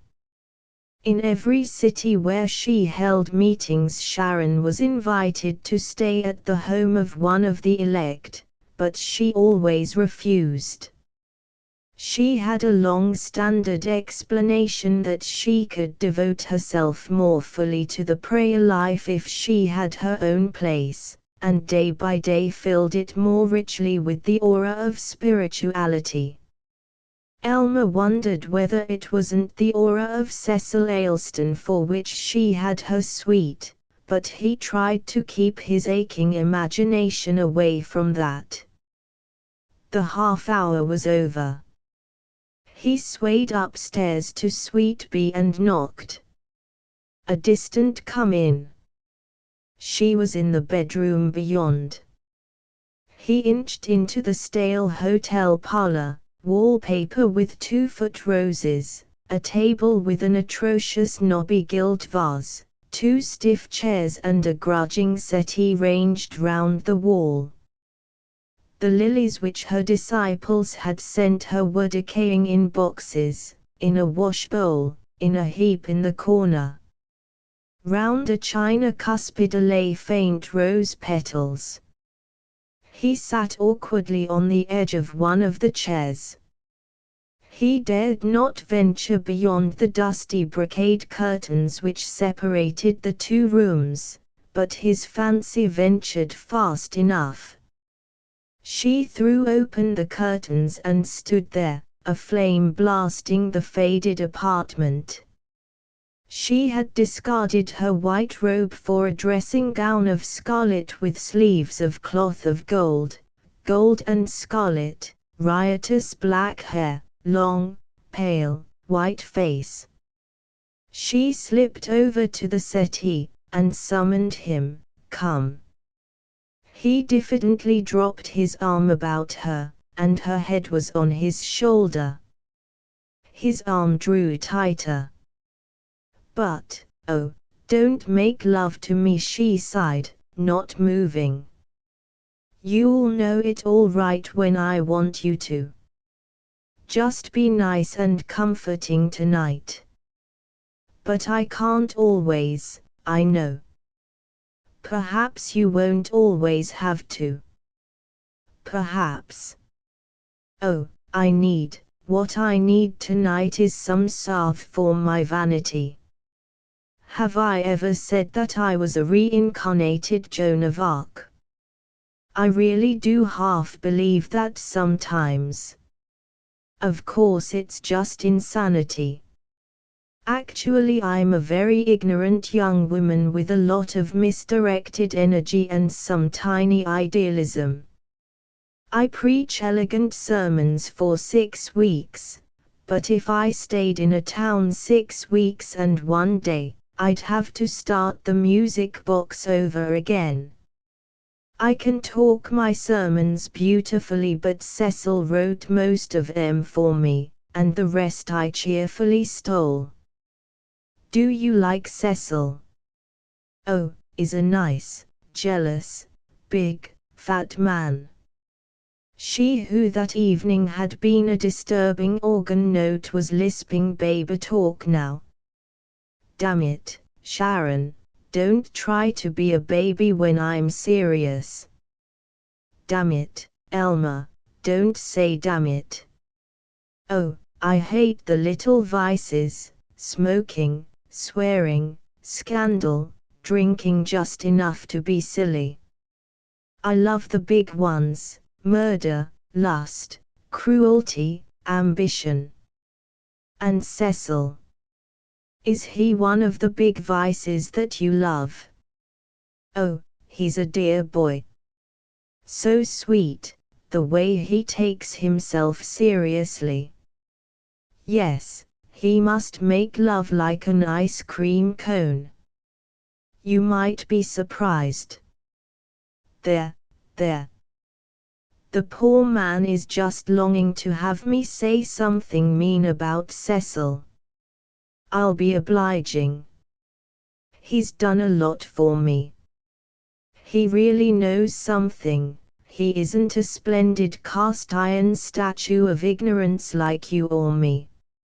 Now you look here, Sharon. After all, I am a college graduate and practically ABD too. That's what I said. Cecil really knows how to read. And he taught me to quit acting like a hired girl, bless him. But, oh, I've learned everything he can teach me, and if I get any more of the highbrow in me I'll lose touch with the common people, bless their dear, sweet, honest souls. Chuck him. Take me on. Oh, it isn't the money.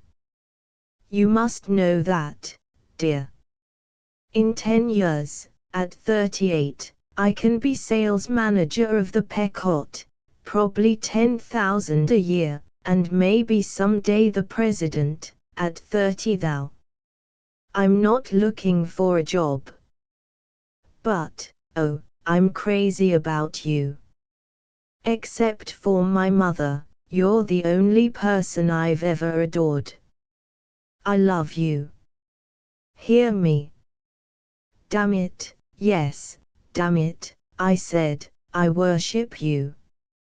Oh, Sharon, Sharon, Sharon. It wasn't really bunk when I told Em all tonight how you'd converted me, because you did convert me. Will you let me serve you? And will you maybe marry me?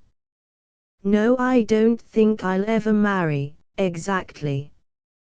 Perhaps I'll chuck Cecil, poor sweet lad, and take you on. I'll see. Anyhow, let me think. She shook off his encircling arm and sat brooding, chin on hand. He sat at her feet, spiritually as well as physically. She beatified him with, in September I'll have only 4 weeks of meetings, at Vincennes. I'm going to take off all October, before my winter work, you won't know me then, I'm dandy, speaking indoors, in big halls, and I'm going down to our home, the old Falconer family place, in Virginia. Pappy and Mam are dead now, and I own it. Old plantation. Would you like to come down there with me, just us two, for a fortnight in October? Would I? My God! Could you get away? If it cost me my job. Then, I'll wire you when to come after I get there, Hanning Hall, Broughton, Virginia. Now I think I'd better go to bed, dear. Sweet dreams. Can't I tuck you into bed? No, dear. I might forget to be Sister Falconer. Good night. Her kiss was like a swallow's flight, and he went out obediently, marveling that Elmer Gantry could for once love so much that he did not insist on loving. Too, in New York he had bought a suit of Irish homespun and a heather cap. He looked bulky but pleasantly pastoral as he gaped romantically from the Pullman window at the fields of Virginia. Ole Virginie, he hummed happily. Worm fences, Negro cabins, gallant horses in rocky pastures, a longing to see the gentry who rode such horses, and ever the blue hills. It was an older world than his baking Kansas, older than Mizpah Seminary, and he felt a desire to be part of this traditional age to which Sharon belonged. Then, as the miles which still separated him from the town of Broughton crept back of him, he forgot the warm-tinted land in anticipation of her. He was recalling that she was the aristocrat, the more formidable here in the company of FFV friends. He was more than usually timid and more than usually proud of his conquest. For a moment, at the station, he thought that she had not come to meet him. Then he saw a girl standing by an old country buggy. She was young, veritably a girl, in midi blouse deep cut at the throat, pleated white skirt, white shoes. Her red tam o' shanter was rakish, her smile was a country grin as she waved to him. And the girl was Sister Falconer. God, you're adorable, he murmured to her, as he plumped down his suitcase, and she was fragrant and soft in his arms as he kissed her. No more, she whispered. You're supposed to be my cousin, and even very nice cousins don't kiss quite so intelligently. As the carriage jerked across the hills, as the harness creaked and the white horse grunted, he held her hand lightly in butterfly ecstasy. he cried out at the sight of Hanning Hall as they drove through the dark pines, among shabby grass plots, to the bare sloping lawn. It was out of a storybook, a brick house, not very large, with tall white pillars, white cupola, and dormer windows with tiny panes, and across the lawn paraded a peacock in the sun. Out of a storybook, too, was the pair of old negroes who bowed to them from the porch and hastened down the steps, the butler with green tailcoat and white mustache almost encircling his mouth, and the mammy in green calico, with an enormous grin and a histrionic curtsy. "They've always cared for me since I was a tiny baby," Sharon whispered. "I do love them, I do love this dear old place." She hesitated, then defiantly, "That's why I brought you here." The butler took his bag up and unpacked, while Elmer wandered about the old bedroom, impressed, softly happy. The wall was a series of pale landscapes, manor houses beyond avenues of elms. The bed was a four-poster, the fireplace of white enameled posts and mantel, and on the broad oak boards of the floor, polished by generations of forgotten feet, were hooked rugs of the days of crinoline. "Golly, I'm so happy. I've come home," sighed Elmer. When the butler was gone, Elmer drifted to the window, and "Golly," he said again. He had not realized that in the buggy they had climbed so high. Beyond rolling pasture and woods was the Shenandoah glowing with afternoon. "Shenandoah," he crooned. Suddenly he was kneeling at the window, and for the first time since he had forsaken Jim Lefferts and football and joyous ribaldry, his soul was free of all the wickedness which had daubed it, oratorical ambitions, emotional orgasm, dead sayings of dull seers, dogmas, and piety. The golden winding river drew him, the sky uplifted him, and with outflung arms he prayed for deliverance from prayer. "I've found her. Sharon. Oh, I'm not going on with this evangelistic bunk. Trapping idiots into holy monkish signs. No, by God, I'll be honest. I'll tuck her under my arm and go out and fight. Business. Put it over. Build something big. And laugh, not snivel and shake hands with church members. I'll do it." Then and there ended his rebellion. The vision of the beautiful river was hidden from him by a fog of compromises. How could he keep away from evangelistic melodrama if he was to have Sharon? And to have Sharon was the one purpose of life. She loved her meetings, she would never leave them, and she would rule him. And he was exalted by his own oratory. Besides, there is a lot to all this religious stuff. We do good. Maybe we jolly into emotions too much, but don't that wake folks up from their ruts? Course it does. So he put on a white turtle-necked sweater and with a firm complacent tread he went down to join Sharon. She was waiting in the hall, so light and young in her midi blouse and red tam. "Let's not talk seriously. I'm not Sister Falconer, I'm Sharon today. Gee, to think I've ever spoken to 5,000 people. Come on. I'll race you up the hill." The wide lower hall, traditionally hung with steel engravings and a Chickamauga sword, led from the front door, under the balcony of the staircase, to the garden at the back, still bold with purple asters and golden zinnias.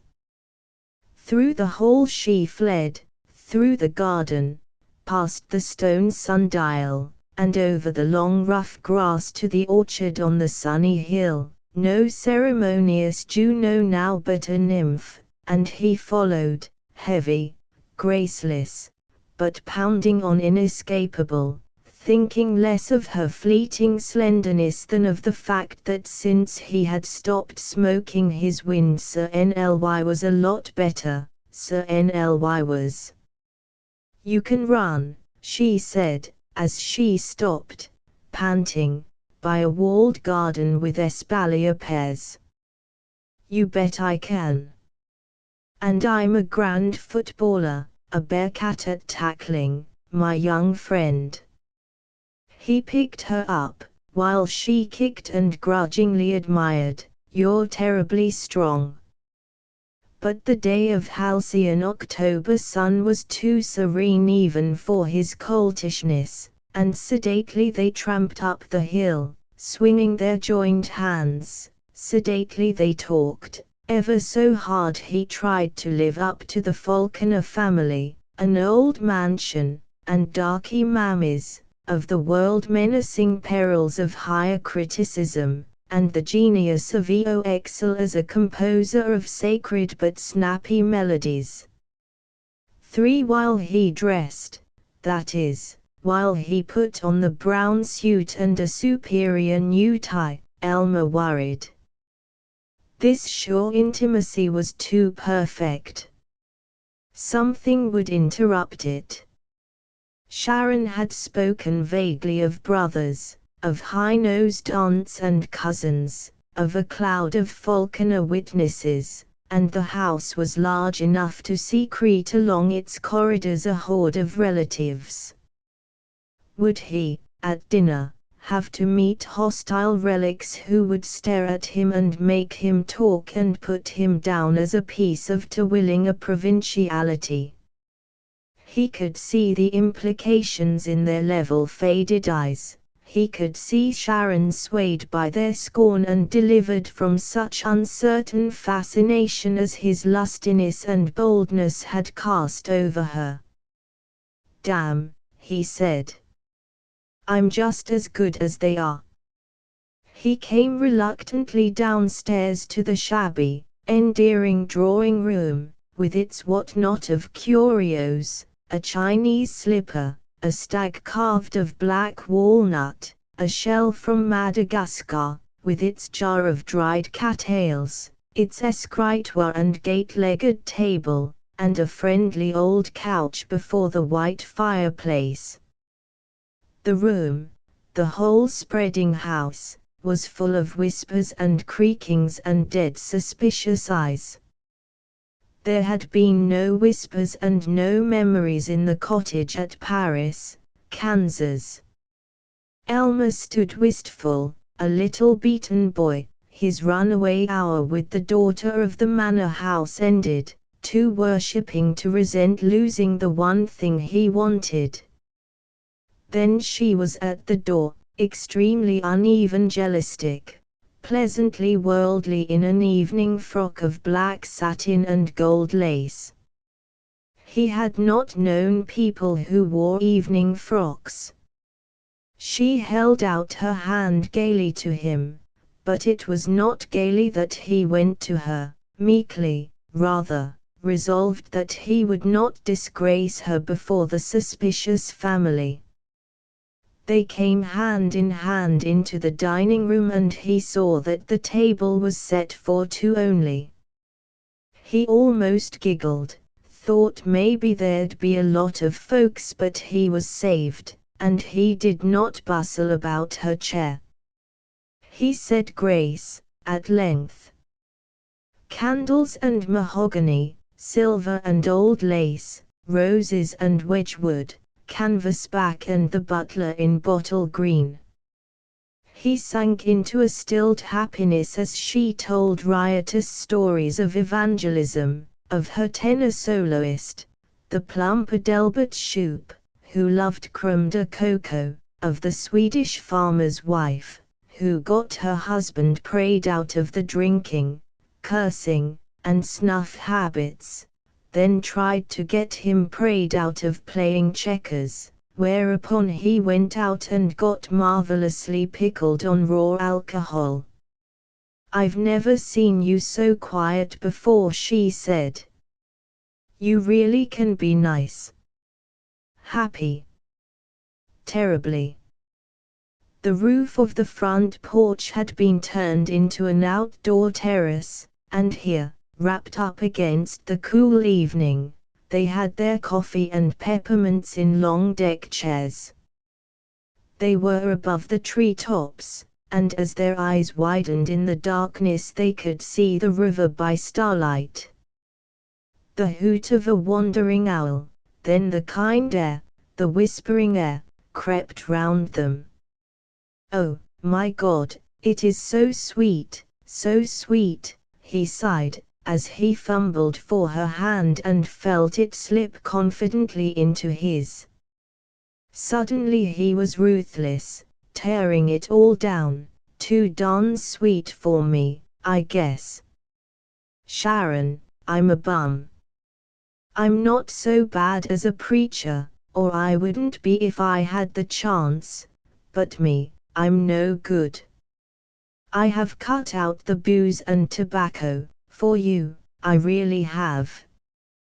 But I used to drink like a fish. Until I met you I never thought any woman except my mother was any good.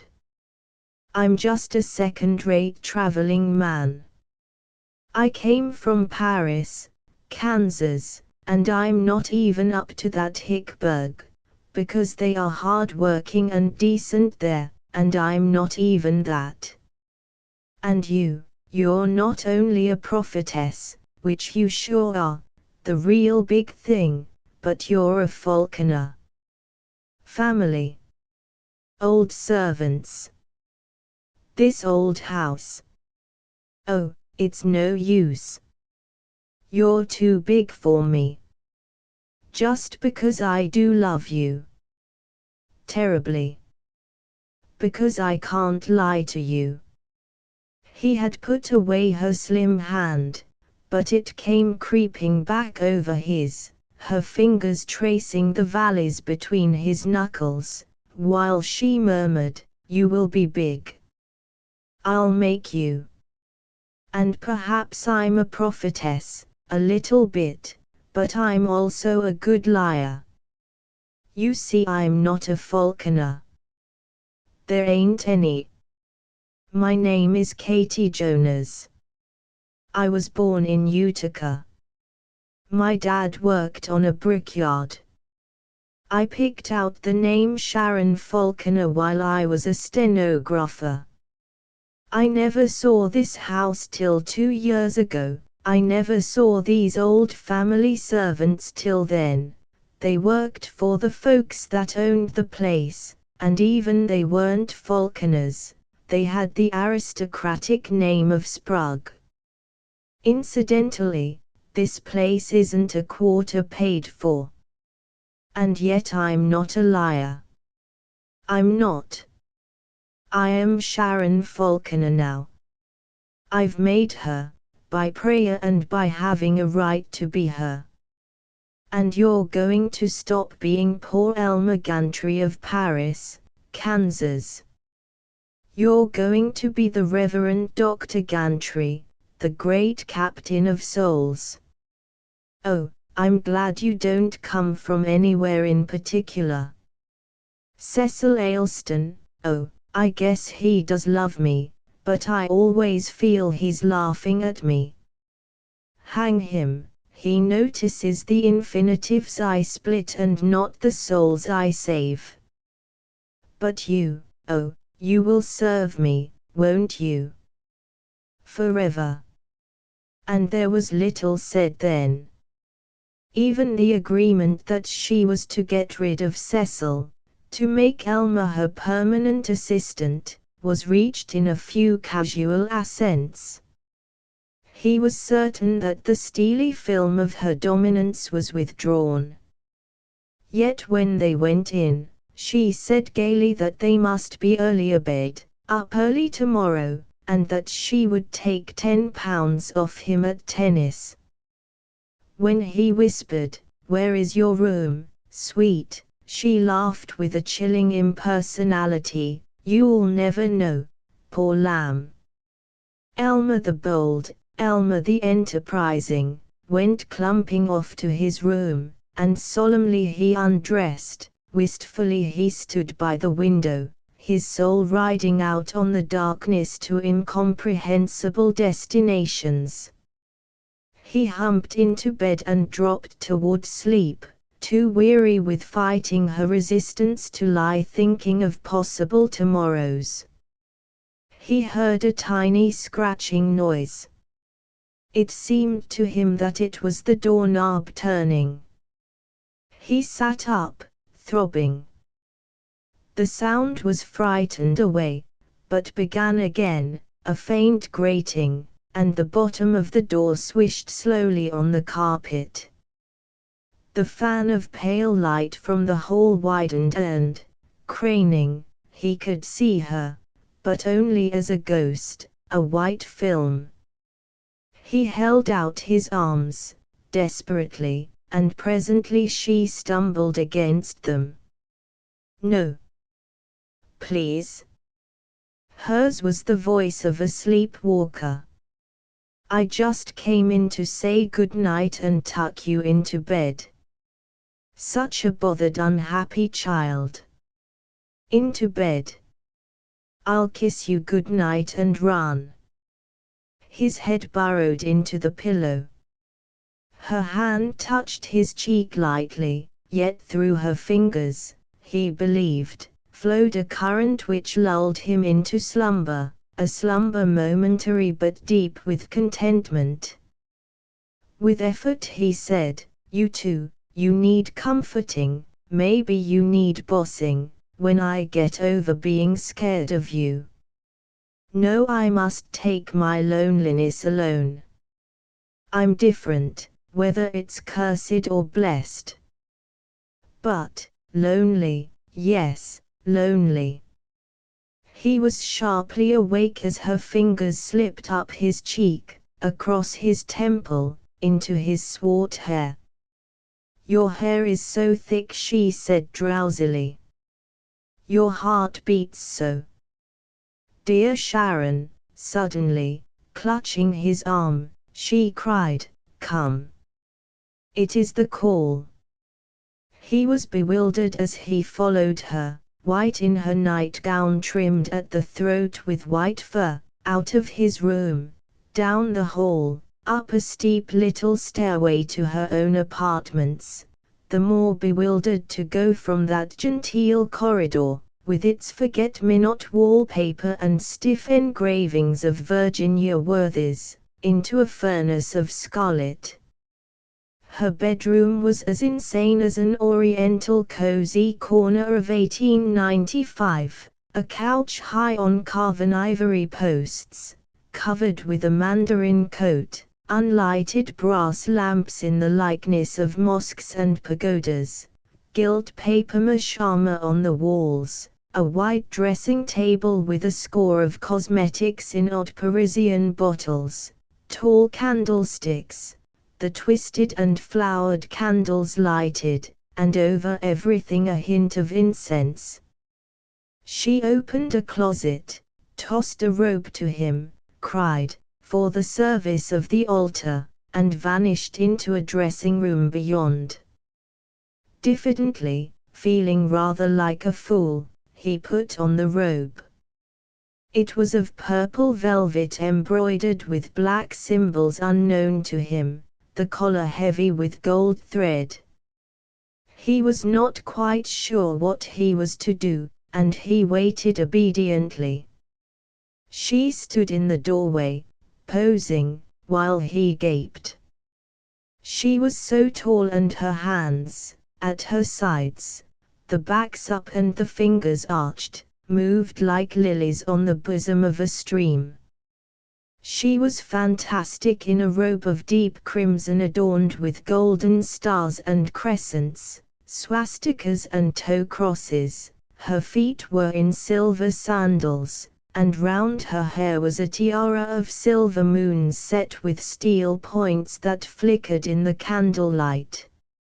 A mist of incense floated about her, seemed to rise from her, and as she slowly raised her arms he felt in schoolboyish awe that she was veritably a priestess.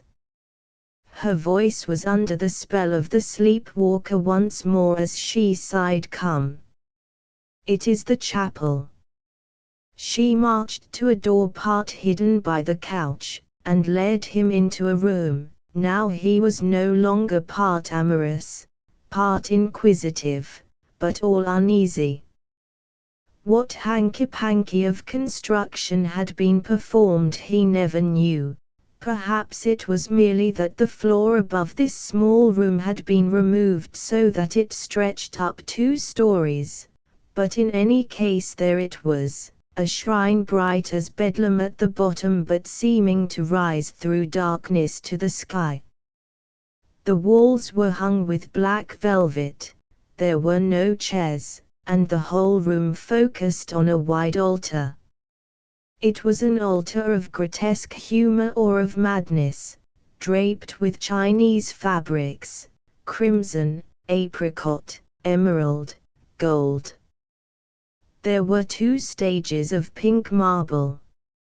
Above the altar hung an immense crucifix with the Christ bleeding at nail wounds and pierced side, and on the upper stage were plaster busts of the Virgin, Saint Teresa, Saint Catherine, a garish Sacred Heart, a dolorous simulacrum of the dying Saint Stephen.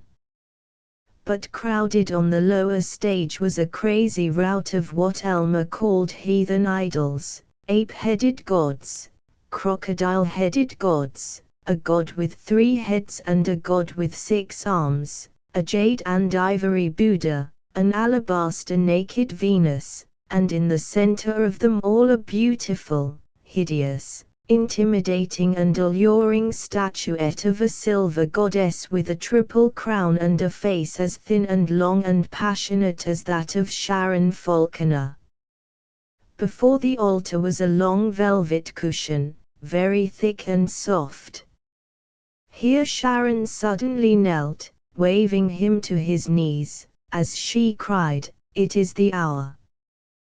Blessed Virgin, Mother Hera, Mother Frigga, Mother Ishtar, Mother Isis, dread Mother Astarte of the weaving arms, it is thy priestess, it is she who after the blind centuries and the groping years shall make it known to the world that ye are one, and that in me are ye all revealed, and that in this revelation shall come peace and wisdom universal, the secret of the spheres and the pit of understanding. Ye who have leaned over me and on my lips pressed your immortal fingers, take this my brother to your bosoms, open his eyes, release his pinioned spirit, make him as the gods, that with me he may carry the revelation for which 1,000,000 grievous years the world has panted. O rosy cross and mystic tower of ivory, hear my prayer. O sublime April crescent, hear my prayer. O sword of undaunted steel most excellent, hear thou my prayer. O serpent with unfathomable eyes, hear my prayer. Ye veiled ones and ye bright ones, from caves forgotten, the peaks of the future, the clanging today, join in me, lift up, receive him, dread nameless ones, yet, lift us then, mystery on mystery, sphere above sphere, dominion on dominion, to the very throne. She picked up a Bible which lay by her on the long velvet cushion at the foot of the altar, she crammed it into his hands, and cried, "Read, read, quickly. It was open at the Song of Solomon, and bewildered he chanted, "How beautiful are thy feet with shoes, O prince's daughter! The joints of thy thighs are like jewels, the work of the hands of a cunning workman. Thy two breasts are like two young roes. Thy neck is as a tower of ivory. The hair of thine head like purple, the king is held in the galleries. How fair and how pleasant art thou, O love, for delights!" She interrupted him, her voice high and a little shrill, "O mystical rose, O lily most admirable, O wondrous union, O Saint Anna, Mother Immaculate, Demeter, Mother Beneficent, Lakshmi, Mother most shining, behold, I am his and he is yours and ye are mine."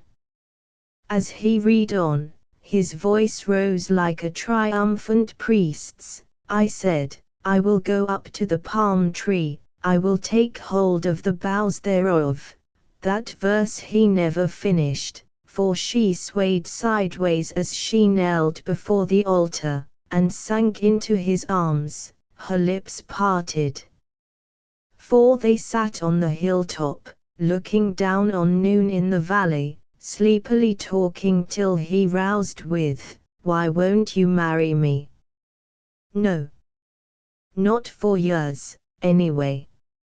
I'm too old, 32 to your, what is it, 28 or -9. And I must be free for the service of our Lord. You do know I mean that. I am really consecrated, no matter what I may seem to do."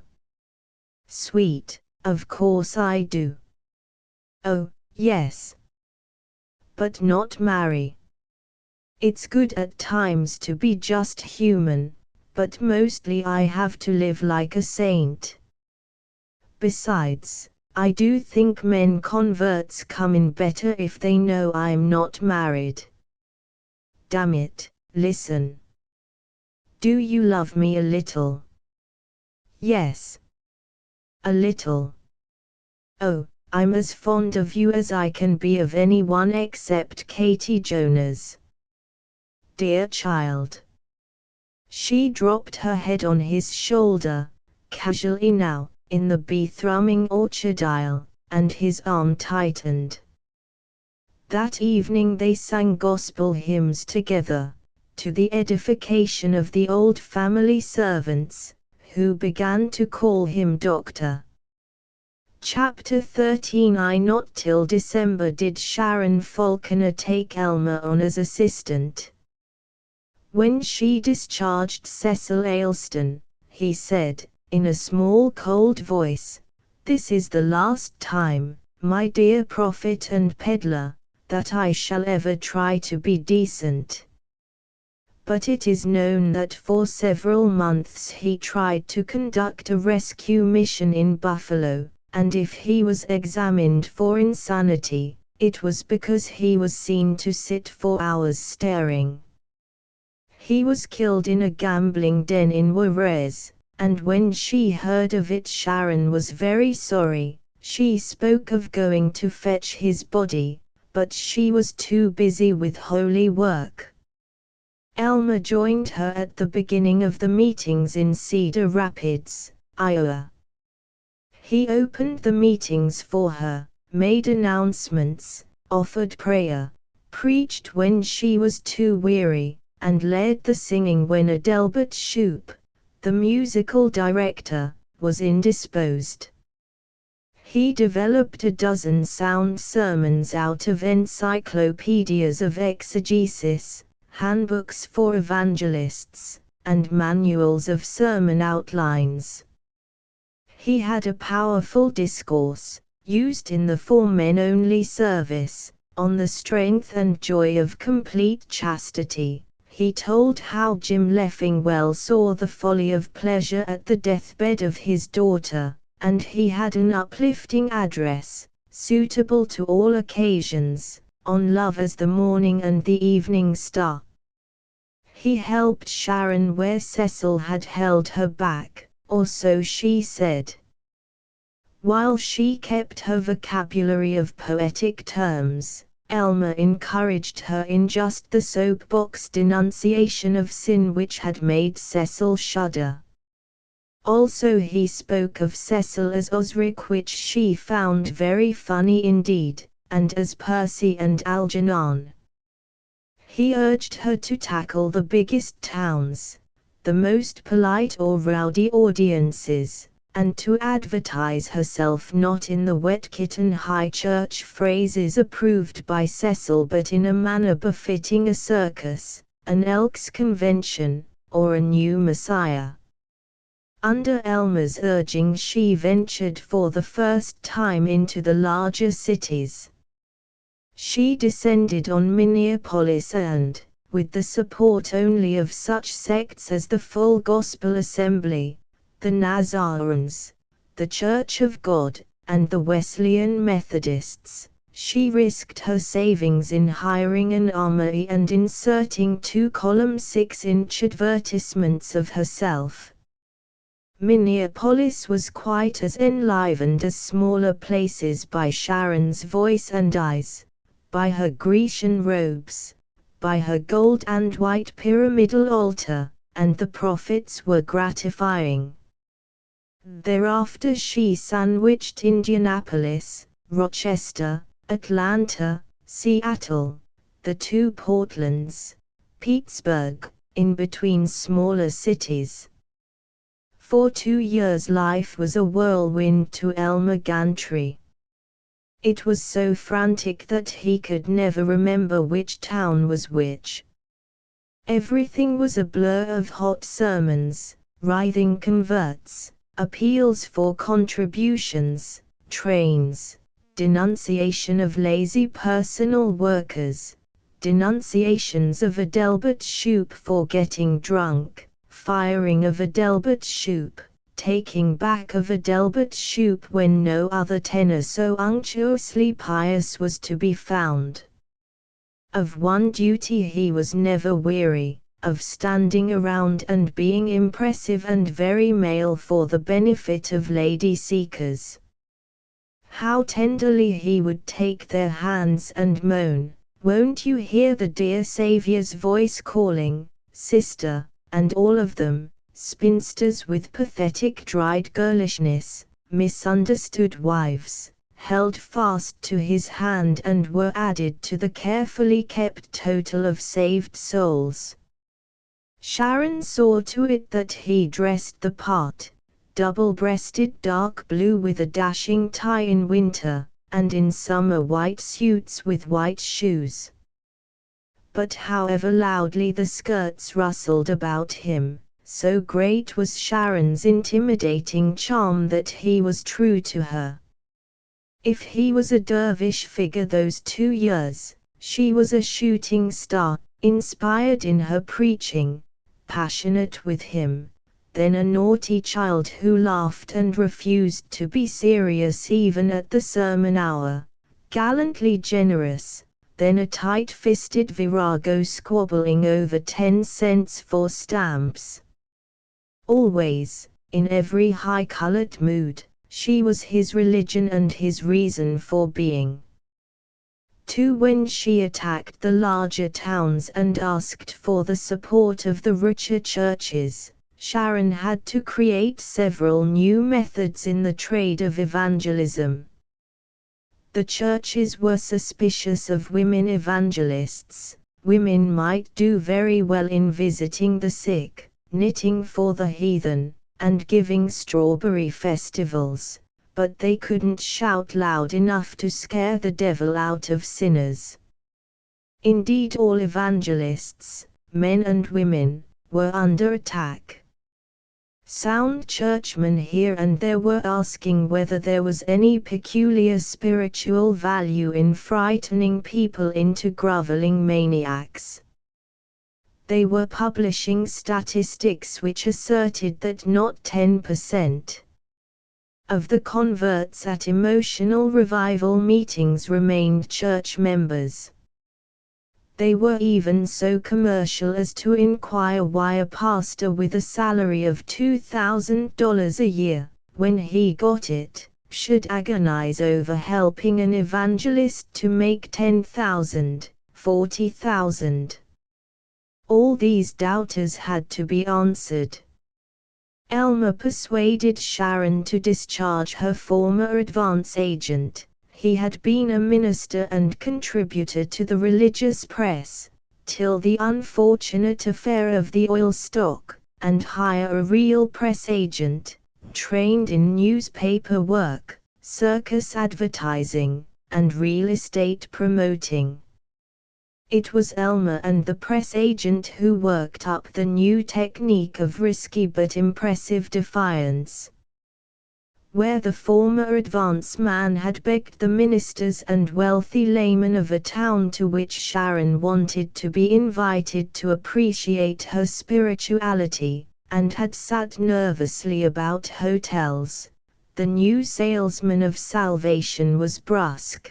"I can't waste my time and the Lord's time waiting for you people to make up your minds. Sister Falconer is especially interested in this city because she has been informed that there is a subterranean quickening here such as would simply jam your churches, with a grand new outpouring of the Spirit, provided some real expert like her came to set the fuse alight. But there are so many other towns begging for her services that if you can't make up your minds immediately, we'll have to accept their appeals and pass you up. Sorry. Can only wait till midnight. Tonight. Reserved my Pullman already." There were ever so many ecclesiastical bodies who answered that they didn't see why he waited even till midnight, but if they were thus intimidated into signing the contract, an excellent contract, drawn up by a devout Christian Scientist lawyer named Finkelstein, they were the more prepared to give spiritual and financial support to Sharon's labors when she did arrive. The new press agent was finally so impressed by the beauties of evangelism, as contrasted with his former circuses and real estate, that he was himself converted, and sometimes when he was in town with the troupe, he sang in the choir and spoke to YMCA classes in journalism. But even Elmer's arguments could never get him to give up a sturdy, plodding devotion to poker. The contract signed, the advance man remembered his former newspaper labors, and for a few days became touchingly friendly with all the reporters in town. There were late parties at his hotel, there was much sending of bellboys for more bottles of Wilson and White Horse and Green River. The press agent admitted that he really did think that Miss Falconer was the greatest woman since Sarah Bernhardt, and he let the boys have stories, guaranteed held exclusive, of her beauty, the glories of her family, her miraculous power of fetching sinners or rain by prayer, and the rather vaguely dated time when, as a young girl, she had been recognized by Dwight Moody as his successor. South of the Mason and Dixon line her grandfather was merely Mr. Falconer, a bellicose and pious man, but far enough north he was General Falconer of Ole, Virginia, preferably spelled that way, who had been the advisor and solace of General Robert E. Lee. The press agent also wrote the posters for the Ministerial Alliance, giving Satan a generous warning as to what was to happen to him. So when Sharon and the troupe arrived, the newspapers were eager, the walls and shop windows were scarlet with placards, and the town was breathless. Sometimes 1,000 people gathered at the station for her arrival. There were always a few infidels, particularly among the reporters, who had doubted her talents, but when they saw her in the train vestibule, in a long white coat, when she had stood there a second with her eyes closed, lost in prayer for this new community, when slowly she held out her white nervous hands in greeting, then the advance agent's work was 2/3 done here and he could go on to whiten new fields for the harvest. But there was still plenty of discussion before Sharon was rid of the forces of selfishness and able to get down to the job of spreading light. Local committees were always stubborn, local committees were always jealous, local committees were always lazy, and local committees were always told these facts, with vigor. The heart of the arguments was money. Sharon was one of the first evangelists to depend for all her profit not on a share of the contributions nor on a weekly offering but on one night devoted entirely to a voluntary thank offering for her and her crew alone. It sounded unselfish and it brought in more, every devotee saved up for that occasion, and it proved easier to get one $50 donation than a dozen of $1 each.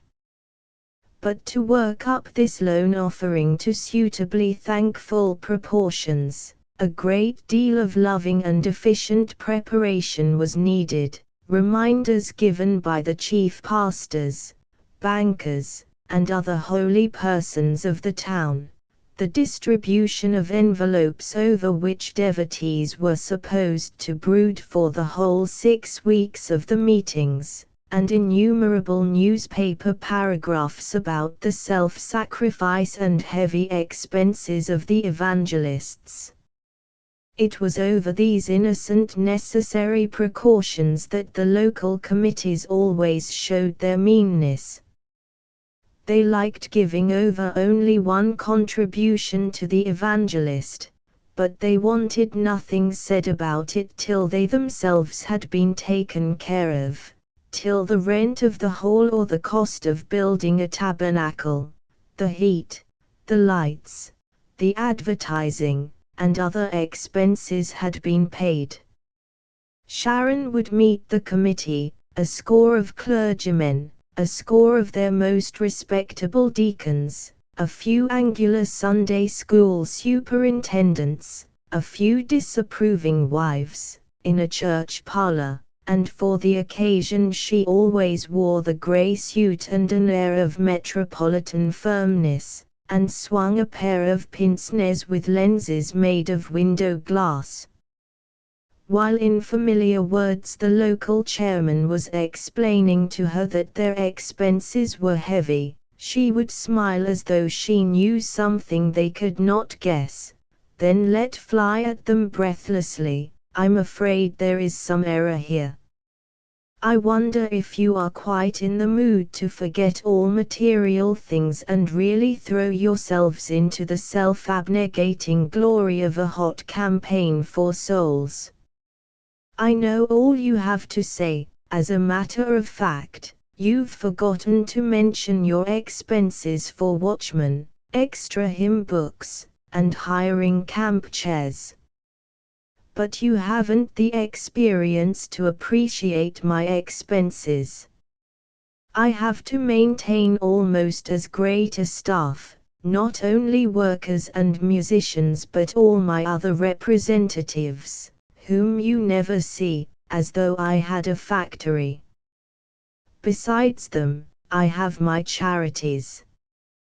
There is, for example, the old ladies' home, which I keep up entirely. Oh, I shan't say anything about it, but if you could see those poor aged women turning to me with such anxious faces. Where that old ladies' home was, Elmer never learned. We come here without any guarantee, we depend wholly upon the free will offering of the last day, and I'm afraid you're going to stress the local expenses so that people will not feel like giving on the last day even enough to pay the salaries of my assistants. I'm taking, if it were not that I abominate the pitiful and character-destroying vice of gambling, I'd say that I'm taking such a terrible gamble that it frightens me. But there it is, and, while she was talking, Sharon was sizing up this new assortment of clergy, the cranks, the testy male old maids, the advertising and pushing demagogues, the commonplace pulpit job holders, the straddling young liberals, the real mystics, the kindly fathers of their flocks, the lovers of righteousness. She had picked out as her advocate the most sympathetic, and she launched her peroration straight at him. Do you want to ruin me, so that never again shall I be able to carry the message, to carry salvation, to the desperate souls who are everywhere waiting for me, crying for my help? Is that your purpose, you, the elect, the people chosen to help me in the service of the dear Lord Jesus himself? Is that your purpose? Is it? Is it? She began sobbing, which was Elmer's cue to jump up and have a wonderful new idea. He knew, did Elmer, that the dear brethren and sisters had no such purpose. They just wanted to be practical. Well, why wouldn't it be a good notion for the committee to go to the well-to-do church members and explain the unparalleled situation, tell them that this was the Lord's work, and that aside from the unquestioned spiritual benefits, the revival would do so much good that crime would cease, and taxes thus be lessened, that workmen would turn from agitation to higher things, and work more loyally at the same wages. If they got enough pledges from the rich for current expenses, those expenses would not have to be stressed at the meetings, and people could properly be coaxed to save up for the final thank offering, not have to be nagged to give more than small coins at the nightly collections. There were other annoyances to discuss with the local committee. Why, Elmer would demand, hadn't they provided enough dressing rooms in the tabernacle? Sister Falconer needed privacy. Sometimes just before the meeting she and he had to have important conferences. Why hadn't they provided more volunteer ushers? He must have them at once, to train them, for it was the ushers, when properly coached, who would ease struggling souls up to the altar for the skilled finishing touches by the experts. Had they planned to invite big delegations from the local institutions, from Smith Brothers Ketchup Factory, from the car shops, from the packing house? Oh, yes, they must plan to stir up these institutions. An evening would be dedicated to each of them, the representatives would be seated together, and they'd have such a happy time singing their favorite hymns. By this time, a little dazed, the local committee were granting everything, and they looked almost convinced when Sharon wound up with a glad ringing, all of you must look forward, and joyfully, to a sacrifice of time and money in these meetings. We have come here at a great sacrifice, and we are here only to help you. For the afternoon and evening sermons, those were the high points of the meetings, when Sharon cried in a loud voice, her arms out to them, Surely the Lord is in this place, and I knew it not, and all our righteousness is as filthy rags, and we have sinned and come short of the glory of God. And oh, for the man to arise in me, that the man I am may cease to be, and get right with God. And I am not ashamed of the gospel of Christ, for it is the power of God unto salvation. But before even these guaranteed appeals could reach wicked hearts, the audience had to be prepared for emotion, and to accomplish this there was as much labor behind Sharon's eloquence as there is of wardrobes and scene shifters and box offices behind the frenzy of Lady Macbeth. Of this preparation Elmer had a great part. He took charge, as soon as she had trained him, of the men personal workers, leaving the girls to the director of personal work, a young woman who liked dancing and glass jewelry but who was admirable at listening to the confessions of spinsters.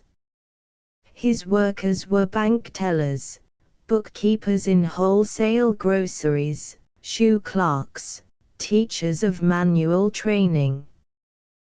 They canvassed shops, wholesale warehouses, and factories, and held noon meetings in offices, where they explained that the most proficient use of shorthand did not save one from the probability of hell. For Elmer explained that prospects were more likely to be converted if they came to the meetings with a fair amount of fear. When they were permitted, the workers were to go from desk to desk, talking to each victim about the secret sins he was comfortably certain to have. And both men and women workers were to visit the humbler homes and offer to kneel and pray with the flowery and embarrassed wife, the pipe-wreathed and shoeless husband.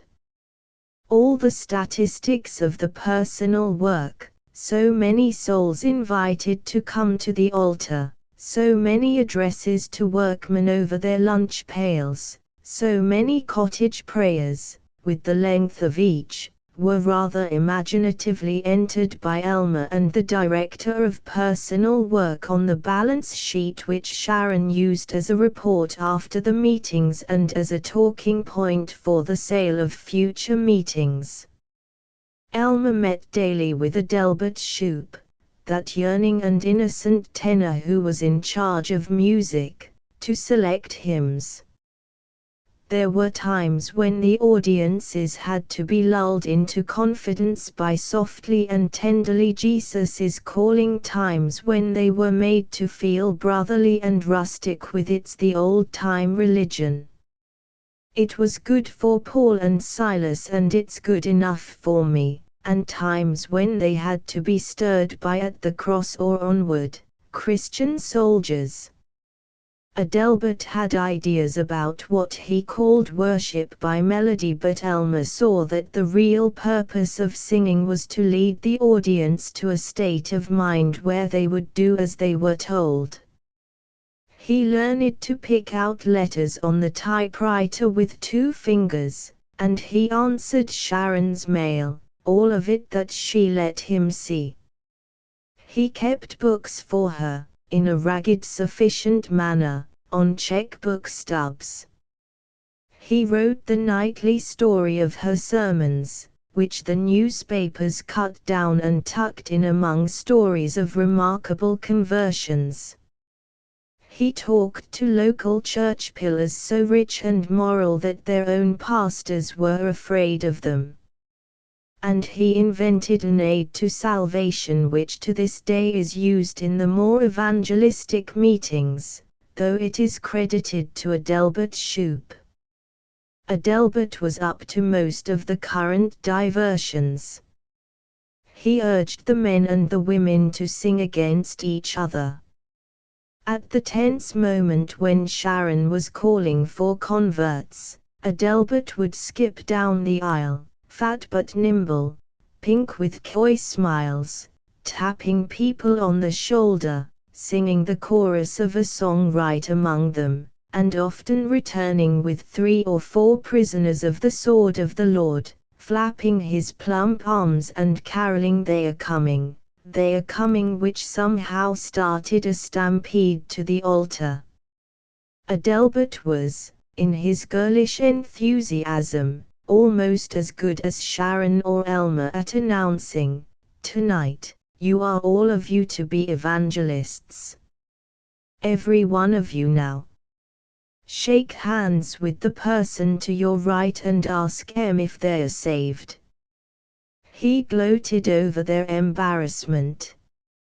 He really was a man of parts. Nevertheless, it was Elmer, not Adelbert, who invented the hallelujah yell. Remembering his college cheers, remembering how greatly it had encouraged him in kneeing the opposing tackle or jabbing the rival center's knee, Elmer observed to himself, "Why shouldn't we have yells in this game, too?" He himself wrote the first one known in history. Hallelujah, praise God, hal, hal, hal.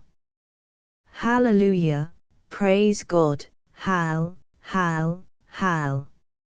All together, I feel better, hal, hal, hal, for salvation of the nation, amen. That was a thing to hear, when Elmer led them, when he danced before them, swinging his big arms and bellowing, "Now again. 2 yards to gain. 2 yards for the Savior. Come on, boys and girls, it's our team. Going to let 'em down. Not on your life. Come on then, you chipmunks, and let me hear you knock the ole roof off." Hal, hal, hal. Many a hesitating boy, a little sickened by the intense brooding femininity of Sharon's appeal, was thus brought up to the platform to shake hands with Elmer and learn the benefits of religion. The gospel crew could never consider their converts as human beings, like waiters or manicurists or brakesmen, but they had in them such a professional interest as surgeons take in patients, critics in an author, fishermen in trout. They were obsessed by the gaffer in Terre Haute who got converted every single night during the meetings. He may have been insane and he may have been a plain drunk, but every evening he came in looking adenoidal and thoroughly backslidden. Every evening he slowly woke to his higher needs during the sermon, and when the call for converts came, he leaped up, shouted "Hallelujah, I've found it," and galloped forward, elbowing real and valuable prospects out of the aisle. The crew waited for him as campers for a mosquito. In Scranton, they had unusually exasperating patients. Scranton had been saved by a number of other evangelists before their arrival, and had become almost anesthetic. 10 nights they sweated over the audience without a single sinner coming forward, and Elmer had to go out and hire half a dozen convincing converts. He found them in a mission near the river, and explained that by giving a good example to the slothful, they would be doing the work of God, and that if the example was good enough, he would give them $5 apiece. The missioner himself came in during the conference and offered to get converted for 10, but he was so well known that Elmer had to give him the 10 to stay away. His gang of converts was very impressive, but thereafter no member of the evangelistic troupe was safe. The professional Christians besieged the tent night and day. They wanted to be saved again. When they were refused, they offered to produce new converts at $5 apiece, $3 apiece, 50 cents and a square meal. By this time enough authentic and free enthusiasts were appearing, and though they were fervent, they did not relish being saved in company with hobos who smelled. When the half-dozen cappers were thrown out, bodily, by Elmer and Art Nichols, they took to coming to the meetings and cat-calling, so that for the rest of the series they had to be paid $1 a night each to stay away. No, Elmer could not consider the converts human. Sometimes when he was out in the audience, playing the bullying hero that Judson Roberts had once played with him, he looked up at the platform, where a row of men under conviction knelt with their arms on chairs and their broad butts toward the crowd, and he wanted to snicker and wield a small plank. But 5 minutes after he would be up there, kneeling with a sewing machine agent with the day after shakes, his arm round the client's shoulder, pleading in the tones of a mother cow, "Can't you surrender to Christ, brother? Don't you want to give up all the dreadful habits that are ruining you, keeping you back from success? Listen. God'll help you make good. And when you're lonely, old man, remember He's there, waiting to talk to you." 6. They generally, before the end of the meetings, worked up gratifying feeling. Often young women knelt panting, their eyes blank, their lips wide with ecstasy. Sometimes, when Sharon was particularly fired, they actually had the phenomena of the great revivals of 1800. People twitched and jumped with the holy jerks. Old people under Pentecostal inspiration spoke in unknown tongues, completely unknown. Women stretched out senseless, their tongues dripping, and once occurred what connoisseurs regard as the highest example of religious inspiration. 4 men and 2 women crawled about a pillar, barking like dogs, barking the devil out of the tree. Sharon relished these miracles. They showed her talent, they were sound manifestations of divine power. But sometimes they got the meetings a bad name, and cynics prostrated her by talking of holy rollers.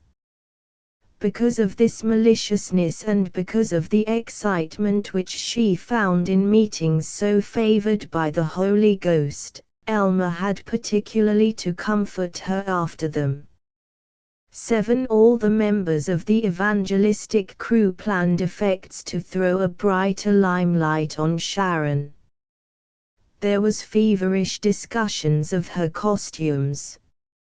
Adelbert had planned the girdled white robe in which she appeared as priestess, and he wanted her to wear it always.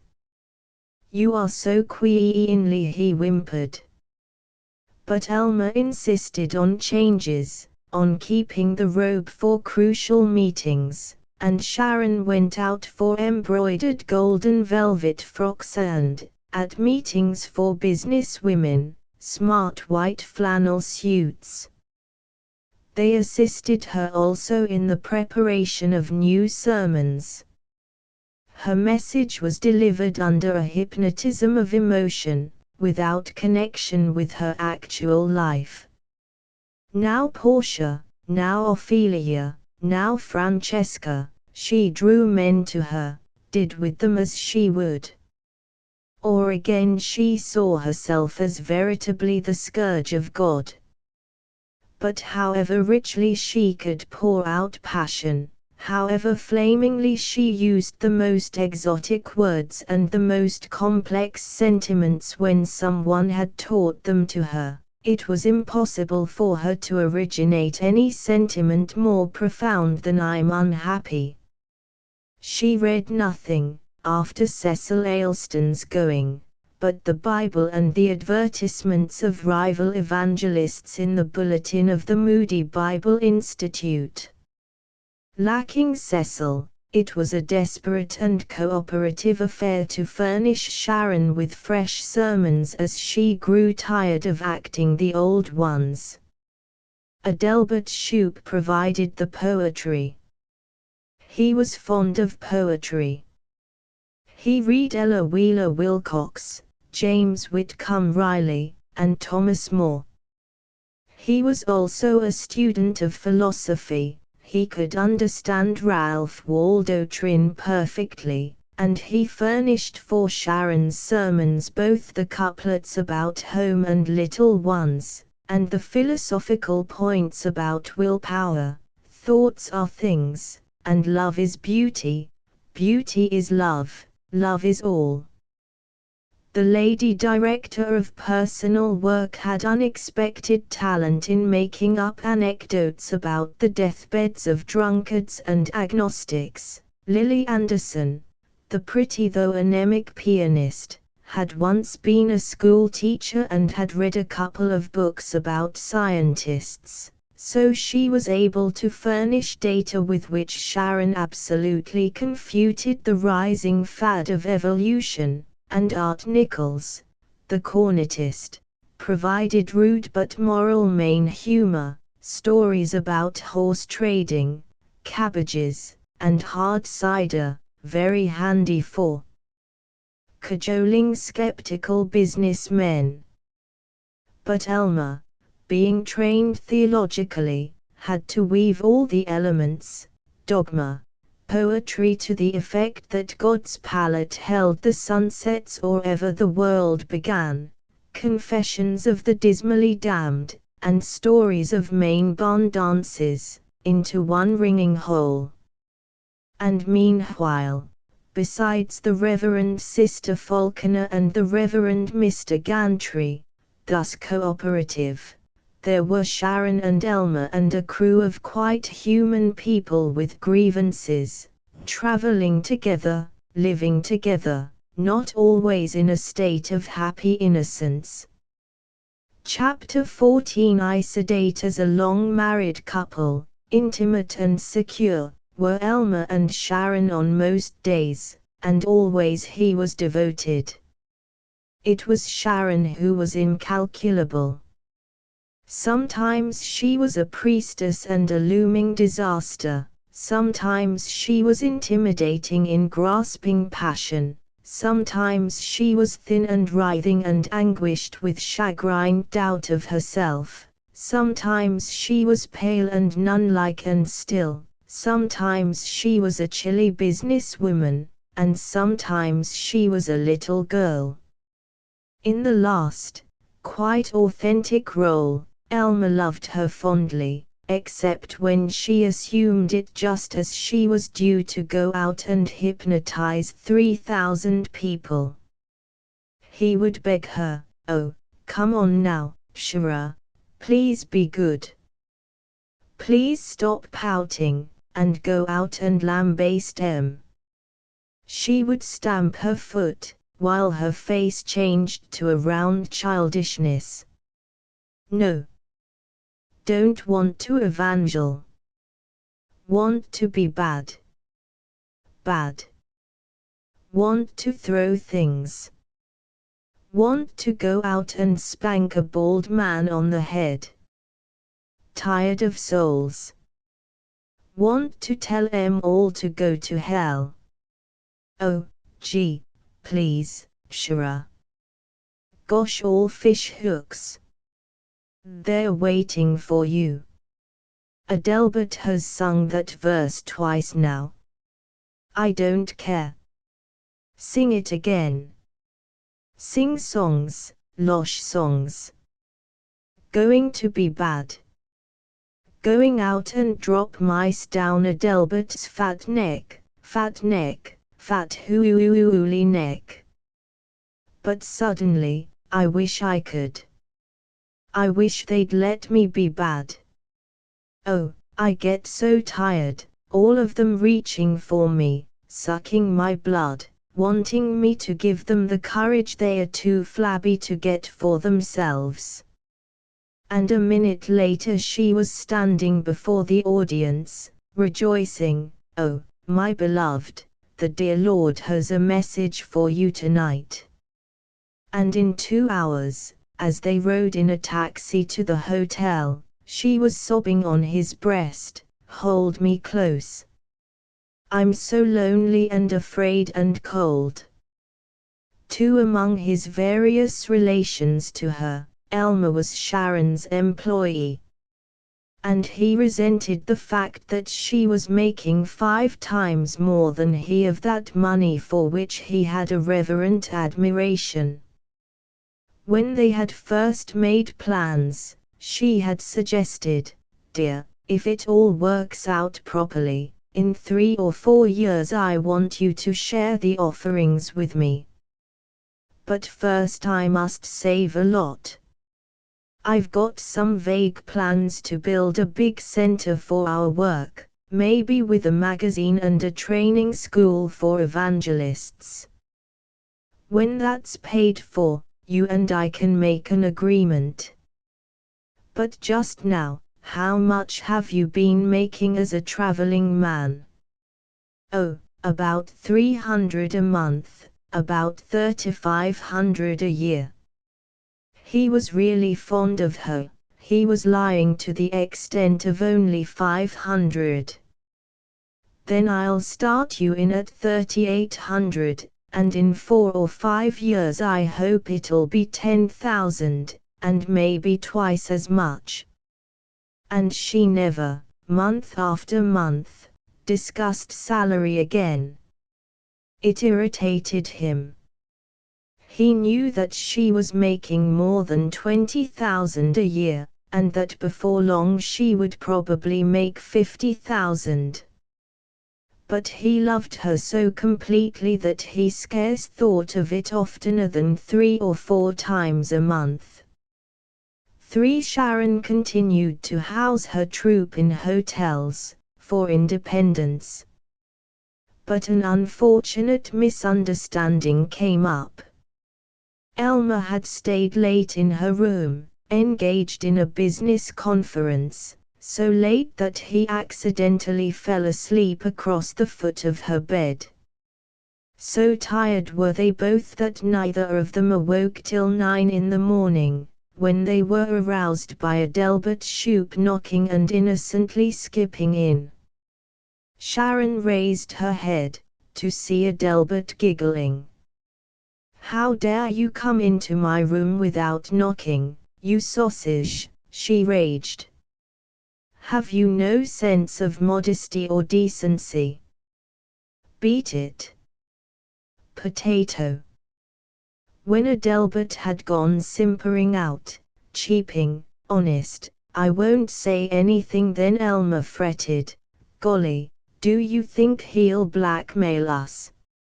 "Oh, no, Adelbert adores me. Us girls must stick together.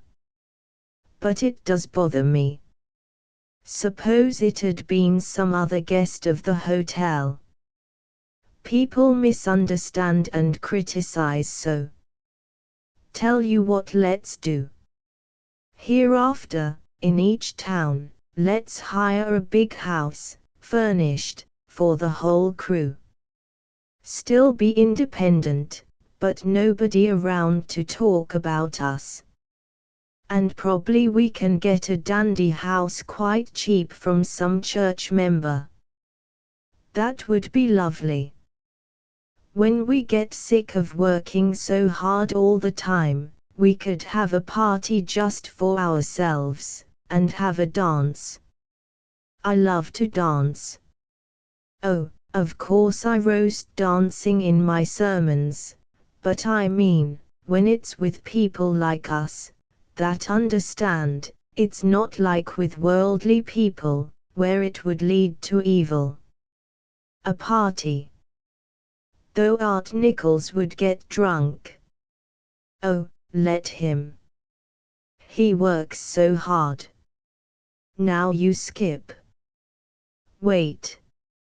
"Aren't you going to kiss me good morning?" They made sure of Adelbert's loyalty by flattering him, and the press agent had orders to find a spacious furnished house in the city to which they were going next. For the renting of furnished houses for the Falconer Evangelistic Party was a ripe cause for new quarrels with local committees, particularly after the party had left town.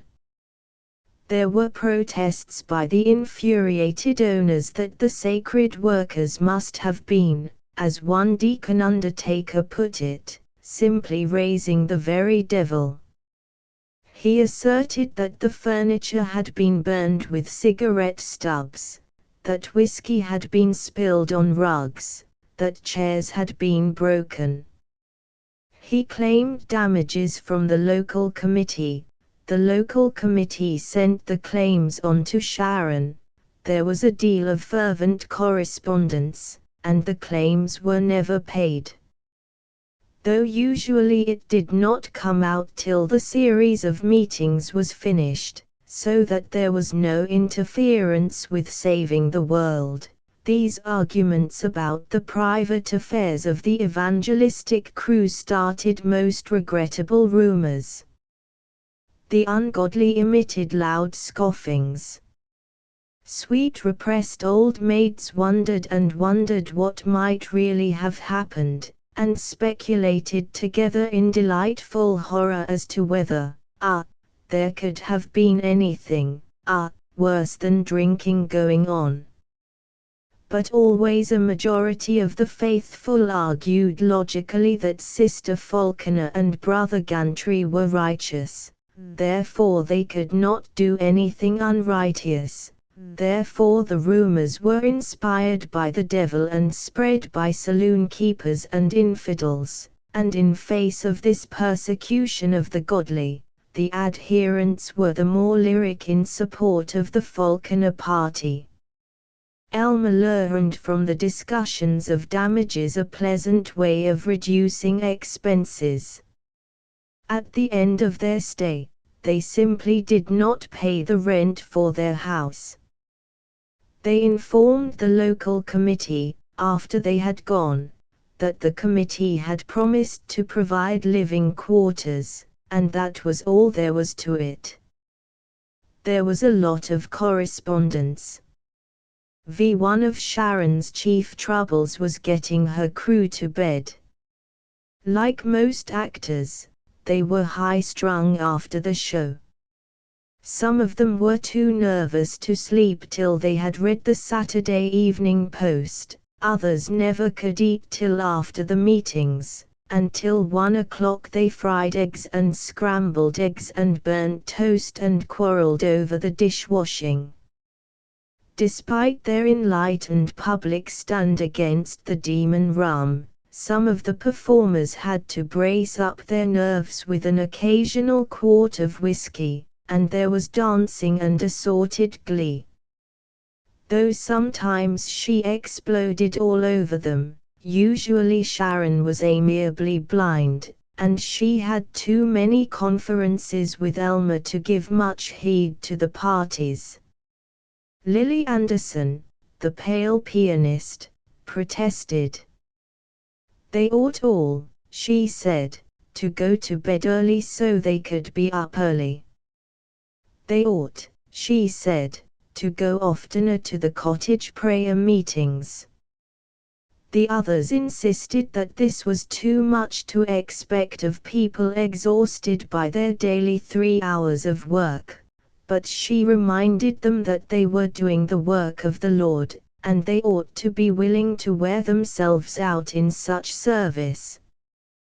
They were, said they, but not tonight.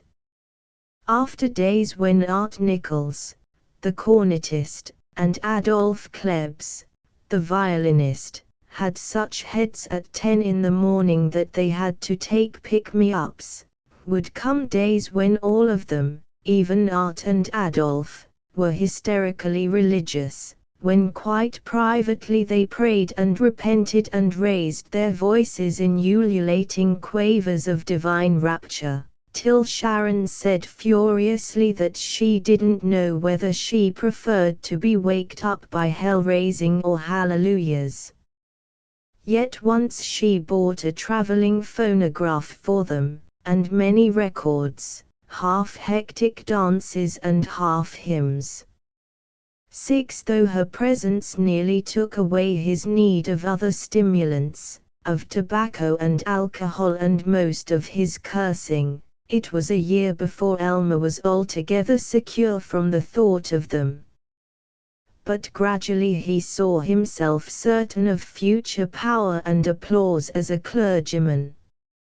His ambition became more important than the titillation of alcohol, and he felt very virtuous and pleased. Those were big days, rejoicing days, sunny days. He had everything: his girl, his work, his fame, his power over people. When they held meetings in Topeka, his mother came from Paris to hear them, and as she watched her son addressing 2,000 people, all the heavy graveyard doubts which had rotted her after his exit from Mizpah Seminary vanished. He felt now that he belonged. The gospel crew had accepted him as their assistant foreman, as bolder and stronger and trickier than any save Sharon, and they followed him like family dogs. He imagined a day when he would marry Sharon, supersede her as leader, letting her preach now and then as a feature, and become one of the great evangelists of the land. He belonged. When he encountered fellow evangelists, no matter how celebrated, he was pleased but not awed.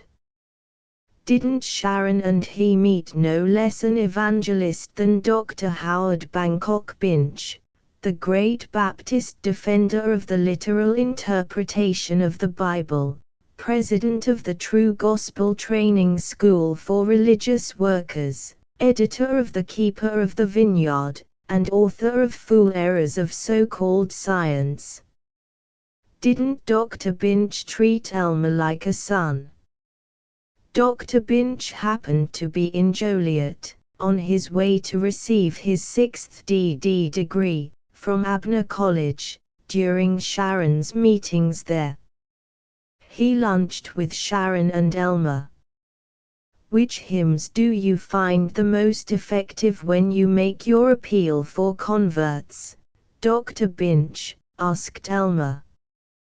Well, I'll tell you, Brother Gantry, said the authority.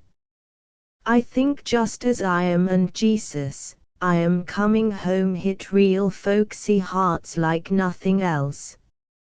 Oh, I'm afraid I don't agree with you, protested Sharon.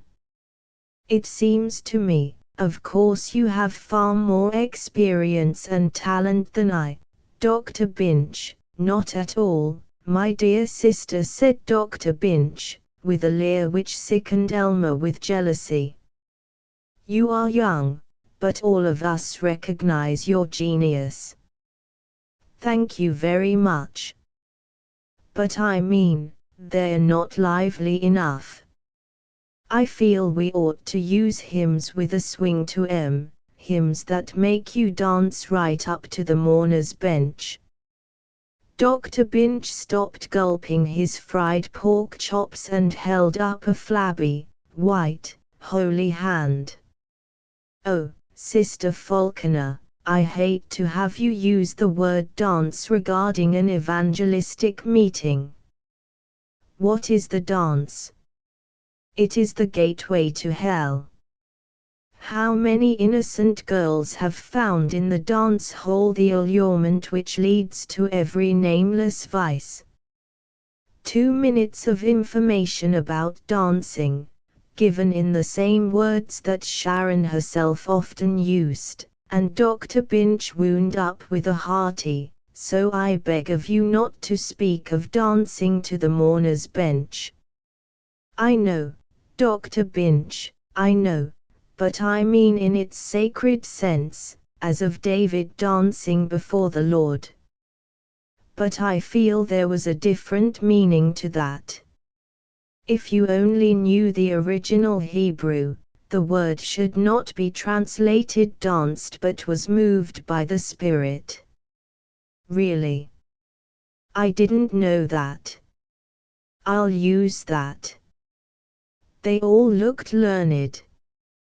What methods, Dr. Binch asked Elmer, do you find the most successful in forcing people to come to the altar when they resist the Holy Ghost?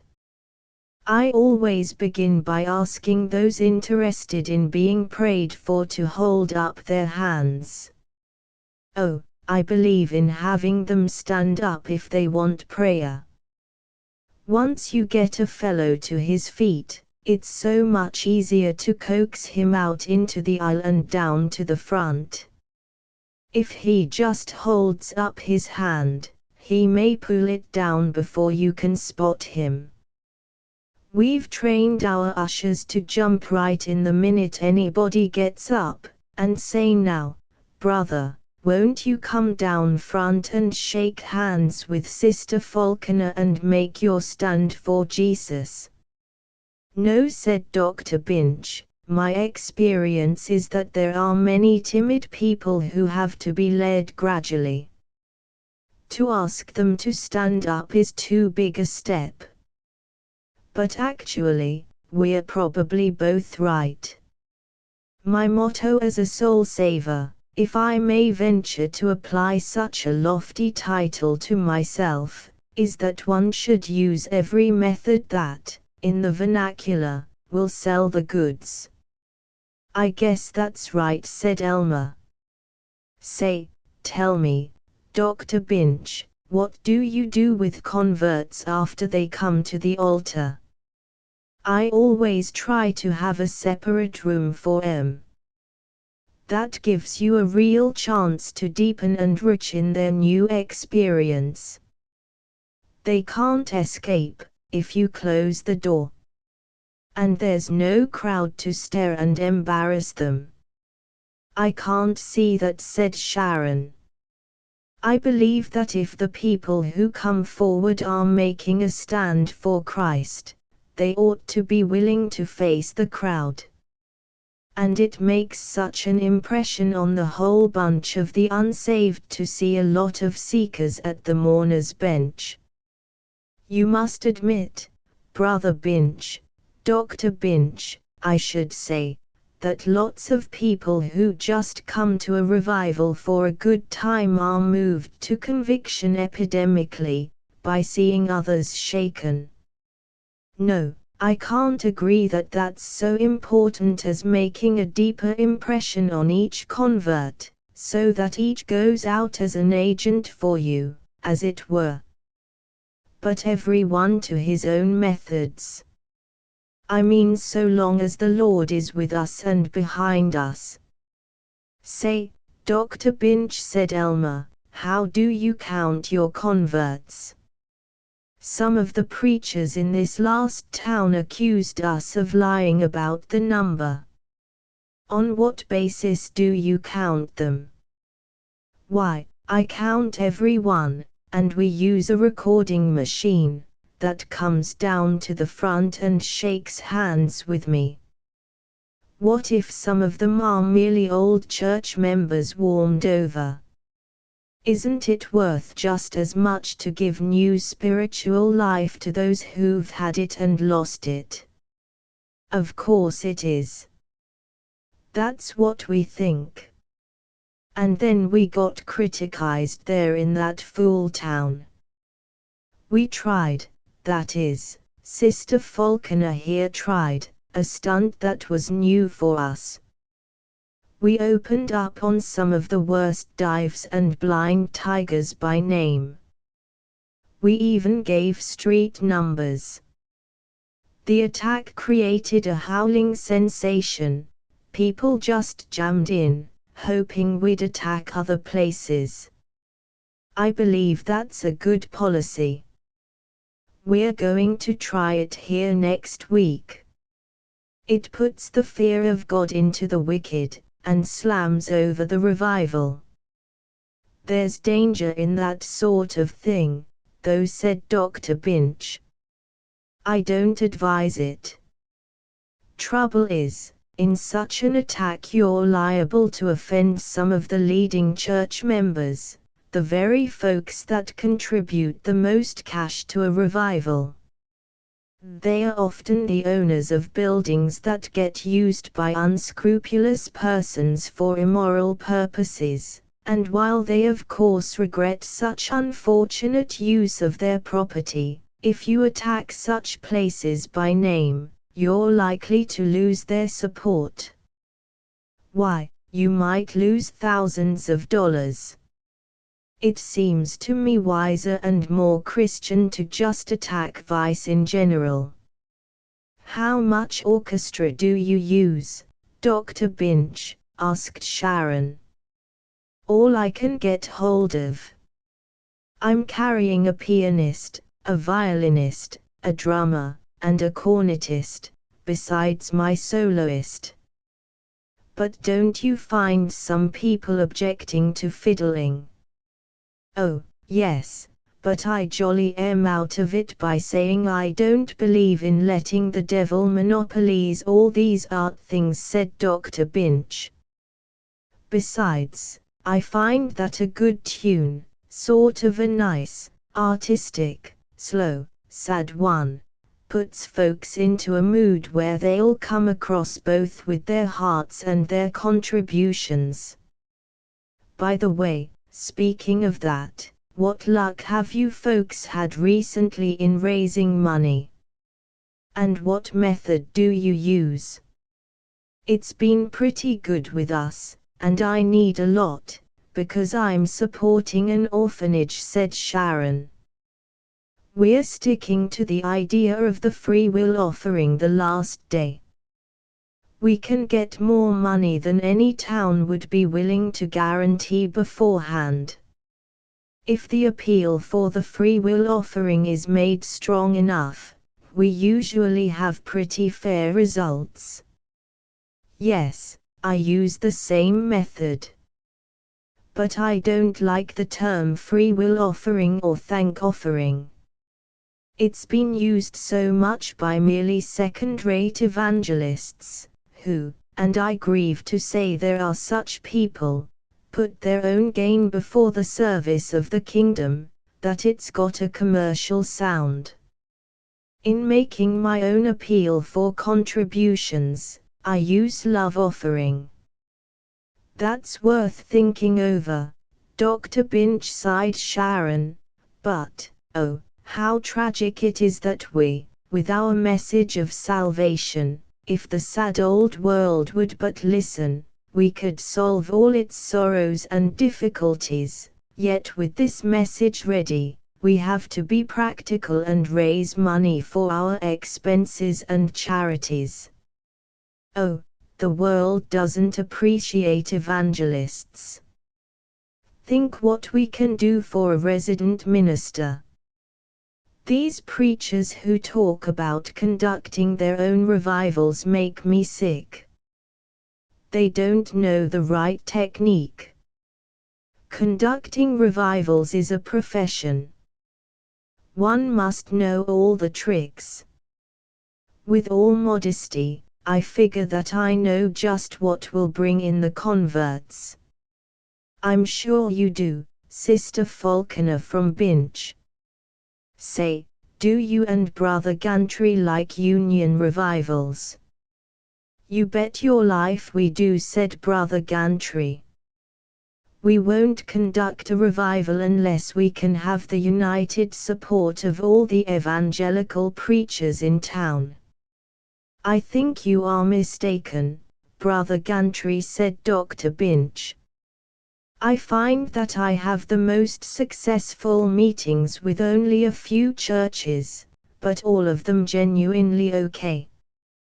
With all the preachers joined together, you have to deal with a lot of these 2x4 hick preachers with churches about the size of woodsheds and getting maybe $1,100 a year, and yet they think they have the right to make suggestions. No, sir. I want to do business with the big downtown preachers that are used to doing things in a high-grade way and that don't kick if you take a decent-sized offering out of town. Yeah, there's something to be said for that, said Elmer. That's what the happy sing evangelist, you know, Bill Buttle, said to us one time. But I hope you don't like Brother Buttle, protested Dr. Binch. Oh, no. Anyway, I didn't like him, said Sharon, which was a wifely slap at Elmer.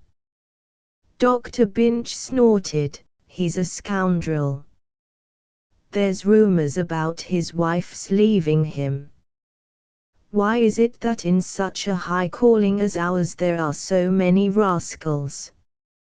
Take Dr. Mortonby. Calling himself a cover-to-cover literalist, and then his relations to the young woman who sings for him. I would shock you, Sister Falconer, if I told you what I suspect. Oh, I know. I haven't met him, but I hear dreadful things, wailed Sharon. And Wesley Ziegler. They say he drinks. And an evangelist. Why, if any person connected with me were so much as to take one drink, out he goes. That's right, that's right. Isn't it dreadful, mourned Dr. Binch. And take this charlatan Edgar Edgars, this obscene ex-gambler with his disgusting slang. Ah! The hypocrite.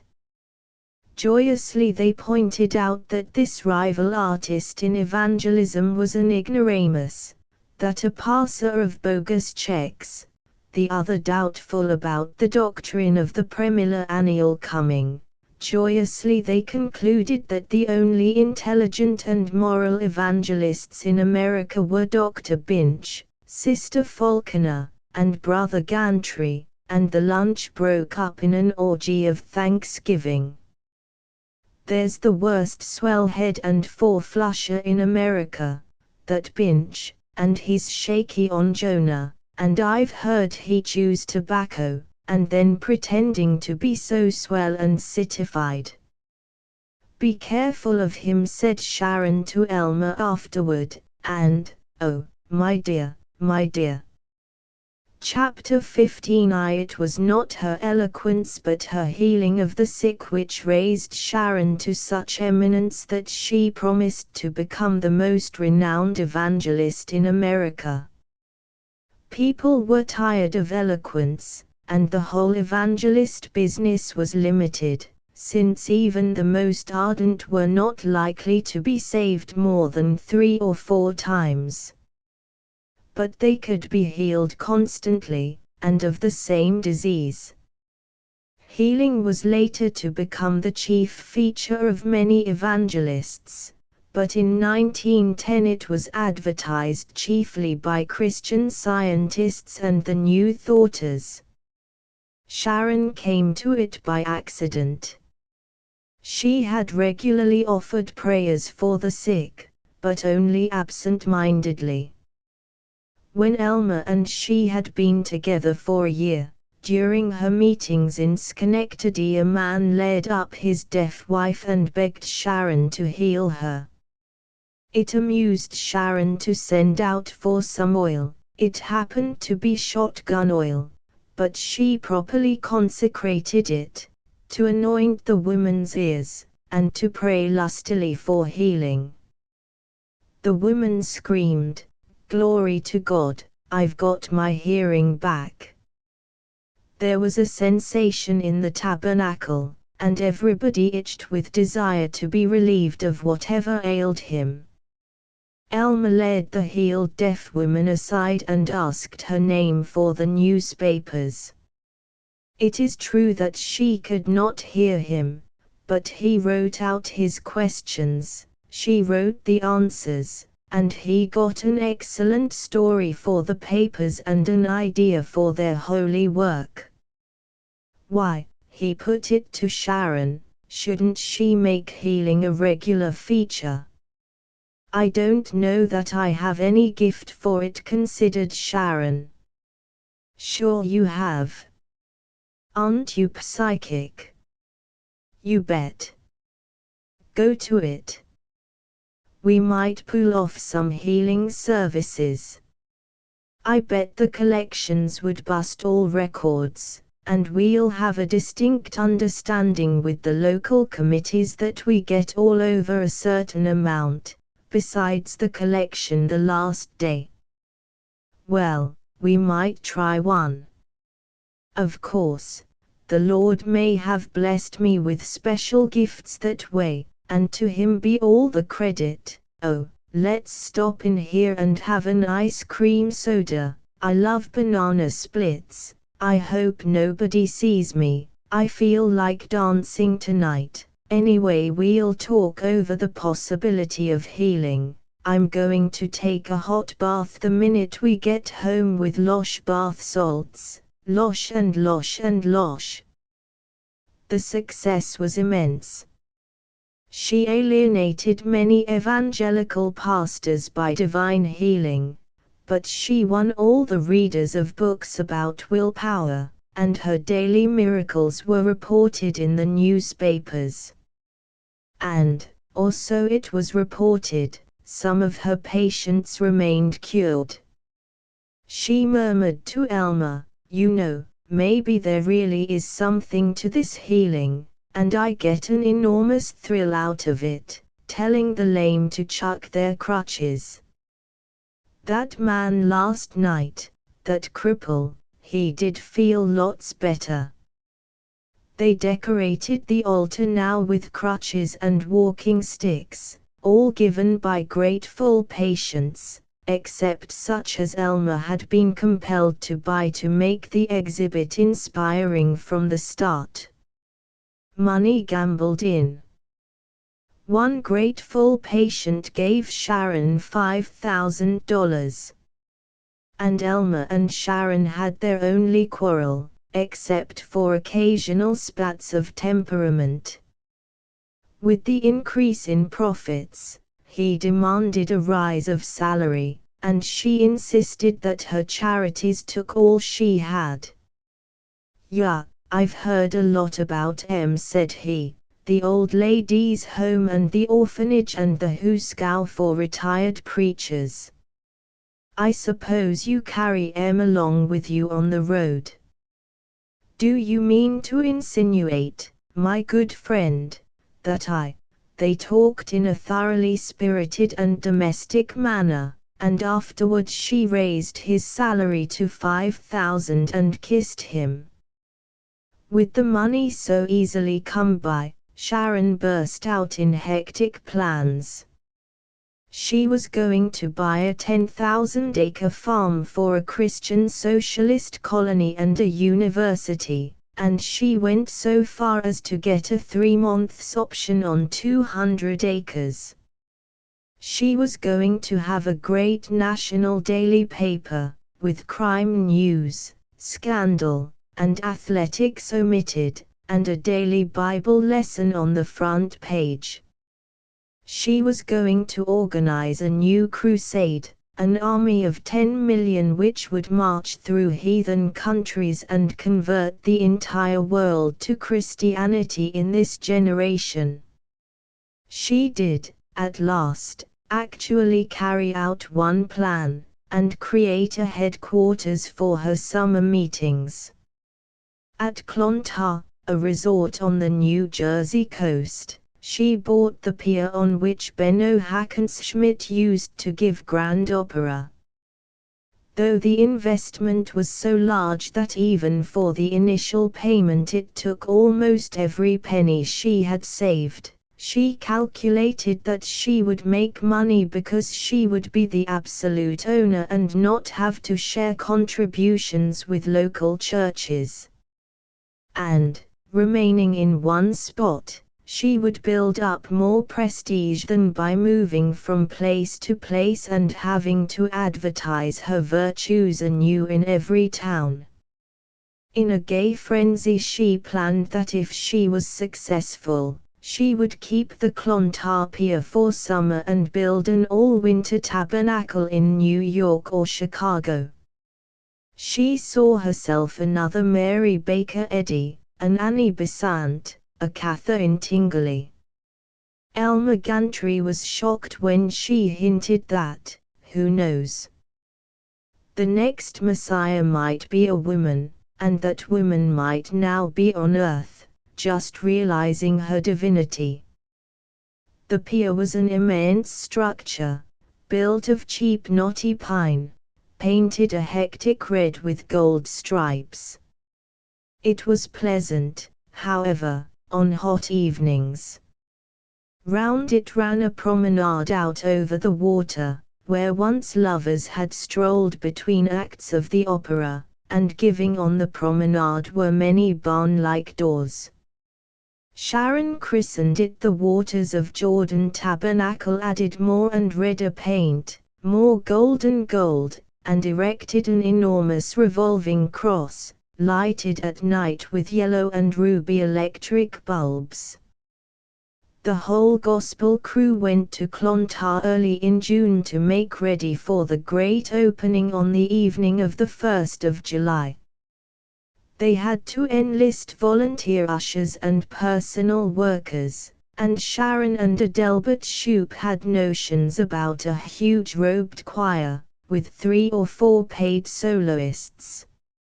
Elmer had less zeal than usual in helping her, because an unfortunate thing had gone and happened to Elmer. He saw that he really ought to be more friendly with Lily Anderson, the pianist. While he remained true to Sharon, he had cumulatively been feeling that it was sheer carelessness to let the pretty and anemic and virginal Lily be wasted. He had been driven to notice her through indignation at Art Nichols, the cornetist, for having the same idea. Elmer was fascinated by her unawakenedness. While he continued to be devoted to Sharon, over her shoulder he was always looking at Lily's pale sweetness, and his lips were moist. They sat on the beach by moonlight, Sharon and Elmer, the night before the opening service. All of Clontarf, with its mile of comfortable summer villas and gingerbread hotels, was excited over the tabernacle, and the Chamber of Commerce had announced, "We commend to the whole Jersey coast this high-class spiritual feature, the latest addition to the manifold attractions and points of interest at the snappiest of all summer colonies." A choir of 200 had been coaxed in, and some of them had been persuaded to buy their own robes and mortarboards. Near the sand dune against which Sharon and Elmer lolled was the tabernacle, over which the electric cross turned solemnly, throwing its glare now on the rushing surf, now across the bleak sand. "And it's mine." Sharon trembled. "I've made it. 4,000 seats, and I guess it's the only Christian tabernacle built out over the water." "Elmer, it almost scares me. So much responsibility. Thousands of poor troubled souls turning to me for help, and if I fail them, if I'm weak or tired or greedy, I'll be murdering their very souls. I almost wish I were back safe in Virginia." Her enchanted voice wove itself with the menace of the breakers, feeble against the crash of broken waters, passionate in the lull, while the great cross turned its unceasing light. "And I'm ambitious, Elmer. I know it. I want the world. But I realize what an awful danger that is. But I never had anybody to train me. I'm just nobody. I haven't any family, any education. I've had to do everything for myself, except what Cecil and you and another man or two have done, and maybe you all came too late. When I was a kid, there was no one to tell me what a sense of honor was. But, oh, I've done things. Little Katie Jonas of Railroad Avenue, little Katie with her red flannel skirt and torn stockings, fighting the whole Killarney Street gang and giving Pup Monahan one in the nose, by Jiminy. And not 5 cents a year, even for candy. And now it's mine, that tabernacle there, look at it, that cross, that choir you hear practicing. Why, I'm the Sharon Falconer you read about. And tomorrow I become, oh, people reaching for me healing them, no. It frightens me. It can't last. Make it last for me, Elmer. Don't let them take it away from me. She was sobbing, her head on his lap, while he comforted her clumsily. He was slightly bored. She was heavy, and though he did like her, he wished she wouldn't go on telling that Katie Jonas Utica story. She rose to her knees, her arms out to him, her voice hysteric against the background of the surf. I can't do it. But I'm a woman. I'm weak. I wonder if I oughtn't to stop thinking I'm such a marvel, if I oughtn't to let you run things and just stand back and help you. Ought I? He was overwhelmed by her good sense, but he cleared his throat and spoke judiciously. Well, now I'll tell you. Personally I'd never brought it up, but since you speak of it yourself, I don't admit for a minute that I've got any more executive ability or oratory than you have, probably not half as much.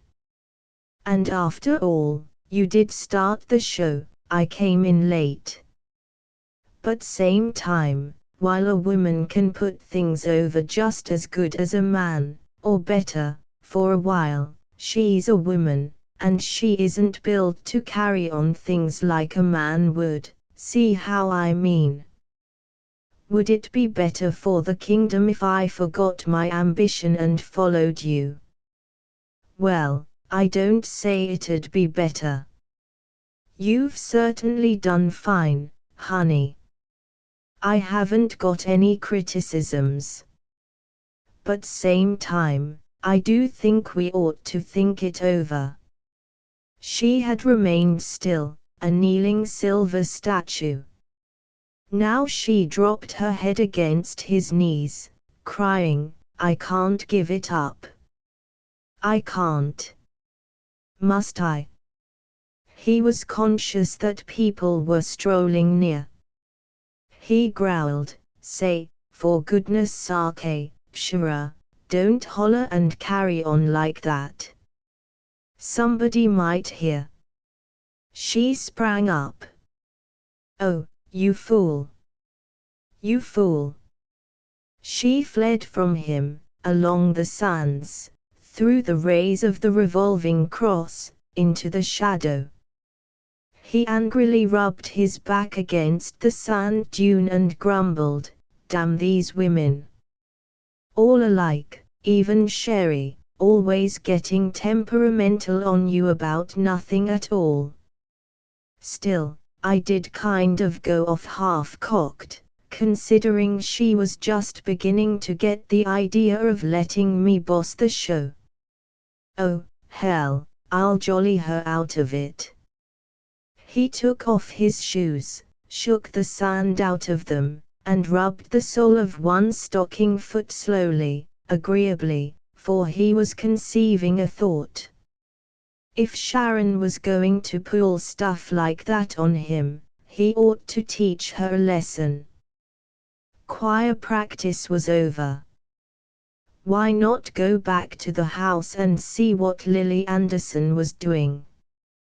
There was a nice kid, and she admired him. She'd never dare bawl him out.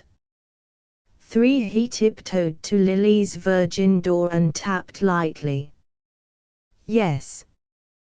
He dared not speak. Sharon's door, in the bulky old house they had taken in Clontarf, was almost opposite. He tapped again, and when Lily came to the door, in a kimono, he whispered, "Shush. Everybody asleep. May I come in just a second? Something important to ask you." Lily was wondering, but obviously she felt a pallid excitement as he followed her into the room, with its violet-broidered doilies. "Lily, I've been worrying. Do you think Adelbert ought to have the choir start with 'A Mighty Fortress Is Our God' tomorrow, or something a little snappier, get the crowd and then shoot in something impressive? Honest, Mr. Gantry, I don't believe they could change the program now." "Oh, well, it doesn't matter. Sit down and tell me how the choir practice went tonight." "Bet it went swell, with you pounding the box." "Oh, now," as she perched lightly on the edge of the bed, "you're just teasing me, Mr. Gantry." He sat beside her, chuckling bravely, "And I can't even get you to call me Elmer." "Oh, I wouldn't dare, Mr. Gantry. Miss Falconer would call me down." "You just let me know if anybody ever dares try to call you down, Lily."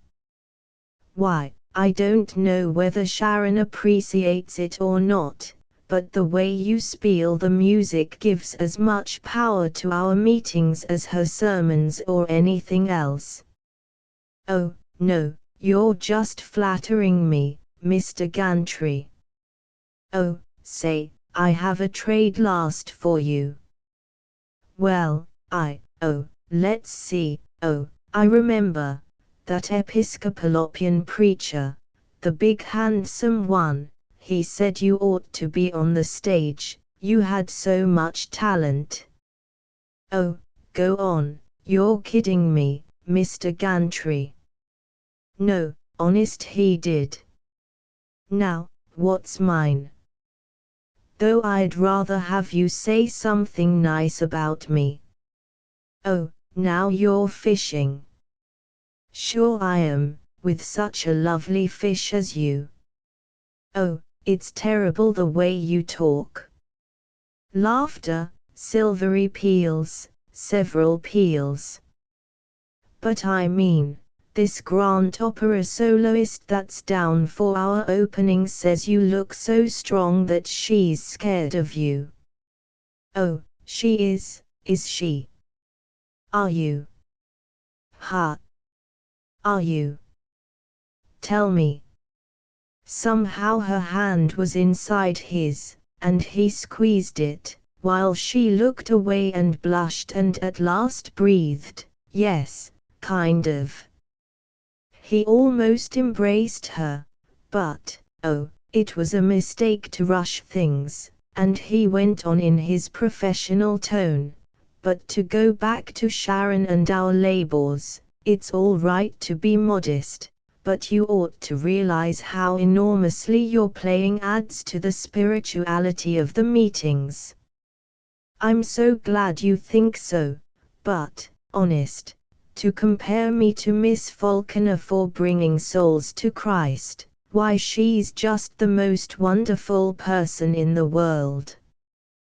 "That's right. You bet she is. Only I wish she felt like you do. I don't really think she cares so much for my playing." "Well, she ought to. I'm not criticizing, you understand. She certainly is one of the greatest evangelists living, but just between you and I, she has one fault: she doesn't appreciate any of us. She thinks it's her that does the whole darn thing. As I say, I admire her, but, by golly, it does make me sore sometimes to never have her appreciate your music. I mean the way it ought to be appreciated, see how I mean? Oh, that is so nice of you, but I don't deserve. But I've always appreciated it, don't you think, Lily? Oh, yes, indeed you have, and it's been such an encouragement. Oh, well, say, I'm just tickled to death to have you say that, Lily. A firmer pressure on her frail hand. Do you like to have me like your music? Oh, yes.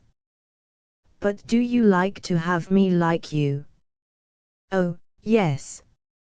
Of course, we're all working together, oh, like sister and brother, Lily.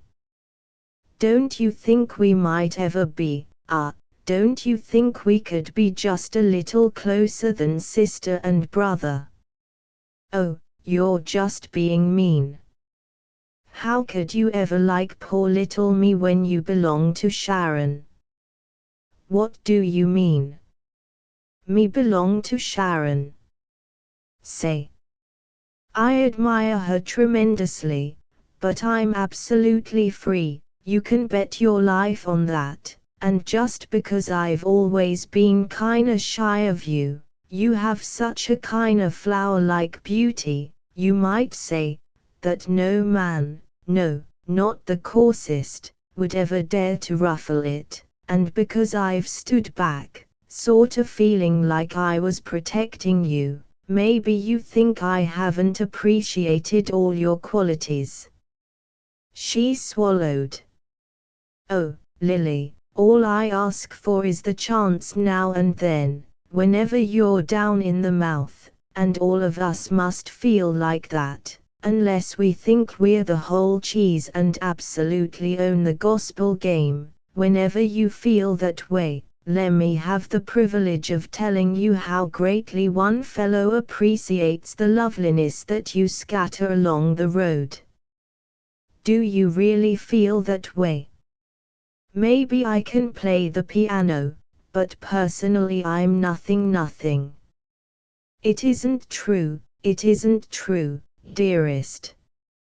Lily.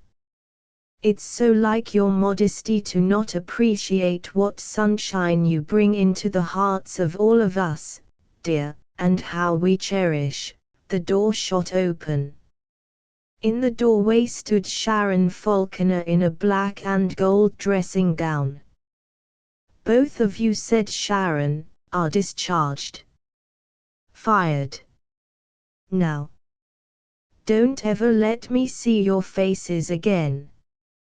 You can stay tonight, but see to it that you're out of the house before breakfast. Oh, Miss Falconer, Lily wailed, thrusting away Elmer's hand. But Sharon was gone, with a bang of the door. They rushed into the hall, they heard the key in her lock, and she ignored their rapping. Lily glared at Elmer. He heard her key also, and he stood alone in the hall. For not till 1 in the morning, sitting in flabby dejection, did he have his story shaped and watertight. It was an heroic spectacle, that of the Reverend Elmer Gantry climbing from the second-story balcony through Sharon's window, tiptoeing across the room, plumping on his knees by her bed, and giving her a large plashy kiss. I am not asleep, she observed, in tones level as a steel rail, while she drew the comforter about her neck. In fact, I'm awake for the first time in 2 years, my young friend. You can get out of here. I won't tell you all I've been thinking, but among other things you're an ungrateful dog that bit the hand that took you out of the slimy gutter, you're a liar, an ignoramus, a four-flusher, and a rotten preacher. By God, I'll show. But she giggled, and his plan of action came back to him. He sat firmly on the edge of the bed, and calmly he remarked, "Sharon, you're a good deal of a damn fool. You think I'm going to deny flirting with Lily?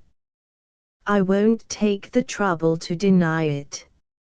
If you don't appreciate yourself, if you don't see that a man that's ever associated with you simply couldn't be interested in any other woman, then there's nothing I can say. Why, my God, Shara, you know what you are. I could no more be untrue to you than I could to my religion. As a matter of fact, want to know what I was saying to Lily, to Miss Anderson? I do not. Well, you're going to. As I came up the hall, her door was open, and she asked me to come in. She had something to ask me. Well, seems the poor young woman was wondering if her music was really up to your greatness. That's what she herself called it, especially now that the Jordan Tabernacle will give you so much more power. She spoke of you as the greatest spiritual force in the world, and she was wondering whether she was worthy. She did, eh? Well, she isn't. And she can stay fired. And you, my fine young liar, if you ever so much as look at another wench again, I'll fire you for keeps. Oh, Elmer, how could you, beloved? When I've given you everything. Oh, lie, go on lying. Tell me a good strong lie that I'll believe. And then kiss me. Banners, banners lifting along the rafters, banners on the walls of the tabernacle, banners moving to the air that sifted in from the restless sea.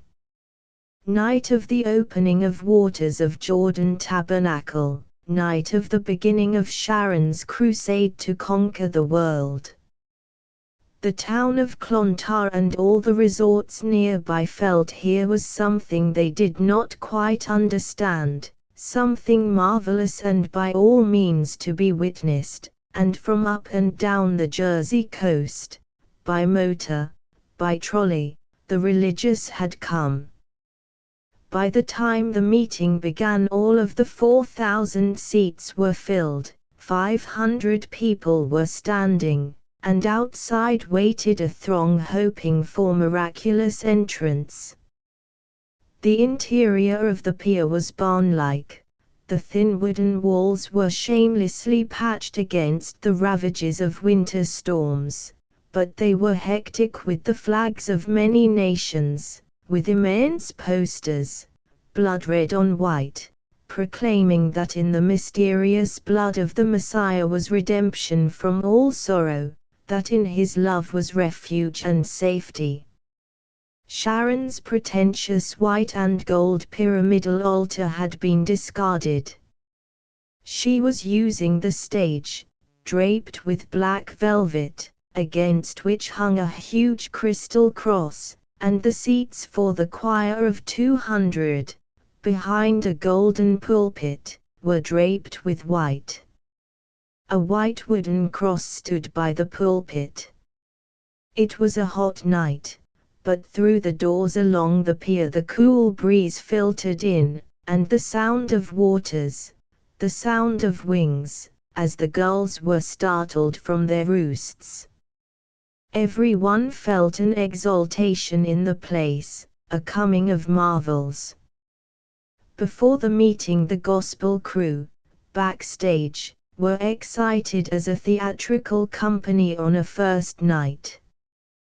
They rushed with great rapidity nowhere in particular, and tripped over each other, and muttered, "Say, G, G," to the last. Adelbert Shoup was giving needless instructions to the new pianist, who had been summoned by telegraph from Philadelphia, Vice Lily Anderson. She professed immense piety, but Elmer noted that she was a pretty fluffy thing with a warm eye. The choir was arriving along with the first of the audience. They filtered down the aisle, chattering, feeling important. Naturally, as the end of the pier gave on open water, there was no stage entrance at the back. There was only one door, through which members of opera casts had been wont to go out to the small rear platform for fresh air between acts. The platform was not connected with the promenade. It was to this door that Sharon led Elmer. Their dressing rooms were next to each other. She knocked. He had been sitting with a Bible and an evening paper in his lap, reading one of them.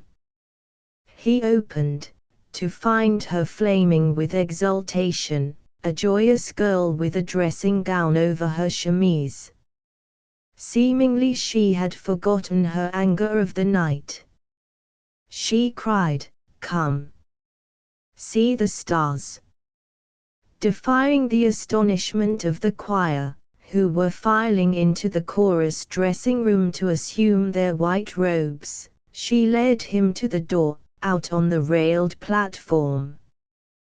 The black waves glittered with lights. There was spaciousness and a windy peace upon the waters. "Look!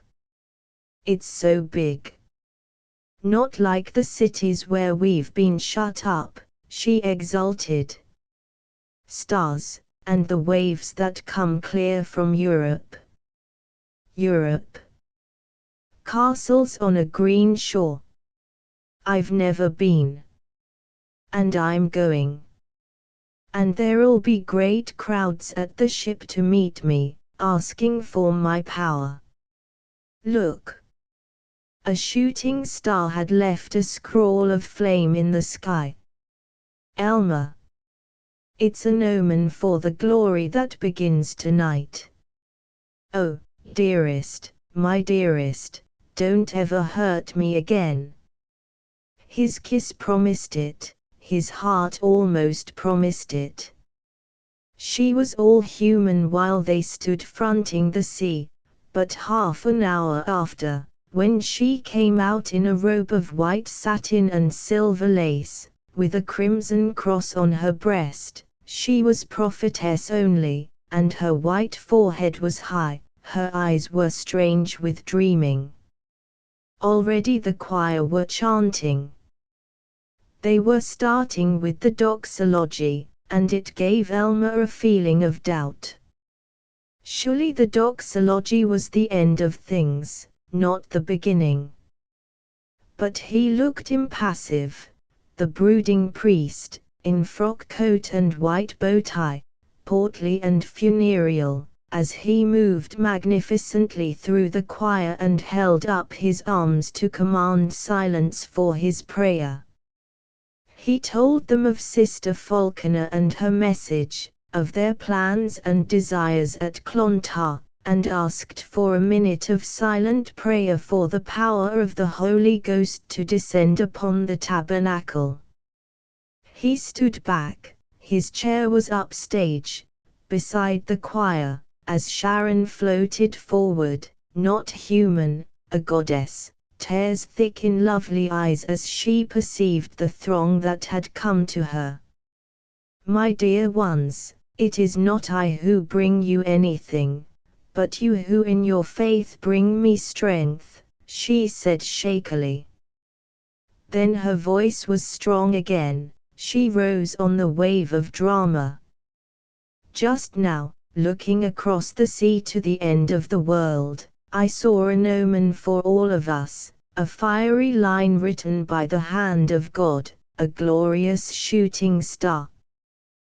Thus he apprised us of his coming, and bade us be ready. Oh, are you ready, are you ready, will you be ready when the great day comes? The congregation was stirred by her lyric earnestness. But outside there were less devout souls. 2 workmen had finished polishing the varnished wooden pillars as the audience began to come. They slipped outside, on the promenade along the pier, and sat on the rail, enjoying the coolness, slightly diverted by hearing a sermon. Not a bad spieler, that woman. Puts it all over this guy. Reverend Golding uptown, said one of the workmen, lighting a cigarette, keeping it concealed in his palm as he smoked. The other tiptoed across the promenade to peer through the door, and returned mumbling, "Yeah, and a swell looker. Same time though, tell you how I feel about it, woman's all right in her place, but takes a real he-male to figure out this religion business. She's pretty good though." At that yawned the first workman, snapping away his cigarette. "Say, let's beat it. How about lil glass beer? We can go along this platform and get out at the front, I guess." "All right. You buying?" The workmen moved away, dark figures between the sea and the doors that gave on the bright auditorium. The discarded cigarette nestled against the oily rags which the workman had dropped on the promenade, beside the flimsy walls of the tabernacle. A rag glowed round the edges, worm-like, then lit encircling flame. Sharon was chanting, "What could be more beautiful than a tabernacle like this, set on the bosom of the rolling deep? Oh, think what the mighty tides have meant in Holy Writ. The face of the waters on which moved the Spirit of Almighty God, when the earth was but a whirling and chaotic darkness. Jesus baptized in the sweet waters of Jordan. Jesus walking the waves, so could we today if we had but his faith. O dear God, strengthen thou our unbelief, give us faith like unto thine own."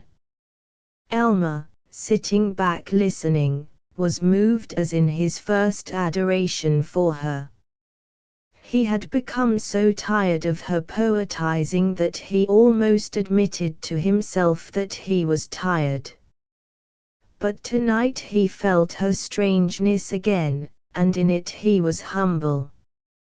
He saw her straight back, shimmering in white satin. He saw her superb arms as she stretched them out to these thousands, and in hot secret pride he gloated that this beauty, beheld and worshipped of so many, belonged to him alone. Then he noted something else. A third of the way back, coming through one of the doors opening on the promenade, was a curl of smoke. He startled. He almost rose, he feared to rouse a panic, and sat with his brain a welter of terrified jelly till he heard the scream "Fire, fire," and saw the whole audience and the choir leaping up, screaming, screaming, screaming, while the flimsy door jamb was alight and the flame rose fan-like toward the rafters. Only Sharon was in his mind. Sharon standing like an ivory column against the terror. He rushed toward her. He could hear her wailing, "Don't be afraid. Go out slowly." She turned toward the choir, as with wild white robes they charged down from their bank of seats. She clamored, "Don't be afraid. We're in the temple of the Lord. He won't harm you. I believe." Have faith. I'll lead you safely through the flames. But they ignored her, streamed past her, thrusting her aside. He seized her arm. Come here, Shara. The door at the back. We'll jump over and swim ashore. She seemed not to hear him. She thrust his hand away and went on demanding, her voice furious with mad sincerity, who will trust the Lord God of hosts? Now we'll try our faith. Who will follow me? Since 2/3 of the auditorium was to the shoreward side of the fire, and since the wide doors to the promenade were many, most of the audience were getting safely out, save for a child crushed, a woman fainting and trampled. But toward the stage the flames, driven by the sea wind, were beating up through the rafters. Most of the choir and the audience down front had escaped, but all who were now at the back were cut off. He grasped Sharon's arm again. In a voice abject with fear he shouted, "For God's sake, beat it. We can't wait." She had an insane strength. She thrust him away so sharply that he fell against a chair, bruising his knee. Furious with pain, senseless with fear, he raged, "You can go to hell," and galloped off, pushing aside the last of the hysterical choir. He looked back and saw her, quite alone, holding up the white wooden cross which had stood by the pulpit, marching steadily forward, a tall figure pale against the screen of flames. All of the choir who had not got away remembered or guessed the small door at the back, so did Adelbert and Art Nichols, and all of them were jamming toward it. That door opened inward, only it did not open, with the score of victims thrust against it. In howling panic, Elmer sprang among them, knocked them aside, struck down a girl who stood in his way, yanked open the door, and got through it the last, the only one, to get through it. He never remembered leaping, but he found himself in the surf, desperately swimming toward shore, horribly cold, horribly bound by heavy clothes. He humped out of his coat. In the inside pocket was Lily Anderson's address, as she had given it to him before going that morning.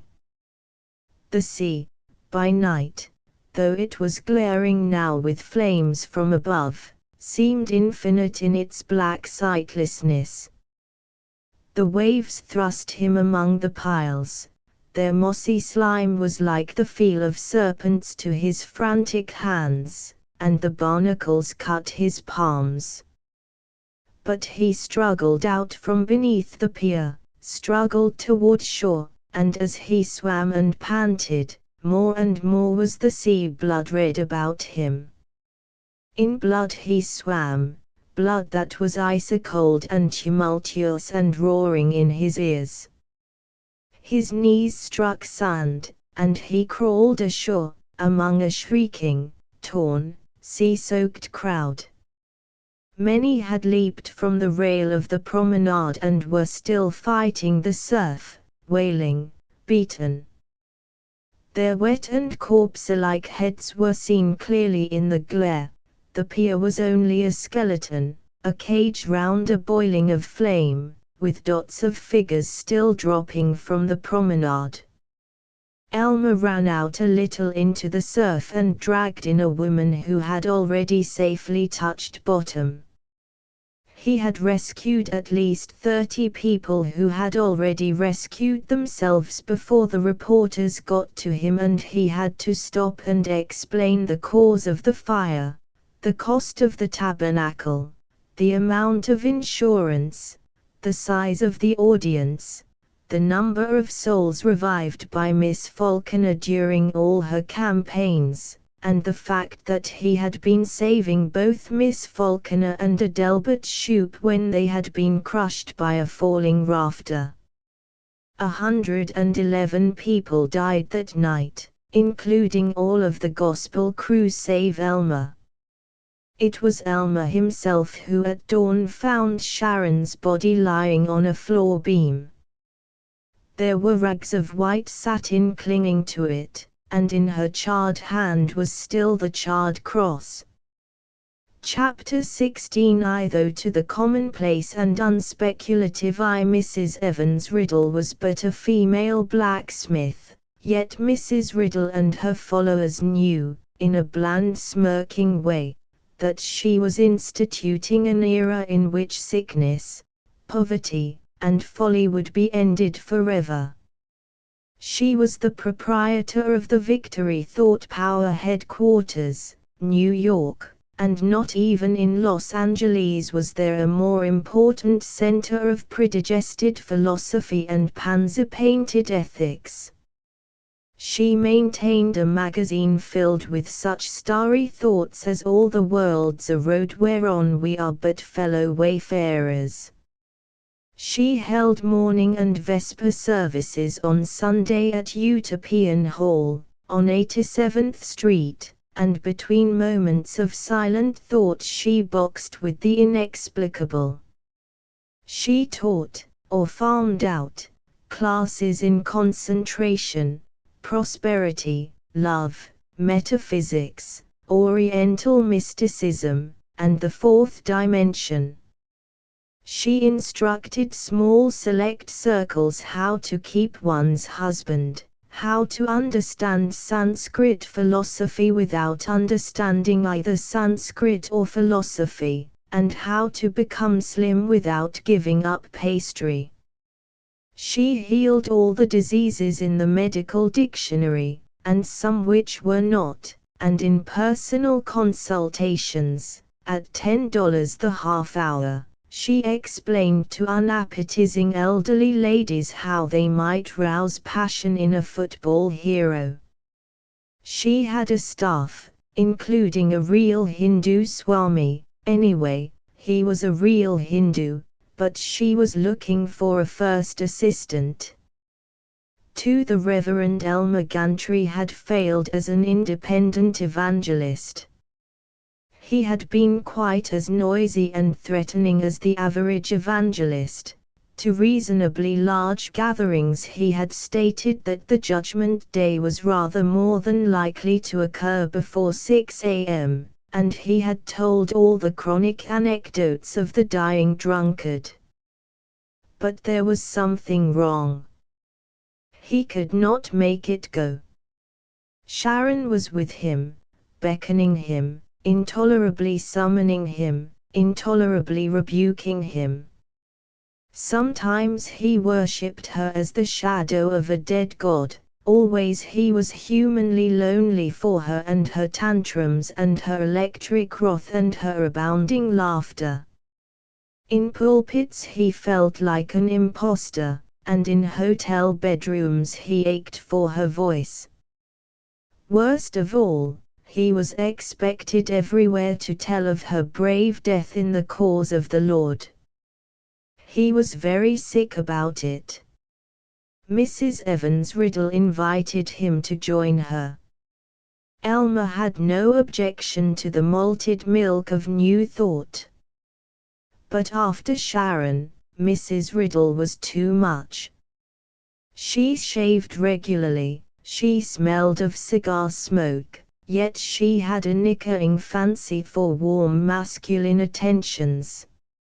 Elmer had to earn a living, and he had taken too much of the drug of oratory to be able to go back to the road as a traveling salesman. He shrugged when he had interviewed Mrs. Riddle. He told her that she would be an inspiration to a young man like himself. He held her hand. He went out and washed his hand, and determined that since he was to dwell in the large brownstone house which was both her thought power headquarters and her home, he would keep his door locked. The preparation for his labors was not too fatiguing. He read through 6 copies of Mrs. Riddle's magazine and, just as he had learned the trade terms of evangelism, so he learned the technologies of New Thought, the cosmic law of vibration, I affirm the living thought. He labored through a chapter of the essence of Oriental mysticism, occultism, and esotericism and accomplished 7 pages of the Bhagavad Gita, and thus was prepared to teach disciples how to win love and prosperity. In actual practice he had much less of treading the Himalayan heights than of pleasing Mrs. Evans Riddle.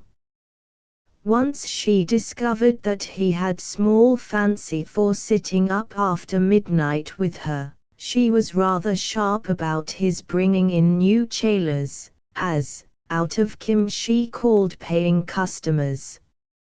Occasionally he took Sunday morning service for Mrs. Riddle at Utopian Hall, when she was weary of curing rheumatism or when she was suffering from rheumatism, and always he had to be at Utopian to give spiritual assistance. She liked to have her hairy arm stroked just before she went out to preach, and that was not too hard a task. Usually he could recover while she was out on the platform. She turned over to him the personal consultations with spinsters, and he found it comic to watch their sharp noses quivering, their dry mouths wobbling. But his greatest interest was given to the prosperity classes. To one who had never made more than 5,000 a year himself, it was inspiring to explain before dozens of pop-eyed and admiring morons how they could make 10,000, 50,000, a million a year, and all this by the wonder power of suggestion, by aggressive personality, by the divine rhythm, in fact by merely releasing the inner self-shine.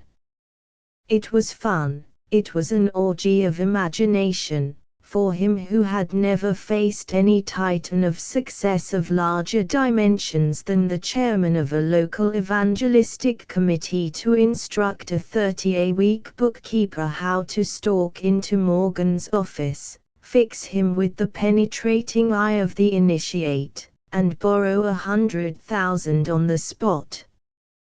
But always he longed for Sharon, with a sensation of emptiness real as the faintness of hunger and long tramping. He saw his days with her as adventures, footloose, scented with fresh air. He hated himself for having ever glanced over his shoulder, and he determined to be a celibate all his life. In some ways he preferred New Thought to standard Protestantism. It was safer to play with. He had never been sure but that there might be something to the doctrines he had preached as an evangelist. Perhaps God really had dictated every word of the Bible. Perhaps there really was a hell of burning sulfur. Perhaps the Holy Ghost really was hovering around watching him and reporting. But he knew with serenity that all of his new thoughts, his theosophical utterances, were pure and uncontaminated bunk. No one could deny his theories because none of his theories meant anything. It did not matter what he said, so long as he kept them listening, and he enjoyed the buoyancy of power as he bespelled his classes with long, involved, fruity sentences rhapsodic as perfume advertisements. How agreeable on bright winter afternoons, in the gilt and velvet elegance of the lecture hall, to look at smart women, and moan, and, oh, my beloved, can you not see, do you not perceive, have not your earthbound eyes ingathered, the supremacy of the Raja's quality which each of us, by that inner contemplation which is the all however cloaked by the seeming, can consummate and build loftily to higher aspiring spheres. Almost any Hindu word was useful. It seems that the Hindus have hidden powers which enable them to do whatever they want to, except possibly to get rid of the Mohammedans, the plague, and the cobra. Soul breathing was also a good thing to talk about whenever he had nothing to say, and you could always keep an audience of satin-bosomed ladies through the last quarter hour of lecturing by coming down hard on concentration. But with all these agreeable features, he hated Mrs. Riddle, and he suspected that she was, as he put it, holding out the coin on him. He was to have a percentage of the profits, besides his thin salary of $2,500 a year. There never were any profits, and when he hinted that he would like to see her books, entirely out of admiration for the beauties of accountancy, she put him off. So he took reasonable measures of reprisal. He moved from her house. He began to take for himself the patients who came for personal consultations, and to meet them in the parlor of his new boarding house in Harlem. And when she was not present at his Utopian Hall meetings, he brought back to Victory Thought Power headquarters only so much of the collection as, after prayer and meditation and figuring on an envelope, seemed suitable. That did it. Mrs. Evans Riddle had a regrettable suspiciousness. She caused a marked $20 bill to be placed in the collection at Vespers, a year after Elmer had gone to work for the higher powers, and when he brought her the collection money minus the $20, she observed loudly, with her grinning Swami looking heathenish and sultry across the room, "Gantry, you're a thief. You're fired. You have a contract, but you can sue and be damned." Jackson. A large Negro houseman appeared. "Throw this crook out, will you?" 3. He felt dazed and homeless and poor, but he started out with prosperity classes of his own. He did very well at prosperity, except that he couldn't make a living out of it. He spent from a month to 4 months in each city. He hired the ballroom of the second best hotel for lectures 3 evenings a week, and advertised himself in the newspapers as though he were a cigarette or a brand of soap. His students were school teachers who wanted to own tearooms, clerks who wanted to be sales managers, clergymen who wanted to be newspapermen who wanted to be real estate dealers who wanted to be bishops, and widows who wanted to earn money without loss of elegance. He lectured to them in the most beautiful language, all out of Mrs. Riddle's magazine. He had a number of phrases, all stolen, and he made his disciples repeat them in chorus, in the manner of all religions. Among the more powerful incantations were, "I can be whatever I will to be, I turn my opened eyes on myself and possess whatever I desire. I am God's child, God created all good things including wealth, and I will to inherit it. I am resolute, I am utterly resolute, I fear no man, whether in offices or elsewhere. Power is in me, encompassing you to my demands. Hold fast, O subconscious, the thought of prosperity. In the divine book of achievements my name is written in gold. I am thus of the world's nobility, and now, this moment, I take possession of my kingdom. I am part of universal mind, and thus I summon to me my rightful universal power. Daily my subconscious shall tell me to not be content and go on working for somebody else. They were all of them ready for $1 million a year, except their teacher, who was ready for bankruptcy. He got pupils enough, but the overhead was huge and his pupils were poor. He had to hire the ballroom, pay for advertising, he had to appear gaudy, with a suite in the hotel, fresh linen, and newly pressed morning coat. He sat in $20 a day red plush suites wondering where he would get breakfast. He was so dismayed that he began to study himself. He determined, with the resoluteness of terror, to be loyal to any loves or associates he might have hereafter, to say in his prayers and sermons practically nothing except what he believed. He yearned to go back to Mizpah Seminary, to get Dean Trisper's forgiveness, take a degree, and return to the Baptist pulpit in however barren a village. But first he must earn enough money to pay for a year in the seminary. He had been in correspondence with the manager of the Ahern House in Zenith, a city of 400,000 in the state of Winnie-Mac, 100 miles from Mizpah. This was in 1913, before the Hotel Thornley was built, and Gil Ahern, with his new yellow brick tavern, was trying to take the fashionable business of Zenith away from the famous but decayed Grand Hotel.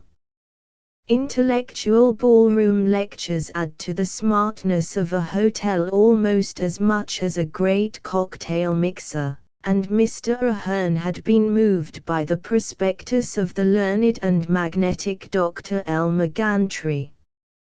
Elmer could take the Ahern offer on a guarantee and be sure of a living, but he needed money for a week or two before the fees should come in. From whom could he borrow? Didn't he remember reading in a Mizpah alumni bulletin that Frank Shallard, who had served with him in the rustic church at